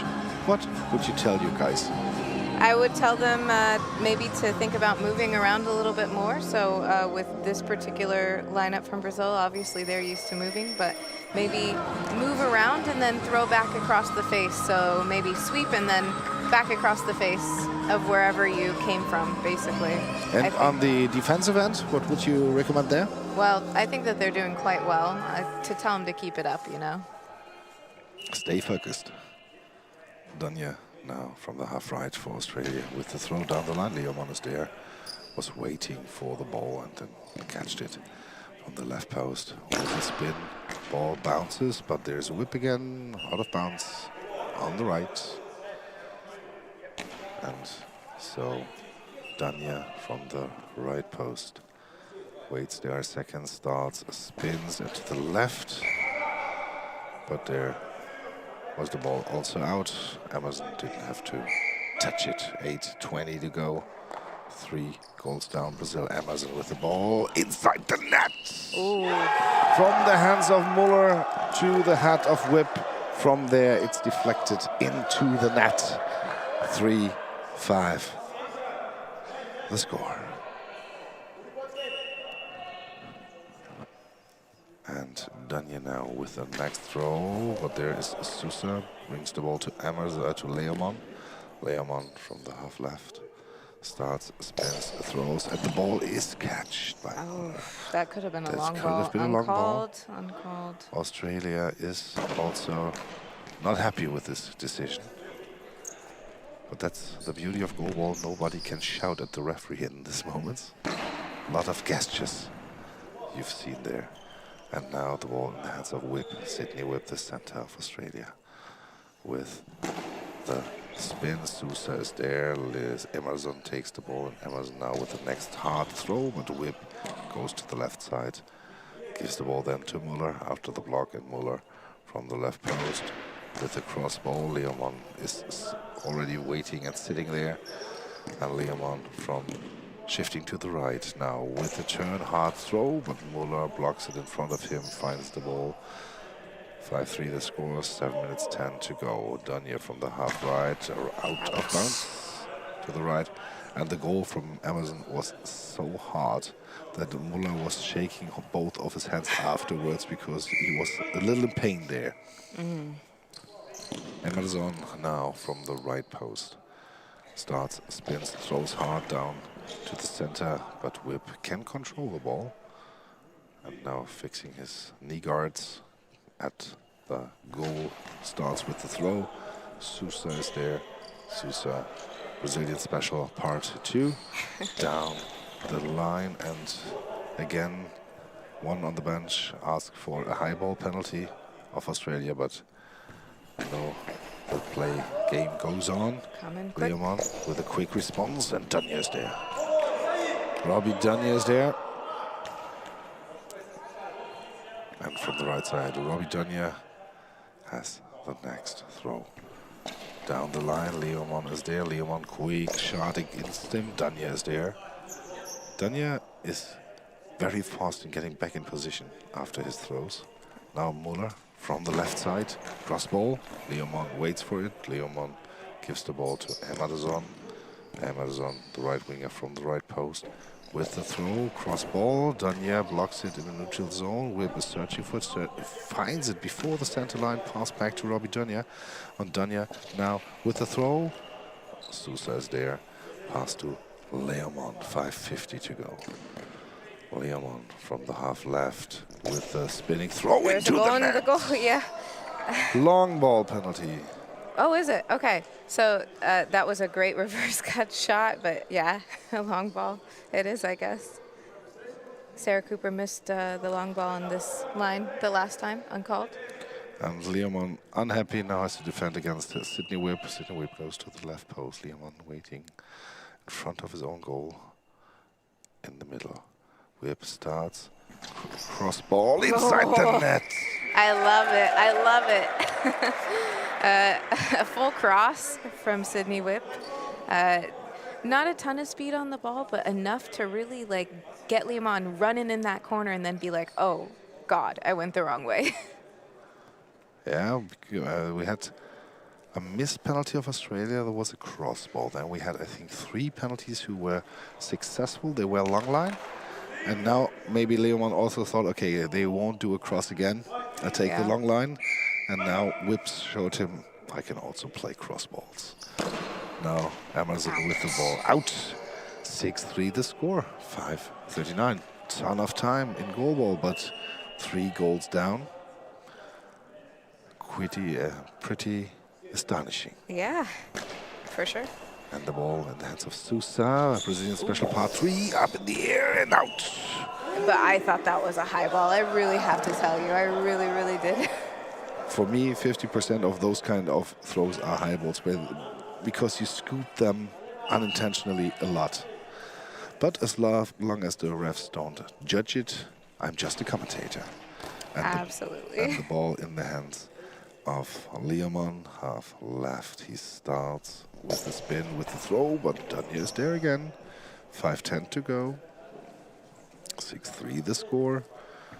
And Danya with the throw, and there is Sousa to Emerson. Emerson shifts to the left side this time. Comes over with a spin ball. Danya goes to the middle, has the ball, hands it over to Muller. Muller goes back to his left post. And Muller now with the throw from the left post. Sousa is there. No real shifting on the Australian side on the offensive end. But now Leomon with the throw, long ball again. Long ball again. Oh, okay.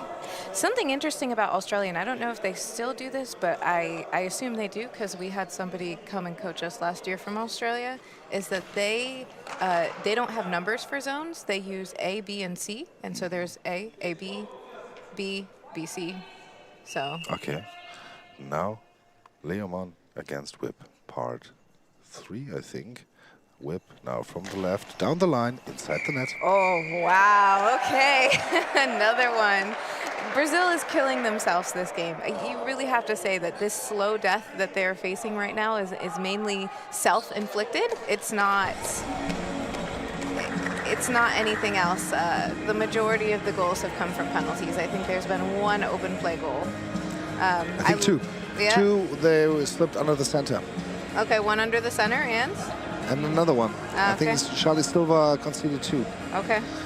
But 5 are left. He Yeah. conceded by penalties. Yeah. So it's- otherwise it would be a 3-2 for Brazil. Yeah. Now it's a 7-3 for Australia, and timeout is taken. Yep. Now the question, what would you tell the Brazilians to do in the last 4 minutes and 39 seconds? Ah, man. On Australia, just because they don't shift, I think that their gaps are actually open. I would test their center, to be honest with you. He's tall, but I think that they could throw from the outside in. Emerson with the throw on the center. Ball goes over the center line, so ball over. They clearly thought the same. And now the ball handed to Emerson on the right side. Whip is sitting there. All right, they're taking out Leomon. Leomon is going out. Charlie Silva is coming in. And He was the one who conceded the 2 open play goals, as you just said. So. yeah, but Charlie Silva yesterday, I remembered him as a right or a left wing, mainly as a left wing. And center was, for me, seeing him the first time today. So was playing everything. I believe in Brazil he's a center Okay. when he plays on his club team. Yeah, but now he will be on the left wing. Sousa stays on center, Emerson on the right. And Emerson was clapping Silva's shoulder and talking to him, giving some courage. Silva with the throw, but Daniel's there, block out. 4:27 to go. 7-3 the score for Australia. And now from the half right, there is Dania with the throw. Silva is there. Silva goes to the crossbar, to the post with the throw, and then out. Again. Was along the line. You see with Australia that they're really trying to take time off the clock. They back up, they take their time and throw. They're not quick pitching. Why should they? They shouldn't. I wouldn't. From the left side, Muller now with the throw. And there is Sousa, pass to right to Emerson. And Emerson with the quick throw to the center. Ball is loose, but going into the arms of Muller.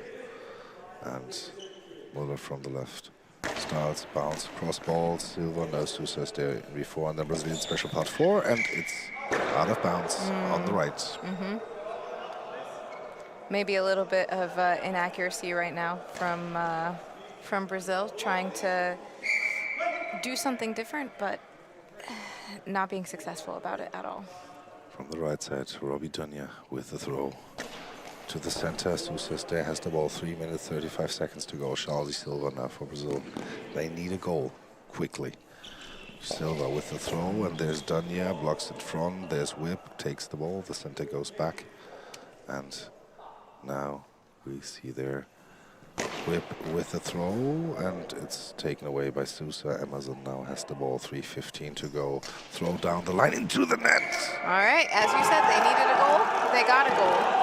4-7, 3 down, 3 minutes and 12 seconds to play. Absolutely enough time for them to come back.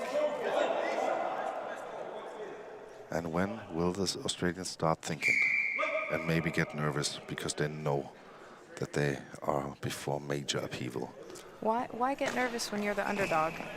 You have The nothing problem to is lose. you shouldn't be nervous at the beginning, you shouldn't be nervous at the end, but often it happens when you're leading and you were not expecting it. I hope the Australians can play the way they played the last 23 minutes. Or the last minutes. And now the next goal. Another goal. Now another goal. Charlie Silva now on the right wing with the ball. Long line. Whip shows, please substitute, please substitute, please substitute. 5-7 now the score.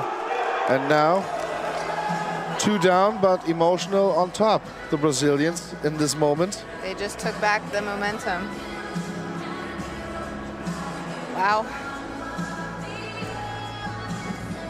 And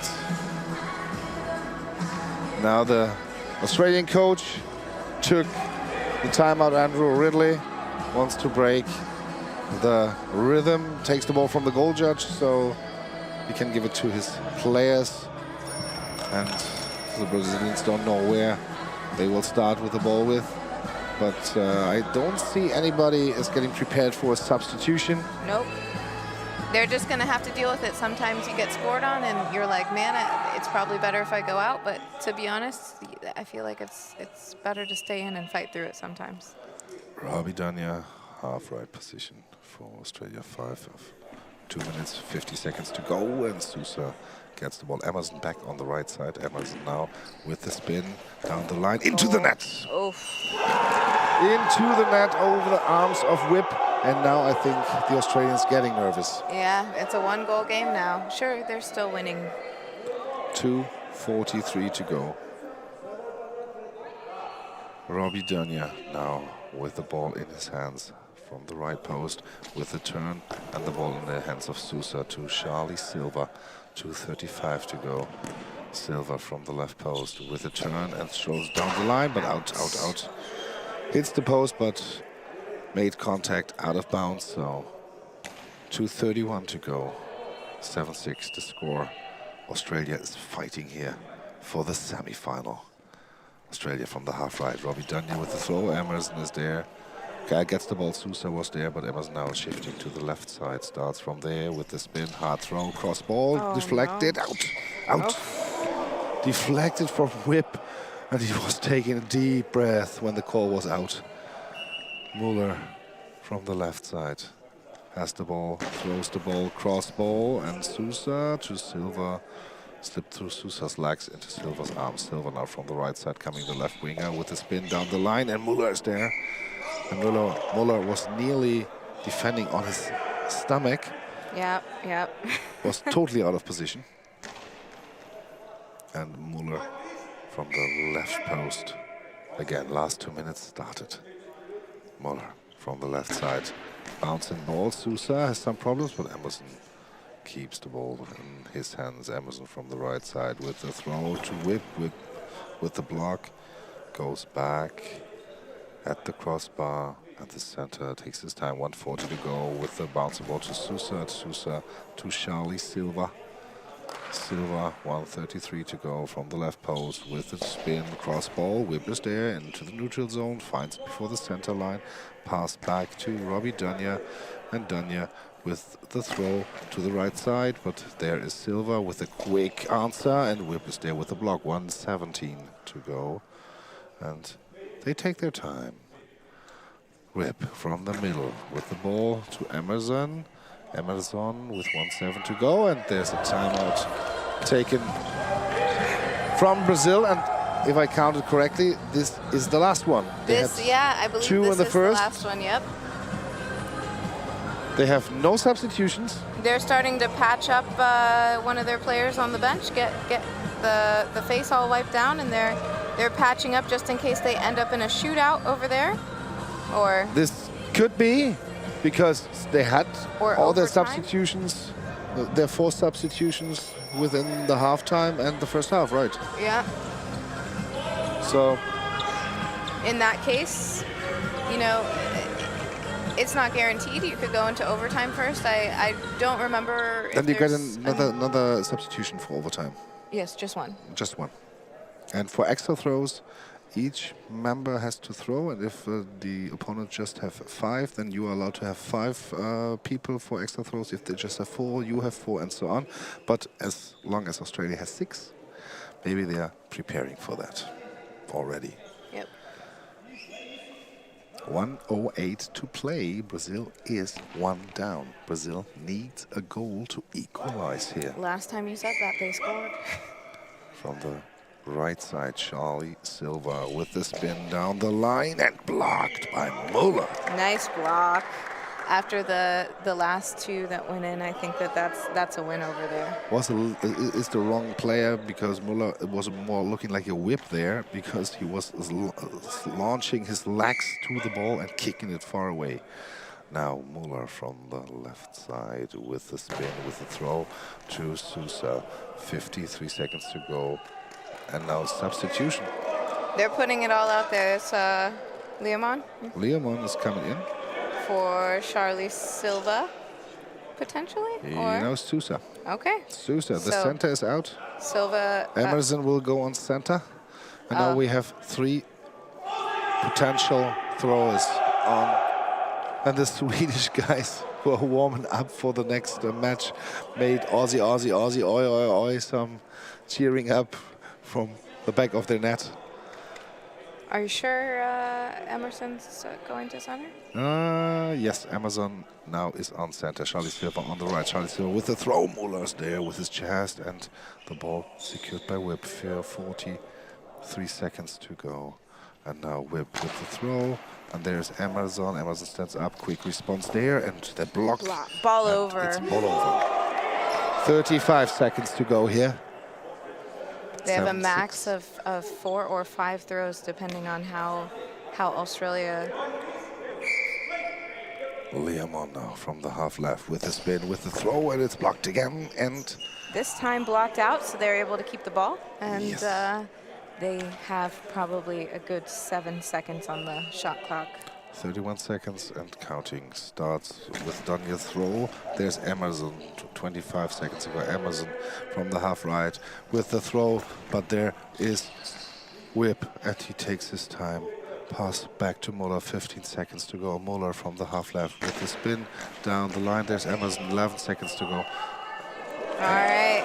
Brazil's taking the timeout. Timeout. This is one too much. I thought so, but maybe I'm wrong. At the protocol, they will know how many timeouts they had. Maybe with all this tension here, I got it wrong. So we'll find out. 7-6. The score for Australia. 10 seconds left on the clock. Brazil One shot. down by 1. One shot. If Australia blocks it, then all they have to do is hold the ball, and they win the game. Didn't Eminem say you've got one shot, one opportunity? Yeah. And now this is Leomon's one shot, one opportunity. He has the ball in his hand. He's starting, throwing hard, and the ball is blocked. The ball is blocked. Just hold it. And they hold him. We'll hold him. And now the eye shades are taken off, but Emerson took the eye shades off. They're trying to get a penalty because they want one more shot. They want one more ball possession. Ah, now I know. They want a penalty against them, then they want to block it, and then they want to have this last shot. Exactly. They're taking the gamble. Decline it. Oh my God. You get a thumb up by Andrew Ridley. The coach heard what Amanda just said, gave a thumb up here to the commentator stands. And now they are holding to the ball, holding each other, and a major upset here. They are celebrating, dancing, hopping around. Andrew Ridley and the whole stuff is hugging themselves, and the team is jumping around like they've won a medal in Brisbane in 7 years. So this is a huge step, I think, for the Australian Goalball program to beat Brazil here at the Wanda Goalball Nations Cup 2025. Absolutely. 7-6. And let me tell you that Berlin just might not be their place because they lost in quarterfinals to Turkey 2 years ago. Right, right. Yeah, and this year now they're losing to Australia. Sure, last year they won, but that was the first medal that they ever got in Berlin. Yeah, you're totally right. And now? Berlin is not the place to be for the Brazilians in goalball questions. But on the other side, I don't want to put too much on the weaknesses of maybe make experiments, whatever, nervous, whatever. I think Australia deserves yes, this win. Australia, They played great. That's what I wanted to say. Australia played great. Solid in defense. They were so humble. They were so passionate in defense.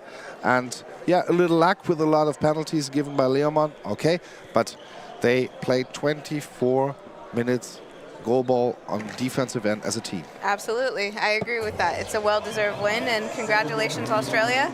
I'm stoked for you, and Yeah, I don't know what else to say. I know what to say. I say goodbye for the next 5 minutes, because in 7 minutes there will be the next quarterfinal on the line. Sweden against South Korea with Amanda Dennis and Robin Holstein. See you in a bit. Bye-bye.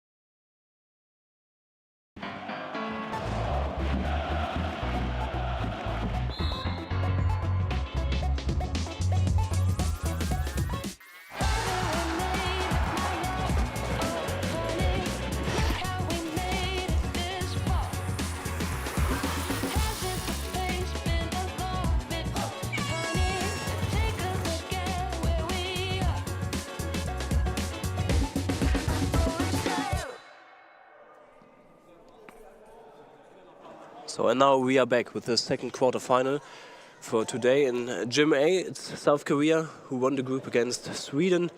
And when you tuned in for the first quarterfinal, I'm sure you don't tune off because it was an instant classic. Australia defeated Brazil, and now just quick the lineups because they chewed a little bit the clock and started a little bit earlier to catch up with the schedule. So South Korea will play from right to left in the white jerseys, and Sweden in the dark blue jerseys from left to right. South Korea is starting with Inte Jeong on the right wing, Son in the center position, and probably Hak Soo Im on the left wing. So as they started in their last group match, and the ball is already in play, and I will describe to you the lineup of Sweden as soon as possible. The first one off the right side from Jeong, straight down the line. Sweden catches the ball. Olof Rieberg, the left wing player for Sweden, with his first attack. The center player Fatmir Seremeti and Felix Waswell on the right wing for the start. So and now it was Im with his first attack to the half left. Now picked up by Rieberg, and he attacks for the corner but misses close. And South Korea with the next ball, but alongside me still Amanda Dennis, who witnessed this classic in the first quarterfinal. Yes, it was such a thriller. So hopefully we get another thriller in because it was so exciting to watch. Next shot by Jeong to the left. And just for you who follow us through the day, Myongjin Kim, who was through out of the game earlier in the group stage, was not suspended. It was only for the remainder of the game, so he can be substituted into the game. So one shot from Felix Waswell to the half-right position, picked up by Im, and he misses after that to the left side, left to the goal post. Now the ball in the hand of Fatmir Seremeti, the center to the half right, and this one picked up by Son, then passes over to the right side to Seong, directly counter shot from Seremeti, but long ball penalty because he was really close to the long ball, to the high ball, and then the bounce Launched it, and it just didn't land in time. So he has to defend the whole goal alone, and all three South Korean players are on the pitch. So it's Seong with the first, goes to the right side, Jeong, and Seremeti to the wrong side. So from the attacker's perspective, he aimed for the right side, Seremeti jumped to the left side, goes in, 1-0 for South Korea. That is definitely unfortunate. So one bigger mistake early in the beginning, but Rieberg spinning and shooting to the left, picked up by Jeong, handed over to Im. He hit the ball into the chest of the center, Seremeti. Now it's Horsfall. Horsfall to the center, Son gets it with his second effort. Handed the ball over to Jeong. He attempts to target to the left corner again, but it's the chest of Felix Waswell that deflects the ball over the sideline. So Felix Waswell now with back leaning against the crossbar. Early bounce, close to a long ball again because he launched it up high in the air, but controlled by South Korea. And now it's him from the left side moving up to the center position. Lead the center, and now from the left side Sweden just straight down the line into the hands of Jeong. He goes straight to the right line and cross straight down the line, but not across the goal line because there's Olof Rieberg who picks up the ball, goes all the way down to the right, and there's Im picking up the ball at the half left position. Spinning shot, bouncing a little bit from the legs, far off, a few meters in front, but Seremeti can pick it up. He has to look out for the 10 seconds clock, so he set up his attack to the right corner, and it's close. It was good close. Good save from him. Just had the right kind of spin to go out of bounds instead of in the goal. Him had to dive, and his fingertips prevented something more for Sweden. So what has Sweden to do to beat South Korea like we saw with Australia? I personally feel like in order for them to do that, they need to kind of throw from the outside in. So kind of shooting into the gaps from the sideline So Jeong from left to left, he moved down and then back into his defensive position on the right, and Sweden from the outside, not to the inside, more to the outside down the line. Right, everything that they're shooting kind of has a straight line right now, as opposed to kind of like curving in. And also on the South Korean side, the ball in the hand of Ryberg. This was a little bit more diagonal, but not into the gap, right into the center. And now it's Jeong, again straight down the line. Saved by Sweden. Ryberg down the left line, again straight and blocked by number 11, Jeong on the right post. Moving up is Hak Suim, getting the ball, bringing it back to the left side, a little bit stealth. And then from the left, diagonal, and some problems for Ryberg, who has to grab it a second time to secure. Had to dive, and now Zeremiti again another straight shot into the chest of the South Korean player, but the equipment has to be checked for Swedish number 9, Olaf Ryberg, who has to put his eye shades up, and it will be checked whether everything is close, and he cannot see through those shades. So South Korea, Sweden, we talked about those diagonal approaches. They attempted it twice now. Yep. So are there other weaknesses in the South Korean defense? I haven't really seen South Korea play so much. I think just a little bit that their center is decent, but I would still test them out a little bit. I was in the gym for the last game where they had like 5 eye shade checks. Yeah, or so. It was a big issue here. It was 5 or 6 eye shade checks. So we had a couple of shots, mostly from line to line, one diagonal shot from the left Sweden side to the center, but nothing dangerous. And now from the left side of South Korean straight down the line. It's now ball in his hand. Felix Boswell attacking the left corner. It's a little bit off, slightly to the left of the goal post. Good shot. It was still straight down the line, but high speed. So moved all the way up to the wing, but without success this time. I think that they'll get some opportunities for penalty shots, not just yet, but we have to be patient for that. Jeong from the right side, and then picked up by Zeremiti, who bring the ball back, and now in the hands of Im from the left side, a cross shot to the far right corner. But as we've kind of seen so far in this game, the only goal that really scored was the high ball. So this is why there was a rule. Olaf Ryberg stepped clearly over the line and has high speed, so it came really fast. Yes. Into the team zone of South Korea. He directly apologized, and now he has to defend. So there's a chance for a penalty for South Korea. So a second one. The second one, they used the first one, so it's him from the left side, and Blocked. he had such space, but this time on the 6-meter line, Right. really slides to his right from his perspective to block this one, Ryberg, and the you ball. guys probably didn't see, but somebody at the table got hit Yeah, with the ball. yeah, from closely. that block. Yeah, it was a little bit like in Matrix, the film where you can avoid, like in last second, the ball. It was close. It was close, but Ryberg with the save. So, and now from the right side, Felix Boswell with the shot down the line, but picked up by him. He tries to aim a little bit more towards the center gap, but there's Zeremiti who picks up the ball, and his shot, he lost a little bit of orientation, leaves early the sideline and goes out of bounds, so crosses the sideline early. So now it's Jeong, who came all the way down from left, the ball high up in the air, tricky to control, but they closed out every possible way into the goal. And then from the left, Not attacking. a lot of movement from either side for ball movement. Yeah, 2 quick shots, just trying the counter shot. Was Zeremiti, a good idea. because Jeong wasn't back in his place and still has some issues finding his place, checking where's the line so that he gets the feeling for it. But while he's finding his position, attempted the next shot straight down the left line. And now it's Felix Boswell on the right side picking up the ball. A little bit bouncy to the half left position. 6 minutes and 33 seconds left in the first half.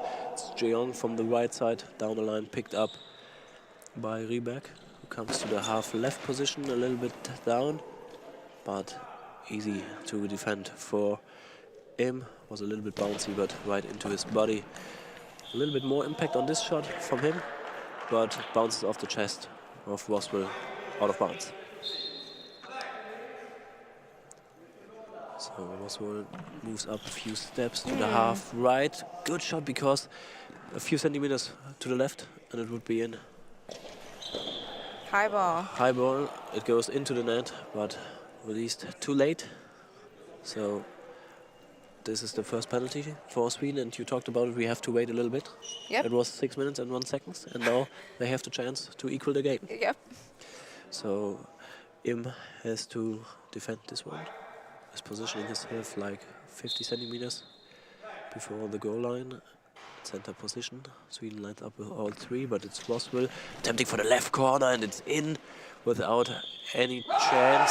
And they hesitated a little bit. I wonder if they hesitated because the one ref was trying to wait to see if the one on the Sweden side was going to call a high ball, because it really did sound high. Yeah, it was close, and this is why they hesitated. Perfectly explained. So, but it counts, so it's 1-1. And now Jeong with the cross shot back to Zeremeti, and he tried to counter a little bit, but took a little bit too long. So they were all in defensive position, blocked by South Korea. Goes over the line. So and now against the ball for Ryberg in the half right. Goes down, straight down. And timeout called by South Korea. It's 1-1. South Korea, as we told you before, won their group. All 3 games, 3 victories. So this is the next test to advance to the semifinals. The semifinal games will be played here tomorrow and also in Gym B, and then later the medal games in this Nations Cup. So timeout called by South Korea. What do they have to adjust, in your opinion, immediately? I think I said this in some other games that Sweden has played, but I really would test their center out. Like I would really look at shooting kind of like in an X pattern, this short cross that is available for them, trying to hit the extremities of Fatmir Seremeti, and really trying to get him to pop the ball over the wings. So Im from the half left puts the ball high up in the air, swings for it, but then slows down, goes out of bounds to the left. So the next shot will belong to Team Sweden.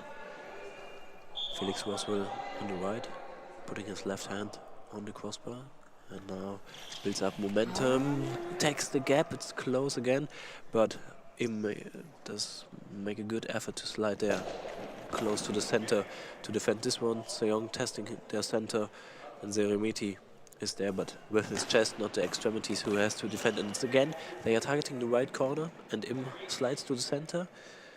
But this time, if it goes into the corner, it would be really, really dangerous, but it was not precise enough. Im just goes straight down the line, picked up by Roswell. Now Roswell from the left moves up. Again, they are putting the ball straight, but good into those gaps, and maybe when they get them off balance, then they will score. I think that at least he moved, so Roswell picked it up on the right, swept over to the left side and threw straight, and even the ball movement can help. So now it's a Ryberg ball again. There's into the ball posted in. Goal, and he moved again in his shouting. So he run down to the center, run back up, and then the shot after hitting the post. And before that, it just came back straight to line. But the next good shot and a little bit movement just to disguise the exact position where he will start his attack. Now Im with the bouncy ball. So Sweden is up in front, leading by 1. 4 minutes and 30 seconds to go in the first half. There was the whistle because South Korea wants to substitute. So the shot you may have heard through the arena wasn't blown off by the referee, and now he's coming back in. The guy, or the player that was sent off earlier in the last group game. He's actually not allowed to play. If it's number 19, he was ejected from the last game. Yeah, but he's not suspended. I talked to the referee. Oh, really? He was supposed to be ejected from the last game and then not eligible to play this game. Yeah, I talked to the referee, and he saw me into my eyes and just said, read the rule book. And I just said, hey mate, it's just a question. So is he now playing or not? And he said he's allowed to play because he's not suspended. Okay. As I quote. But this is what the referee told me. So he is back in, and this is the player who was sent off. Myung-Jin Kim now moving up to the center. Not to the center position, to the left wing. If you didn't see the last game, it was the basically his patches were completely off. Both times the referee went to come check him, and they repatched him, and they were off again. So and it was after a timeout especially, and then they had some issues. So 2 shots, Myung-Jin Kim did the first one from the left, and it came directly back, counter shot from Zeremeti down the line. So Myung-Jin Kim picks up the ball, and gives it to his colleague Jeong, and he put it into the net as he attacks exactly the area you wanted to attack, the extremities of Zeremeti, the center. He has his right arm under the ball, pushes the ball up into the net. So South Korea scored the first goal out of play without a penalty, so it's 2-2. And after that, Boswell down the line. It's 2-2 now, 4 minutes to go. And from the left, a good shot from Myung-Jin Kim, but it went out of bounds. And now there's a shake again. So Felix Boswell has been checked by the referee, and the referee there checking Boswell is the one who also was in charge in the game for the South Korean game in the group stage. So also eye shade check for Son, the center of South Korea. So it's already the 3rd in this game. Maybe he sets a new record in this tournament with 8 or more eye shade checks in this game. So they are paying really, really close attention to this. Just to let you know, this tournament also functions as a referee clinic. So the 10-second referee, 10-second position is also executed by referees so that they get the next level, and some of them are trying to get the level and the classification they need for the Paralympics in LA. So this is why it's so important for all the referees to get their performance in quite right. So we missed a shot from South Korea from the left side, hits Zeremeti, but not as far as the other one to his fingertips. Now run of Felix Boswell from the right side down the line, and Myung-Jin Kim from the left, cross shot, targets the gap, but there are the feet in place of Olaf Rieberg. 3 minutes, 20 seconds to go. Olaf Rieberg down the line into the chest of Jeong. He targets the outer right side of the Swedish defense, but it went off. And now Olaf Rieberg exactly at the goal post, a bouncy shot, but it hits Son into the chest, gives the ball to Myung-Jin Kim. On the left, goes to the goal post. Spinning shot to the right, goes up from the legs, but the bounce is lucky for Sweden. Zeremeti could pick it up. Now lining up at center position. Bounce shot to the legs of Son, but South Korea defending those shots really well. Now a little bit more movement from the wing player from Jeong, goes down to the left, a little curve to come from the half left position and attacking the right side. But Sweden secured, and the bounce this time from the Swedish attack goes high up in the air, but then to the right, on the right side, which means out of bounds. Could have been potential next goal. Myung-Jin Kim from the half left position, just straight down the line, blocked by Felix Boswell. So 2 minutes and 27 seconds to go, 2-2.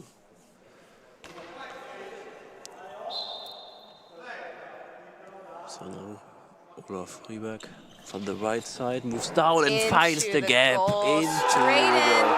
Untouched. And Olaf Rieberg, when he scores, you will hear it.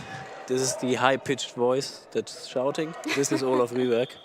So now with the fist up in the air, celebrating his goal. But the next shot was also quite good. It was again Seon who moves down the line from right wing to left. So much more movement now in there, hits the goal post, and now play stopped because there are some noise from the stands.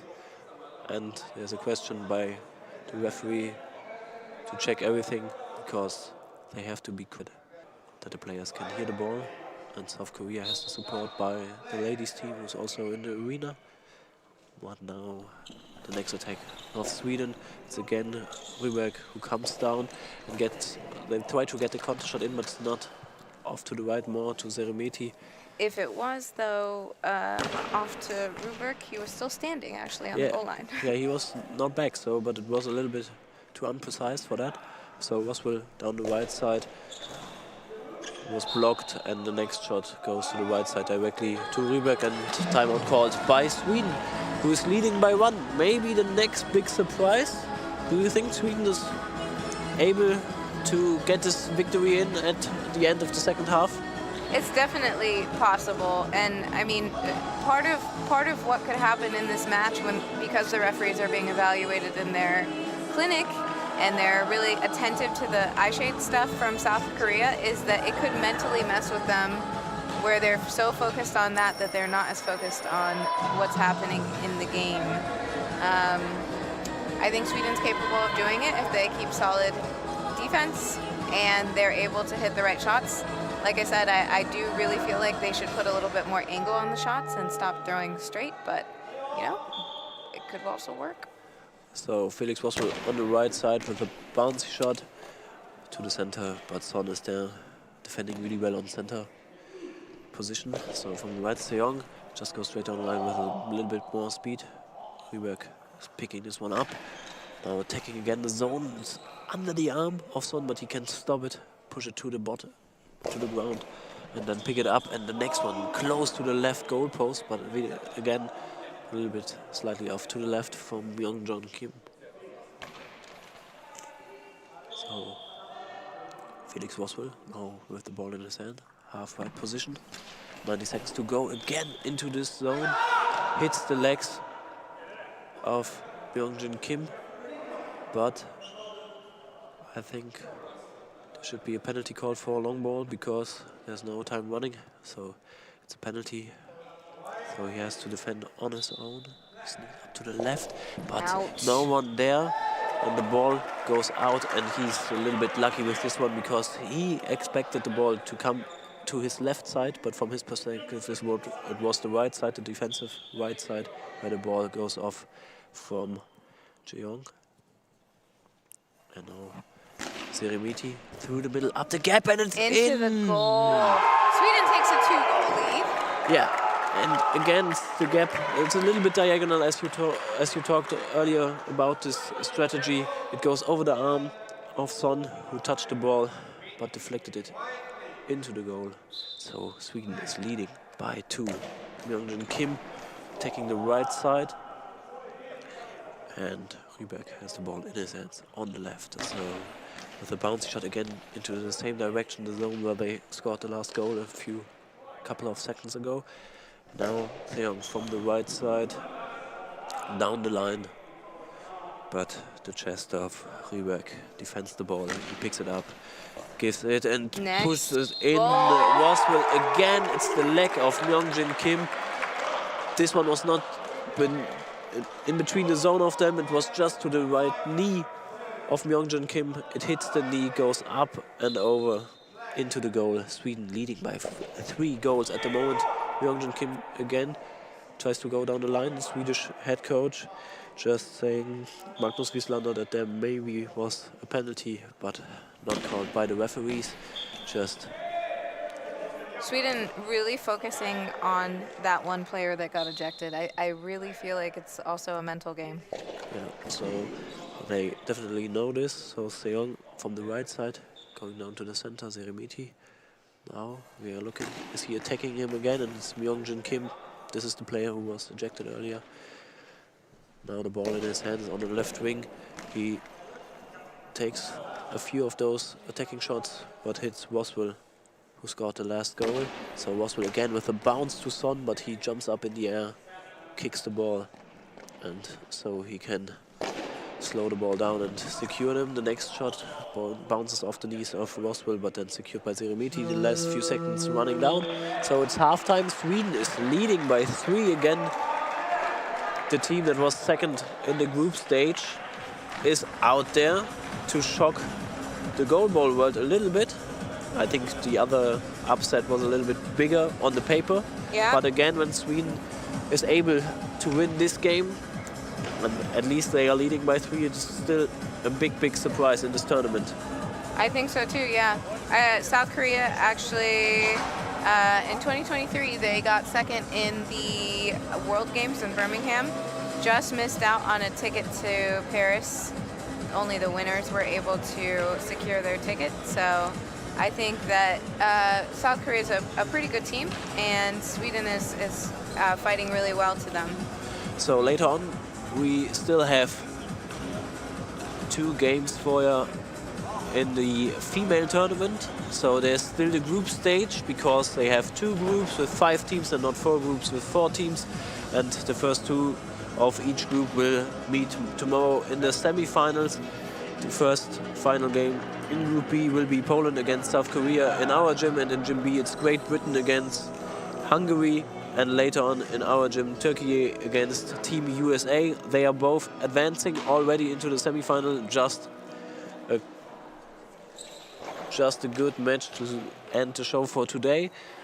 And then Germany against Spain in the same group, so they don't have a chance to advance. This will be in Gym B. But we have a really cool game at the end, and see who's maybe in favor to win the tournament here in Berlin. Or maybe it's the first meeting and they will meet tomorrow again. We'll Depends. see. Depends on the semi-finals. But for now, we still have the game between South Korea and Sweden. We have 3 minutes and 20 seconds on the clock left for the halftime. So what South Korea has to do is a little bit the mental part of the game, coming right into it, getting their head back into the game. We talked about this ejection, so Myung-Jin Kim probably now stays out. I think he's sitting on the bench when I'm right, but we have to check this a little bit in a few moments. But this was the weak side defensively, so between him and Son, they were the balls that could go into the net. So probably they have to change this spot and to defend this area better on the Yeah, field. absolutely. And I really feel like the Asian teams move around a lot. They have a lot of tactical knowledge that they bring into the games. South Korea is very much so like Japan in a lot of ways, but just a slight bit different in the way that they play. I think that if they moved around a little bit more, attacked the center player on Sweden, did some pushing the wings out towards their sideline and then trying to hit the gaps, I feel like they would have some success. And I'm expecting you to follow us still after the last quarterfinal, because it was an absolutely classic game from Australia, and something cool I've witnessed after the game, because we were doing it with Beyond Us. I was down at the table and the head coach of Australia came to see the official sheet of this game and just said, hey, please let me take a quick photo of this, because maybe tomorrow I don't believe that this happens. So this shows how huge this win was, and what a cool story you can have here also as part of the staff or part of the team, like Australia had a few minutes or like 20 minutes ago here. Yeah, I think even for some of the teams, especially the developing teams that can go into the game as an underdog and then finish the game as the winner, it's a big deal. It really, really is.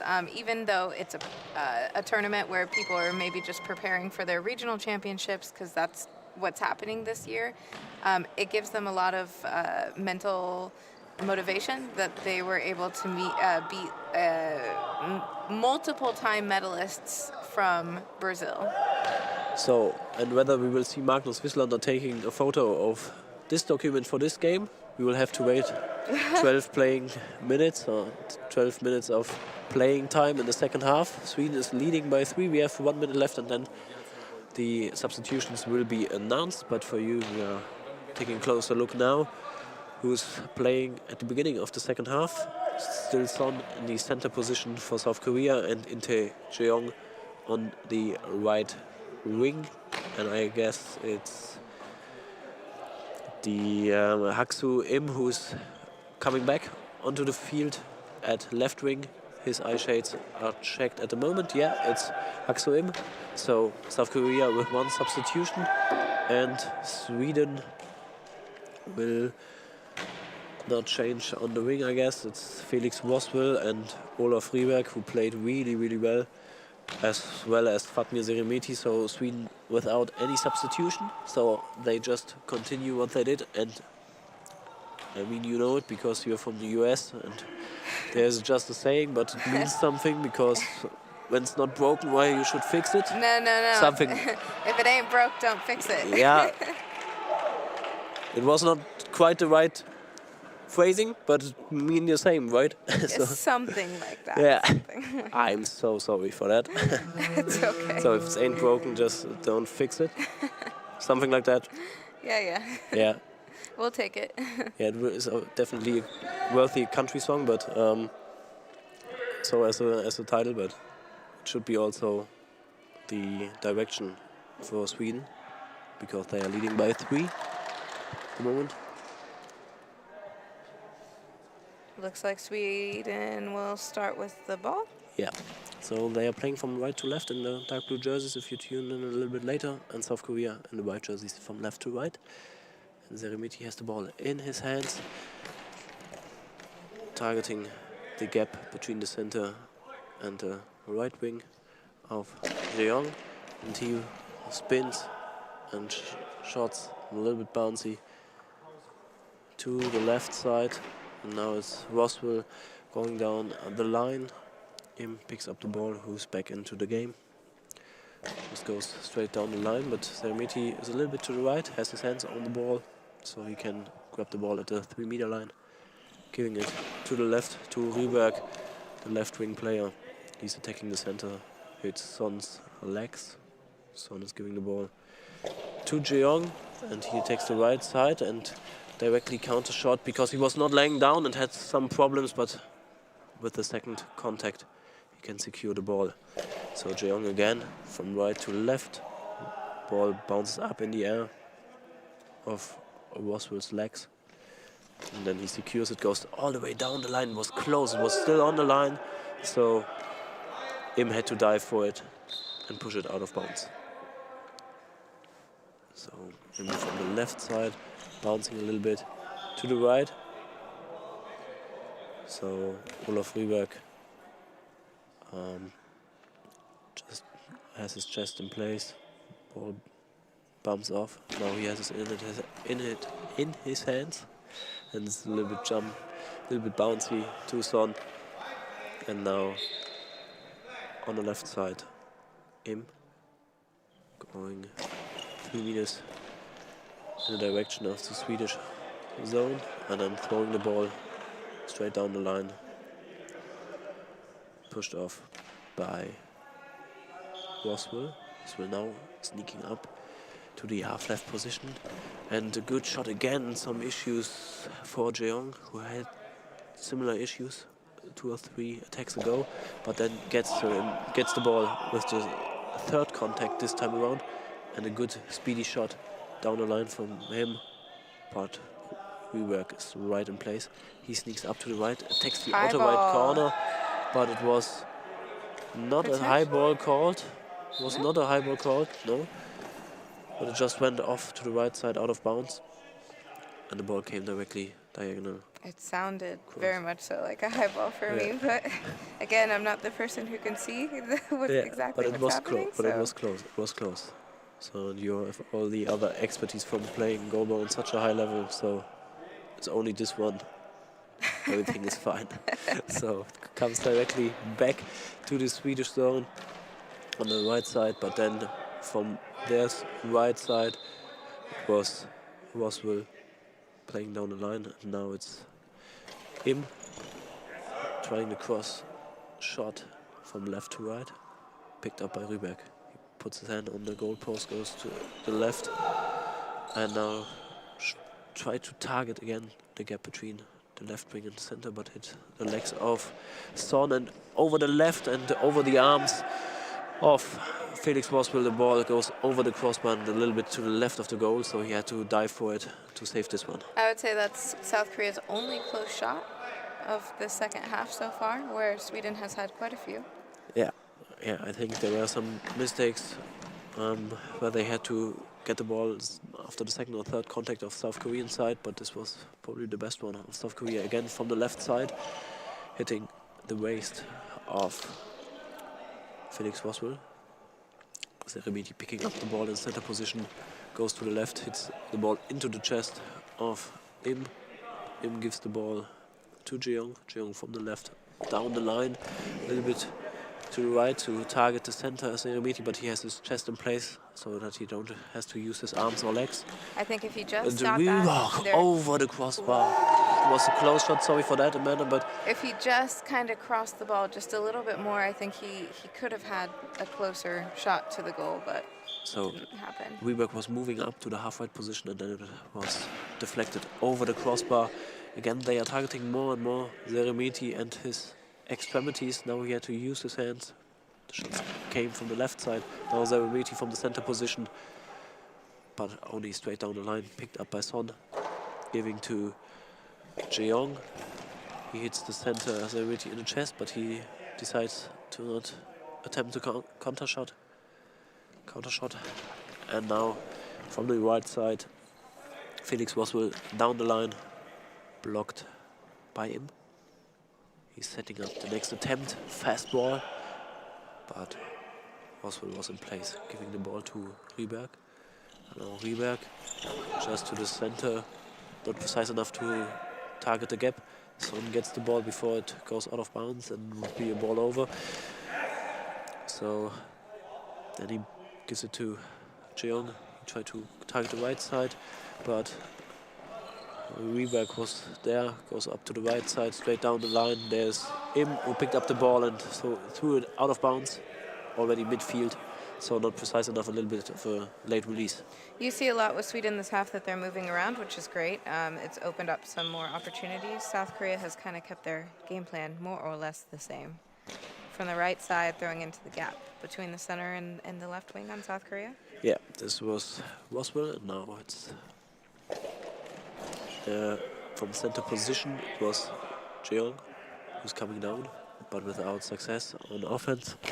And now it's Rieberg from the left side with the cross shot to the right. It's Im picking up the ball, going back to the goal post. And a little bit bouncy shot, but it's low when it hits Rieberg's legs.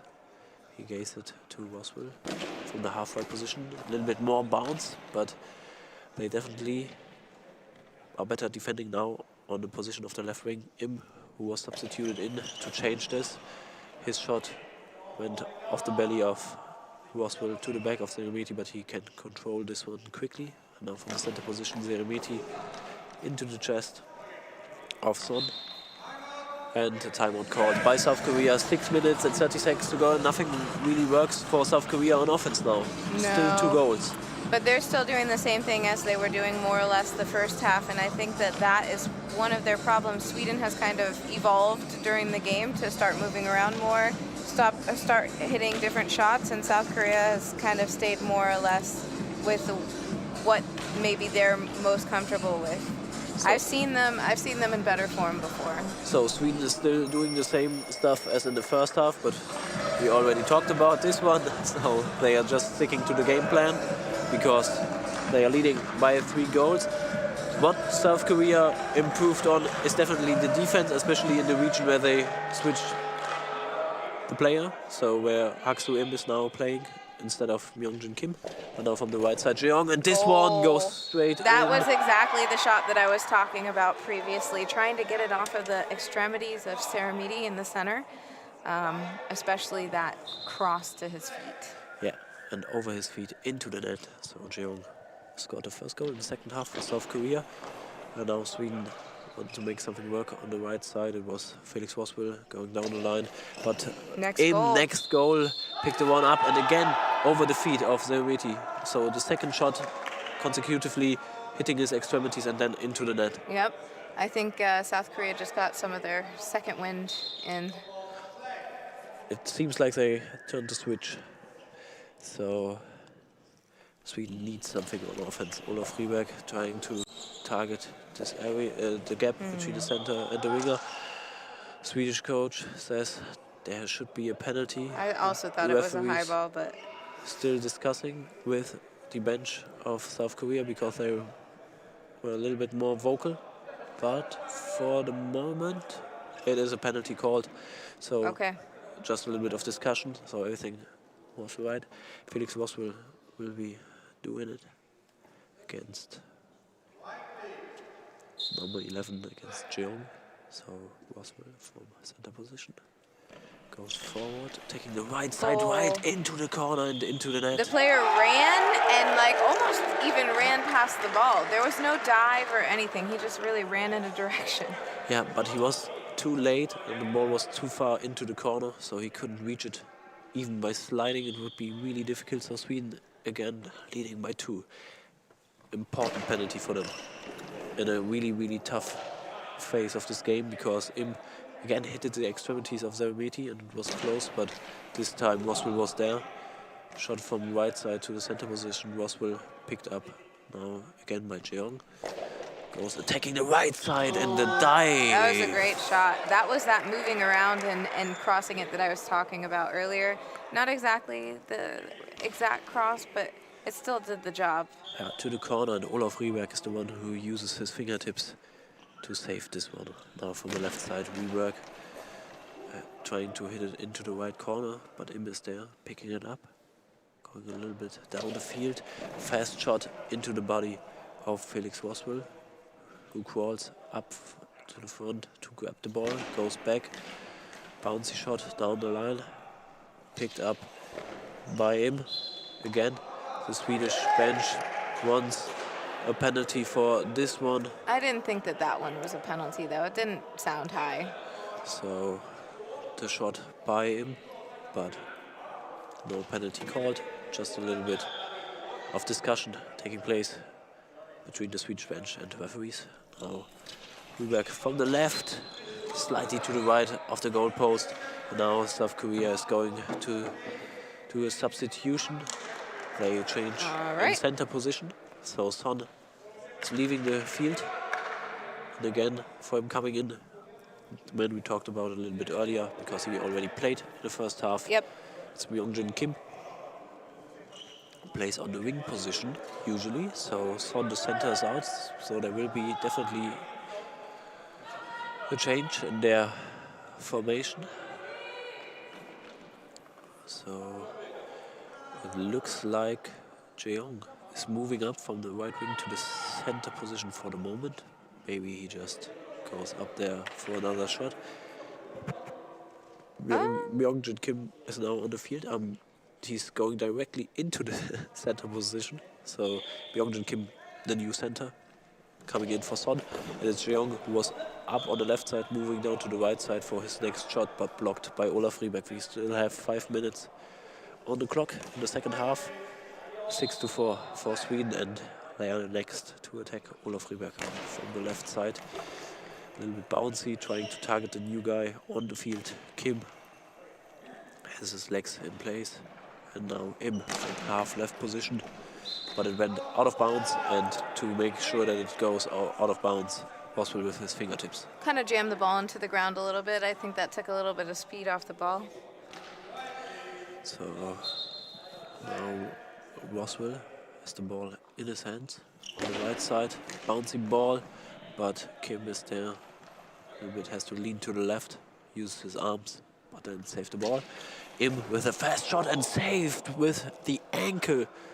He pushes the ankle on the ball to stop it on the right side from Sweden's perspective out. It was Roswell with the big save this time around. His attack was not so dangerous, and he has to save again with his knee against Jeong, who was moving up to the left wing. So big saves by Roswell, and now Sweden calls the timeout. 4 minutes and 16 seconds left, and after those 2 quick goals by South Korea that hit the extremities of Zeremeti, they don't target this place a lot, or those areas where he has to defend with his extremities a lot at the moment. And Sweden has a little bit of luck with this penalty call, not with the call itself, but that they in this phase have the penalty, and they used it, and now the momentum is back for Sweden. I think so. Yeah, I think so. So they called the timeout, because it was 2 good saves also, but I think mentally the momentum is on their side after those big saves and getting back the lead to 2 goals.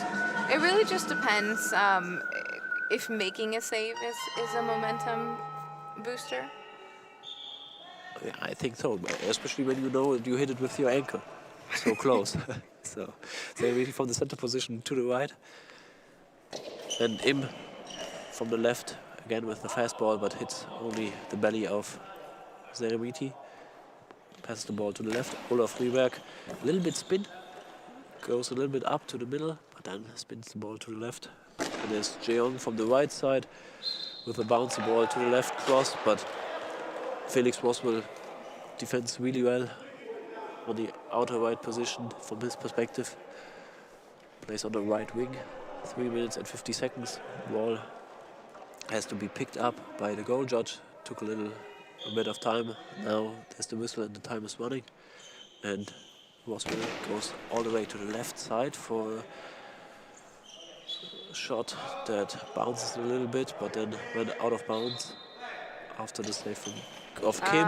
Right off play, that was great. Yeah, it passes the extremities of Zeremiti, but then it was Rieberg who was saving and adjusted his position to that.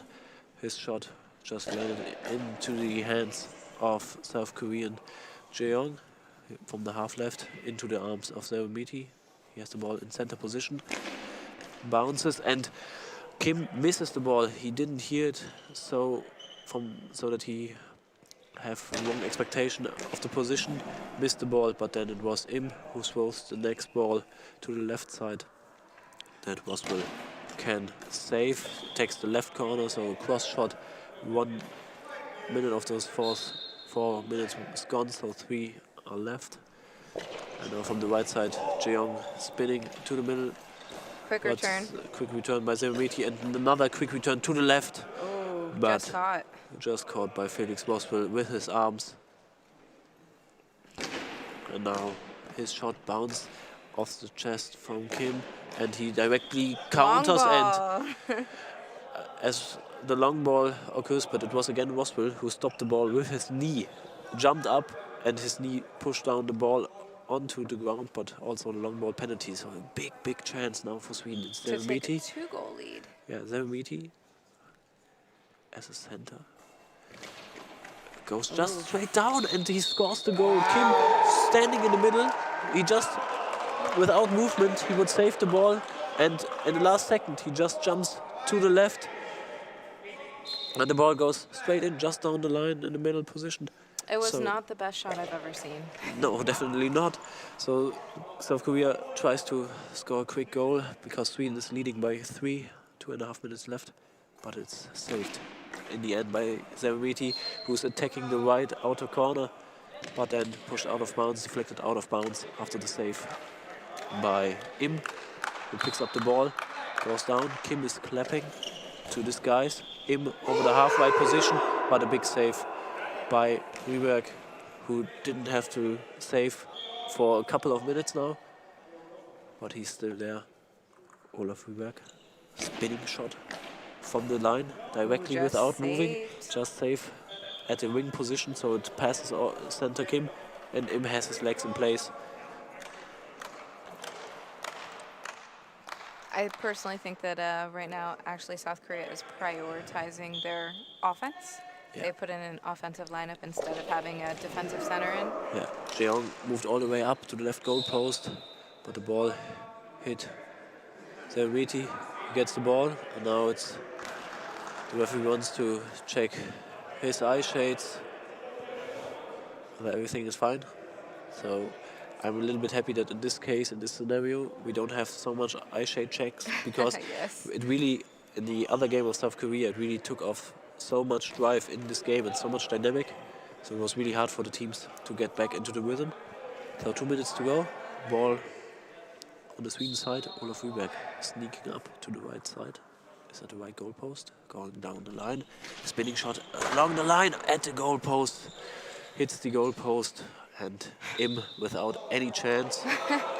Didn't even hit a player at all. Just literally hit the goalpost and then just rolled all the way over to the other side. Yeah, it was such a quick shot, so Im couldn't react fast enough. and ball over means another attack for Sweden off the right side. It's Roswell this time, attacking center Kim, who's more for the offensive part there, not for the defensive part as a center. We talked about this.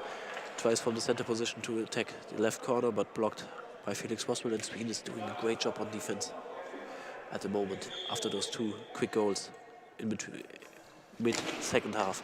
Zerviti from the center position hits the chest on the right side of Im. Looks like they're kind of trying to keep the ball away from Korea's best offensive player, who's their right wing. Yeah, Jeong now, but he got the ball now and then attempted to target the left corner, and it was a shot by Felix Roswell straight down the line from a half-right position. It was dangerous because it was a little bit deflected, but then they controlled it, and Jeong, who you said was their potential better scorer, is now substituted out of the game with 84 seconds left, and Sebok Hong, who played definitely more during their last group match today, is now on the field for the right wing, just to change up a little bit, something to find something in the last seconds, because it looks like that Sweden is going to advance into the semi-finals, and the next group winner will be out of the competition. They will play tomorrow for their final place in the tournament. And another one too, I think USA won their group and they just got eliminated by Ukraine. Probably that will happen then in Gym B. So, but a good shot from the left side, kicked out. Again, great reaction of Felix Roswell, who slided there and kicked the ball high up into the air, but to the left side, to his bench, shot by him. And now from the left side, it's Rüberg. Spinning shot, trying to target Hong. He blocks the ball with his chest, but still only 70 seconds left for Sweden to win this game. Hong with a spinning shot finds exactly the space in between the legs of those players, but they are adjusting the position right in time.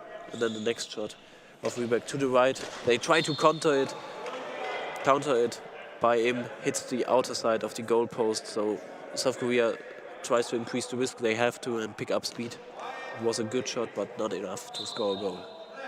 So Felix Roswell now from the half-right position, bouncy shot, but Kim catches it, stands up, directly counter.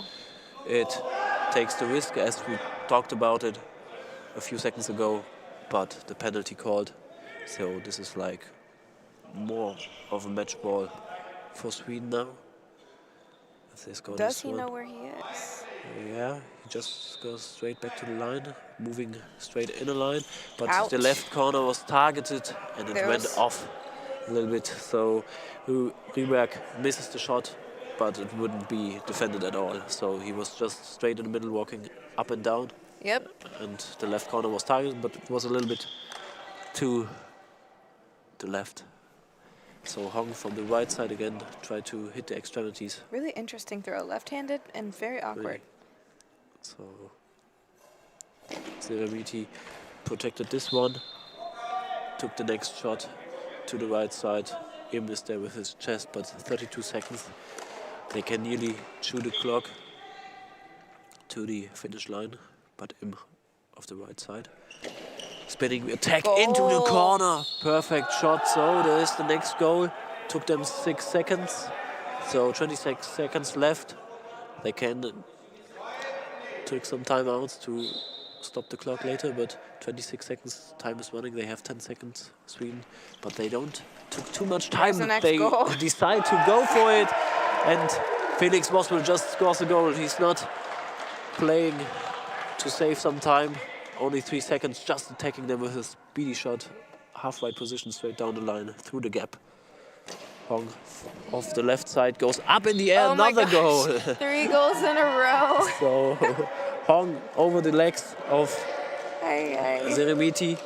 They were successful with this one before, so the lead is still by 15 seconds in Zeremiti.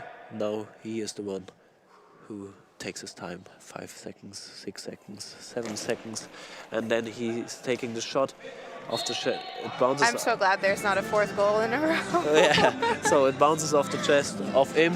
So Sweden is leading by 6 seconds. South Korea takes the timeout to stop the clock, but 6 seconds for 2 goals. It's not enough time. Should be too less time. Should be enough. So then Sweden probably is going to advance. So a lot of surprises in the semi-finals, in the quarterfinals, and also in the semi-finals, because the teams that won are the surprises in this case. And after that, we still closing out the group stage of the women's competition.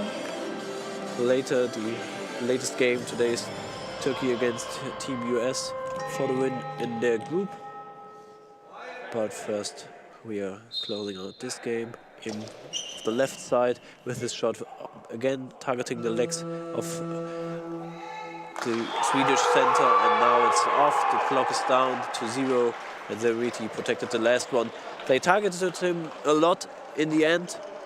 There were a few goals, but Sweden with the right answer at the right time. I think their timing was great, especially after South Korea hit the first 2 goals in the second half. They had a little bit luck with the penalty, but also after South Korea came a little bit closer in the end, they directly hit the ball into the goal, and so Sweden advances. And I think they totally prove why they are belonging to the semi-final. Yeah, definitely. I think that they played a really great game. Great defense, especially in pressure situations where South Korea was making their way back. So it was a great game to watch. So Amanda will be back here for the Team USA game against Turkey to see what her colleagues are doing on the field this time around. Yeah. And to talk a little bit about them. So I don't know if I want to do that, though. we will see, we will see. Maybe someone is jumping in or not. We will see later. But the plan is that Amanda will be back then with Björnas, who's already coming back for the next game. It will be Poland. I know, I might need to send Michael Dennis. Maybe your husband has to jump in. We'll see. So we will see, and you will see in about an hour. But first, we have another game in the women's competition. It's Poland against South Korea. So the females were over an hour here in the arena, just first to support the men and then now warming up. So in about 5 to 7 minutes, we are starting this game, and then we are back. See ya. See ya.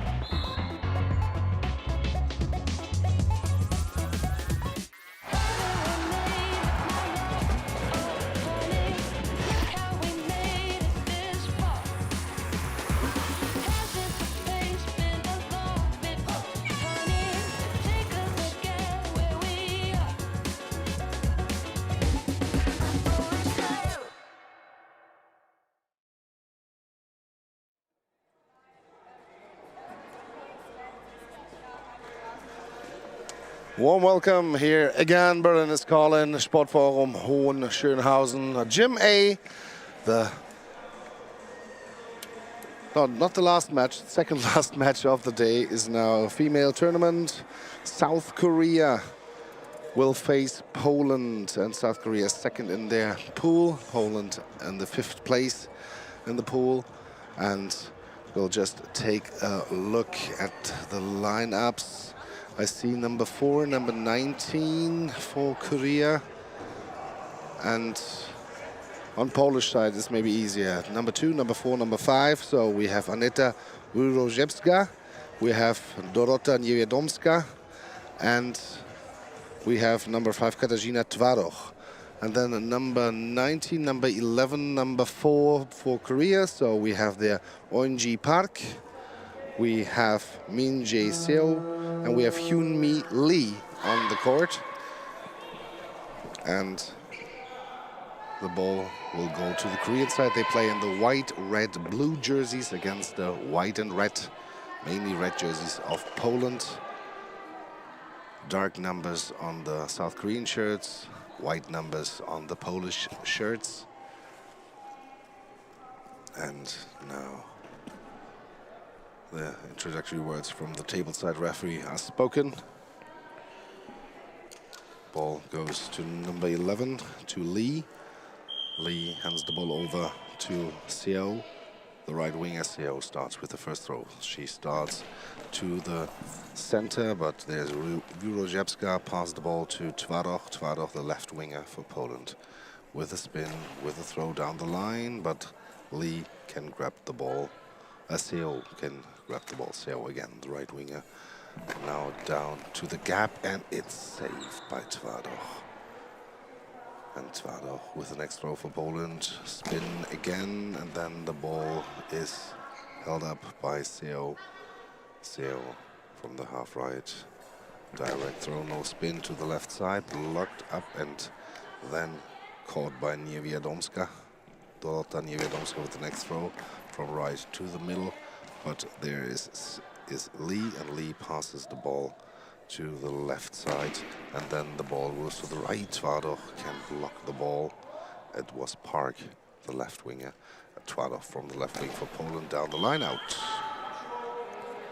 And so ball comes back in. Seo with the throw from the right post. She starts, she throws, and inside the net the ball goes. Deflected several times from the hip of Wyrojewska to the legs of Niewiadomska, and then Twaroch has no chance to help out there. 1-0 for South Korea.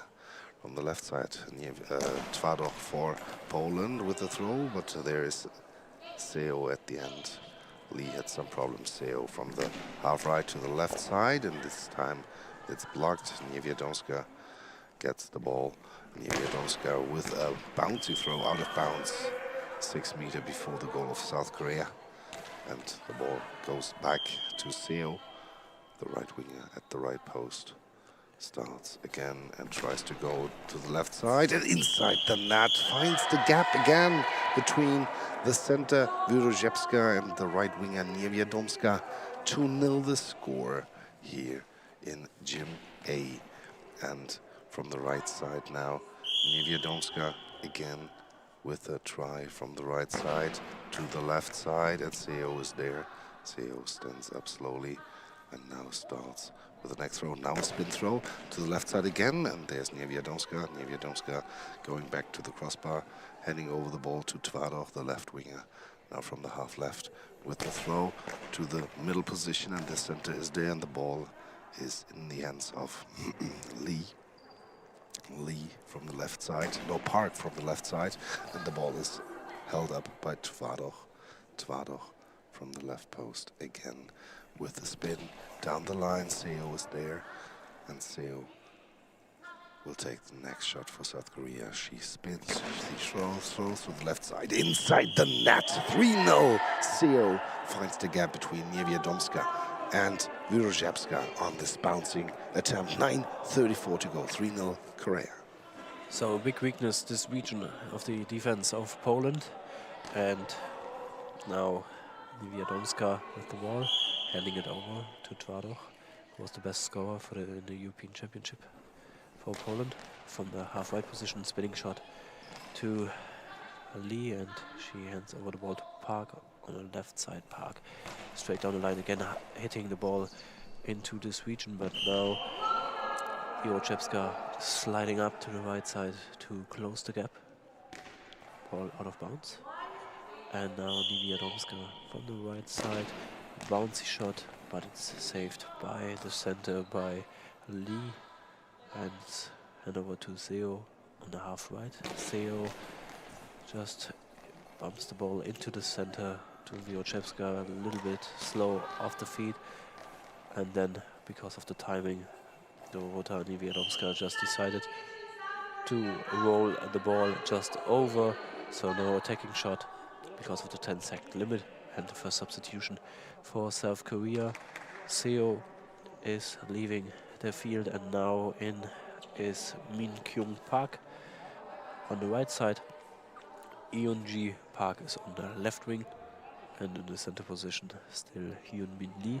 South Korea needs at least a draw to advance into the semi-final. If they lose against Poland, then Great Britain has to win in Jimby against Hungary, because Hungary has more than 20 goals difference to them. So because of the mercy rule, you can only win by 10, so they then cannot close this gap, this tie break. Only Great Britain is behind, I think, 6 goals, but South Korea is in the lead by 3, so they have all in their own hands to advance to the semi-final. Shot of the left side from Eun-ji Park, picked up by Niewiadomska, and she threw the ball a little bit off to the right side. She's the right wing, so goes early out of bounds. Eun-ji Park from the left side. Just targeting again the gap between the center, Wiroczewska, and Niewiadomska. But Wiroczewska moves up a little bit, then passes over the ball to Niewiadomska with a bouncy shot to the center. And now the new player on the field, Min Kyung Park, off the right side with a bouncy shot again into this area, into the net. This time off the legs of Dorota Niewiadomska. South Korea is leading by 4. And in the game, if you follow us a little bit longer, that was held here earlier, the weakness was Katarzyna Twardoch in this game, but they don't talk about this one or couldn't analyze this one, so they are targeting another spot and have found the weakness for their style of play. So Katarzyna Twardoch now starts to attacking from the left side, cross shot, but collected by Eun-ji Park, and again into the goal over the hands of the center of Anita Wiroczewska. So South Korea is really good on their offensive side, scoring without any mercy. So 5 goals in 4 minutes.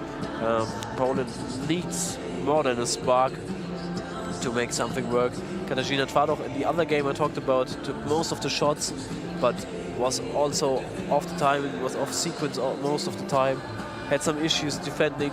He was the best player during the European Championship, and now South Korea found another weakness, so Poland has to improve their performance. If not, this could be a quick game, but we saw here some momentum changes we probably not expected today, so everything is possible. Yeah, after the timeout, the coach Piotr Simala and Philipp Simala were talking a lot to the 2 wingers, and now Twardoch from the left wing with 7:55 to go with the throw, and the ball is held up by the left winger Park, Eun-ji Park. Eun-ji Park now with the throw, bouncing ball over Niewiadomska, but there is Niewiadomska. Wiroczewska had the problems on center. Niewiadomska with the throw and held up by Eun-ji Park again. The left winger at the post.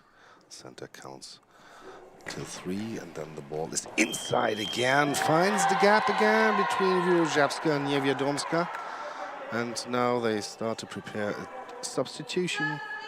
Number 7 is getting ready. Eva Wieczkowska comes in for number 4 for Dorota Niewiadomska. So It looks like that Tvardov now moves on the right wing position, and the new player, Eva Wieczkowska, number 7, will go on the left wing position. So they want to stop the bleeding there between the right wing and the center position. Nearly, I think, all 6 goals they conceded on this gap, at least 5. And now Wieczkowska is going to the right side. Maybe she should take the ball from there. No, Tvardov is going back to the left. Near Wieczkowska. Wieczkowska on the right side. Tvardov now with the ball at the post. Hits the post. Corner was slightly open, but she missed it. Unlucky bounce there for Katarzyna Tvardov. Yoonji Park, the left wing of Korea, now has the ball in her hands. And she starts again from the left post, down the line, to the gap, up in the air. The ball is bouncing to the side, and Wieczkowska pass to Wieczkowska. Wieczkowska from the right side, down the line, smooth ball, and the ball is held up by Yoonji Park. Yoonji Park from the half left again, with the throw down the line, and the ball is held up by Wieczkowska. Wieczkowska stands up, quick response to the center position, but there is Lee. Lee to the other side of, to the right side, Min Kyung Park from the right side now with a spin, with a throw, bounced in ball up in the air and at the post and out. Hits the post and went out of bounds. 6-0 still the score here. And Tvardov shifts to the right side, starts as a left winger from there with the throw. The throw is held up by Lee. The ball is in the neutral zone. She finds it. Pass back to Park, the right winger, Min Kyung Park, with the spin again, with the bounce again, and this time Wieczkowska is there.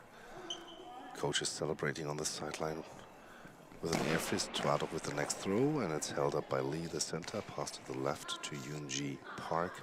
From the half left, she starts, and then bouncing ball up in the arms of Wieczkowska, helps out there behind Wieczkowska.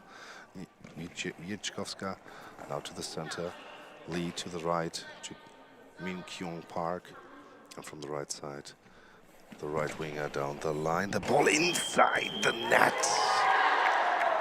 Tvardov was going inside to help out for Wieczkowska, so the corner was open and the right winger felt it. 7-0 the score, 5:55 to go. And this is exactly what happened earlier in the game. Tvardov now with the shot, goes through over the legs, now she's scoring. We had such a sequence in the earlier game. After she let one through, she scored. So this one goes over the legs of Park into the net, so Korea is still leading by 6, 7-1. But they have to defend this corner, and now they are targeting again into the right corner, Min Kyung Park, but Tvardov is there. Tvardov from the left side, trying to hit the same area, but it's blocked because both players were in the same spot to defend this one. Now Yoonji Park off the left side hits the ball into the center. Anita Wieczkowska off to Eva Wieczkowska, the right side, slowly to the left, picked up by Min Kyung Park, standing at the right goal post. Bouncy shot to the left, and it goes in because Wieczkowska slided into the different direction from the attacker's point of view to the right. It goes over her legs into the corner, so it's 8-1 for South Korea. They are leading again by 7. Mistake again in the corner. Wieczkowska putting the palm of her hand on the crossbar again. A slow shot, a really slow shot to the center position. No danger for South Korea. Hyunmin Lee picks up the ball, and the timeout called by South Korea. So 4 minutes 54 seconds left in this half. So it's still the first half, but South Korea is leading by 7. If they increase the lead to 10 goals, then there would be a mercy rule that would end the game immediately, and South Korea then advances into the semi-final. Just to let you know, semi-finals starting tomorrow, very early in the morning on Sunday at 8 AM Central European time. There are the semi-finals, so from 8 to 10 a.m. there are the semifinals as well for the male competition as for the female competition. But now we continue the game with 4:54 on the clock. It's Park on the right side trying to find the gap between Twardoch and Wieroszewska, but Twardoch has her legs in place, taking the half-right position. And it's Yunji Park picking up the ball on the left side, taking with the shot, hits the hands of Wieroszewska, and then Twardoch has to dive there after it to bring the ball out of bounds. And now it's a substitution for Team Poland. It's Wieroszewska, the center, is coming off the field, and now Monika Niczyczyńska, I try this again, Niczyczyńska is coming on to the field for her. And we had this before in the last game, that then Eva Wiczkowska moved up into the center position. So Niczyczyńska now on the right wing. 4:34 left of the substitution. Poland want to make something work. Lost the games so far, most of the games. So now from the left side, Twardoch with a spinning shot, but already blocked at the 3-meter line by center Yunmin Lee. Hands the ball over to Yunji Park, attacking Twardoch, but just into her belly. Easy picking up, half left position, Twardoch. The shot went over the heads into the net. Off center, Yunmin Lee. She has the hands in place and then gets the ball into her face, and it bumps off over the legs of the right wing, Min Kyung Park, and into the net. And Min Kyung Park now with the ball in her hands. Bouncy shot, close to a long ball, but not called, and Poland has some issues finding the ball, but get it right back before the 10 seconds run off. And now Twardoch with the shot, but off to the right side. Out of bounds, 4 minutes left. Korea now leading by 6. And Korea will have the next attack. They will start from the left side. Yunji Park now gets the ball from the goal judge, and she will start from the left post. She starts with the ball to the other side, to the center, but Wieczkowska's there, hands the ball over to Niczyczyńska. Niczyczyńska from the right side to the center. There's Lee, and pass the ball to the right side to Min Kyung Park. She starts from the right post with a spin and tries to get the gap again, and she gets the gap again. Goal for Korea.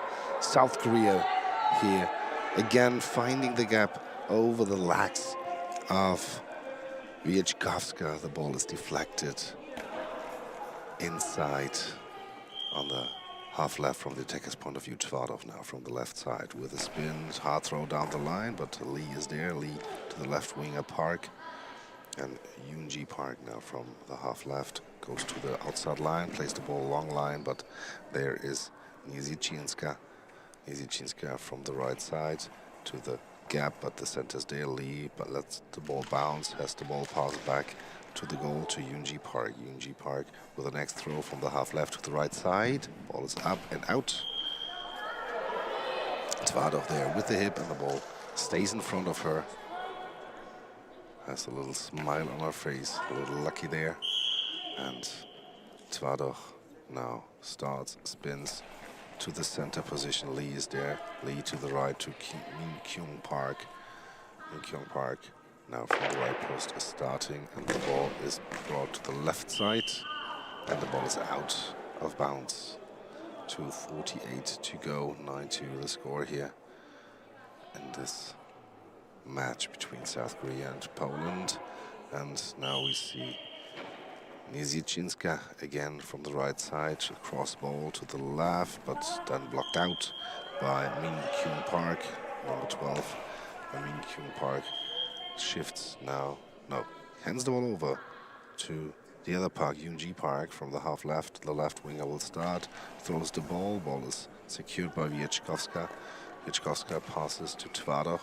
Katarzyna Twardoch from the half left, but the high ball penalty against Katarzyna Twardoch, called by the far side referee, Wilma Wensko-Tonute.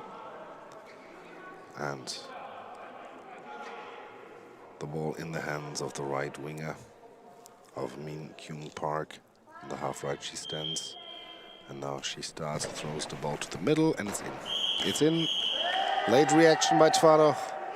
Ball maybe too hard for her to locate. So 10-2 the score, 2:26 to go here. And the next throw for Monika Niezichinska from the right post. She'll start. She makes a cross ball, but the center Lee can block the ball, has the ball, pass back to Min Kyung Park.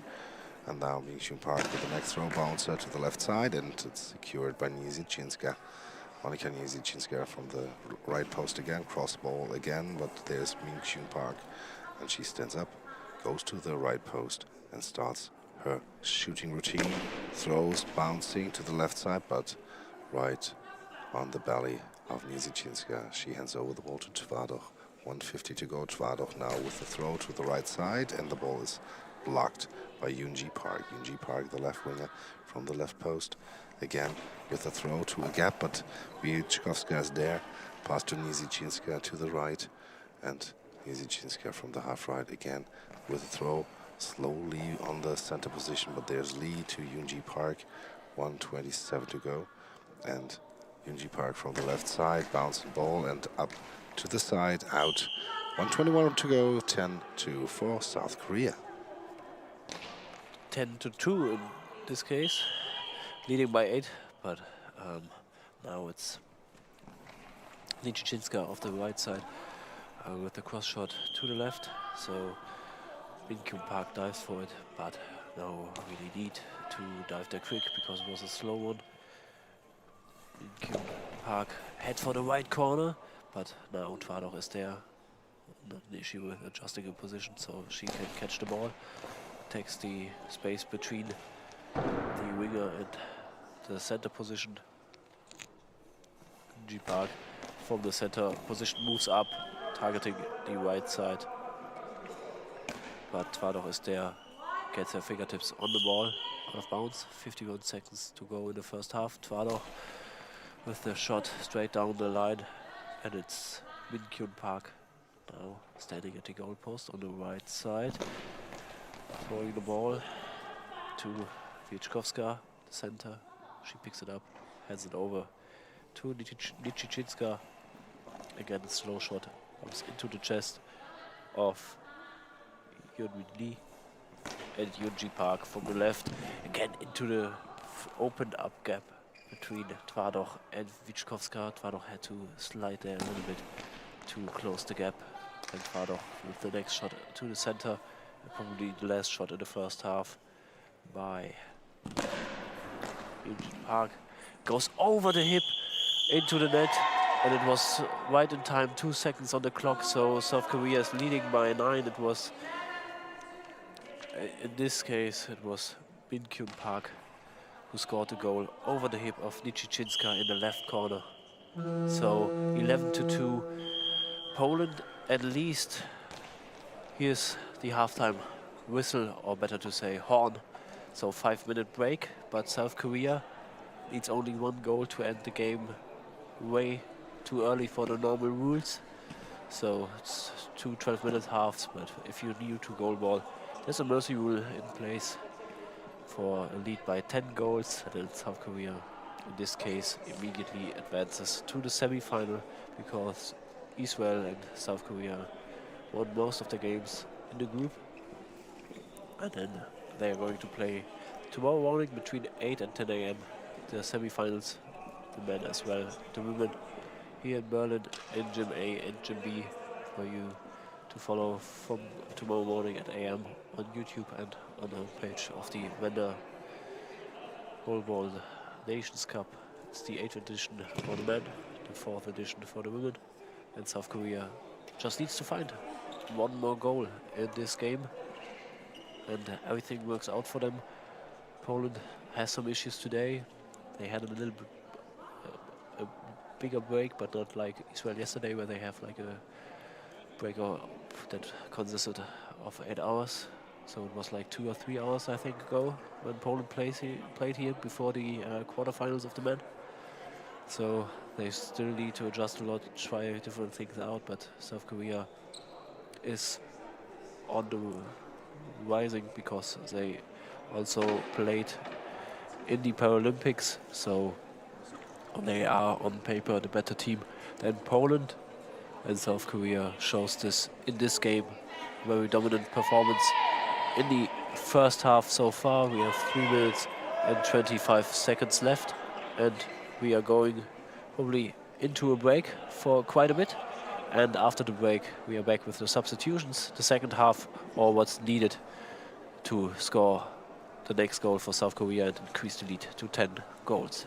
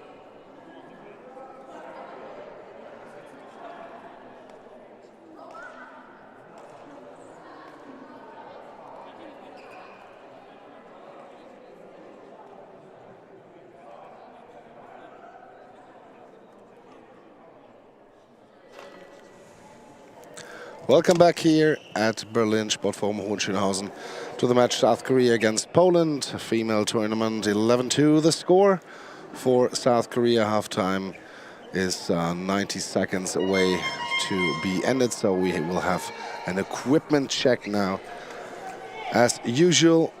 And Korea 11-2, 9 goals ahead, so maybe just one more shot away from advancing to the semifinals, because they lead together with Israel in the group. Israel won by now every single game they had in their group, and South Korea just lost one, the one against Israel. And so after this match, we will have a last match of the day. We will have also the female tournament, Team USA against Turkey. So they are both already advanced, so it definitely looks like South Korea comes into the semi-final and advances there.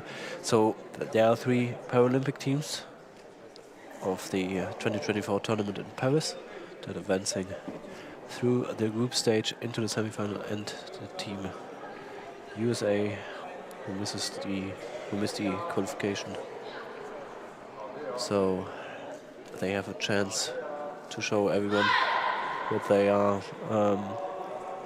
capable of, and they were really angry with what happened there, so they want to prove a point in this first international comparison after the Paralympics. So the time is now running down to 20 seconds, so we have the chance to take a closer look on some adjustments and some substitutions.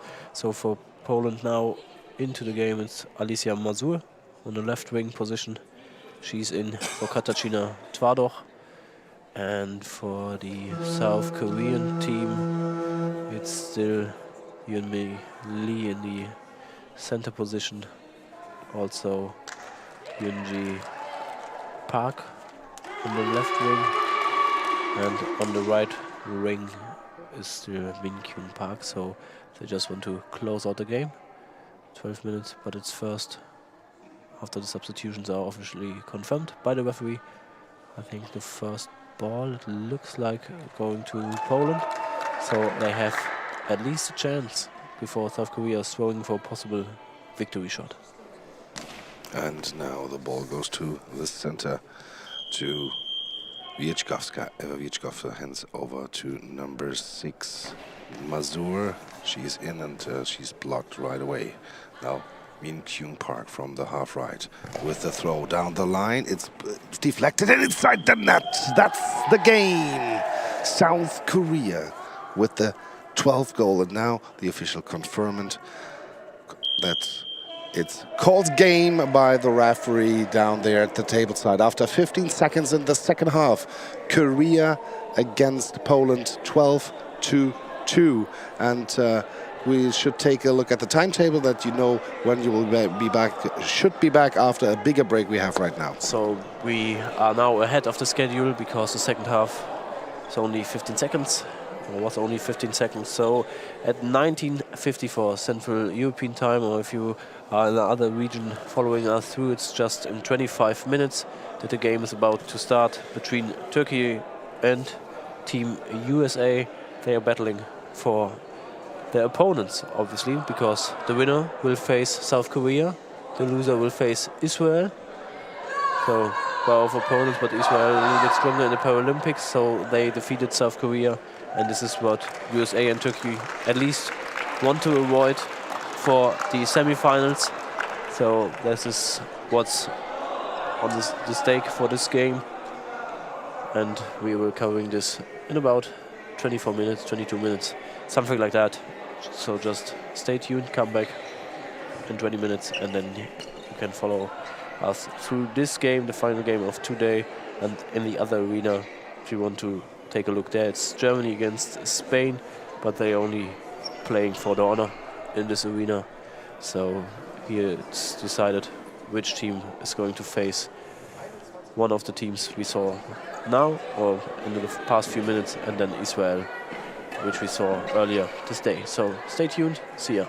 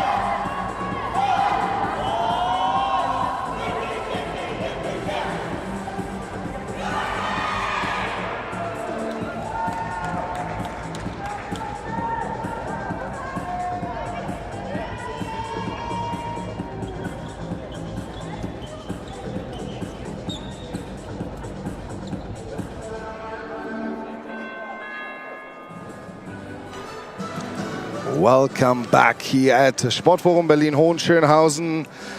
The last match of today's day. Game 2 in Gym A is right to come. Turkey in the black jerseys with the golden numbers against Team USA with the white jerseys and the blue shoulder pads. And they will play from left to right, Turkey from right to left. We take a look at the starting 6 of Turkey with number 1, Fatma Güler, then with number 2, Rayhan Yilmaz, and number 6, Umran Rayhan. And the starting 3 for Team USA. I have an expert with me, Michael Dennis. Maybe you can give me the starting 3 of Team USA. By now I see number 7, number 3, and Veronica Hyde, number 8. So who's number 7 and number 3, Michael? Oh, number 3. Apologies. Number 3 is Lisa Tchaikovsky and number 7 is Ileana Mason. And they do surprise me already with their center choice, because if you would have just asked me to place a guess, it would have been Mindy Cook. But she's with Asia Miller and Haley Anders on the bench.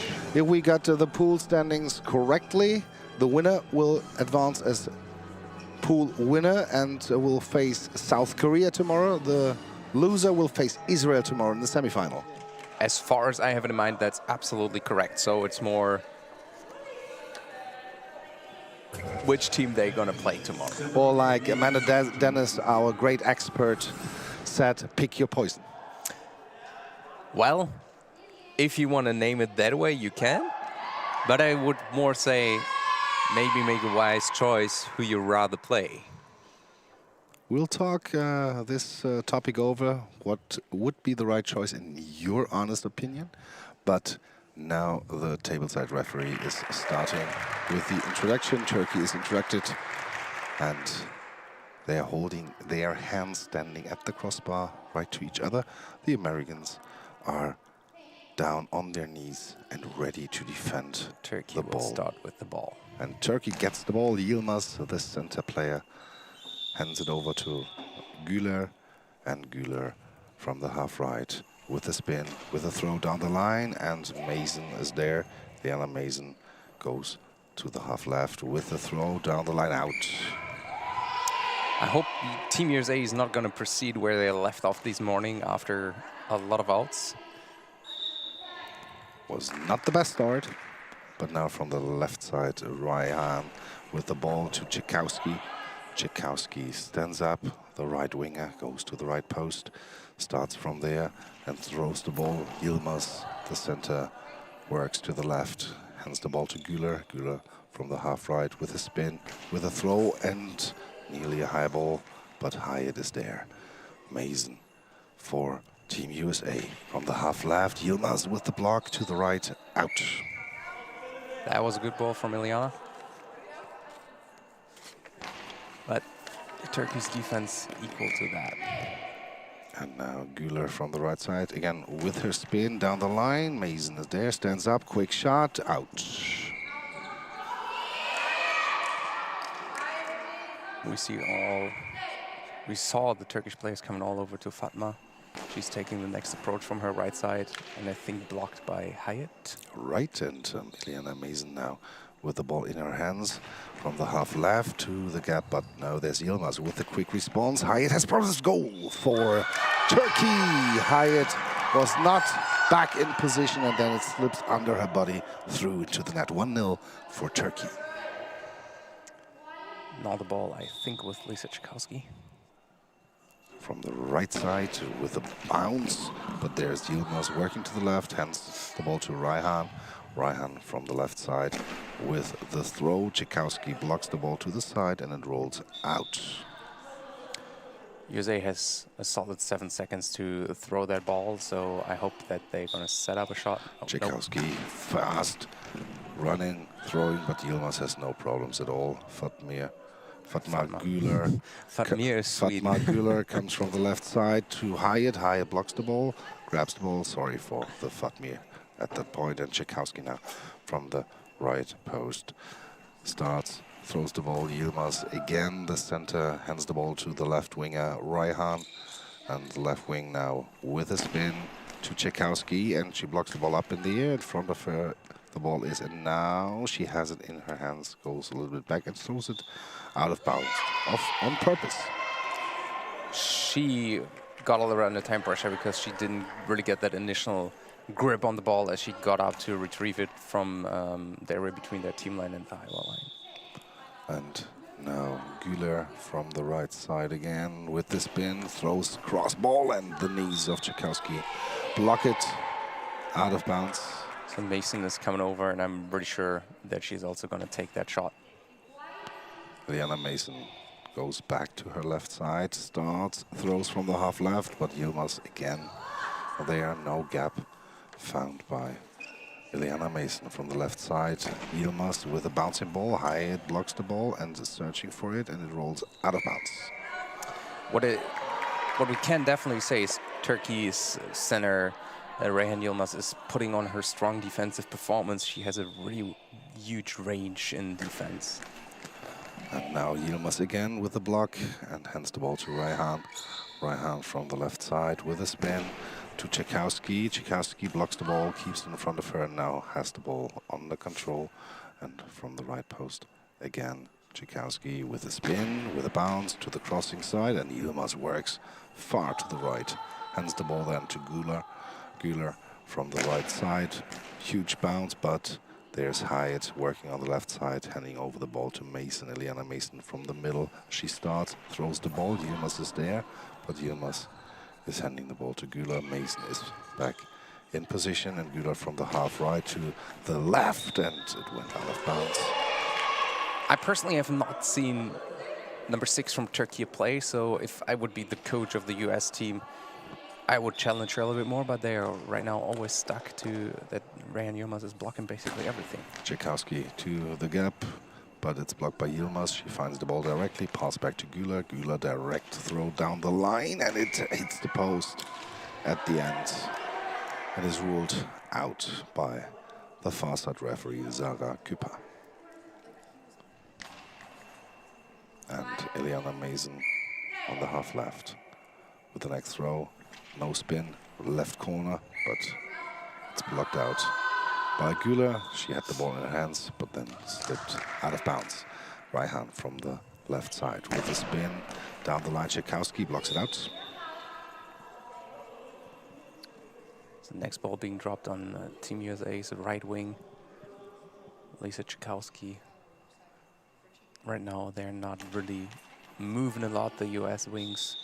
So that could be an option too. Now she moves to the middle, Tchaikovsky, to the half left, bounce to the left side, and then Yilmaz again is working all the way from the middle to the right outside line to block this ball. For Team USA, I think it would be important to start moving more and faster to actually also get Yilmaz. Güler with a shift to the half right, then the throw to the crossing side left, and Tchaikovsky there blocks the ball out.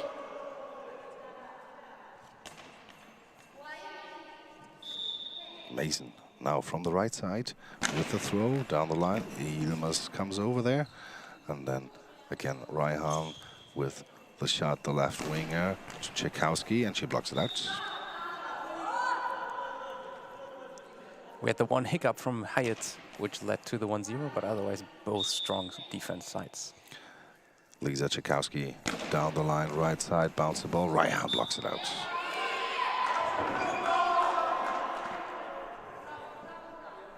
And Boomerang Reyhan now hands the ball to Güler. Güler starts from the left post at the right winger, and now with a spin down the line and out. Missed the target within inches, and so the goal judge brings the ball back to Lisa Tchaikovsky. Ileana Mason is waiting for the ball, gets the ball, goes to the half-right position, the left winger. With no spin, she throws the ball, but there's Güler. Güler stands up, no quick shot by her. And from the half-right with a spin down the line, and Mason with the block. Mason finds the ball and goes back to the own goalpost left, then to the right. The throw comes, and Reyhan grabs the ball right away. Raihan from the left side. High bouncing ball, but there is Tchaikovsky. And Tchaikovsky again going to the right post. And with a spin, she brings the ball down the line. Raihan with the block out. Now we see way more blocks, especially from Raihan, instead of Yilmaz, and I think that could be good for USA. Yilmaz from the half left with throw to Hyatt. Hyatt blocks it to the left, searching for the ball, finds the ball, pass back to Ileana Mason. Mason now with the throw, and it goes to Yilmaz. Yilmaz catches the ball, hands it directly over to Güler. Güler shifts to the half left, and then with a throw to Mason. Mason blocks the ball. Hyatt has it. Pass to the right side to Tchaikovsky. And Tchaikovsky now with the ball to Güler from right to left. But Güler takes her time. 6:35 to go. 1-0 the score. Güler from the right outside line. And she was out. The ball had the first contact outside of the field. So hitting the post was not dangerous for the US team. Now Ileana Mason from the half left. It's blocked out by Raihan to the left. A full cross from Ileana's perspective. And now Raihan, the left winger from the left post with a spin to Tchaikovsky. No, Hyatt helps out, and Hyatt now has the ball passed back to Lisa Tchaikovsky. And then the ball from Tchaikovsky, long ball. Are you unhappy with the call or with the throw, Michael? This is my coach's heart in that moment. And I see it multiple times, especially with Tchaikovsky, that there's so often moments where she just takes the ball and instead of setting up the shot, she has about like still somewhere between 5 and 7 seconds to actually throw, that she just gets rid of the ball. And in goalball, where we have a limited number of shots per team, per game, I'm that honest always with my teams. If you do something like that, you're wasting a shot. You're wasting a bullet you have in your magazine. No, the penalty has to be called by the table side. Güler with the throw to the right, and it's in. Tchaikovsky goes to the right, then to the left, but was not quick enough to block this ball.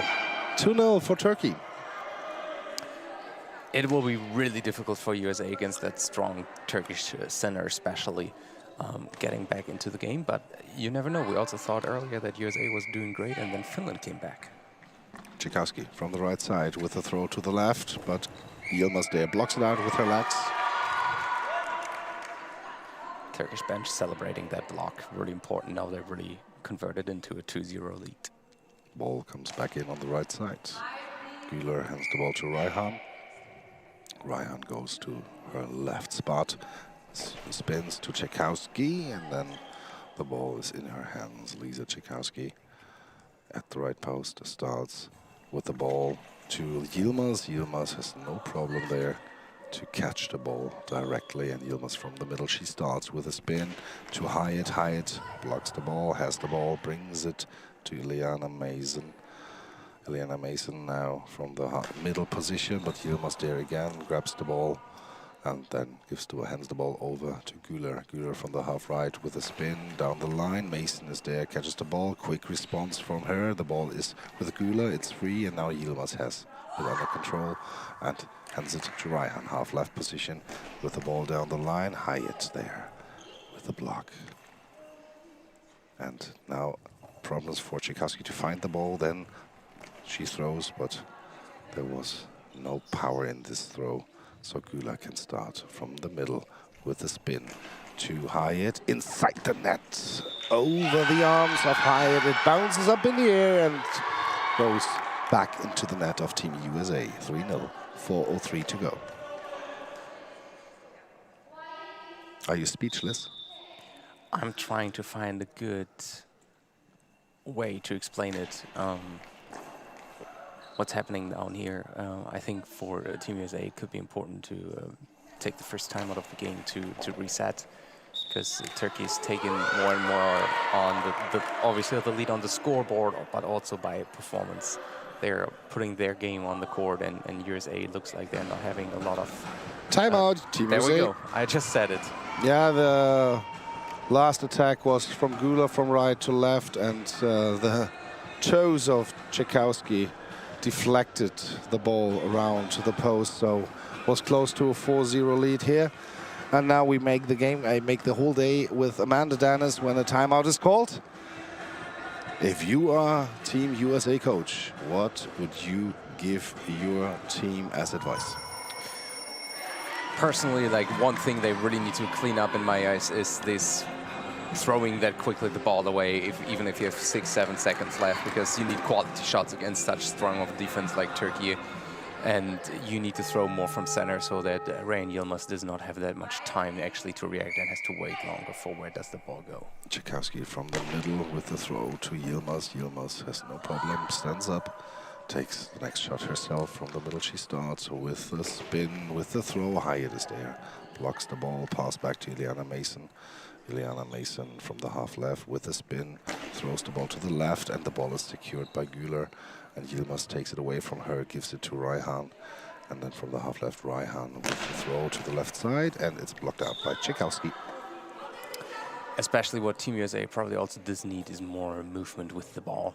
We see the wings really static on their posts, on their sides.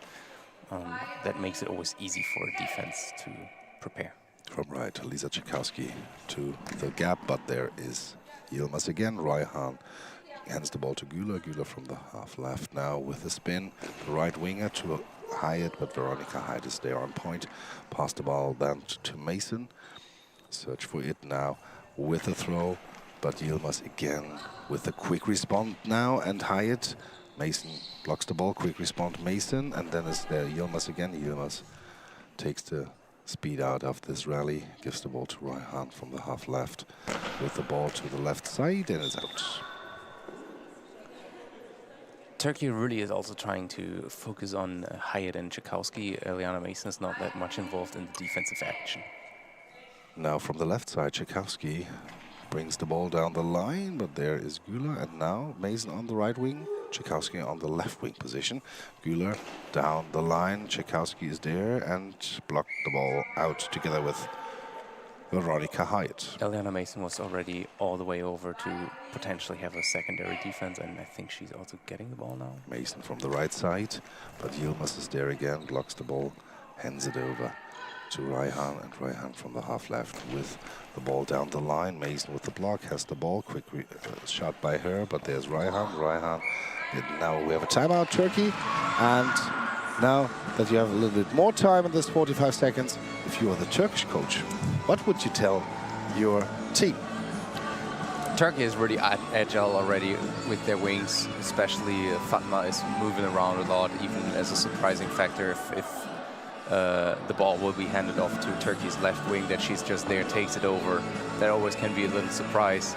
I would also go for probably Veronica Hyatt, who's a little bit more unexperienced. It's just her second tournament, playing the first time the defending Paralympic champion Turkey.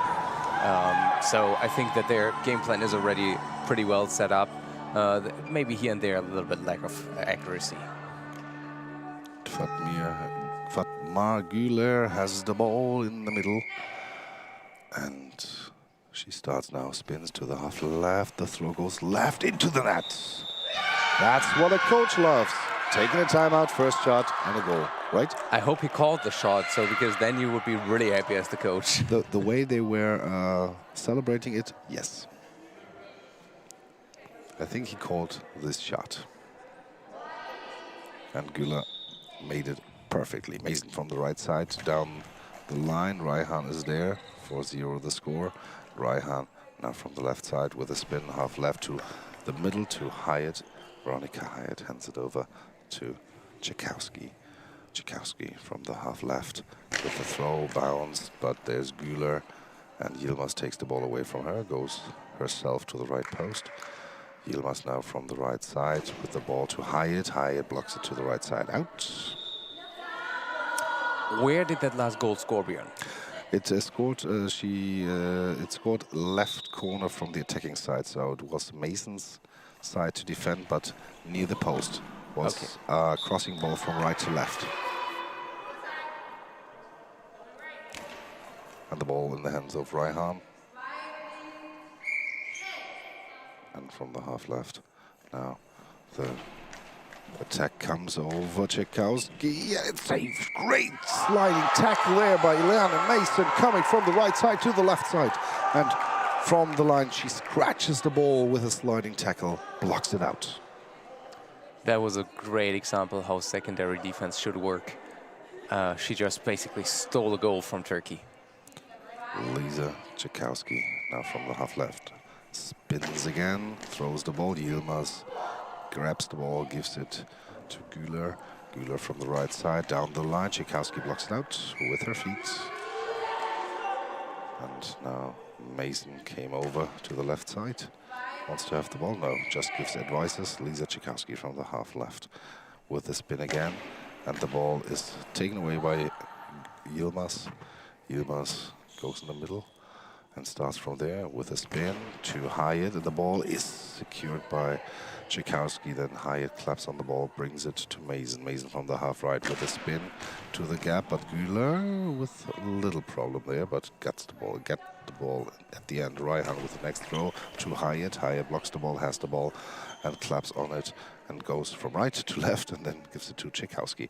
Tchaikovsky from the left side to the left corner, but there's Fatma Güler, and then Yilmaz from the left side, the center with the throw to the gap, but Hyatt is there with her feet. She jumped a little bit into the ground. And then the ball with Mason. Mason with the throw. Güler is there, and Fatma Güler from the half right. 1:14 to go in the first half with the throw. Mason blocks it to the right, and it's out of bounds. What I do need to say is the game doesn't offer that many opportunities for coaching, because we sometimes have periods where the clock is just running for about 90 seconds. Ileana Mason from the half right with the throw. Raihan blocks it out. Good ball down the line. Get some applause by Gultekin Karaju, the coach. And now from the left side, Raihan with the next throw, throws it to the gap. Veronica Hyatt with a block, and then Mason with a quick shot. But Yilmaz is there. And Yilmaz now going to the half left. She spins, she throws to the right side out. About 1 minute left for Team USA to get on the scoreboard in this first half with Tchaikovsky. 43 seconds to go, and Güler can grab the ball there. 38. Clock is running from the right side. Güler down the sideline and blocked out by Tchaikovsky. Had to reach widely and was falling a little bit back to her goal, but the fingertips could deflect the ball. 32 seconds to go. Tchaikovsky from the half left with the throw. The ball bounces. Yilmaz blocks it, gives it to Raihan. Raihan from the half left with the spin to the gap. It's deflected, going to the goal and into the net. 5-0 the score. Deflection of the feet of Veronica Hyatt. Mason is reaching. Ileana Mason is reaching widely. Tchaikovsky is reaching from the other side, and in between the ball slips through from the half left now. Lisa Tchaikovsky, but Yilmaz is there again. 12 seconds on the clock. Clock is running 7 seconds. Now Yilmaz with the throw from the half right, up in the air and blocked out. 3 seconds to go here in the first half. Turkey against USA. From the half right, there's Ileana Mason, throws the ball, and then